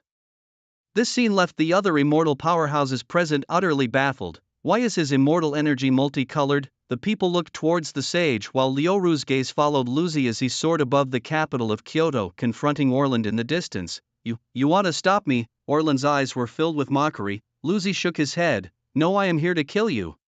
Ha, what an interesting junior. If it weren't for your insistence on being my enemy, I would truly be reluctant to kill you. Orland thought of Lucy as a pitiful moth flinging itself into the flame, but Lucy was out of patience, eager to show the power of defiance. This battle must not disgrace the transmigrators. He lined up 10 avatars in a row, each uniquely shaped. Each avatar possessed the same level of energy, with life points in the hundreds of billions and a damage reduction of 92%. Together with the real Lucy, they began to conjure a metal storm. This is Kyoto, and Lucy had to cause some destruction. Fortunately, Elder Jiang had already evacuated the area beforehand, and Liu had wisely moved to the outskirts of Kyoto to avoid the urban area, knowing that this battle was inevitable. The metal from buildings, underground mines, cars, rail, ships, all within a 160-kilometer radius, were completely transformed. A powerful psychic force melded these metal objects into a mass that Lucy then psychically hurled at Orland. The giant metal sphere weighed millions of tons, its destructive power unimaginable. Orlando gave a faint smile. Ha ha ha, the same old tricks, how naive. He snapped his fingers at the void. Snap. The next moment he frowned because he noticed that the gigantic metal sphere was still hurtling towards him. Wrong gesture. Orlando switched fingers and snapped twice more. Snap, snap. The metal sphere continued its furious charge. Snap, snap, snap, snap, snap. Orlando snapped his fingers with a thunderous noise, realizing only then that such primitive methods could no longer handle the junior he faced 7 days ago. He immediately took a stance and unleashed his first innate ability, Sequence 17, the level 10 Iron Curtain. Between heaven and earth, a curtain of meteoric iron erected in front of Orlando, blocking the metal sphere's path. However, he forgot that Lu Zai's talent was metal manipulation. Lu Zai clenched his fists, letting out a thunderous roar. Break it for me, boom! His violent mental force directly controlled the iron curtain, causing it to tremble and roar, tearing open a crack in the middle that grew larger until it split the entire curtain. Boom! The million-ton metal sphere continued its trajectory towards the distant Orlando. A chill went through Orlando's heart. This child, terrifying indeed. His second innate ability, Talent Sequence 8, level 10 Daylight Robbery. This spatial talent created a huge spatial vortex in the void, and the raging metal sphere began to veer off course, showing a tendency to be sucked into the vortex. Lu Zai witnessed the million-ton sphere gradually being absorbed. Truly an eternal powerhouse is extraordinary. Inside the vortex, a violent explosion occurred, a clash between the powers of space and metal manipulation. The vortex grew increasingly distorted. Orlando poured immense power into maintaining the vortex's stability until 10 minutes later he gasped for breath and looked at Lu Zai across from him. You actually dare to plot against me, seeking to kill me to achieve eternity? Lu Zai smiled faintly. You read people well. He chuckled. To be feared by the young, you're too conservative. There are stronger beings above the blue star, and you rush to eliminate your own kind before the alien beast threat is even lifted. How long do you think you can last after Dragon Nation falls? Orlando smiled. Young man, you are too idealistic. You want to kill me to prove your path and lead humanity to drive out the alien beasts. Ha ha ha, very well, I bless you and I curse you. Come on, bring out all the tricks you've been hiding. At this moment Orlando knew Lu Zai still had reserves, because he noticed that Lu Zai's 10 clones had disappeared. Lu Zai nodded, all right. The next second 10 clones stepped through the void, each with a million-ton metal sphere floating above their heads. Orlando was shocked. So these clones were out fetching cargo? 10 metal spheres? The one just now nearly cost me my life, and now 10. Without any hesitation Lu Zai swung his hand. Smash them down, Orlando exclaimed. You're too radical. there are stronger beings above the blue star and you rush to eliminate your own kind before the alien beast threat is even lifted. How long do you think you can last after Eagle Sauce falls? Stealing my lines? Lu Ziyue was furious. No, without you the Dragon Kingdom would be better off. The next moment 10 metallic spheres bombarded down, shaking the suburbs of Kyoto like an earthquake, with huge cracks spreading across the ground like a spider web. The shockwaves from the metal spheres impacted areas hundreds of kilometers away. The dust stirred up into the sky, causing a sandstorm over the entire city of Kyoto. When the dust settled, Orland was no more, leaving behind only the magnificent Eternal Eye floating in the deep crater. I won, Lu Ziyue called out with one hand, and the Eternal Eye floated into his grasp. The immortal warriors of the Dragon Kingdom burst into cheers. The Dragon God is invincible. For immortals, genuinely admiring someone is extremely difficult, but now even Jiang Lao, a peak immortal, was subdued by Lu Ziyue's terrifying combat power. Just then a scout swiftly arrived, clasped his fists and loudly announced to everyone, "Report to the Immortals. 18 of the final seals to the north of Kyoto have been broken simultaneously. The city is in peril." Lu Ziyue was shocked, knowing that it was the higher being who controlled the exotic beasts of Blue Star making a move. He farms humans, not letting them perish, but he won't let humans dominate either. Ha, are you restless now? Are you scared? Then let me reveal your true face, Lu Ziyue murmured to himself. The great battle concluded, and Lu Ziyue with his immortal might defied the heavens and killed Orland, one of the Blue Star's twin saints. This news was like a nuclear bomb exploding in the circle of the awakened on Blue Star. Ding, your defiance has shocked Blue Star, earning you plus 5 million survival points, plus 4 million spirit, and plus 1 million physique. Lu Ziyue gladly accepted this gift from nature. After the allocation, his current spirit power was 20 million, his physique 3 million, corresponding to a life value of 30 million. Having killed an eternal powerhouse, he obtained the power of eternity, allowing him to break through to the eternal realm at any time. And he also gained the ability to create. Creation, you are electricity, you are light, you are the only myth. With the power of creation, he could alter the material structure, whether on a microscopic or macroscopic level, with the limits of creation tied to his strength. Lu Ziyue was now ready to break through to eternity even more easily than the original twin saints. However, regarding creation, Lu Ziyue had not yet decided on the type or direction of creation. The city defense forces of Dragon Kingdom Kyoto, led by dozens of immortals, had already penetrated into the 18 broken final seals to resist the exotic beasts. This vanguard was sent to gauge the strength of this finality. Meanwhile, Lu Ziyue and Li Zhuangzhuang went to visit Lu Ru. Lu Ru's mentor, and naturally deserving of a visit. "Teacher Lu, we're here to see you." Li Zhuangzhuang, with his outgoing personality, immediately sat down next to the teacher with a big grin, his sunny smile quite infectious, brightening everyone's mood. Lu Ru was unable to hide her excitement, for her student had truly killed the eternal realm Orland and ascended to a higher position. "Teacher, this is for you."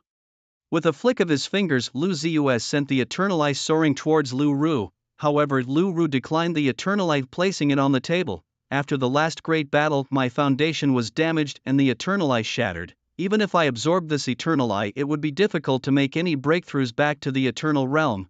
Now that you have helped me deal with Orland, I can return to the Coastal Academy and be a true ordinary teacher. The title of a saint carries glory but also heavy responsibilities. Let's leave this Eternal Eye for the future of the Dragon Nation." After the last battle, Lu Ru had thought that Orland would completely destroy the Dragon Nation, but her student changed fate against the heavens. Now in Blue Star, the Dragon Nation has become the absolute dominator, and unifying Blue Star is just around the corner. The only threat is that mysterious supreme being. Knowing she could no longer advance to the true essence realm, Lu Ru decided to retire and leave the future of the Dragon Nation to the younger generation.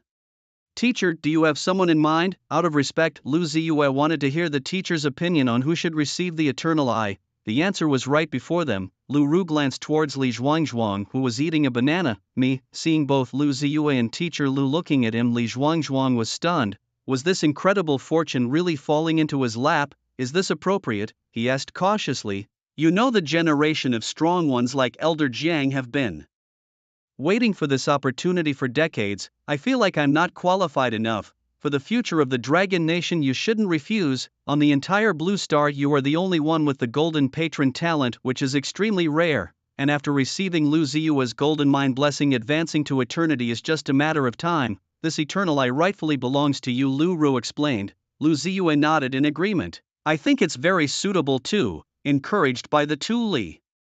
Zhuangzhuang also showed a resolute expression. Alright, if one day I possess 100 tons of gold, watch me overturn the beasts at the gate of termination. Unintentionally said, but intentionally heard. Suddenly Lu Ziyue thought of a very bug-like way to become stronger. He excitedly looked at Teacher Lu and asked, Teacher, didn't you say that after advancing to eternity one could create things? Can I create gold? Both Lu Ru and Li Zhuangzhuang showed shocked expressions at this question. What kind of logical genius are you? Lu Ru nodded silently. Yes, in the eternal realm you can change the internal and macro structure of materials. 4. Example, my teaching rod is made of a dark matter that can absorb its own energy and amplify it tens of times, making its attack power extremely strong. I also used my teaching rod to absorb my eternal eye to break through the killing array. If you want to create gold, the amount will be limited by your strength, but I guess making 10 or 8 tons a day should not be a problem. That's great. Lu Ziyue had already planned a path to dominate the heavens with his good brother. Lu Ziyue would create gold, and Li Zhuangzhuang, with the help of his golden patron talent, would continuously amplify his own strength. One day they could overturn that mysterious superior being. 10 tons, 8 tons. Teacher, you really underestimate your students. My mental power can increase just like that, and the yield can increase several times over, right? The braver one is, the more fruitful the land. When do you plan to start? Liu Ru looked towards Luzi. Now, Luzi was already impatient to begin. After all, there were still 18 apocalyptic threats outside, and he himself still needed to pioneer new territories and unearth higher-level beasts to enhance the basic income of the survival points. 2,000 survival points a minute were no longer sufficient to satisfy Luzi's ambitions. In the wilderness, Luzi sat on the ground and began his eternal breakthrough. Li Zhuangzhuang, full of expectation, waited for his good brother to manually produce gold for him. 20 million mental power surged through Luzi's organs: heart, liver, spleen, lungs, kidneys, with the last challenge being the kidneys, this time. Advancing to the realm of eternity, Luzi felt it was not just about breaking through a single organ, but using his own strength to penetrate all 5 organs.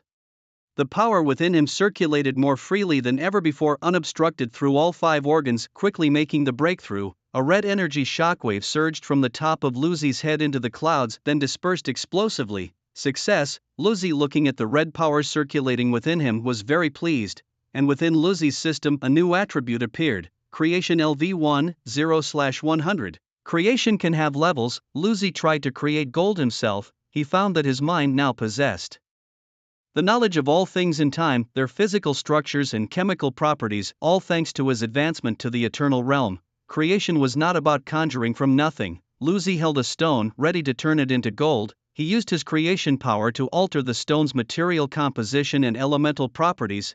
In the next moment, a stone turned into 100% pure gold, a scene that excited both Li Zhuangzhuang and Luzi immensely. Luzi had a sudden thought: if beasts are creations of the powerful, proving that creations can be endowed with life, could he also give life to gold? The next moment, Luzi shaped the gold with his mental power into the form of a small tiger, then tried to infuse it with life. Ding! Insufficient creation level to infuse life, insufficient mental power to invoke the life creation ability. Indeed, those capable of creating beasts were truly formidable. Luzi looked at the 400,000 survival points lying in his system, the simple earnings from several hours of idling. He began to enhance his creation level. Ding! You have successfully elevated your creation level to LV6, 0/1000000. Not bad. Luzi now had level 6 creation, directly enhancing his efficiency manyfold. Though he couldn't infuse life yet, the efficiency of turning stones to gold had increased significantly. Luzi speculated that in the future, with even stronger mental power, could he create units like golden giants or golden warriors, or even infuse them with a talent sequence. As Luzi pondered, a 10-ton stone lying on the ground rapidly transformed, becoming more solid and brilliantly golden. Li Zhuangzhuang, thanks to the generous gift of crabs, I'm unbeatable. Immediately Li Zhuangzhuang greedily absorbed the 10 tons of gold, undergoing a terrifying transformation. A multicolored energy shockwave burst forth, only to be dispersed by Luzi's snap of his fingers and the use of his psychic powers. You have to admit, snapping his fingers like that was truly cool. The recent creation drained a significant amount of Luzi's psychic energy, making him realize the immense power needed for such feats. Meanwhile, the newly added 10 tons of gold allowed Li Zhuangzhuang to break through his barriers effortlessly, advancing him to an immortal status. Even more outrageous was when Li Zhuangzhuang summoned all his gold, which then transformed into a golden liquid hovering above his head. With his eyes tightly shut, Li Zhuangzhuang said, "Brother Lu, it seems my talent sequence has broken through. I can now merge with it myself." What does that mean? Lu Zai, not having the financial backer talent, didn't quite understand. But after the lesson, he witnessed a bizarre scene. The liquid gold transformed into a waterfall, crashing into Li Zhuangzhuang's body. Li Zhuangzhuang's aura surged wildly as he roared in frenzy. "This is the power of the financial backer." He transformed into a golden warrior standing 10 meters tall with a golden war saber in hand, his mere presence instilling fear. Goodness! How outrageous! He just advanced to immortal and his aura is as fierce as someone in the late stages of immortality. Thus, this upgrade in the financial backer talent must have significantly boosted Li Zhuangzhuang. Feeling the remnant psychic energy in his body recovering quickly, Lu Zai said, "Come on, brother, have another piece." He then used his psychic powers to turn several boulders on the cliff into gold, merging them into Li Zhuangzhuang's body. Lu Zai knew he had to enhance Li Zhuangzhuang's strength tremendously because he understood that he couldn't go to the land of doom to fend off the beast tide himself. Doing so would unnecessarily increase his level, preventing him from defeating higher level bosses later and permanently capping his basic earnings at 2,000 survival points per minute. This won't do. I am a man destined to become a god, I can't have any bottlenecks. Elevating Li Zhuangzhuang's level was harmless and could even enhance his attributes by killing exotic beasts, which was beneficial. Thus, while resting and recovering his psychic energy, Lu Zai tirelessly molded gold for Li Zhuangzhuang throughout the afternoon. After handling 100 tons of gold, Lu Zai gestured to Li Zhuangzhuang. "I can't anymore, I need a break. Bro, what would you like to drink? What do you want to eat? I'll get it for you." Li Zhuangzhuang, with a flattering look, would remember this brother for a lifetime. He was the one who had created everything for him, from seizing the legendary Sakura to giving him the eternal heart and now molding gold for him. Wasn't this just like having a legendary brother from another mother? Lu Zai waved his hand. "There's no such thing as a free lunch in this world, let alone gold. You need to seal those doom exotic beasts and take on the heavy responsibility of saving Kyoto, saving the Dragon Country." Li Zhuangzhuang, why are you looking at me? You are the savior, the hope of the Dragon Country. Lu Zai's face was resolute. "Really, if we must go, then let's go. But you are the only saint of the Dragon Nation, how could I be the savior?" Li Zhuangzhuang expressed his disbelief. Lu Zai shook his head. "How can I compare with your growth rate? In the future you will be the only one in the Dragon Nation capable of surpassing the saints. As for me, brother Lu, I can only make gold for you daily as your support. Now I'm off to pioneer the level 80 lands. I need to pave the way for you, brother." Li Zhuangzhuang suddenly stood up, reverted from his golden warrior form to human, and gave Lu Zai a bear hug. "Big brother." Lu Zai ended his motivational speech and pushed Li Zhuangzhuang away. All right, go now," Li Zhuangzhuang kept looking back as he walked away. "Big brother, be careful in your pioneering." "Yeah, got it, big brother, when I save the world, let's go back to our coastal hometown and drink." "Understood."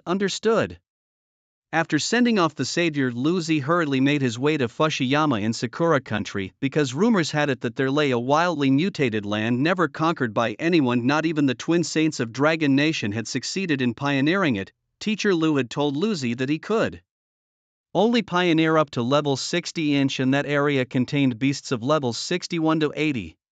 After recovering most of his spiritual power, Lu Zai stepped out, shattering the void, a true eternal warrior who could reach any place with just a thought, even if it was thousands of miles away. Upon seeing an awakened warrior from Dragon Nation, the people of Sakura Country knelt in worship. They knew that without Orland, the Allied forces were like the West without Jerusalem. Now they had no choice but to bow their heads in submission, and even the nations of the Allied forces had voluntarily sent their immortals to enter the northern suburbs of Dragon Nation to suppress the apocalypse. Typical small-mindedness of Sakura Country. A nation that respects power but lacks virtue must be conquered by force. Lu Zai paid no attention to the awoken ones who knelt indefinitely. They could kneel as long as they liked. As he made his way to Mount Fushir, the mountain was an active volcano spewing lava from its crater, rumored to be vast inside and hiding thousands of mutant beasts.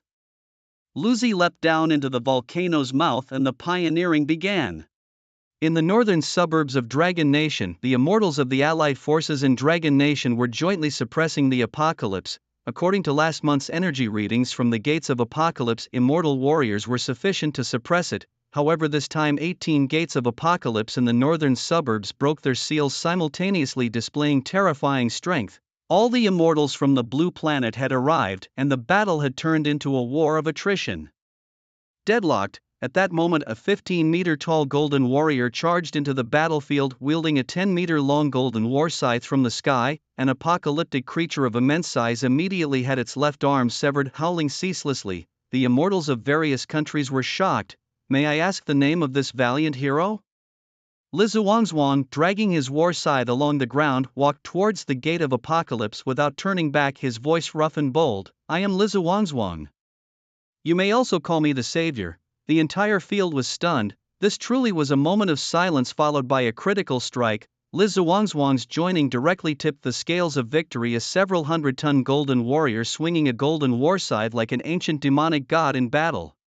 At this moment Lizuangzuang truly felt as if he might be the savior come to life, his intent to kill intensifying as he watched the apocalyptic beasts fall one by one around him. My brother is the sage of Dragon Nation Lu Zai, and my teacher was the previous sage. With such a heritage, how could I not be the savior? With unwavering conviction, Lizuangzuang led the immortal warriors of Blue Star charging into the surging tide of beasts. Meanwhile, at the volcanic crater of Fushur Mountain in Sakura country, Lu Zai leapt down into the volcano's fiery belly. The molten lava boiled fiercely as boulders continuously tumbled from the surrounding cliffs, only to be instantly shattered by Lu Zai's sky-devouring fragments. From the lava strange creatures began to emerge. Level 65 boss, the faceless demon. Level 72 boss, the two-headed giant. Lu Zai saw nothing but bosses because this place had never been conquered. It was uncharted territory. Defeating bosses of corresponding levels meant successful pioneering to that level. Lu Zai's goal was to slay the ultimate level 80 boss.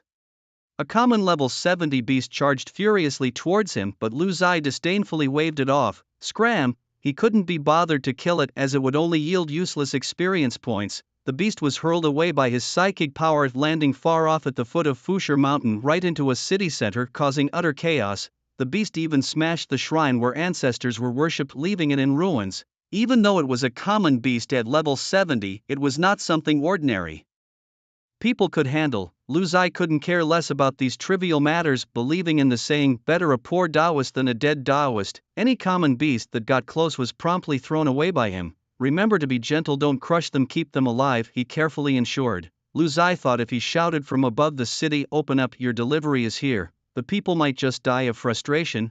The entire city was in chaos, with the people of Sakura country kneeling on the ground begging, please, no more, no more. As for the ferocious bosses, Lu Zai treated them differently, with extreme prejudice, instantly killing them on the spot.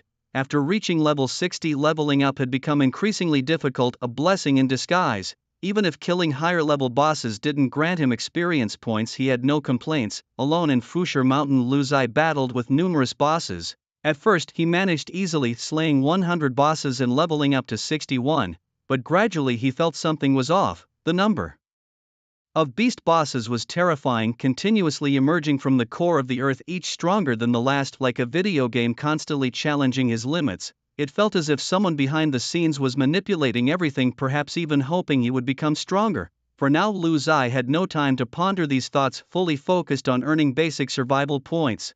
+1+1. The system continuously notified him of his survival point gains. The attacks on Lu Ziyue became increasingly fierce. Boom! Hundreds of level 70 plus mythical beast bosses joined forces to launch an attack, and incredibly, they could merge together. These hundreds of beasts collided and fused into 1 inch, their size and strength skyrocketing. What kind of talent is this? I wanted to, Lu Ziyue thought, utterly astonished. The next moment, this terrifying colossal creature, composed of hundreds of beasts and standing over 200 meters tall, comparable to a skyscraper, punched through one side of Fushur Mountain. The mountain began to shake violently, with collapses and landslides occurring. Without a doubt the city below was doomed. Lu Ziyue leapt up, hovering in mid-air, and as he looked down at the devastated city at the foot of Fushur Mountain, he thought to himself, since the city is gone anyway, let's make use of it. Metal Storm activate. 10 avatars lined up in the void with 30 million psychic power surging wildly. At this moment, Lu Ziyue's metal storm had a range of influence extending to 100 meters plus 300,000 meters, covering nearly half of the cherry blossom country. He planned to drain this nation of its metals to battle the merged boss to the death. As Cherry Blossom Country live-streamed this epic battle, the sight of 10 Lu Ziyus frantically draining the country's metal plunged its citizens into despair. They knew that their country was finished. Bridge cables were pulled out, causing bridges to collapse. The steel frameworks of buildings were extracted, turning vast areas of the city into nothingness. Even metal household items like pots, pans, and spoons vanished into thin air. A child's spoon ran off, and an old man's gold dental implant flew into the sky as he cursed upwards. Lu Ziyue's actions, while dramatic, left the entire nation of Cherry Blossom Country in utter shock and awe. Ding! Your heroic deeds have astounded the entire Cherry Blossom Country. Psychic power plus 5 million, Lu Ziyue thought. Well done, thanks for the gifts from nature. Add 4 million to my psychic and 1 million to my physique. Ding, points added successfully. Current psychic power 24 million, physique 4 million, health 40 million. The merged beast, now with countless tentacles and an oval, extremely ugly body resembling a giant furry ball, used its tentacles like wildly whipping lashes against Lu Ziyue. Meanwhile, Lu Ziyue's metal storm reached a frenzied state. The borrowed metals from Cherry Blossom Country flew high into the sky, refined by psychic power into millions of flying arrows. These arrows, fully charged in the sky, made clicking metallic noises, ready to launch an attack at any moment. 11 Lu Ziyus pointed a single hand toward the giant beast. Slash! In that moment, even the sun seemed to lose its light. Millions of arrows poured down like a torrential rainstorm, mercilessly ravaging the entirety of Fusher Mountain. The endless tentacles were chopped off one by one, but how strong was the giant beast?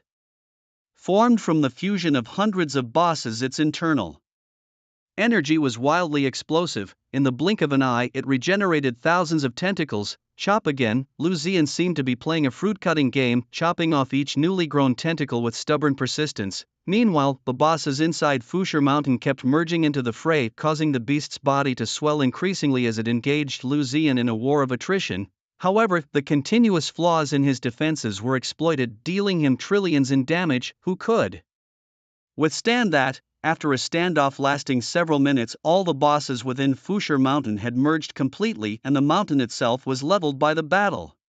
The mountain was transformed into a plain, and Lu Ziyan gazed upon a dumpling-shaped mound with a diameter of 400 meters on the plain. Indeed, the beast no longer had the ability to sprout tentacles and had been cleanly shaved into the shape of a dumpling. The next moment, Lu Ziyan forged billions of metal arrows into a giant metal spear. Calling it a spear is an understatement. It was more like a colossal iron pillar refined from a nation's metal, which he thrust directly into the beast. Ding! You have successfully slain 2,810 bosses. Your base earnings have now increased to 5,000 survival points per minute. Lu Ziyan's level advanced to 80, earning 5,000 survival points per minute, which equates to 300,000 per hour and 7.2 million per day. Truly impressive. The volcanic mountain before him had lost its significance. Time to move on. Lu Ziyan smiled subtly, a smile that could captivate a city. Yet this battle had caused the Cherry Blossom Country to sink by 5 meters and its land area to shrink by 56%. Areas with low altitude were submerged. With his enhanced mental powers, Lu Ziyan's perception grew stronger. He looked into the void and noticed that even the air and clouds were different, and he could see strands of black energy material swirling in the cracks of the earth. This energy, identical to that of the apocalyptic beasts. Lu Ziyan murmured to himself, shaken. Could the entire blue planet be a creation? He couldn't worry about that now. First, he needed to go home and craft some gold. Next, Lu Ziyan would surely aim to upgrade his creation level and other talents to higher levels, continue to enhance his mental power, and attempt to manifest different effects with his talents and creations. Lu Ziyan thought of something. If he had drained all the metal from Cherry Blossom Country and then bestowed life upon these metals, wouldn't he have gained another powerful ally? No, why think so small? Once his mental power was strong enough, he could extract all the metals from the eagle, cherry blossom, kangaroo, and the Indian nations to create a blue planet giant. Think bigger. What realm had the being capable of creating the entire blue planet beast to combat humanity reached? What was their purpose? All these thoughts deeply engaged Lu Ziyan, but one thing was certain: he had to be incredibly powerful, absolutely dominant, leaving no room for risk.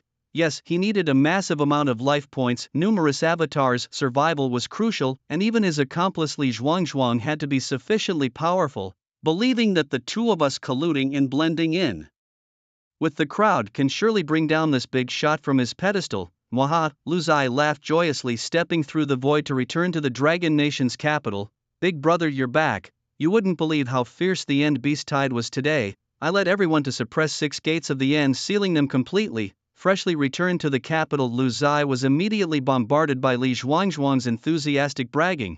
6666. I've always said this world can't do without you. Seizing the moment, Lu Zai reinforced Li Zhuangzhuang's thought imprint to strengthen the sealing effect. Haha, that's indeed true. Li Zhuangzhuang heartily agreed, taking it all very seriously whenever someone mentioned it. Let's go make some gold. Without further ado, Lu Zai took Li Zhuangzhuang to the suburbs. Himself being a craftsman, the task of making gold seemed to be a lifelong endeavor. Glancing at his survival points, which had amassed to 850,000 after the battle, Lu Zai didn't hesitate to invest points into creation.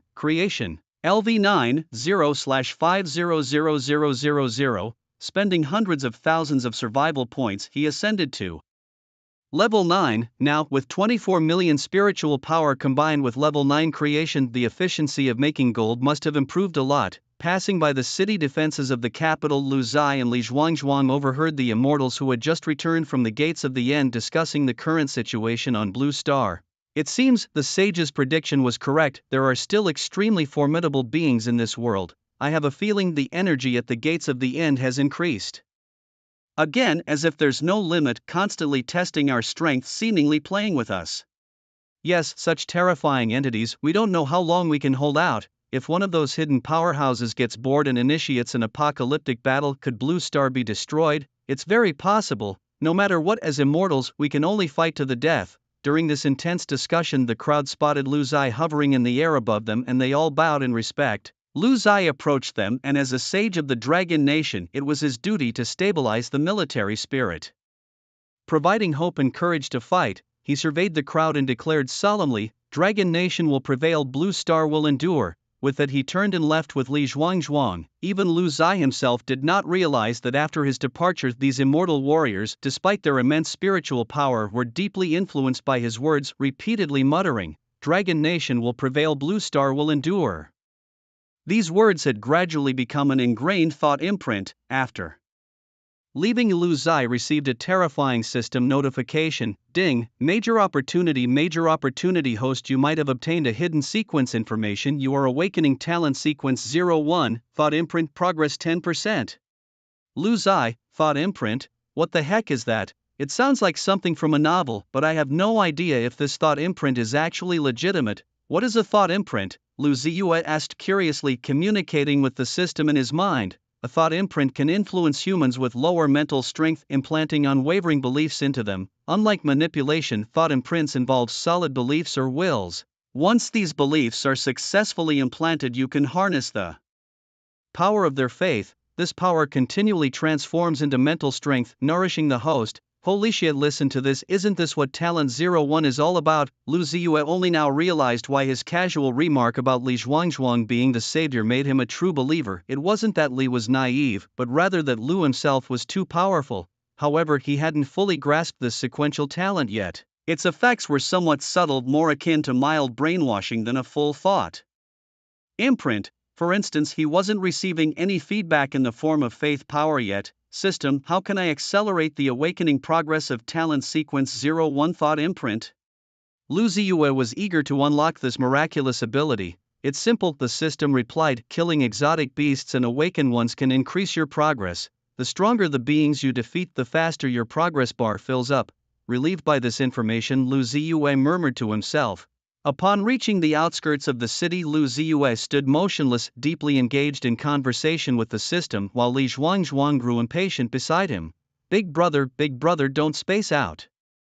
Let's get moving. Right. Coming back to his senses, Lu Ziyue slapped a small mountain with one hand, intending to turn it into a mountain of gold today. After all, the stronger Li Zhuangzhuang became, the stronger Lu Ziyue would be in the future, and the more powerful the faith power under the thought imprint would be. Lu Ziyue planned to venture into level 100 wilderness, rumored to be located in New York City of the Eagle Sauce country. They must surely welcome me, he thought. Just like the awakened ones at the foot of Fusher Mountain did. The primary goal of this expedition was to unlock the thought imprint, and he was curious to see just how powerful this top-ranked talent was. No one from Blue Star had ever attempted a level 100 wilderness expedition, not even the previous Saints who had only ventured as far as Fusher Mountain once, and even that ended in failure. During this custodianship, Lu felt the presence of superior beings. Exotic beasts were always a step ahead of humans. This time was no different, with 18 sites of Apocalypse in the northern suburbs of Kyoto being sealed by Dragon Country's immortals and their counterparts worldwide. However, the remaining 7 sites were increasingly difficult to seal, and even the savior Li Zhuangzhuang couldn't secure them. For 3 consecutive days, Lu Ziyue transmuted gold for Li Zhuangzhuang, earning 7.2 million survival points each day, totaling 21.6 million. After spending 500,000 to upgrade his creation level from 9 to 10, he allocated 20 million survival points to boost his mental strength, 1 million to enhance his physique, with the remaining 100,000 kept as a reserve. In just 3 days, Li Zhuangzhuang's gold reserves astonishingly reached 1,500 tons, a figure unprecedented and unmatched by many national reserves. However, today Lu Zi's mental power reached 44 million. After achieving a transformation at creation level 10, he could now mold 1,000 tons of gold in a single day. At creation level 10, Lu Zi can imbue his creations with certain lifelike properties and consciousness. For instance, the gold he molds can flow like liquid, transform into humans or beasts, and morph into any shape under his command. Indeed, after acquiring 2,500 tons of gold, Li Zhuangzhuang's power soared to immortal heights. With the Eternal Eye, he was on the verge of becoming one of the only 2 saints in the Dragon Nation. On the 4th day, Lu Zi exerted his mental power to create a golden giant weighing 1,000 tons, which he commanded to merge into Li Zhuangzhuang's body. Transformed into a golden warrior, Li Zhuangzhuang let out a roar. A brilliant golden light shot up into the sky, visible even from the Dragon Nation space station's space-based view. That day, Li Zhuangzhuang ascended to eternity, ushering the Dragon Nation into an era of 2 saints. On the 5th day, Lu Zi's survival points accumulated again to 14.5 million, his mental power increased by 11 million to 55 million, his physique reached 8 million, and his health points soared to 80 million with damage reduction at 98%. That day, the 2 saints of the Dragon Nation announced their entry into the Eagle Sauce Nation's New York City to pioneer a level 100 mutated area for humanity. The news spread like wildfire among the city's populace, who bought standing room only tickets and relocated overnight. After all, the events at the foot of the rich stone mountain had already spread online, chilling everyone who saw it. Extracting ferocious beasts from volcanoes and airdropping them into cities was something only the Grand Saints of the Dragon Nation could accomplish. But what could be done? Protests, were they effective? Resistance, could they possibly win? The weak were utterly defeated, without any chance of choice. Moreover, this time it was not 1 saint arriving but 2, doubling the fortune. On that day, under the clear sky and bright sun, on a quiet morning when the people of New York City had neither summoned nor provoked anyone, Lu Zi and Li Zhuangzhuang arrived. One was a golden warrior standing 100 meters tall, weighing 3,500 tons. The other was the great demon King Lu Zi, followed by 10 avatars. When saints act, bystanders step aside.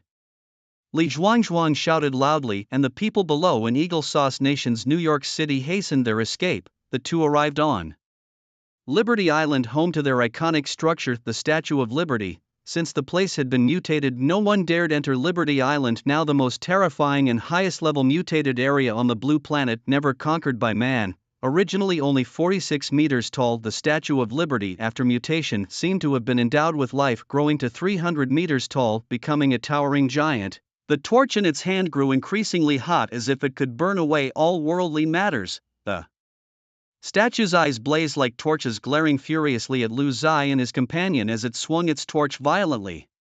Instantly, Liberty Island turned into a sea of flames from which numerous exotic beasts arose. "Leave the ordinary beasts to me. I'll handle the rest," Lu Zi directed. "No boss, let me do it. You take on the ordinary beasts. That fits my savior role better," Li Zhuangzhuang said with determination. Lu Zi took a sharp breath, realizing the depth of the boy's delusion.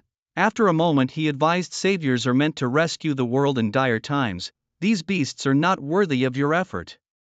Save your strength, savior. The ultimate power behind the scenes is watching you." Li Zhuangzhuang nodded solemnly, hands behind his back. "You're right, I was careless. So brother Lu, it's your move." Relieved, Lu Zi and his 10 clones charged at the formidable level 81 and 100 bosses. His ferocious psychic powers shattered the weaknesses of the beast bosses one by one. The giant beasts exploded, their blood mist spraying into the fiery sky, filling the air with a stench of blood, golden.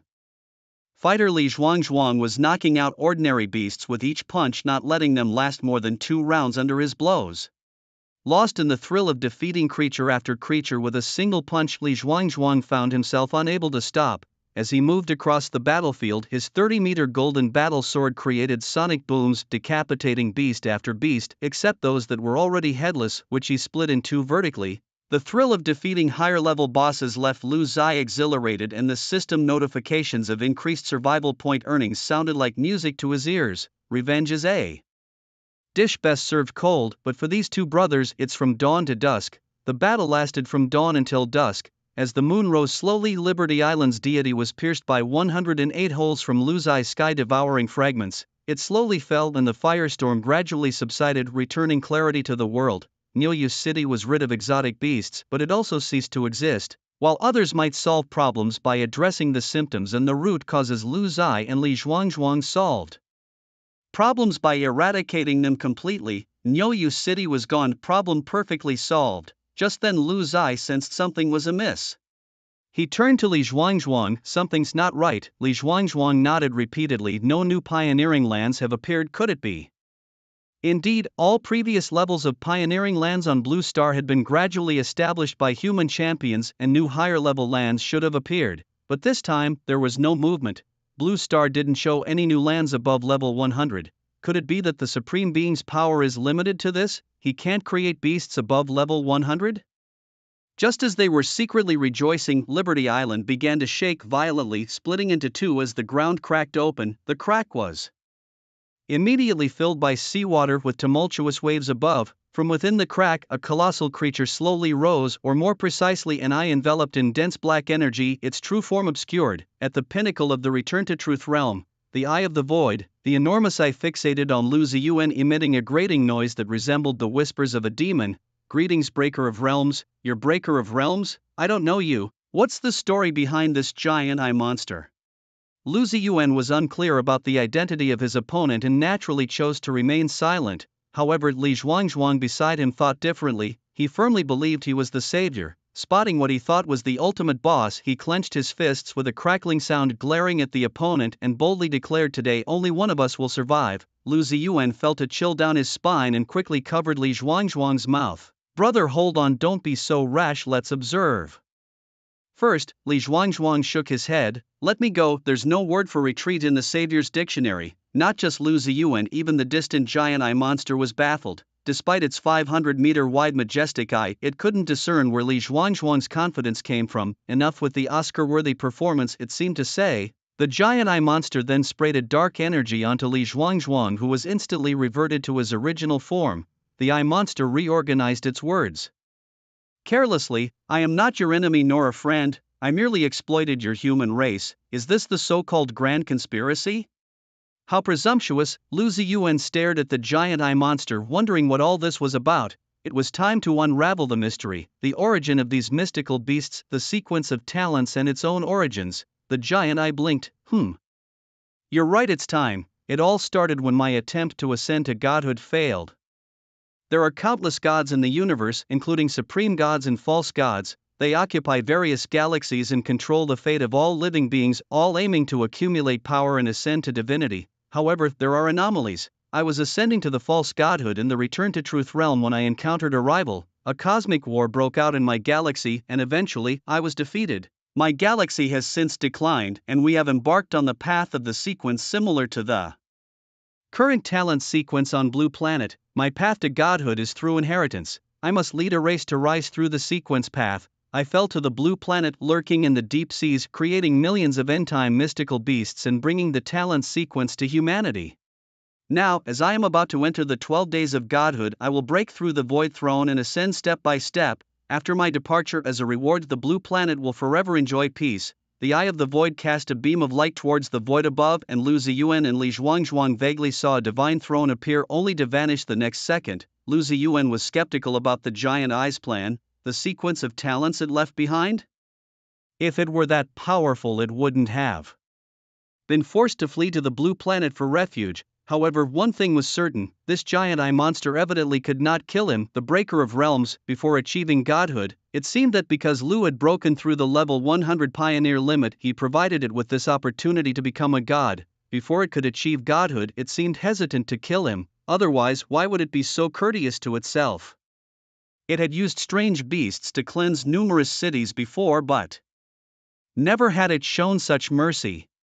The great deity, where does this sequence come from? I want to know. Lu Ziyue maintained a humble and modest attitude, yet in his heart he thought about how to pull it down from its pedestal. What a sham deity, killing so many people of my dragon nation and thinking it could just leave. The eye of the void looked towards Lu Ziyue and a beam of light struck the void, suddenly displaying an image as if watching a movie. It was an extremely prosperous life-bearing planet with giant trees, great rivers, lakes everywhere, inhabited by creatures with large eyes. Suddenly, a meteorite fell onto the planet, and within the crater, the large-eyed creatures discovered a strange stele.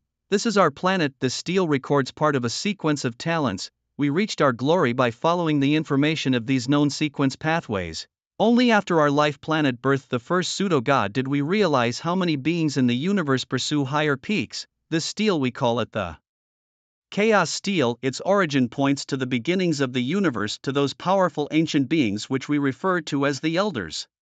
Elders? Lu Ziyue was shocked. How powerful must these cosmic origin beings be, and when one's absolute values are large enough, could they challenge them? Do these Elders pose a threat to us? A series of doubts no one could answer for him.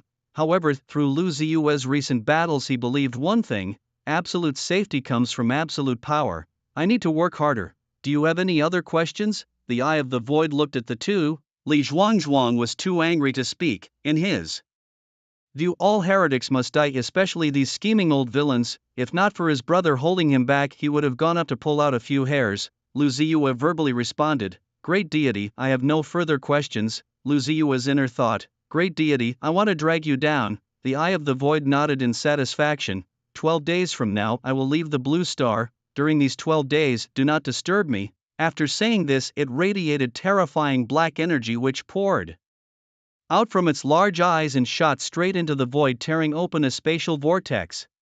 Within the vortex, there was a radiant throne emitting unusual flowing lights. Today the eye of the void returned to the divine position. The eye of the void said, then soared into the air, climbing energy-formed steps, each step a struggle. The distance to the throne would take a full 12 days to traverse. Lu Ziyue was overjoyed, clasping his hands together. I wish the eye of the void deity a return to the divine position. After speaking, Lu Ziyue immediately left with Li Zhuangzhuang from Free Island. He understood he only had 12 days within which he must drag the eye of the void down, ascend to the divine position himself, and achieve pseudo-godhood. What kind of world lies beyond the pseudo-gods? Lu Ziyue yearned in his heart. Brother Shah, why can't I fight him to the death? Back in the suburbs, Li Zhuangzhuang was fuming. The idea of being a savior had been deeply imprinted in his mind, and his ambitions were now overflowing. Calm down, little brother, don't we still have 12 days? After 12 days we... Lu Ziyue communicated with Li Zhuangzhuang mentally while making a throat-slitting gesture. Li Zhuangzhuang got the hint immediately. So do we continue to create gold now? Of course you are the savior, I must help you. Lu Ziyue thought of a slogan: with my hands I fulfill your dreams. Meanwhile, Lu Ziyue looked at his system. After a day's battle, his survival points had reached 10,000 per minute. There were also 10 million survival points lying in the system. By defeating those level 80 and 100 boss creatures, his mental imprint unlocking progress had reached 69%. It was frustrating, there were no more monsters to kill now. It seems he would have to wait until he became a pseudo-god. Lu Ziyue never believed the empty promises of the Void Eye saying that once it left Blue Star would enjoy eternal peace. Lu Ziyue firmly believed, peace only comes when all enemies are eradicated. Now at level 100, Lu Ziyue looked around. There were no more boss-level creatures left on this planet that he could defeat to level up. His current survival point income was 10,000 points per minute, which meant 600,000 in an hour and 14.4 million in a day. After 12 days, that would be over 100 million, enough for him to step into the realm of true return. However, that was not enough. Lu Ziyue needed to find a way to boost Li Zhuangzhuang's combat abilities too, as fighting together would increase their chances of success more than if he went alone. Without any hesitation, he got to work. Lu Ziyue quickly added all 10 million survival points from the system to his mental power, achieving an unprecedented boost in his attributes: host, Lu Ziyue level, LV 100, 0.5%.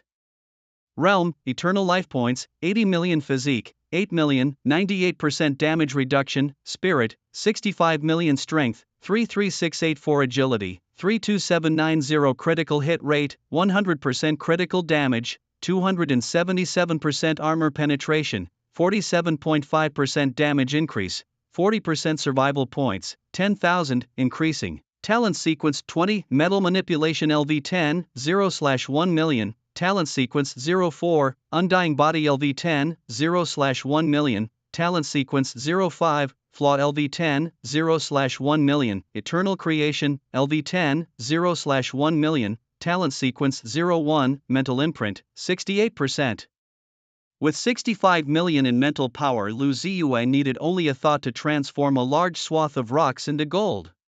Lu Ziyue noticed that both the efficiency and speed of the transformation had improved significantly. Li Zhuangzhuang, standing by his side, was stunned, but his body honestly accepted the gold. Thus Li Zhuangzhuang and Lu Ziyue cooperatively created 2,900 tons of gold in just one day, boosting Li Zhuangzhuang's strength to the mid-eternal level. Over these 12 days, Lu Ziyue's speed of creation only increased. In the northern suburbs of the Dragon Kingdom's capital, within a particular mine too. Lunatics worked tirelessly day after day, rain or shine, busily hammering away at piles of rocks. The form of the golden fighting earth grew increasingly terrifying and massive. On the third day, Li Zhuangzhuang's size broke through 100 meters and the weight of the golden fighting earth reached 10,000 tons. On the fourth day, Lu Ziyue's mental power broke through 100 million, officially entering the realm of returning to truth. By the eighth day, Li Zhuangzhuang's size reached 150 meters and the weight of the golden fighting earth hit 40,000 tons, with Lu Ziyue's daily production of hand-rolled gold surpassing 10,000 tons for the first time. The exciting 12th day arrived. Li Zhuangzhuang stepped into the realm of returning to truth, and after transforming, the golden fighting earth stood 200 meters tall, weighing 120,000 tons. Meanwhile, Lu Ziyue's mental power reached a terrifying 150 million, his physical strength 20 million, and his life points 200 million. The concept of 150 million mental power meant that Lu Ziyue's skilled metal manipulation could now affect an area of 1.5 million meters or 1,500 kilometers. His skill multiplier reached 15,000 times. A casual use of his skill could inflict trillion-level damage. Also, the life point multiplier for his clone was also 15,000 times. With Lu Ziyue's original life points at 200 million, his clone, after the enhancement, reached a terrifying 3 trillion life points. Moreover, these 3 trillion life points came with a horrific 99.2% damage reduction. Who could withstand that? Lu Ziyue stood on the shoulder of the transformed golden fighting earth Li Zhuangzhuang, looking in the direction of Freedom Island. Today it shall ascend to divinity, the golden fighting earth replied with a rough voice. Then let's pull it down. The next second, Li Zhuangzhuang shattered the void with one foot, heading straight for Freedom Island. In Eagle Sauce Country on Freedom Island, the Eye of the Void climbed step by step, its enormous eyeball fixated on the divine throne above. It was close, so close, just reaching that place. At this moment, the body of the Eye of the Void trembled with excitement, for so many years had passed. Once it was only a step away, and this time it could finally achieve its wish. Once it became a pseudo-god, it would create even more powerful strange beasts, consume the blue planet entirely, and then leave leisurely. Making the blue planet forever peaceful was just a perfunctory statement after all. Only 10,000 meters left. Its body continued to climb, getting closer and closer. 9,000 meters, 8,000 meters, 7,000 meters. As the Eye of the Void climbed step by step, strange sounds emerged from beneath Freedom Island. Hey, big eye monster, want me to kick you up a notch? It might be faster. The Eye of the Void looked down and spotted two familiar figures, but the strength of these two, how could it be possible? The Eye of the Void was just a few thousand meters away, since ascending to divinity required climbing step by step in its mortal body. At this moment it had two choices. First, give up the ascent to divinity, regain its strength, and battle the two until dawn. Second, deceive the two, ascend first and deal with them later. The Eye of the Void paused in its steps and settled on the endless divine steps, chuckling. I didn't expect you two to grow so strong so quickly. This is inseparably linked to the apocalyptic beasts I created to constantly temper you. Just be patient. Once I ascend to the throne of godhood, you two can also follow in my footsteps and become demigods. Then we can explore wider realms together. Golden Battlemuck spat a glob of golden saliva onto the ground in disdain. "Pah, like anyone would believe you." But Li Zhuangzhuang, seeing the shimmering golden saliva on the ground, felt a pang of heartache. It was after all crafted tirelessly by his elder brother, so. With a slurp, he scooped it back up, leaving Lu Zai and the Eye of the Void utterly dumbfounded. The Eye of the Void felt it was exhausting and foolish to converse with such abnormal beings, a character so fierce that he could spit something out and then take it back. In its long life, this was a first. "Do you come down or do we come up?" Lu Zai challenged, standing on the shoulders of a giant staring at the Eye of the Void. The Eye of the Void sighed and shook its head. "It's detestable, it's dreadful. Why must you court death? Why do humans always attempt the impossible?" With a sigh, it stepped down from the divine steps. Its power returned to the peak of true realm, and as its power returned, the godhood ceremony was declared a failure. Enraged to the extreme, it lamented the uncertainty of when the next opportunity would arise. It had to continue using the apocalyptic beast mode to train the next boundary breaker until they could clear level 100. A wait as indefinite as eternity, all because of these two fools. The more I hold back, the angrier I get, the more I retreat, the more I lose, it thought. "Ah! I'm going to slaughter you both." The Eye of the Void, driven to utter madness and breakdown, expressed its discontent using crude human language. A surge of black energy burst forth from its eyeball, targeting the two men. "Big brother, it's freaking out," Li Zhuangzhuang exclaimed. The black energy was overwhelmingly violent. Lu Zai, not daring to slack, activated a metal storm within 1,500 kilometers, engulfing the entire Eagle Sauce nation. At that moment, the world transformed dramatically. 10 avatars simultaneously unleashed a furious metal storm. The nation's metal was hollowed out, endlessly condensed and gathered according to Lu Zai's creative abilities into a colossal metal giant standing 1,000 meters tall, wielding a metal spear that thrust directly at the energy wave from the Eye of the Void. Meanwhile, Golden Battlemuck Li Zhuangzhuang chose to sneak attack from another direction. The furious power of gold converged in his fists, the terrifying might of a financial backer. Boom! The storm giant's spear was caught in the black energy. Even the giant's arm was devoured by the swirling vortex that seemed determined to completely tear apart the storm giant. However, Lu Zai, with his power of creation, managed to gather the shredded metal particles that danced in the sky back onto the storm giant, like an endless cycle, undying, unyielding. Even more astonishingly, Lu Ziyue launched 108 celestial shards in coordination with Li Zhuangzhuang for a sneak attack. The Void Eye had no choice but to divert its attention to fend off the attackers, its eyes emitting a vast expanse of black fog. From within the fog emerged a black giant identical to Li Zhuangzhuang. Talent 06, Replication. Simultaneously, a black energy storm whipped up between heaven and earth, and a massive black hand slammed down towards where Lu Ziyue was. A clone stepped forward bravely to meet the attack. Boom! The giant hand struck, creating a crater in the ground, then dissipated into the air as black fog before reassembling. "Ding, your clone number 01 has been attacked. Health remaining 1.7 billion, is that all? 1.7 billion, with my 30 trillion health you only chip away this bit. Who are you looking down on?" Lu Ziyue realized he had seriously overestimated his enemy and underestimated himself. Next, 10 clones charged towards the Void Eye together, shouting in unison, "Kill it," while simultaneously launching a psychic assault overwhelming the Void Eye. Golden Battler, wielding a 150-meter-long golden battle saber, soared into the air and chopped down. The Void Eye's body trembled as it forcibly activated its energy to block the strike.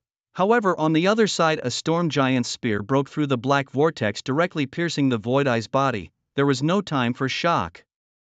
As the 10 clones manipulated various metal objects to bombard it, leaving the Void Eye's body shattered and on the brink of collapse. Boom!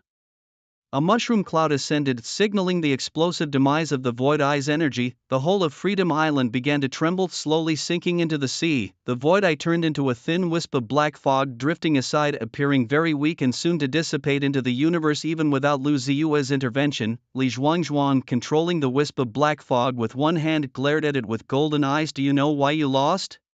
A faint voice came from within the fog. "It didn't matter anymore. Victors reign and losers perish. The path to godhood is against the heavens, and dying midway is quite normal, not just for me, huh? Cough, cough, cough. It's not that you're too weak, but that I'm too powerful. I am the destiny, I am the savior, born to eradicate the darkness," Li Zhuangzhuang proclaimed with overwhelming vigor. The black fog nearly collapsed, almost dissipating on the spot. don't celebrate too soon.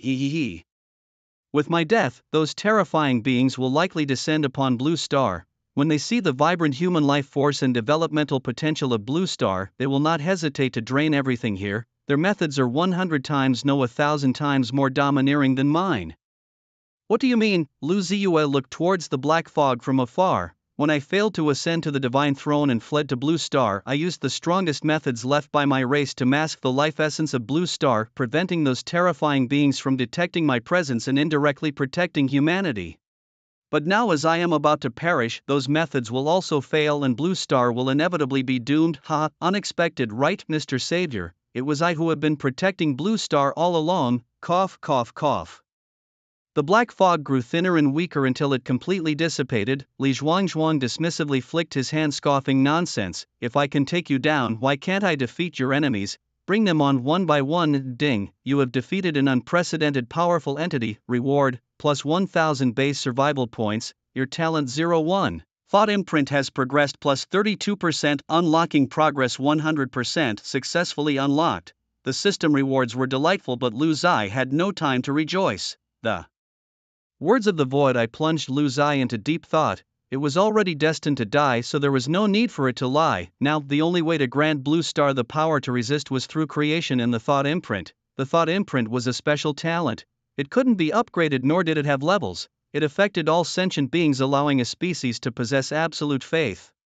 Lu Zai knew this ability must be used with caution. After the great battle, Lu Zai upgraded his creation ability to level 15, spending nearly 10 million survival points. At level 15, his creation ability granted him even more powerful functions. After the death of the Voidite, it left behind millions of mutated beasts of Blue Star. These creatures, free from the control of dark energy, became masterless. Lu Zai, with his formidable mental power, allowed the effects of the thought imprint to influence every mutated beast on Blue Star. The beasts were imprinted with three main principles. 1. Mutated beasts and humans shall coexist peacefully. 2. Mutated beasts must defend Blue Star. 3. Mutated beasts have the freedom to survive. Lu Zai didn't need to go through such trouble. He could have simply imprinted a thought imprint that made the beasts obey him. However, he chose not to do so. Seeing the millions of beasts controlled by others like zombies, now reborn, Lu Zai didn't want to become like the Void Eye. They were now part of Blue Star too.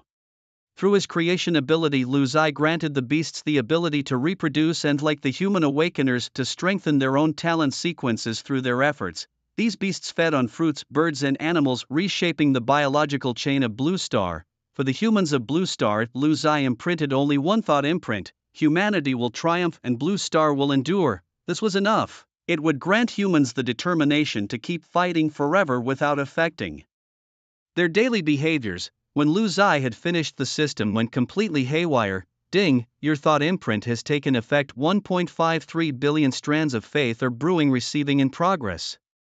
1.53 billion strands of faith continuously surged into Lu Zai's body, materializing into visible strands. That day, countless people saw streams of pure white silk racing towards the capital of Dragon Country from all over the world. Ding, 1.53 billion strands of faith have transformed into 1.53 billion units of mental power. Current mental power, 1.68 billion. The next moment, all of Lu Zai's equipment exploded, leaving him utterly baffled. How did his equipment explode too?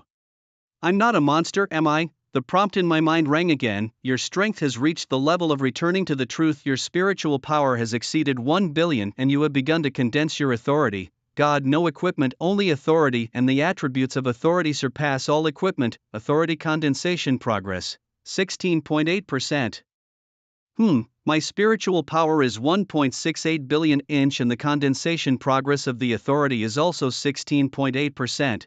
Does this mean that once my spiritual power reaches 100 billion, my authority will be successfully condensed, and then ascend to the throne of godhood?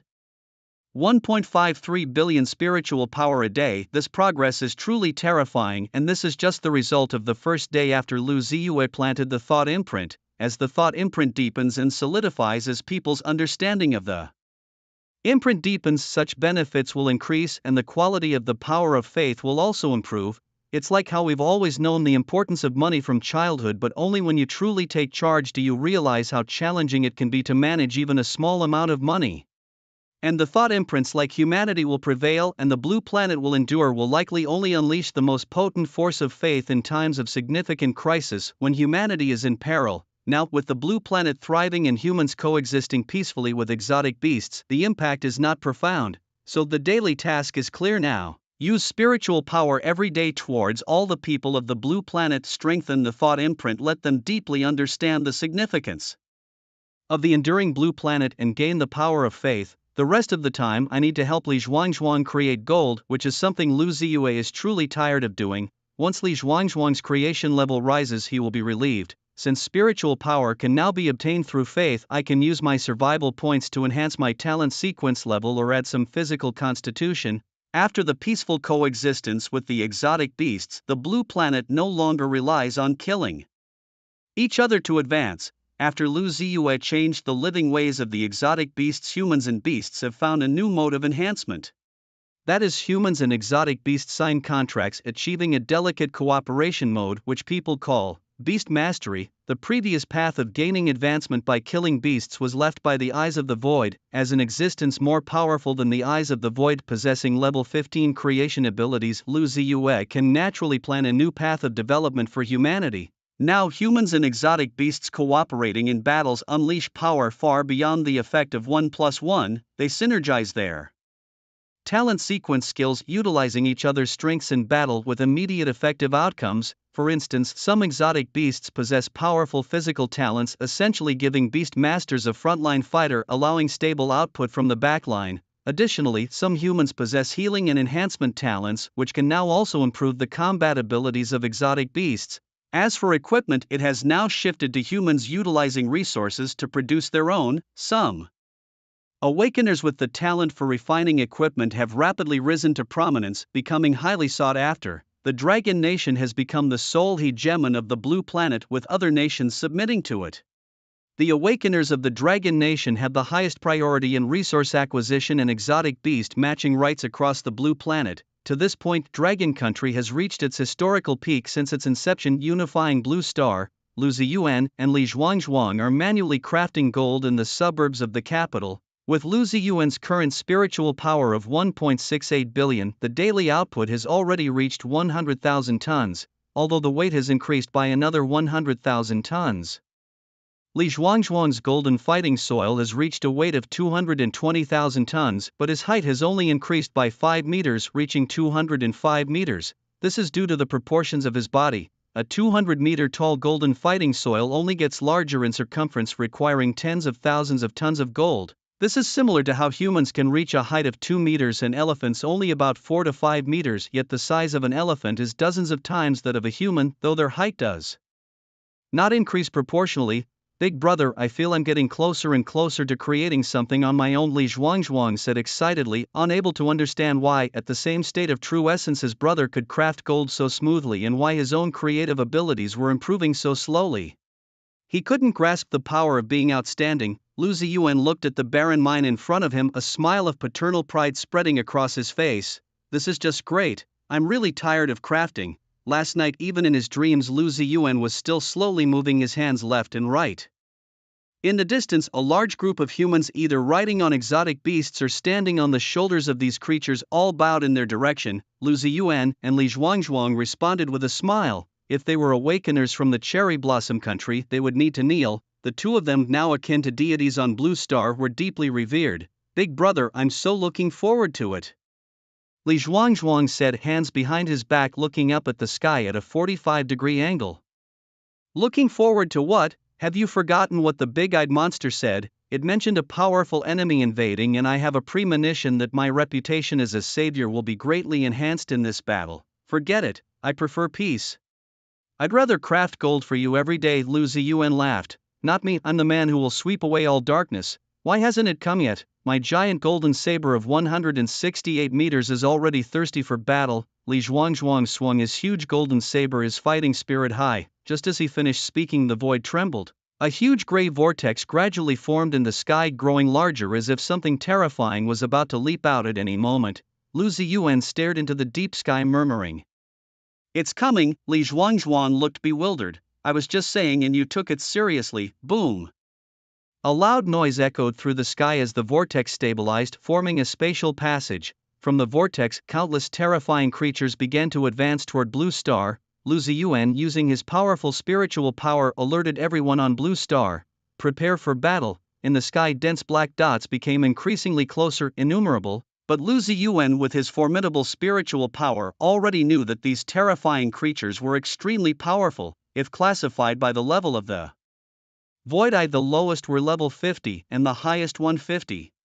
These creatures appeared in skeletal forms, and they were called the Bone Clan, an ancient race that existed on a life-bearing planet for millions of years. They had ravaged countless life-bearing planets and exterminated numerous species. The homeland of the Void Eye was plundered, leading it to flee to the Blue Planet. Now, the fate of the Blue Planet faced a test as it encountered an extraterrestrial civilization for the first time since the Awakening era began, after the death of the Void God's Eye. The beasts and humans on the Blue Planet formed a united front, establishing an extremely efficient war mobilization mechanism. At this moment, over 1 million awakened beings and beasts with dominion strength were advancing towards the capital of Dragon Nation. The belief in human victory and the eternal existence of the Blue Planet played a powerful role in bolstering their spirits. Together with their beasts, they rushed through various spatial passages to reach the Dragon Nation's capital. The legendary and immortal level powerhouses had already arrived, gathering around Lu Zai, gazing into the depths of space. Li Zhuangzhuang's golden combat beast stood at the forefront, resembling a deity, his war blade planted firmly on the ground, exuding a majestic aura. Void Eye. We finally meet. High above, a 200-meter tall skeleton giant riding a 500-meter long bone dragon descended first. Without waiting for it to stabilize, still 100 meters above the ground, Li Zhuangzhuang charged forward with a mighty stomp and embraced the bone dragon's belly, executing a powerful shoulder throw that sent the bone dragon and the skeleton giant flying hundreds of meters away, crashing onto a mountain before coming to a halt. Li Zhuangzhuang pointed his war blade at the skeleton giant. The big-eyed monster fell to this blade, and today it's your turn. The skeleton giant and its bone dragon mount were baffled. This wasn't how the script was supposed to go. They had come to harvest the lives of fugitives and invade this fragile yet prosperous life-bearing planet, but these natives were fiercely resilient. However, this was a minor issue. As their own forces began descending from the sky, thousands of Bone Clan members roared at the Blue Planet's awakeners. Roar louder than us. Behind Lu Zai, thousands of beast tamers with blood-red eyes roared back. In the next instant, both sides charged at each other and a grand battle erupted. Countless support-type talents unfolded across the sky, deploying slow damage, increased sleep, and defense-enhancing effects, a dazzling array of skills that cloaked the skies of the capital. The Bone Clan creatures were not to be underestimated. They swept in from above, led by tens of thousands of bone rhinos resembling rhinoceroses but with skeletal frames and a towering horn on their massive skulls, striking terror. This group of bone rhinos charged first, while on the human side the front lines consisted of two-headed giants and mutated trees hurling countless wooden spikes that instantly knocked down the charging bone rhinos. The Blue Planet will endure, humans will prevail. The Awakeners roared and surged forward, their beasts becoming unprecedentedly ferocious. Roar outside the Dragon Nation. Beast roars shook the heavens and countless giant beasts collided, kicking up clouds of dust. Some of the Bone Clan's fierce beasts were crushed outright, and some of the Blue Planet's brave warriors fell in the charge.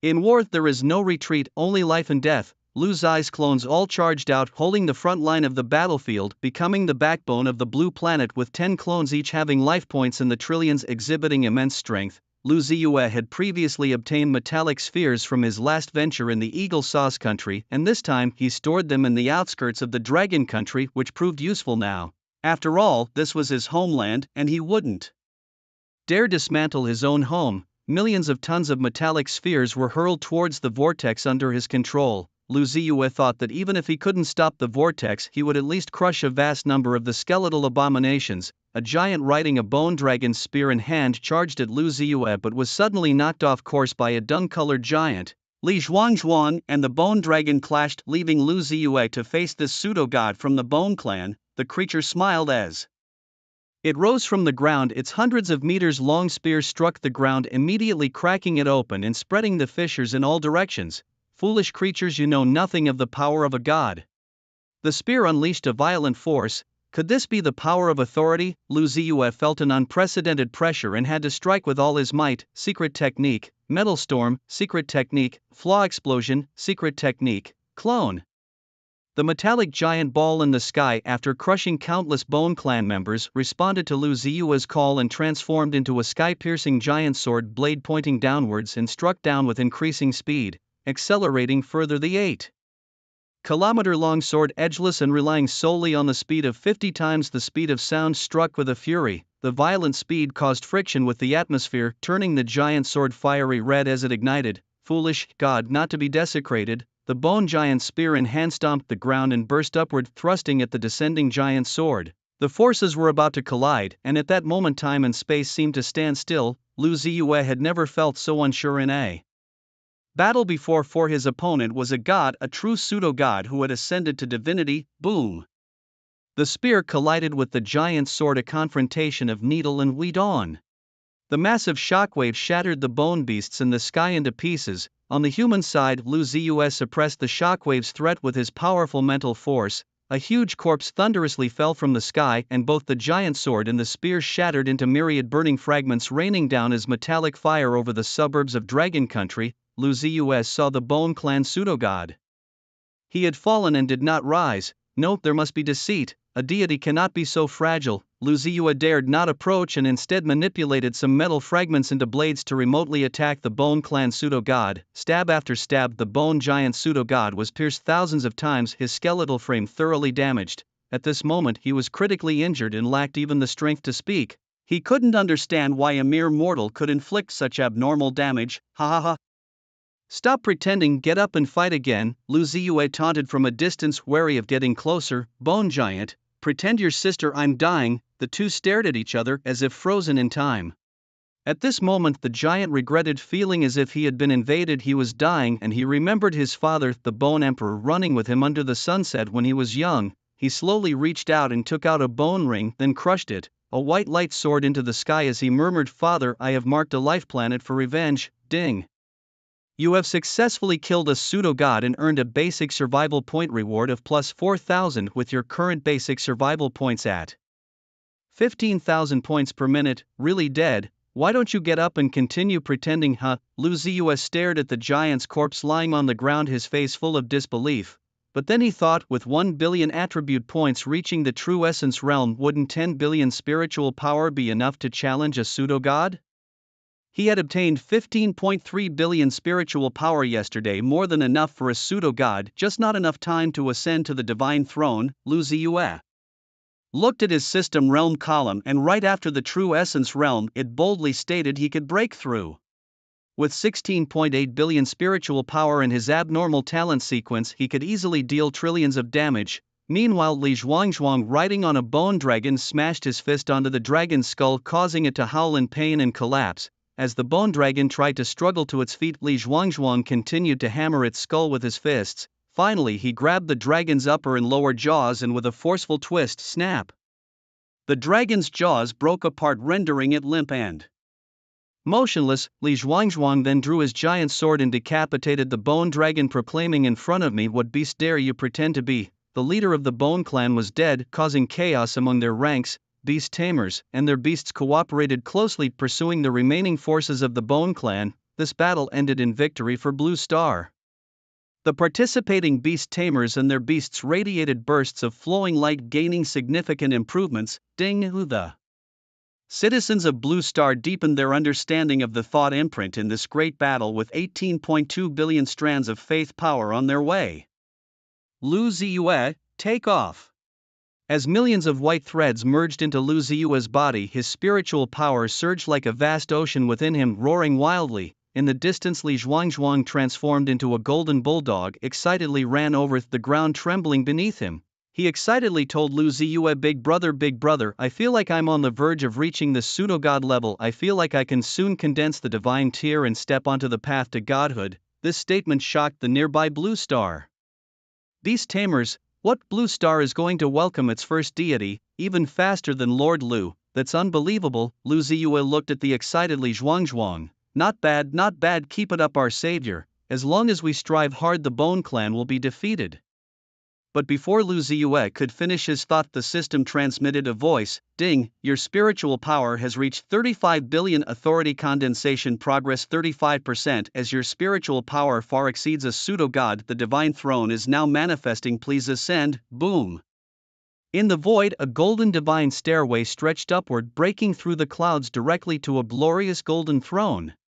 At this moment the whole world was stunned, and even Li Zhuangzhuang's golden dog eyes were dazzled. "Zhuangzhuang, protect my path." Lu Ziyue had exhausted all his strength embarking on the path to divinity with a mortal's body, yet every step he took was firm and steady, a stark contrast to his earlier struggles with the void. Big brother, I was just saying it casually, how did you manage to become a god just like that?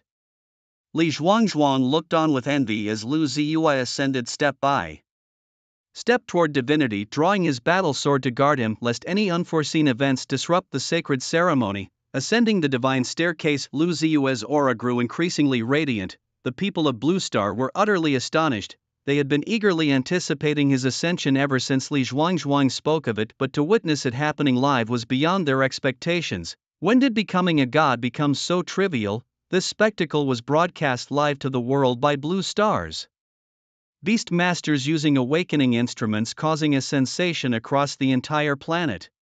"Ding, your divine ceremony has shocked all of Blue Star. Your current realm is determined to be that of a pseudo-god, earning you the maximum shock reward, plus 5 billion survival points, current mental power 8.5 billion, authority consolidation process at 85%. A chill went down Lu Ziyue's spine. My goodness, am I only 1.5 billion away from reaching a higher realm? What lies beyond pseudo-god? The void, I had mentioned something briefly, something about a chief god. Whatever it is, let's sit on that divine throne first, Lu Ziyue thought, casting aside his aspirations as he continued his journey toward the throne. The path to godhood was fraught with difficulties, each step refining one's humanity but also nurturing a hint of divinity. One step, two steps, devilish paces. Finally Lu Ziyue touched the resplendent divine throne. He turned around, slowly sat down and looked down upon the beings of Blue Star. Boom! Thunder roared in unison, clouds gathered densely, and countless bolts of lightning like serpents struck down, all converging on Lu Ziyue's throne. A new power began to form within him. "Ding, you have successfully condensed divinity, achieving pseudo-god status. Ding, your fame echoes through the divine realms. The cosmic will recognizes you as God of the Void. Ding, your divine skill has condensed void targeting." With these mysterious messages, Lu Ziyue achieved the status of pseudo-god. In his attribute panel, a new skill appeared, distinct from his talent sequence and called a divine level skill, unupgradable, named Void Targeting. Divine level Void Targeting. Your attacks are not limited by space or time. You only need one of two pieces of information about your target. Either you have seen them or you possess some of their biological information such as blood, hair, skin, etc. Lu Ziyue was stunned by this divine attribute. This means that as long as I meet one of these two conditions, I can attack them, him, her, /it, using my own method. Either having seen them or possessing some of their bodily tissues like blood or hair allows me to launch an attack at any time, any place, catching them completely off guard. For instance, having seen Li Zhuangzhuang, I could launch a surprise attack in the dead of night, leaving him utterly defenseless. Lu Ziyue looked up at the full moon in the sky and wondered, maybe I could try attacking the moon. I've seen the moon before, so condition one is met. Theoretically, it should be possible. Action speaks louder than thoughts. Lu Ziyue controlled a gigantic iron sphere weighing millions of tons, which slowly levitated and transformed into a massive arrow aimed directly at the moon above. Below, Li Zhuangzhuang and others were terrified by Lu Ziyue's mysterious actions. "Brother Lu, what are you doing? The enemy is already wiped out." Li Zhuangzhuang, bewildered by the preparation for an assault, thought to himself, becoming a god doesn't mean you have to go insane. Other beastmasters were equally horrified. What is God Lu trying to do? Who is he targeting with such a powerful attack? Lu Ziyue, however, paid no heed to these worldly views, as the thoughts of a god are not for mortals to fathom. Indeed, no ordinary person would attack the moon. Initiate Void Targeting, Lu Ziyue thought. "Ding, your attack has been blessed with the divine ability of Void Targeting. Please specify the target." "Target, the moon." "Ding, target confirmed, attack conditions met." Initiating attack. In the next moment, everyone witnessed the most unbelievable scene of their lives. A colossal arrow soared through the sky, traveling towards the moon at 101 times the speed of sound. Facing the public's questions, Lu Ziyue casually remarked, "Just trying to hit the moon, all on Blue Star." At 101 times the speed of sound, it takes 3 hours and 15 minutes to reach the moon. By this time, everyone had gone home to enjoy the victory celebration, but the war correspondents still dedicated to their jobs were broadcasting live together with the Astronomical Center. After all, Lu Ziyue is the only deity of Blue Star, and when he said he was going to hit the moon, everyone was genuinely curious. The broadcast shook all of Blue Star, with everyone at home turning on their TVs to see real-time images transmitted by various telescopes. The image showed Lu Ziyue's sky-piercing arrow hurtling violently towards the moon at 101 times the speed of sound. The broadcast also featured a countdown to the impact, now only 10 minutes away. Dear viewers of Blue Star, we are currently broadcasting God Lu's attack on the moon. We are providing live coverage, and there are only 9 minutes and 31 seconds left until God Lu's sky-piercing giant arrow reaches the moon, the broadcaster announced. We asked astronomers earlier, and they told us that with God Lu's quasi-divine strength, combined with the several million-ton arrow, it could cause a significant impact on the moon, possibly triggering moonquakes, but it would not affect Blue Star. Time gradually passed and the 9 minutes quickly elapsed. In the live broadcast, the giant arrow directly hit the moon, creating a mushroom cloud that soared into the sky. Due to the violent impact, a 12-magnitude moonquake was triggered. A crater with a diameter of 19,510 meters and a depth of 654 meters formed on the moon's surface. Most shockingly, the impact dust covered the entire moon, absorbing sunlight and preventing the moon from reflecting sunlight, meaning that until the dust settled, humans on Blue Star could no longer see the moon with the naked eye. Just moments ago, the moon was shining brightly in the sky, and then suddenly it was gone? The entire Blue Star was shocked. Lu Zai actually attacked the moon, and the power was terrifying. At this moment, Lu Zai stood on the city wall of Kyoto, hands behind his back, gazing at the starry sky, receiving feedback from the Void Enemy Search. Ding! Void Enemy Search hits target moon, causing 521 trillion damage. This triggered a lunar quake, shifting the moon's core by 11 degrees and altering its magnetic field, extending the moon's orbit around Blue Star by 51 seconds. Lu Zai broke into a sweat. He had almost destroyed the moon. The system's information used a new unit, trillion. Lu Zai knew this unit had multiple interpretations and measurements, but internationally, a trillion equals 1 trillion. So 521 trillion damage equaled 521 trillion. Impressive, even a normal family could not withstand this. Now Lu Zai possessed 8.5 billion mental power, and there were over 30 million survival points lying in the system. Without any hesitation, Lu Zai upgraded all his talents to level 15, just 1.5 billion mental power away from becoming the main god, and he had just ascended to demigod, soon to leave this realm behind, which felt quite perverse. After upgrading his talent sequence to level 15, upgrading to level 16 required 6 million survival points. Slowing down a bit, Lu Zai needed to play it safe for a while to accumulate. After all, at a rate of 15,000 per minute, it would only be 21.6 million per day.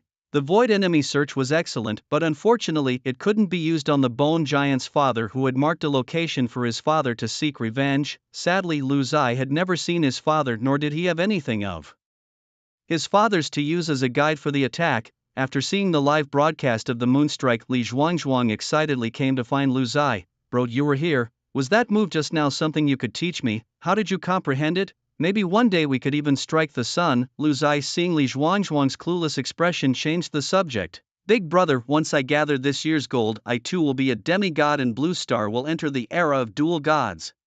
Just then a notification sounded. Ding! Your recent attack on the moon has greatly shocked the entire Blue Star, and you have gained plus 50 billion survival points at your current realm limit. Lu Zai thought, is it really that powerful? I was even planning to ascend to main god tomorrow. Is it possible to rise 2 major realms in one day?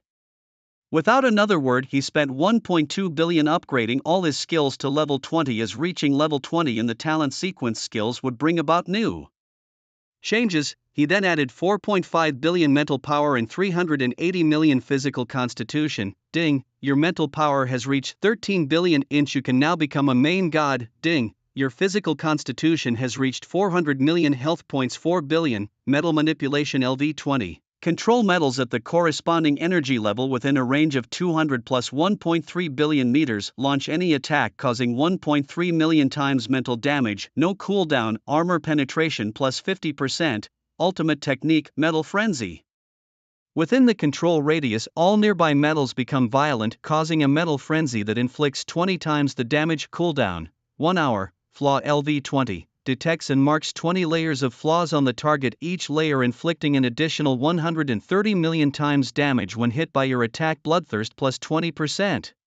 Ultimate technique explosion can detonate all flaws on the enemy at the moment of impact. Cooldown 1 hour. Immortal body LV20 possesses 20 immortal bodies, each with 130 million times the life force of the original body. Indestructible shells, the true form undying. Ultimate technique clone. 20 immortal bodies appear at the same time, capable of mimicking the original body's exact attacks. Cooldown 1 hour. My goodness, all skills cooldown times have been reduced to 1 hour, and what's even more outrageous is that under the influence of 13 billion psychic power, these skills' damage multiplier has reached 130 million times. What is this concept? Is this about shattering planets? Lu Ziyue now really dares not to casually use the moon for experiments, as it might very well result in Earth losing its Mid-Autumn Festival and himself ruining a holiday.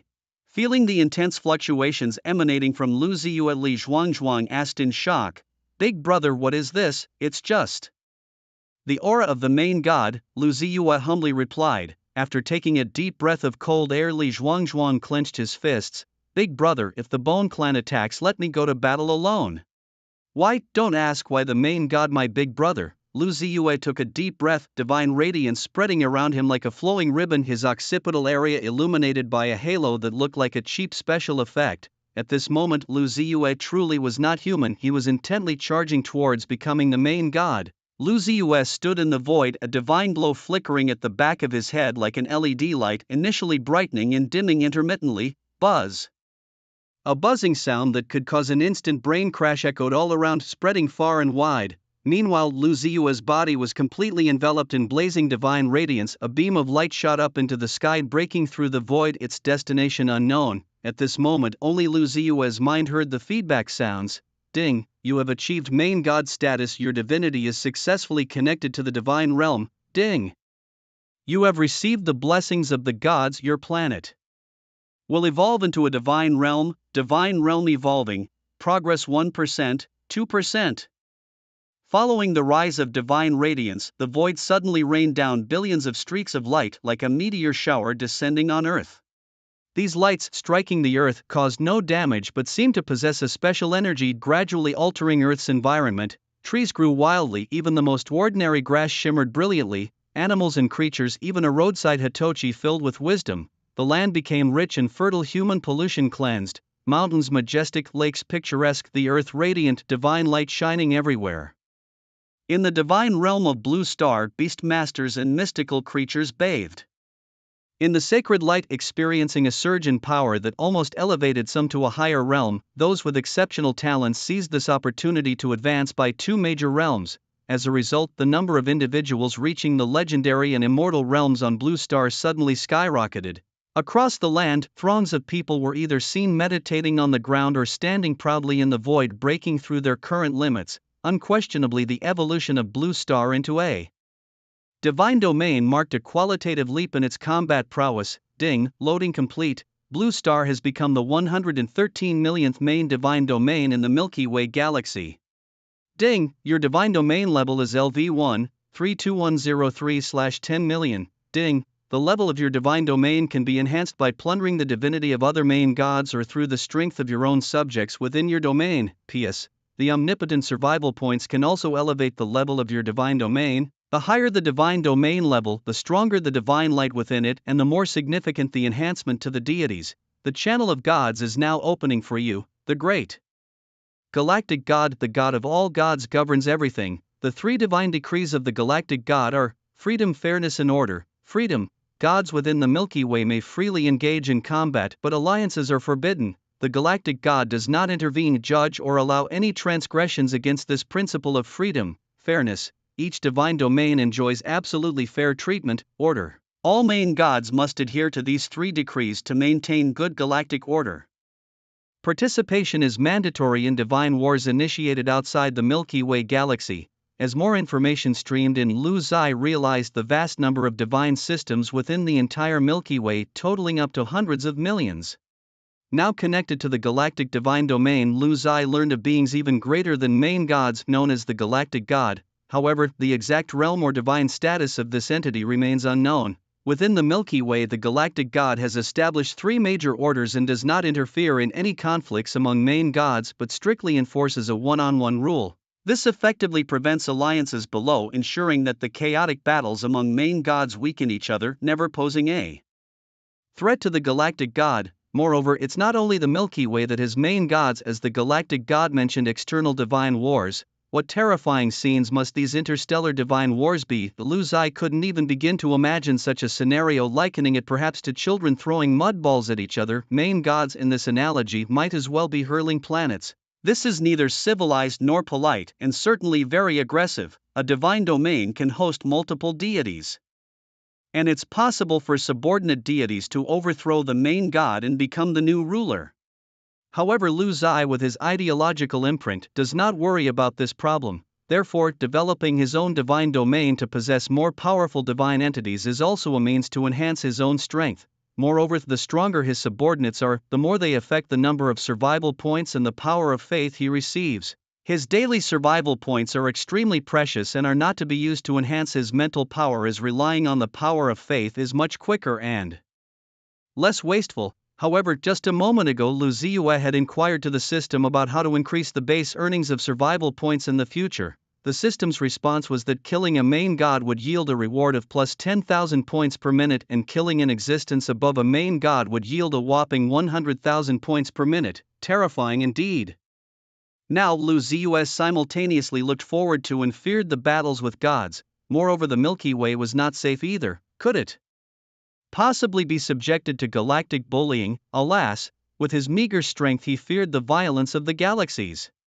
Lu Ziyue stood in the void, hands clasped behind his back, looking down upon his own divine realm with a face full of concern for his country and people. Now a mature main god himself, he knew he had to act more maturely and couldn't just engage in mindless fighting unless he couldn't help it. Lu Ziyue glanced at his system, noticed he still had 10 million survival points, and without any hesitation he upgraded his divine realm to level 2. Ding, your divine realm has successfully been upgraded to LV2, 5234/20 million. Just by upgrading to level 2, she had gained 5,234 points of divinity, which were the collective achievements of all beings within the divine realm, enhancing their powers. Lu Ziyue's system backend continuously showed prompts of divinity plus 0.001, as every individual strength enhancement contributed to the building of the divine realm. With the upgrade of the divine realm's level, Lu Ziyue saw the divine light above the blue star becoming increasingly brilliant.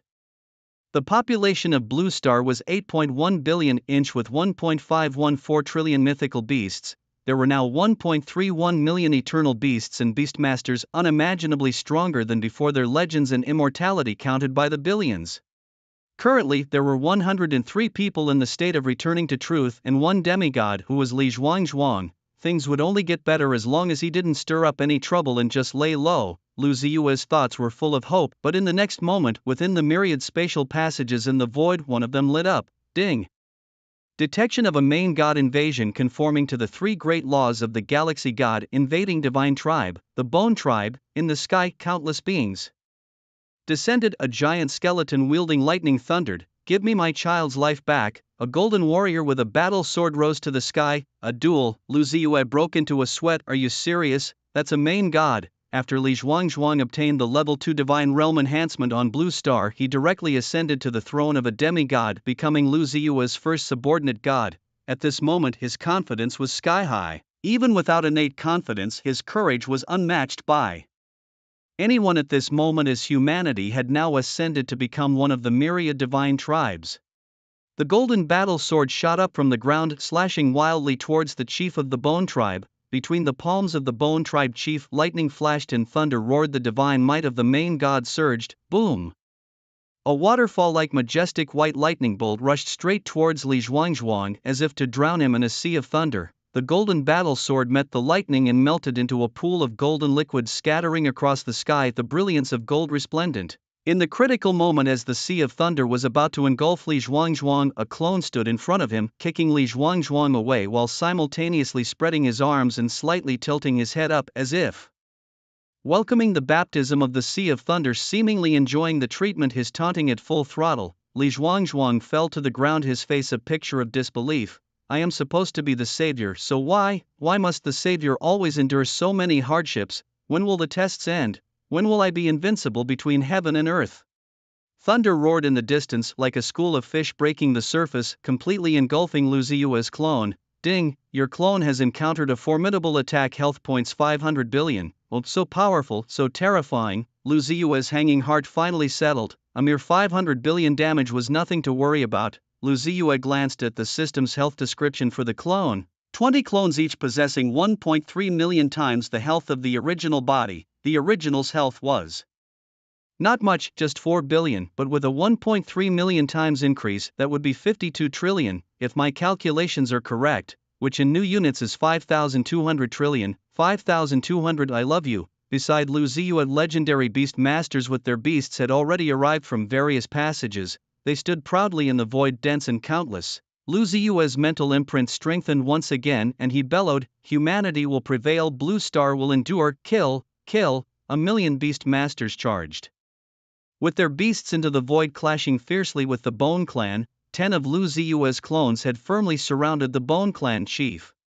The Bone Clan chief was a skeleton giant, much taller than his son, and his mount was a two-headed bone dragon. The dragon's huge maw opened, the left head spewing fire, the right head emitting cold air, the mingling of ice and fire terrifyingly powerful. Ice and fire charged wildly towards Lu Ziyue's clones, while the Bone Clan chief, roaring, unleashed his ultimate move, his divine skill, Thunderstorm Blast.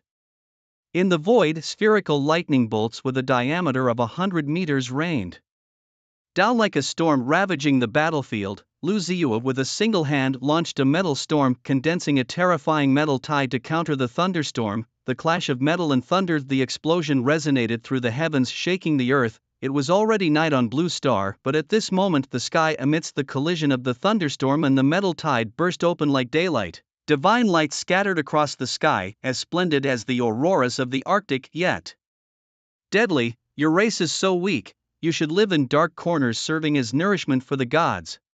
Mere mortals daring to defy the gods. The Bone Clan chief grew more valiant as the battle raged. In his heart, every member of the divine races was immensely powerful, only the weak human race unworthy of becoming gods. Lu Ziyue smiled faintly. What's it to you? The Bone Clan chief's heart shuddered, thinking, could this god be insane? Not a bit of divine dignity. How did he even become a god? Lu Ziyue's metal storm, with the enhancement of his mental power, had evolved beyond the initial storm, becoming more violent and dense, like a tide, like a vast ocean charging forward, unstoppable. The Bone Clan chief's divine level continuously bombarded Lu Ziyue's metal tide, his two-headed bone dragon also struggling fiercely against it. But the chief of the Bone Clan was increasingly struggling. He found it perplexing that although both parties were supreme gods and his divine power might even be stronger, why was there such a vast gap in the power they wielded in battle? The thunder blasts fell into the metallic tide, growing dimmer and being devoured one by one. The metallic tide rolled forward, unstoppable. The two-headed bone dragon soared into the sky, its twin heads raised high, jaws wide open, ready to spit. Lu Ziyue shouted fiercely, "Shut up!" The metallic tide surged up, forming a gigantic steel hand within the waves, which under the control of Lu Ziyue's mental power became incredibly potent, its muscles bulging like the arm of a titan. The bone dragon's wails echoed through the heavens as its fate was gripped in the throat. The steel arm, tens of thousands of meters long and immensely thick, now grasped the dragon's vital point as it struggled desperately to escape. How audacious! The chief of the Bone Clan, watching this scene, was terrified yet furious. Thunderblasts bombarded the steel arm with unprecedented intensity. 10 avatars stood on the crest of the metallic tide, each clapping their hands together. The waves surged, smashing the spherical lightning one by one. Simultaneously, the 10 avatars pointed at the Bone Clan chief and shouted in unison, "Your turn to come down." Another steel arm shot up into the sky, reaching straight for the Bone Clan chief. Meanwhile, the bone dragon was dragged into the metallic tide, where countless metal fragments sliced through it like blades, chopping and cutting. The bone dragon continued to howl in pain. Its skeletal body couldn't withstand such torment, its bones being sliced inch by inch, its form gradually disappearing into the metallic tide. A supreme god-level mount had fallen. Ding! You have successfully slain a supreme god entity, earning a basic survival point income of plus 10,000/minute current basic. Survival point income 25,000 points/minute. The death of the two-headed bone dragon deeply shook the chief of the Bone Clan, seeing that his other minions were also unable to break through and the giant hand striking from the sky. He who had been a god for over 100 years for the first time felt his divinity waver and a sense of desolation crept into his heart. He couldn't understand how these weak humans managed to fight so fearlessly and fiercely against the Bone Clan's onslaught. Just, recklessly so, enough, back to my Azure Bone Star. With a thought, the Bone Clan chief, along with all his followers, instantly vanished into the void, leaving no trace. Lu Zai was shocked. System, what skill is that? Ding, it's his second divine skill, Spatial Leap. Establish a spatial marker. The body, along with a certain range of selected targets, can instantly return to the marker. This divine skill, unlike spatial teleportation, which can be interrupted, cannot be interrupted by Spatial Leap. However, there is a drawback. It can only return to the marker. Undoubtedly, the Bone Clan could only return to their own divine realm. Damn it, just like that they escaped. Lu Zai's hand clawed through the void, grasping the remnants of the lightning in the metallic tide. To not remove the root when cutting the weeds means when the spring breeze blows, they will grow again. The Bone Tribe must be annihilated. Lu Zai needs to rest for a while, as after the cooling period of 1 hour for the metal tide, retaliation is certain. You managed to escape severely wounded, and I can track through the void. How coincidental is that? Moreover, if we can plunder the divine realm and divinity of the Bone Tribe, wouldn't Blue Star rise to greatness once again? From this battle, Lu Zai received a clear message. His spiritual power may not be the strongest among the chief gods. Other chief gods might surpass him in fundamental strength. However, the combined attack effect produced under his multiple talent sequences far exceeds those of other chief gods. His showdown with the chieftain of the Bone Tribe was almost overwhelmingly decisive, and the chief's vulnerabilities hadn't been fully exploited before he fled. But even if you can run from Blue Star, can you escape from your homeland? For a chief god, losing a divine realm is almost as significant as losing life. An hour later, all the cooldowns for Lu Zai's talent sequences were ready, and he launched a metal storm with the best mental state and the strongest combined attack, granting this strike the property of void tracking. Watching the metal storm soar, Lu Zai pondered. Ding, please assign a void tracking target. Target the artifact's owner. Lu Zai did not know the name of the Bone Tribe chieftain, but he had seen this person meeting the first condition, and he also possessed a remnant of the opponent's divinity satisfying the second condition. One condition was enough. Ding, target Bone Tribe chieftain Wei Sang locked. Void tracking initiated successfully. As the system voice fell, the metal storm soared into the sky, heading towards the distant Azure Blue Star. Void tracking provided Lu Zai with the exact location, and with Blue Star's elite 10,000 strong led by Li Zhuangzhuang advancing towards Azure Blue Star. After all, with Big Brother's devastating attack ahead, they were merely there to clean up the battlefield. Conquering another chief god's divine realm afterward would allow Lu Zai to enhance his divinity, expand his divine realm area, and upgrade the level of his divine realm. Additionally, Lu Zai himself, by killing a chief god, could gain basic survival point benefits, a considerable gain indeed. The campaign against the Bone Tribe didn't require much of Lu Zai's attention. This metal storm was bound to claim the lives of the entire Bone Tribe. The Bone Tribe chieftain couldn't resist, and the remaining Bone Tribe members were no match for Li Zhuangzhuang. Meanwhile, Lu Zai had more important matters to attend to, for above the dome of Blue Star, a text appeared that only a chief god could see. All chief gods of the divine realms are requested to proceed on time to the city of Final God Thailand. Countdown, 1 hour 31 minutes. During ongoing divine realm conflicts, the space channels created by the Galaxy God would sense the war fluctuations and automatically shut down, only to be automatically reactivated after the conflict ends. This mechanism is designed to maintain the three great laws, preventing the spread of war and strictly adhering to a 1v1 rule. The City of Gods, Thailand, according to the history of the Galaxy God, is the only divine capital of the Milky Way, established at the end of the Old Era. Its age unknown. The Galaxy God is its guardian. Whenever significant events occur in the Milky Way, the God of the Galaxy convenes a council of gods. The torment of dead memories was driving Lu Zai mad again. Before his journey through time, he detested meetings, especially those held after work hours. It felt as though he was all set for a romantic evening with his girlfriend, only for someone to knock on the door. Higher-ups always have the final word. Lu Zai grumbled inwardly, resigned to the cursed life of a corporate drone. He had never met the god of the galaxy, but his first impression was thoroughly negative.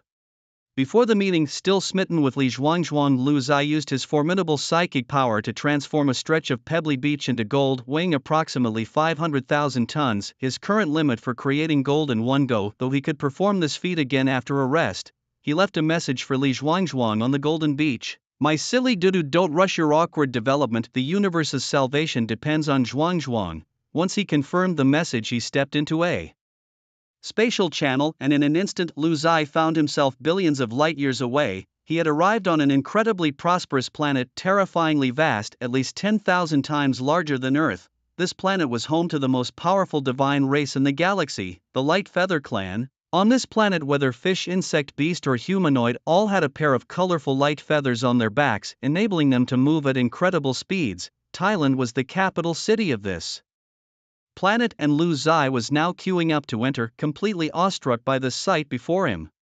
No matter which divine realm you're from, queue up and enter Thailand properly. It reminded him of clocking in at the company. Lu Zai's resentment towards the god of the galaxy grew incrementally. Why maintain such formalities among gods? After millions of main gods swiftly passed through Thailand's numerous entry channels, they entered the city. Thailand was a hub of entertainment, business negotiations, and trade, the largest city in the Milky Way. Lu Zai planned to indulge in some entertainment after the meeting, driven by a voice in his head that never faded. I've fought for 20 years, why shouldn't I enjoy myself now? Let the music play, let the dance continue. The towering outer city walls were patrolled by countless warriors of the Guan Yu clan, equipped with various city-defending divine weapons such as a light cannon capable of killing demigods in one shot, and light energy crossbows rumored to fire 10,000 light feather arrows per second. Countless demigod level light energy beasts, currently dormant, adorned the walls. Should war break out, millions of these light energy beasts would sacrifice their lives to emit all their light energy, forming an impregnable barrier of light above Thailand.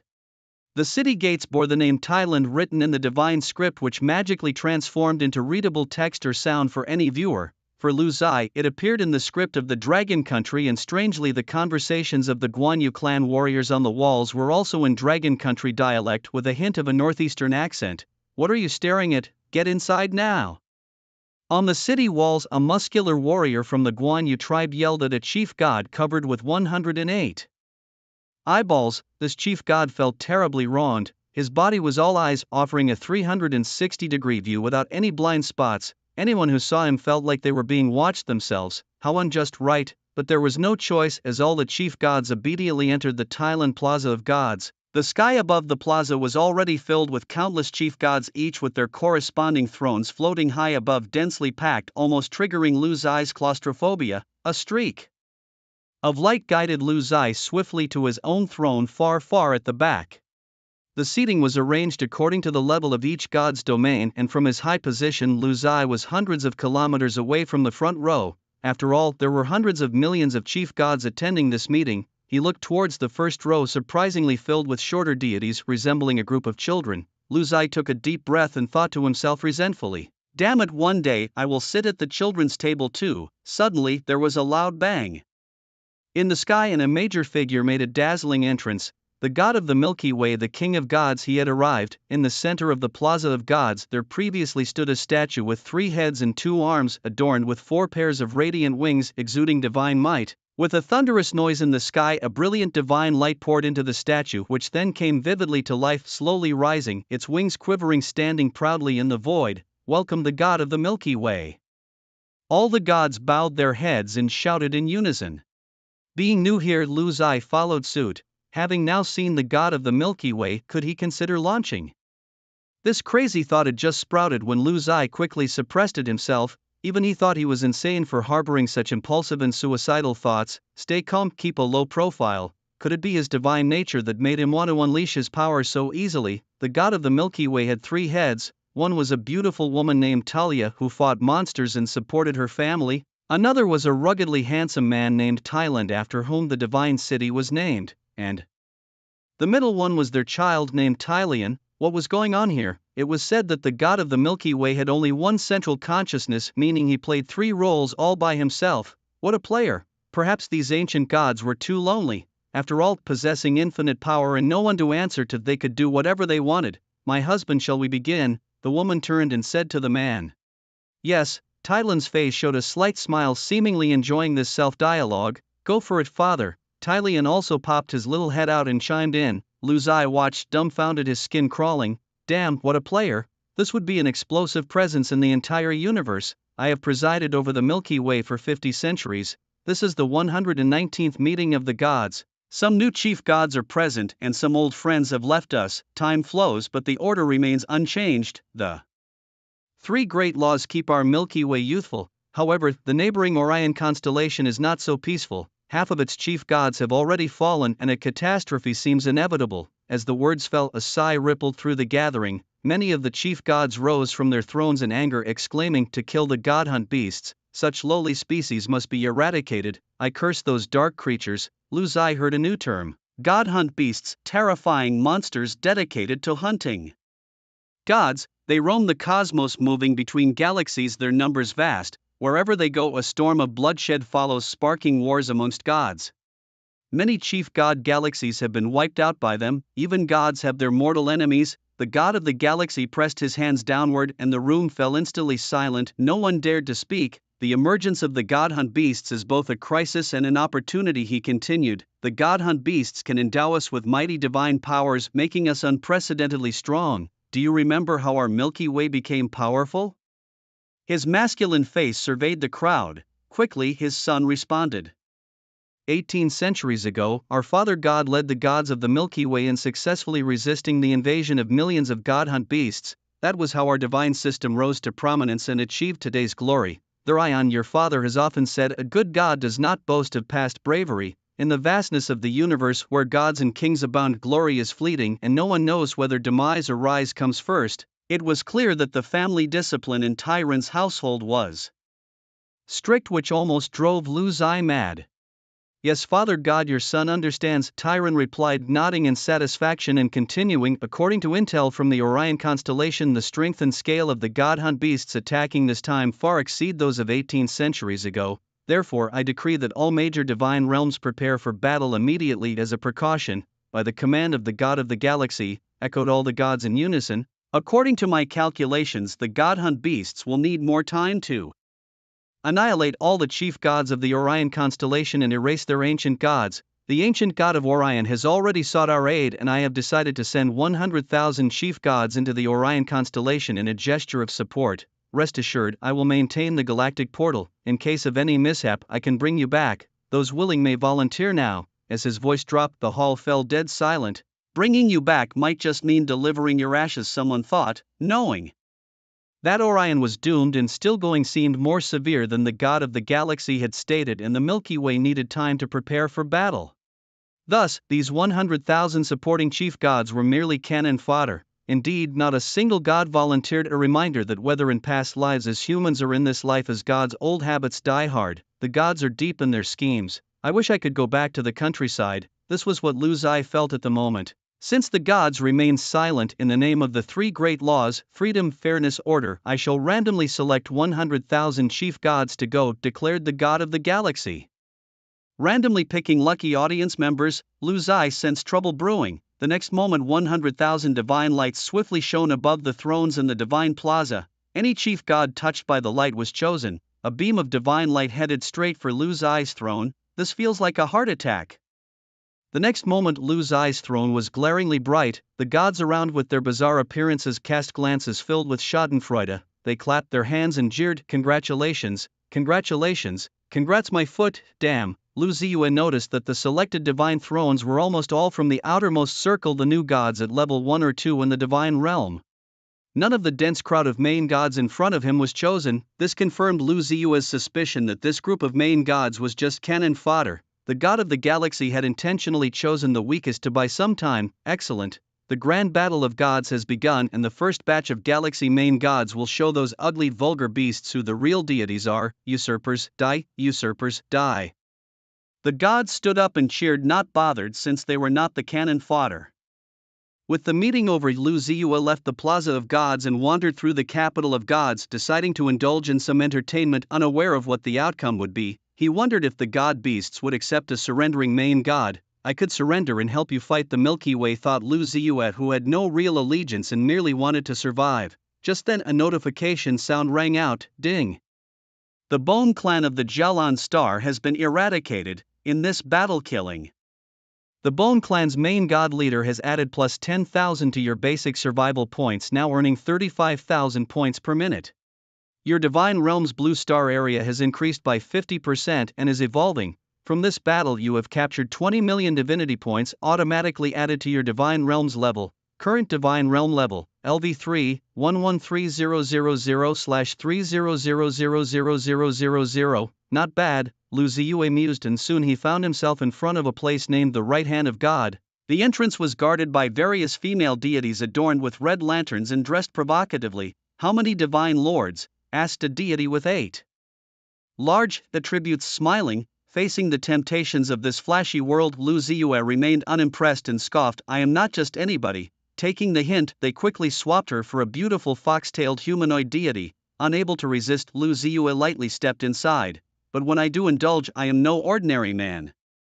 After spending 5,000 divinity points, Lu Ziyue left the Right Hand of God club satisfied as a row of various receptionists bowed at 45 degrees.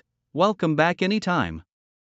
Chuckling to himself, still the same old formula, the same familiar taste, Lu Ziyue tipped each female deity 1,000 divinity points before drifting away. In the City of Gods, as long as you're willing to spend divinity points, you can have anything you desire. Divinity points can be drawn from one's own Divine Realm level or exchanged for survival points, the latter only applicable to Lu Ziyue. Come and see, come and look. 10,000 young sea-swallowing beasts deployment cards to be placed in your own Divine Realm for nurturing. Not for 98,000, just for 68,000. Take a young sea-swallowing beast home. 1,000 tons of helium metal or deployment card. No bargaining, 1,800 needed. Take it home. The humanoid cat ears are up for sale. I can't sustain them anymore. For 1,000,000 divine points you can take them all, and they possess all the postures you could desire. The marketplace is bustling with vendors shouting their offers. Lu Ziyue glanced at his system where 39.14 million survival points lay quietly, which could also be converted into an equivalent amount of divinity. The young swallow sea beasts are cheaper, I'll take as many as you have. Lu Ziyue picked up a wet swallow sea beast cub with one hand, and the little beast snarled and yapped ceaselessly at him. These cubs, bred by certain divine tribes, can grow up to the pseudo-god realm, boasting substantial strength. If raised on Blue Star, they could provide a strong direction for beast masters specializing in water elements. I have 100,000 of them, a flat rate of 600,000 divinity. Take them all. A female chief deity, towering and muscular, her biceps thicker than Lu Ziyue's thighs and standing nearly 2 meters tall, belonged to the sea god tribe. These swallow sea beast cubs were their tribe's progeny. Purchasing these was highly significant for the development of the Blue Star Divine Realm, enhancing biodiversity and boosting the strength of beast masters. Once these void beasts reached his Divine Realm, influenced by his creation, they would gain the ability to reproduce, eliminating the need for further purchases. Done, I'll take them all. Lu Ziyue paid 600,000 divinity, streams of radiant divinity flowing from his body to the other party. After the transaction, the other party wasn't overly excited, merely handing over 6 deployment cards to Lu Ziyue with a sigh. You've got yourself a great deal. If it weren't for the fact that I have to join the support battle in the Orion constellation, who would want to sell these lovely creatures? Deployment cards, similar to the storage rings found in fantasy novels, were extremely convenient. Lu Ziyue took the 6 cards, his divine sense confirming the transaction goods before he looked at the other person. It's not just you going. I am too, Lu Ziyue said with a smile. The other was clearly surprised by Lu Ziyue's composure. Aren't you scared? Once we go. The female chief deity looked around and then whispered in Lu Ziyue's ear, it's hard to come back. Worrying about things we can't control is pointless. Lu Ziyue responded calmly. He wasn't fearless, but he couldn't change reality. However, with 3 days left before heading to the Orion battlefield, he wasn't without means to fight back. My name is Eloy, or you can call me Sea Priestess. What's your honorable surname? The other party looked at him kindly. I am Lu Ziyue, God of the Void. I'll remember you, God of the Void.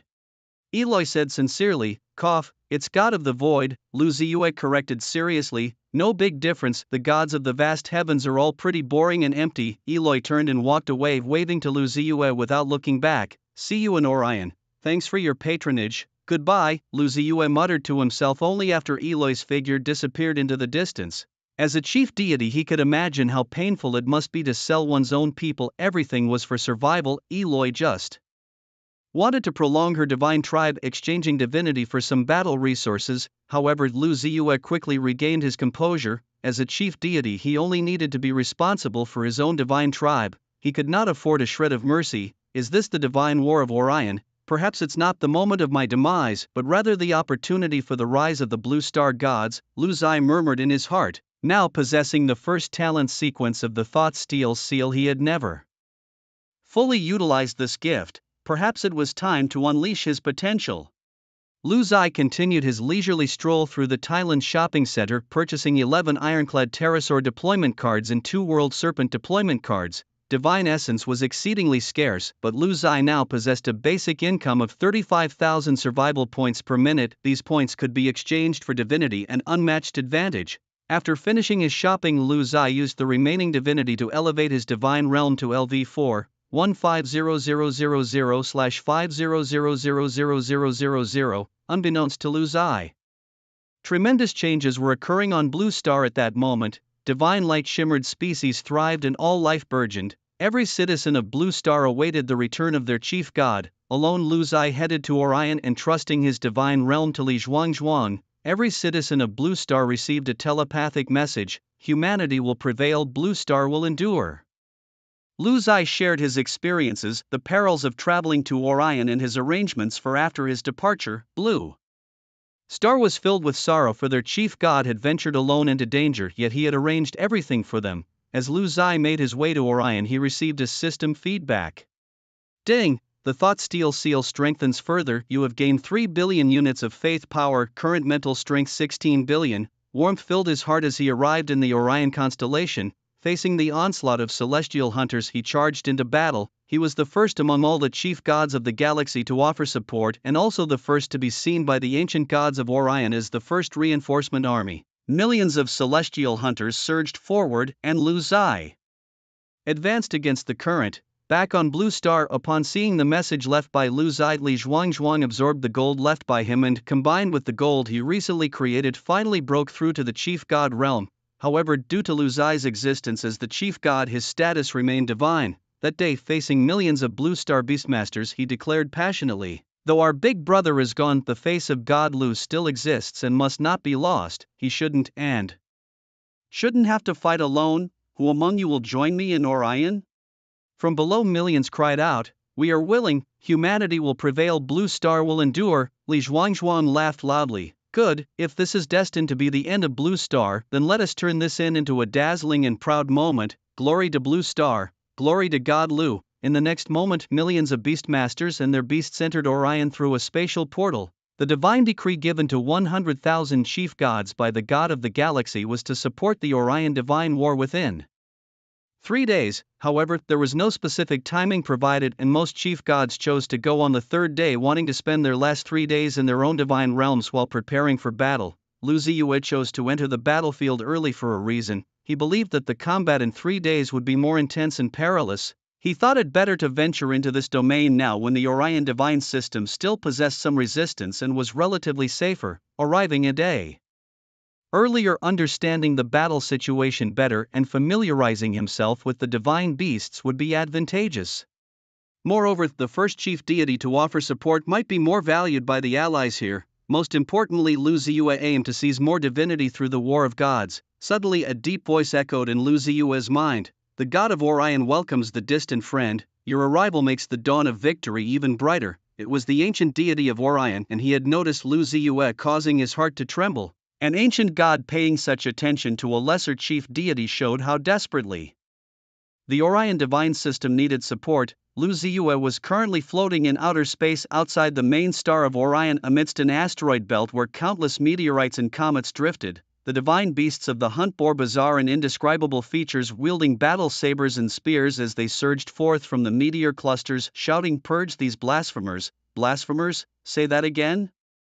Lu Ziyue did not understand why these divine beasts referred to the gods as blasphemers, a term he found distasteful. However, he was surprised to find that these so-called divine beasts and the deities possessed similar powers.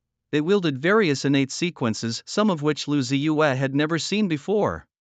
This was unscientific. the talent sequences of his home planet were derived from the legacy of the Eye of the Void, which in turn came from the fragmented Chaos Steels. There must be a story between these divine beasts and the deities regarding the talent sequences, surrounded by the chief deities of Orion who, like those in the galactic divine system, often fought among themselves. They were united in this moment. The vast divinity filled the space, and some clusters of meteorites were directly used as weapons by the chief deities against the ranks of the divine beasts. Lucius sensed something amidst the massive meteorites and asteroid belts: metal. Indeed, these space debris floating in space were rich in various metals, including gold. Lucius, now possessing 16 billion units of psychic power, could influence an area of up to 160 million meters. 20 avatars appeared simultaneously, and together with Lucius, they stirred up a fierce metal storm in space. Bang bang. Bang. Meteorites exploded one after another as Lucius extracted the metals inside, condensing them together. A towering tidal wave of metal surged forward, engulfing vast swaths of divine beasts. However, the strength of these divine beasts was not to be underestimated. They struggled and fought against the metal tide, and Lucius could not eliminate them immediately. The metal tide was formidable. It contained billions of metal blades, arrows, and spears surging forward like a tidal wave, creating the most terrifying scene the divine beasts had ever encountered. Their bodies were incessantly assaulted by countless metallic weapons, a brutal force they had never encountered before. They gazed at Lucius with eyes filled with venom and disbelief, unable to accept that such power could belong to a minor deity. The Orion faction, witnessing Lucius' ferocious onslaught, was equally astounded. These ancient gods who had lived through eons began to doubt their own existence for the first time. Why is he so uniquely powerful among us gods? They wondered, under the devastating barrage of Lucius' metallic tide. The gods of the Orion constellation cried out, "Charge!" This was a rare moment of turning the tide against the hunter beasts on the battlefield since their invasion began. However, this was not the only battlefield. The entire Orion constellation was engulfed in divine wars, with tens of thousands of such battlefields active. The number of fallen gods in the Orion constellation was increasing daily, pushing them to the brink of danger. Ding, you have given the chief gods of Orion a tiny shock, earning plus 5 billion survival points. Lucius thought, 5 billion survival points, this could be used to exchange for divinity to upgrade the divine realm. What is the divine realm? It is the stronghold, the base camp of every deity. The more expansive the divine realm, the more prosperous and vigorous the god race becomes, and the stronger the chief god grows. It feeds back to the chief god in various forms.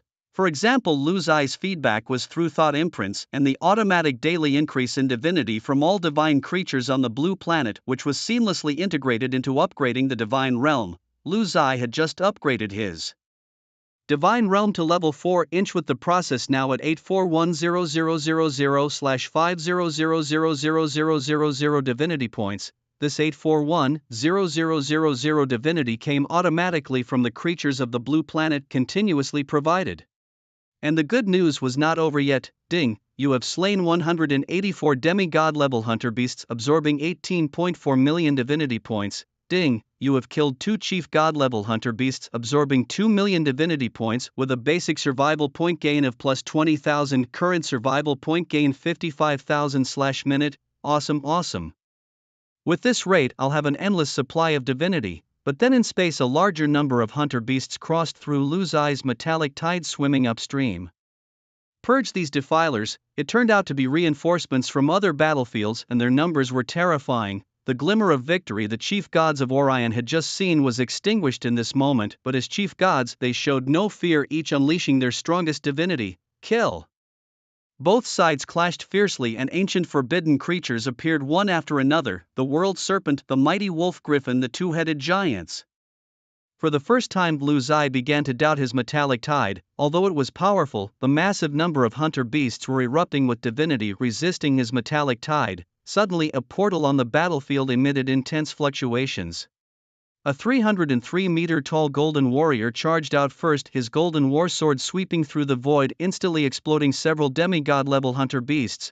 "Brother, you started a fight without telling me," Li Zhuangzhuang said excitedly. His skills were formidable, and with a thunderous battle cry, 1041 newly promoted pseudo-god beastmasters of Planet Blue along with their beasts charged into battle. Witnessing this scene, Lucius was shocked. Has Planet Blue become this powerful? The Beast masters of Planet Blue charged forward with their exotic beasts as if they were possessed. Lu Ziyue quickly positioned his 10 avatars at the forefront, absorbing the majority of the firepower. After all, his real body had a life value of 400 million, while his 16 billion spiritual power allowed his avatars to have a 1.6 million-fold increase.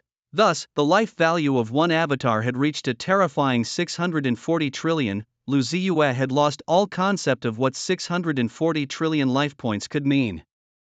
He once asked the system, "What level of life value is this?" The system responded, "If the moon were a living entity, its life value would be about 10 trillion. This meant that the life value of Lu Ziyue's avatar was almost half that of the moon. Lu Ziyue was astonished, wondering since when had the moon become a unit of measurement. On the battlefield, the metallic tide continued to advance relentlessly. Atop this tide, the chief god of the Orion divine system, allied with the beastmasters from Planet Blue, launched a total assault. Both sides engaged in a battle that was shockingly fierce, filling the entire sky with various innate explosions and shockwaves that shattered asteroids in space. Meanwhile, Lu Ziyue looked thoughtfully at his 5 billion survival points. His current divine domain level was LV4, 10 million/50 million. It was time for a rapid increase in the divine domain level, which would transform Planet Blue into an unparalleled divine breeding ground. The divine race of Planet Blue would gain unprecedentedly abundant cultivation resources. The divinity of Planet Blue would become increasingly intense, reviving all things. And various divine new species would be evolved sequentially. System, I'm here, go all in. What do you mean, 5 billion survival points enhance all remaining levels? Understood, enhancing now. Enhancement complete. You have used up 5 billion survival points and raised your divine domain level to LV31, 150 million/320 million. The area of Planet Blue has expanded by 310%, and the total amount, quality, and density of divinity have all greatly increased. The biodiversity of Planet Blue has risen by 310%. Resources are extremely abundant, and all things are entering a rapid growth period. A biological explosion is brewing. You have gained some powerful species from the origins of the universe, and they are 100% loyal to you, incorporated into your divine race. Ding! The vast richness of Planet Blue's species naturally accepted your ideological imprint. The new species have provided you with 8 billion spiritual power, current spiritual power, 24 billion. Wave after wave of system information invigorated Lu Ziyue. Goodness, his gamble had paid off, yielding far more than if he had just added to his spiritual power. In the future, on his Planet Blue, there might emerge ancient and powerful species, all obedient to him. Lu Ziyang looked toward the battlefield, his mental strength increasing, causing the metallic tide to grow more ferocious. In one corner of the battlefield, a particular fight caused Lu Ziyang to frown. In space, a real oceanic tide had risen, not just the metal storm tides controlled by Lu Ziyang. This tide blocked out the sun, its expanse vast, with tsunamis tens of meters high rolling forward, engulfing countless hunter beasts that struggled violently. More terrifying still, within these ocean tides were innumerable giant tentacles, hundreds of meters long, relentlessly attacking the ensnared hunter beasts. A familiar figure stood atop the tide, leapt up and struck down at the hunter beasts. Wherever she attacked, the horrific tentacles moved as if they were extensions of her limbs, targeting her prey in unison. Under the brutal assault of the tentacles, the hunter beasts were reduced to dust. This person was Eloy. Such formidable combat power shook Lu Ziyang's heart. This talent sequence was unheard of by Lu Ziyang, never before seen. It meant that Eloy, this chief god, possessed a part of the talent sequence unknown to the Blue Star, possibly recorded on another piece of the Chaos Steel. What an impressive talent! Lu Ziyang watched enviously. If only this formidable woman could join our Blue Star, become my subordinate god, he thought, drooling over the idea as he watched Eloy amidst the waves. Coincidentally, Eloy seemed to be in trouble. A continuous stream of hunter beast reinforcements put her in a difficult position. Without hesitation, Lu Ziyang pointed into the void, directing a portion of the metallic tide toward Eloy's area to alleviate some of her pressure. He then approached Eloy and sincerely asked, "What brings you here?" Eloy, recognizing his assistance, replied, "You're here too. Perhaps we had the same idea. Better late than never." They nodded in understanding. "But you're not holding up," Lu Ziyang stated plainly. Whether it's the Galaxy God system, the Orion God system, or any other, the fall of a chief god, the disappearance of a god race isn't much. It happens every day, and I'm prepared. Eloy's eyes were firm, yet Lu Ziyang could tell she was reluctant to let go of her god. race evidenced by her buying sea beast juveniles to enhance her strength, showing her desire to survive the crisis.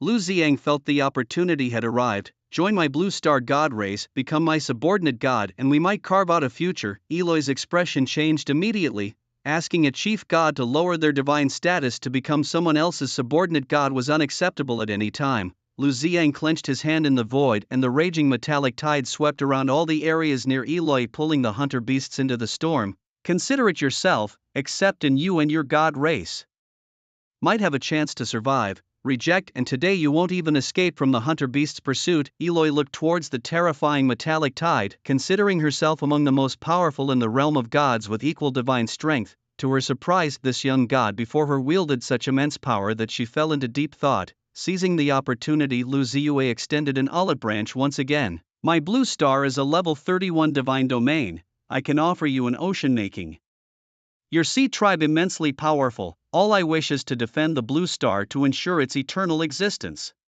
Eloy's expression was complex, torn between a certain demise and a fleeting opportunity. Yet, in such dire straits, whether god or human, the instinct to survive prevails. I am willing to fight for you, great god of the void. Eloy bowed deeply, her divine nature diminishing as a strand of divine light entered Lu Ziyue's body, officially making her a member of the blue star's divine tribe and Lu Ziyue's second main god tier subordinate. Welcome to the fold, priestess of the sea. Let us revel in battle today. In the next moment, tsunamis and metallic tides sounded in unison, unleashing a wild force across the battlefield. Lu Ziyue and the sea god priestess worked together seamlessly, bonded by the thought imprint from Lu Ziyue. The sea monsters and the metallic tide ravaged forward, forcing the god-hunting beasts into retreat. Li Zhuangzhuang, transformed into a golden warrior, charged ahead, leading the blue star's divine beasts to flank the god-hunting beasts in this starry domain.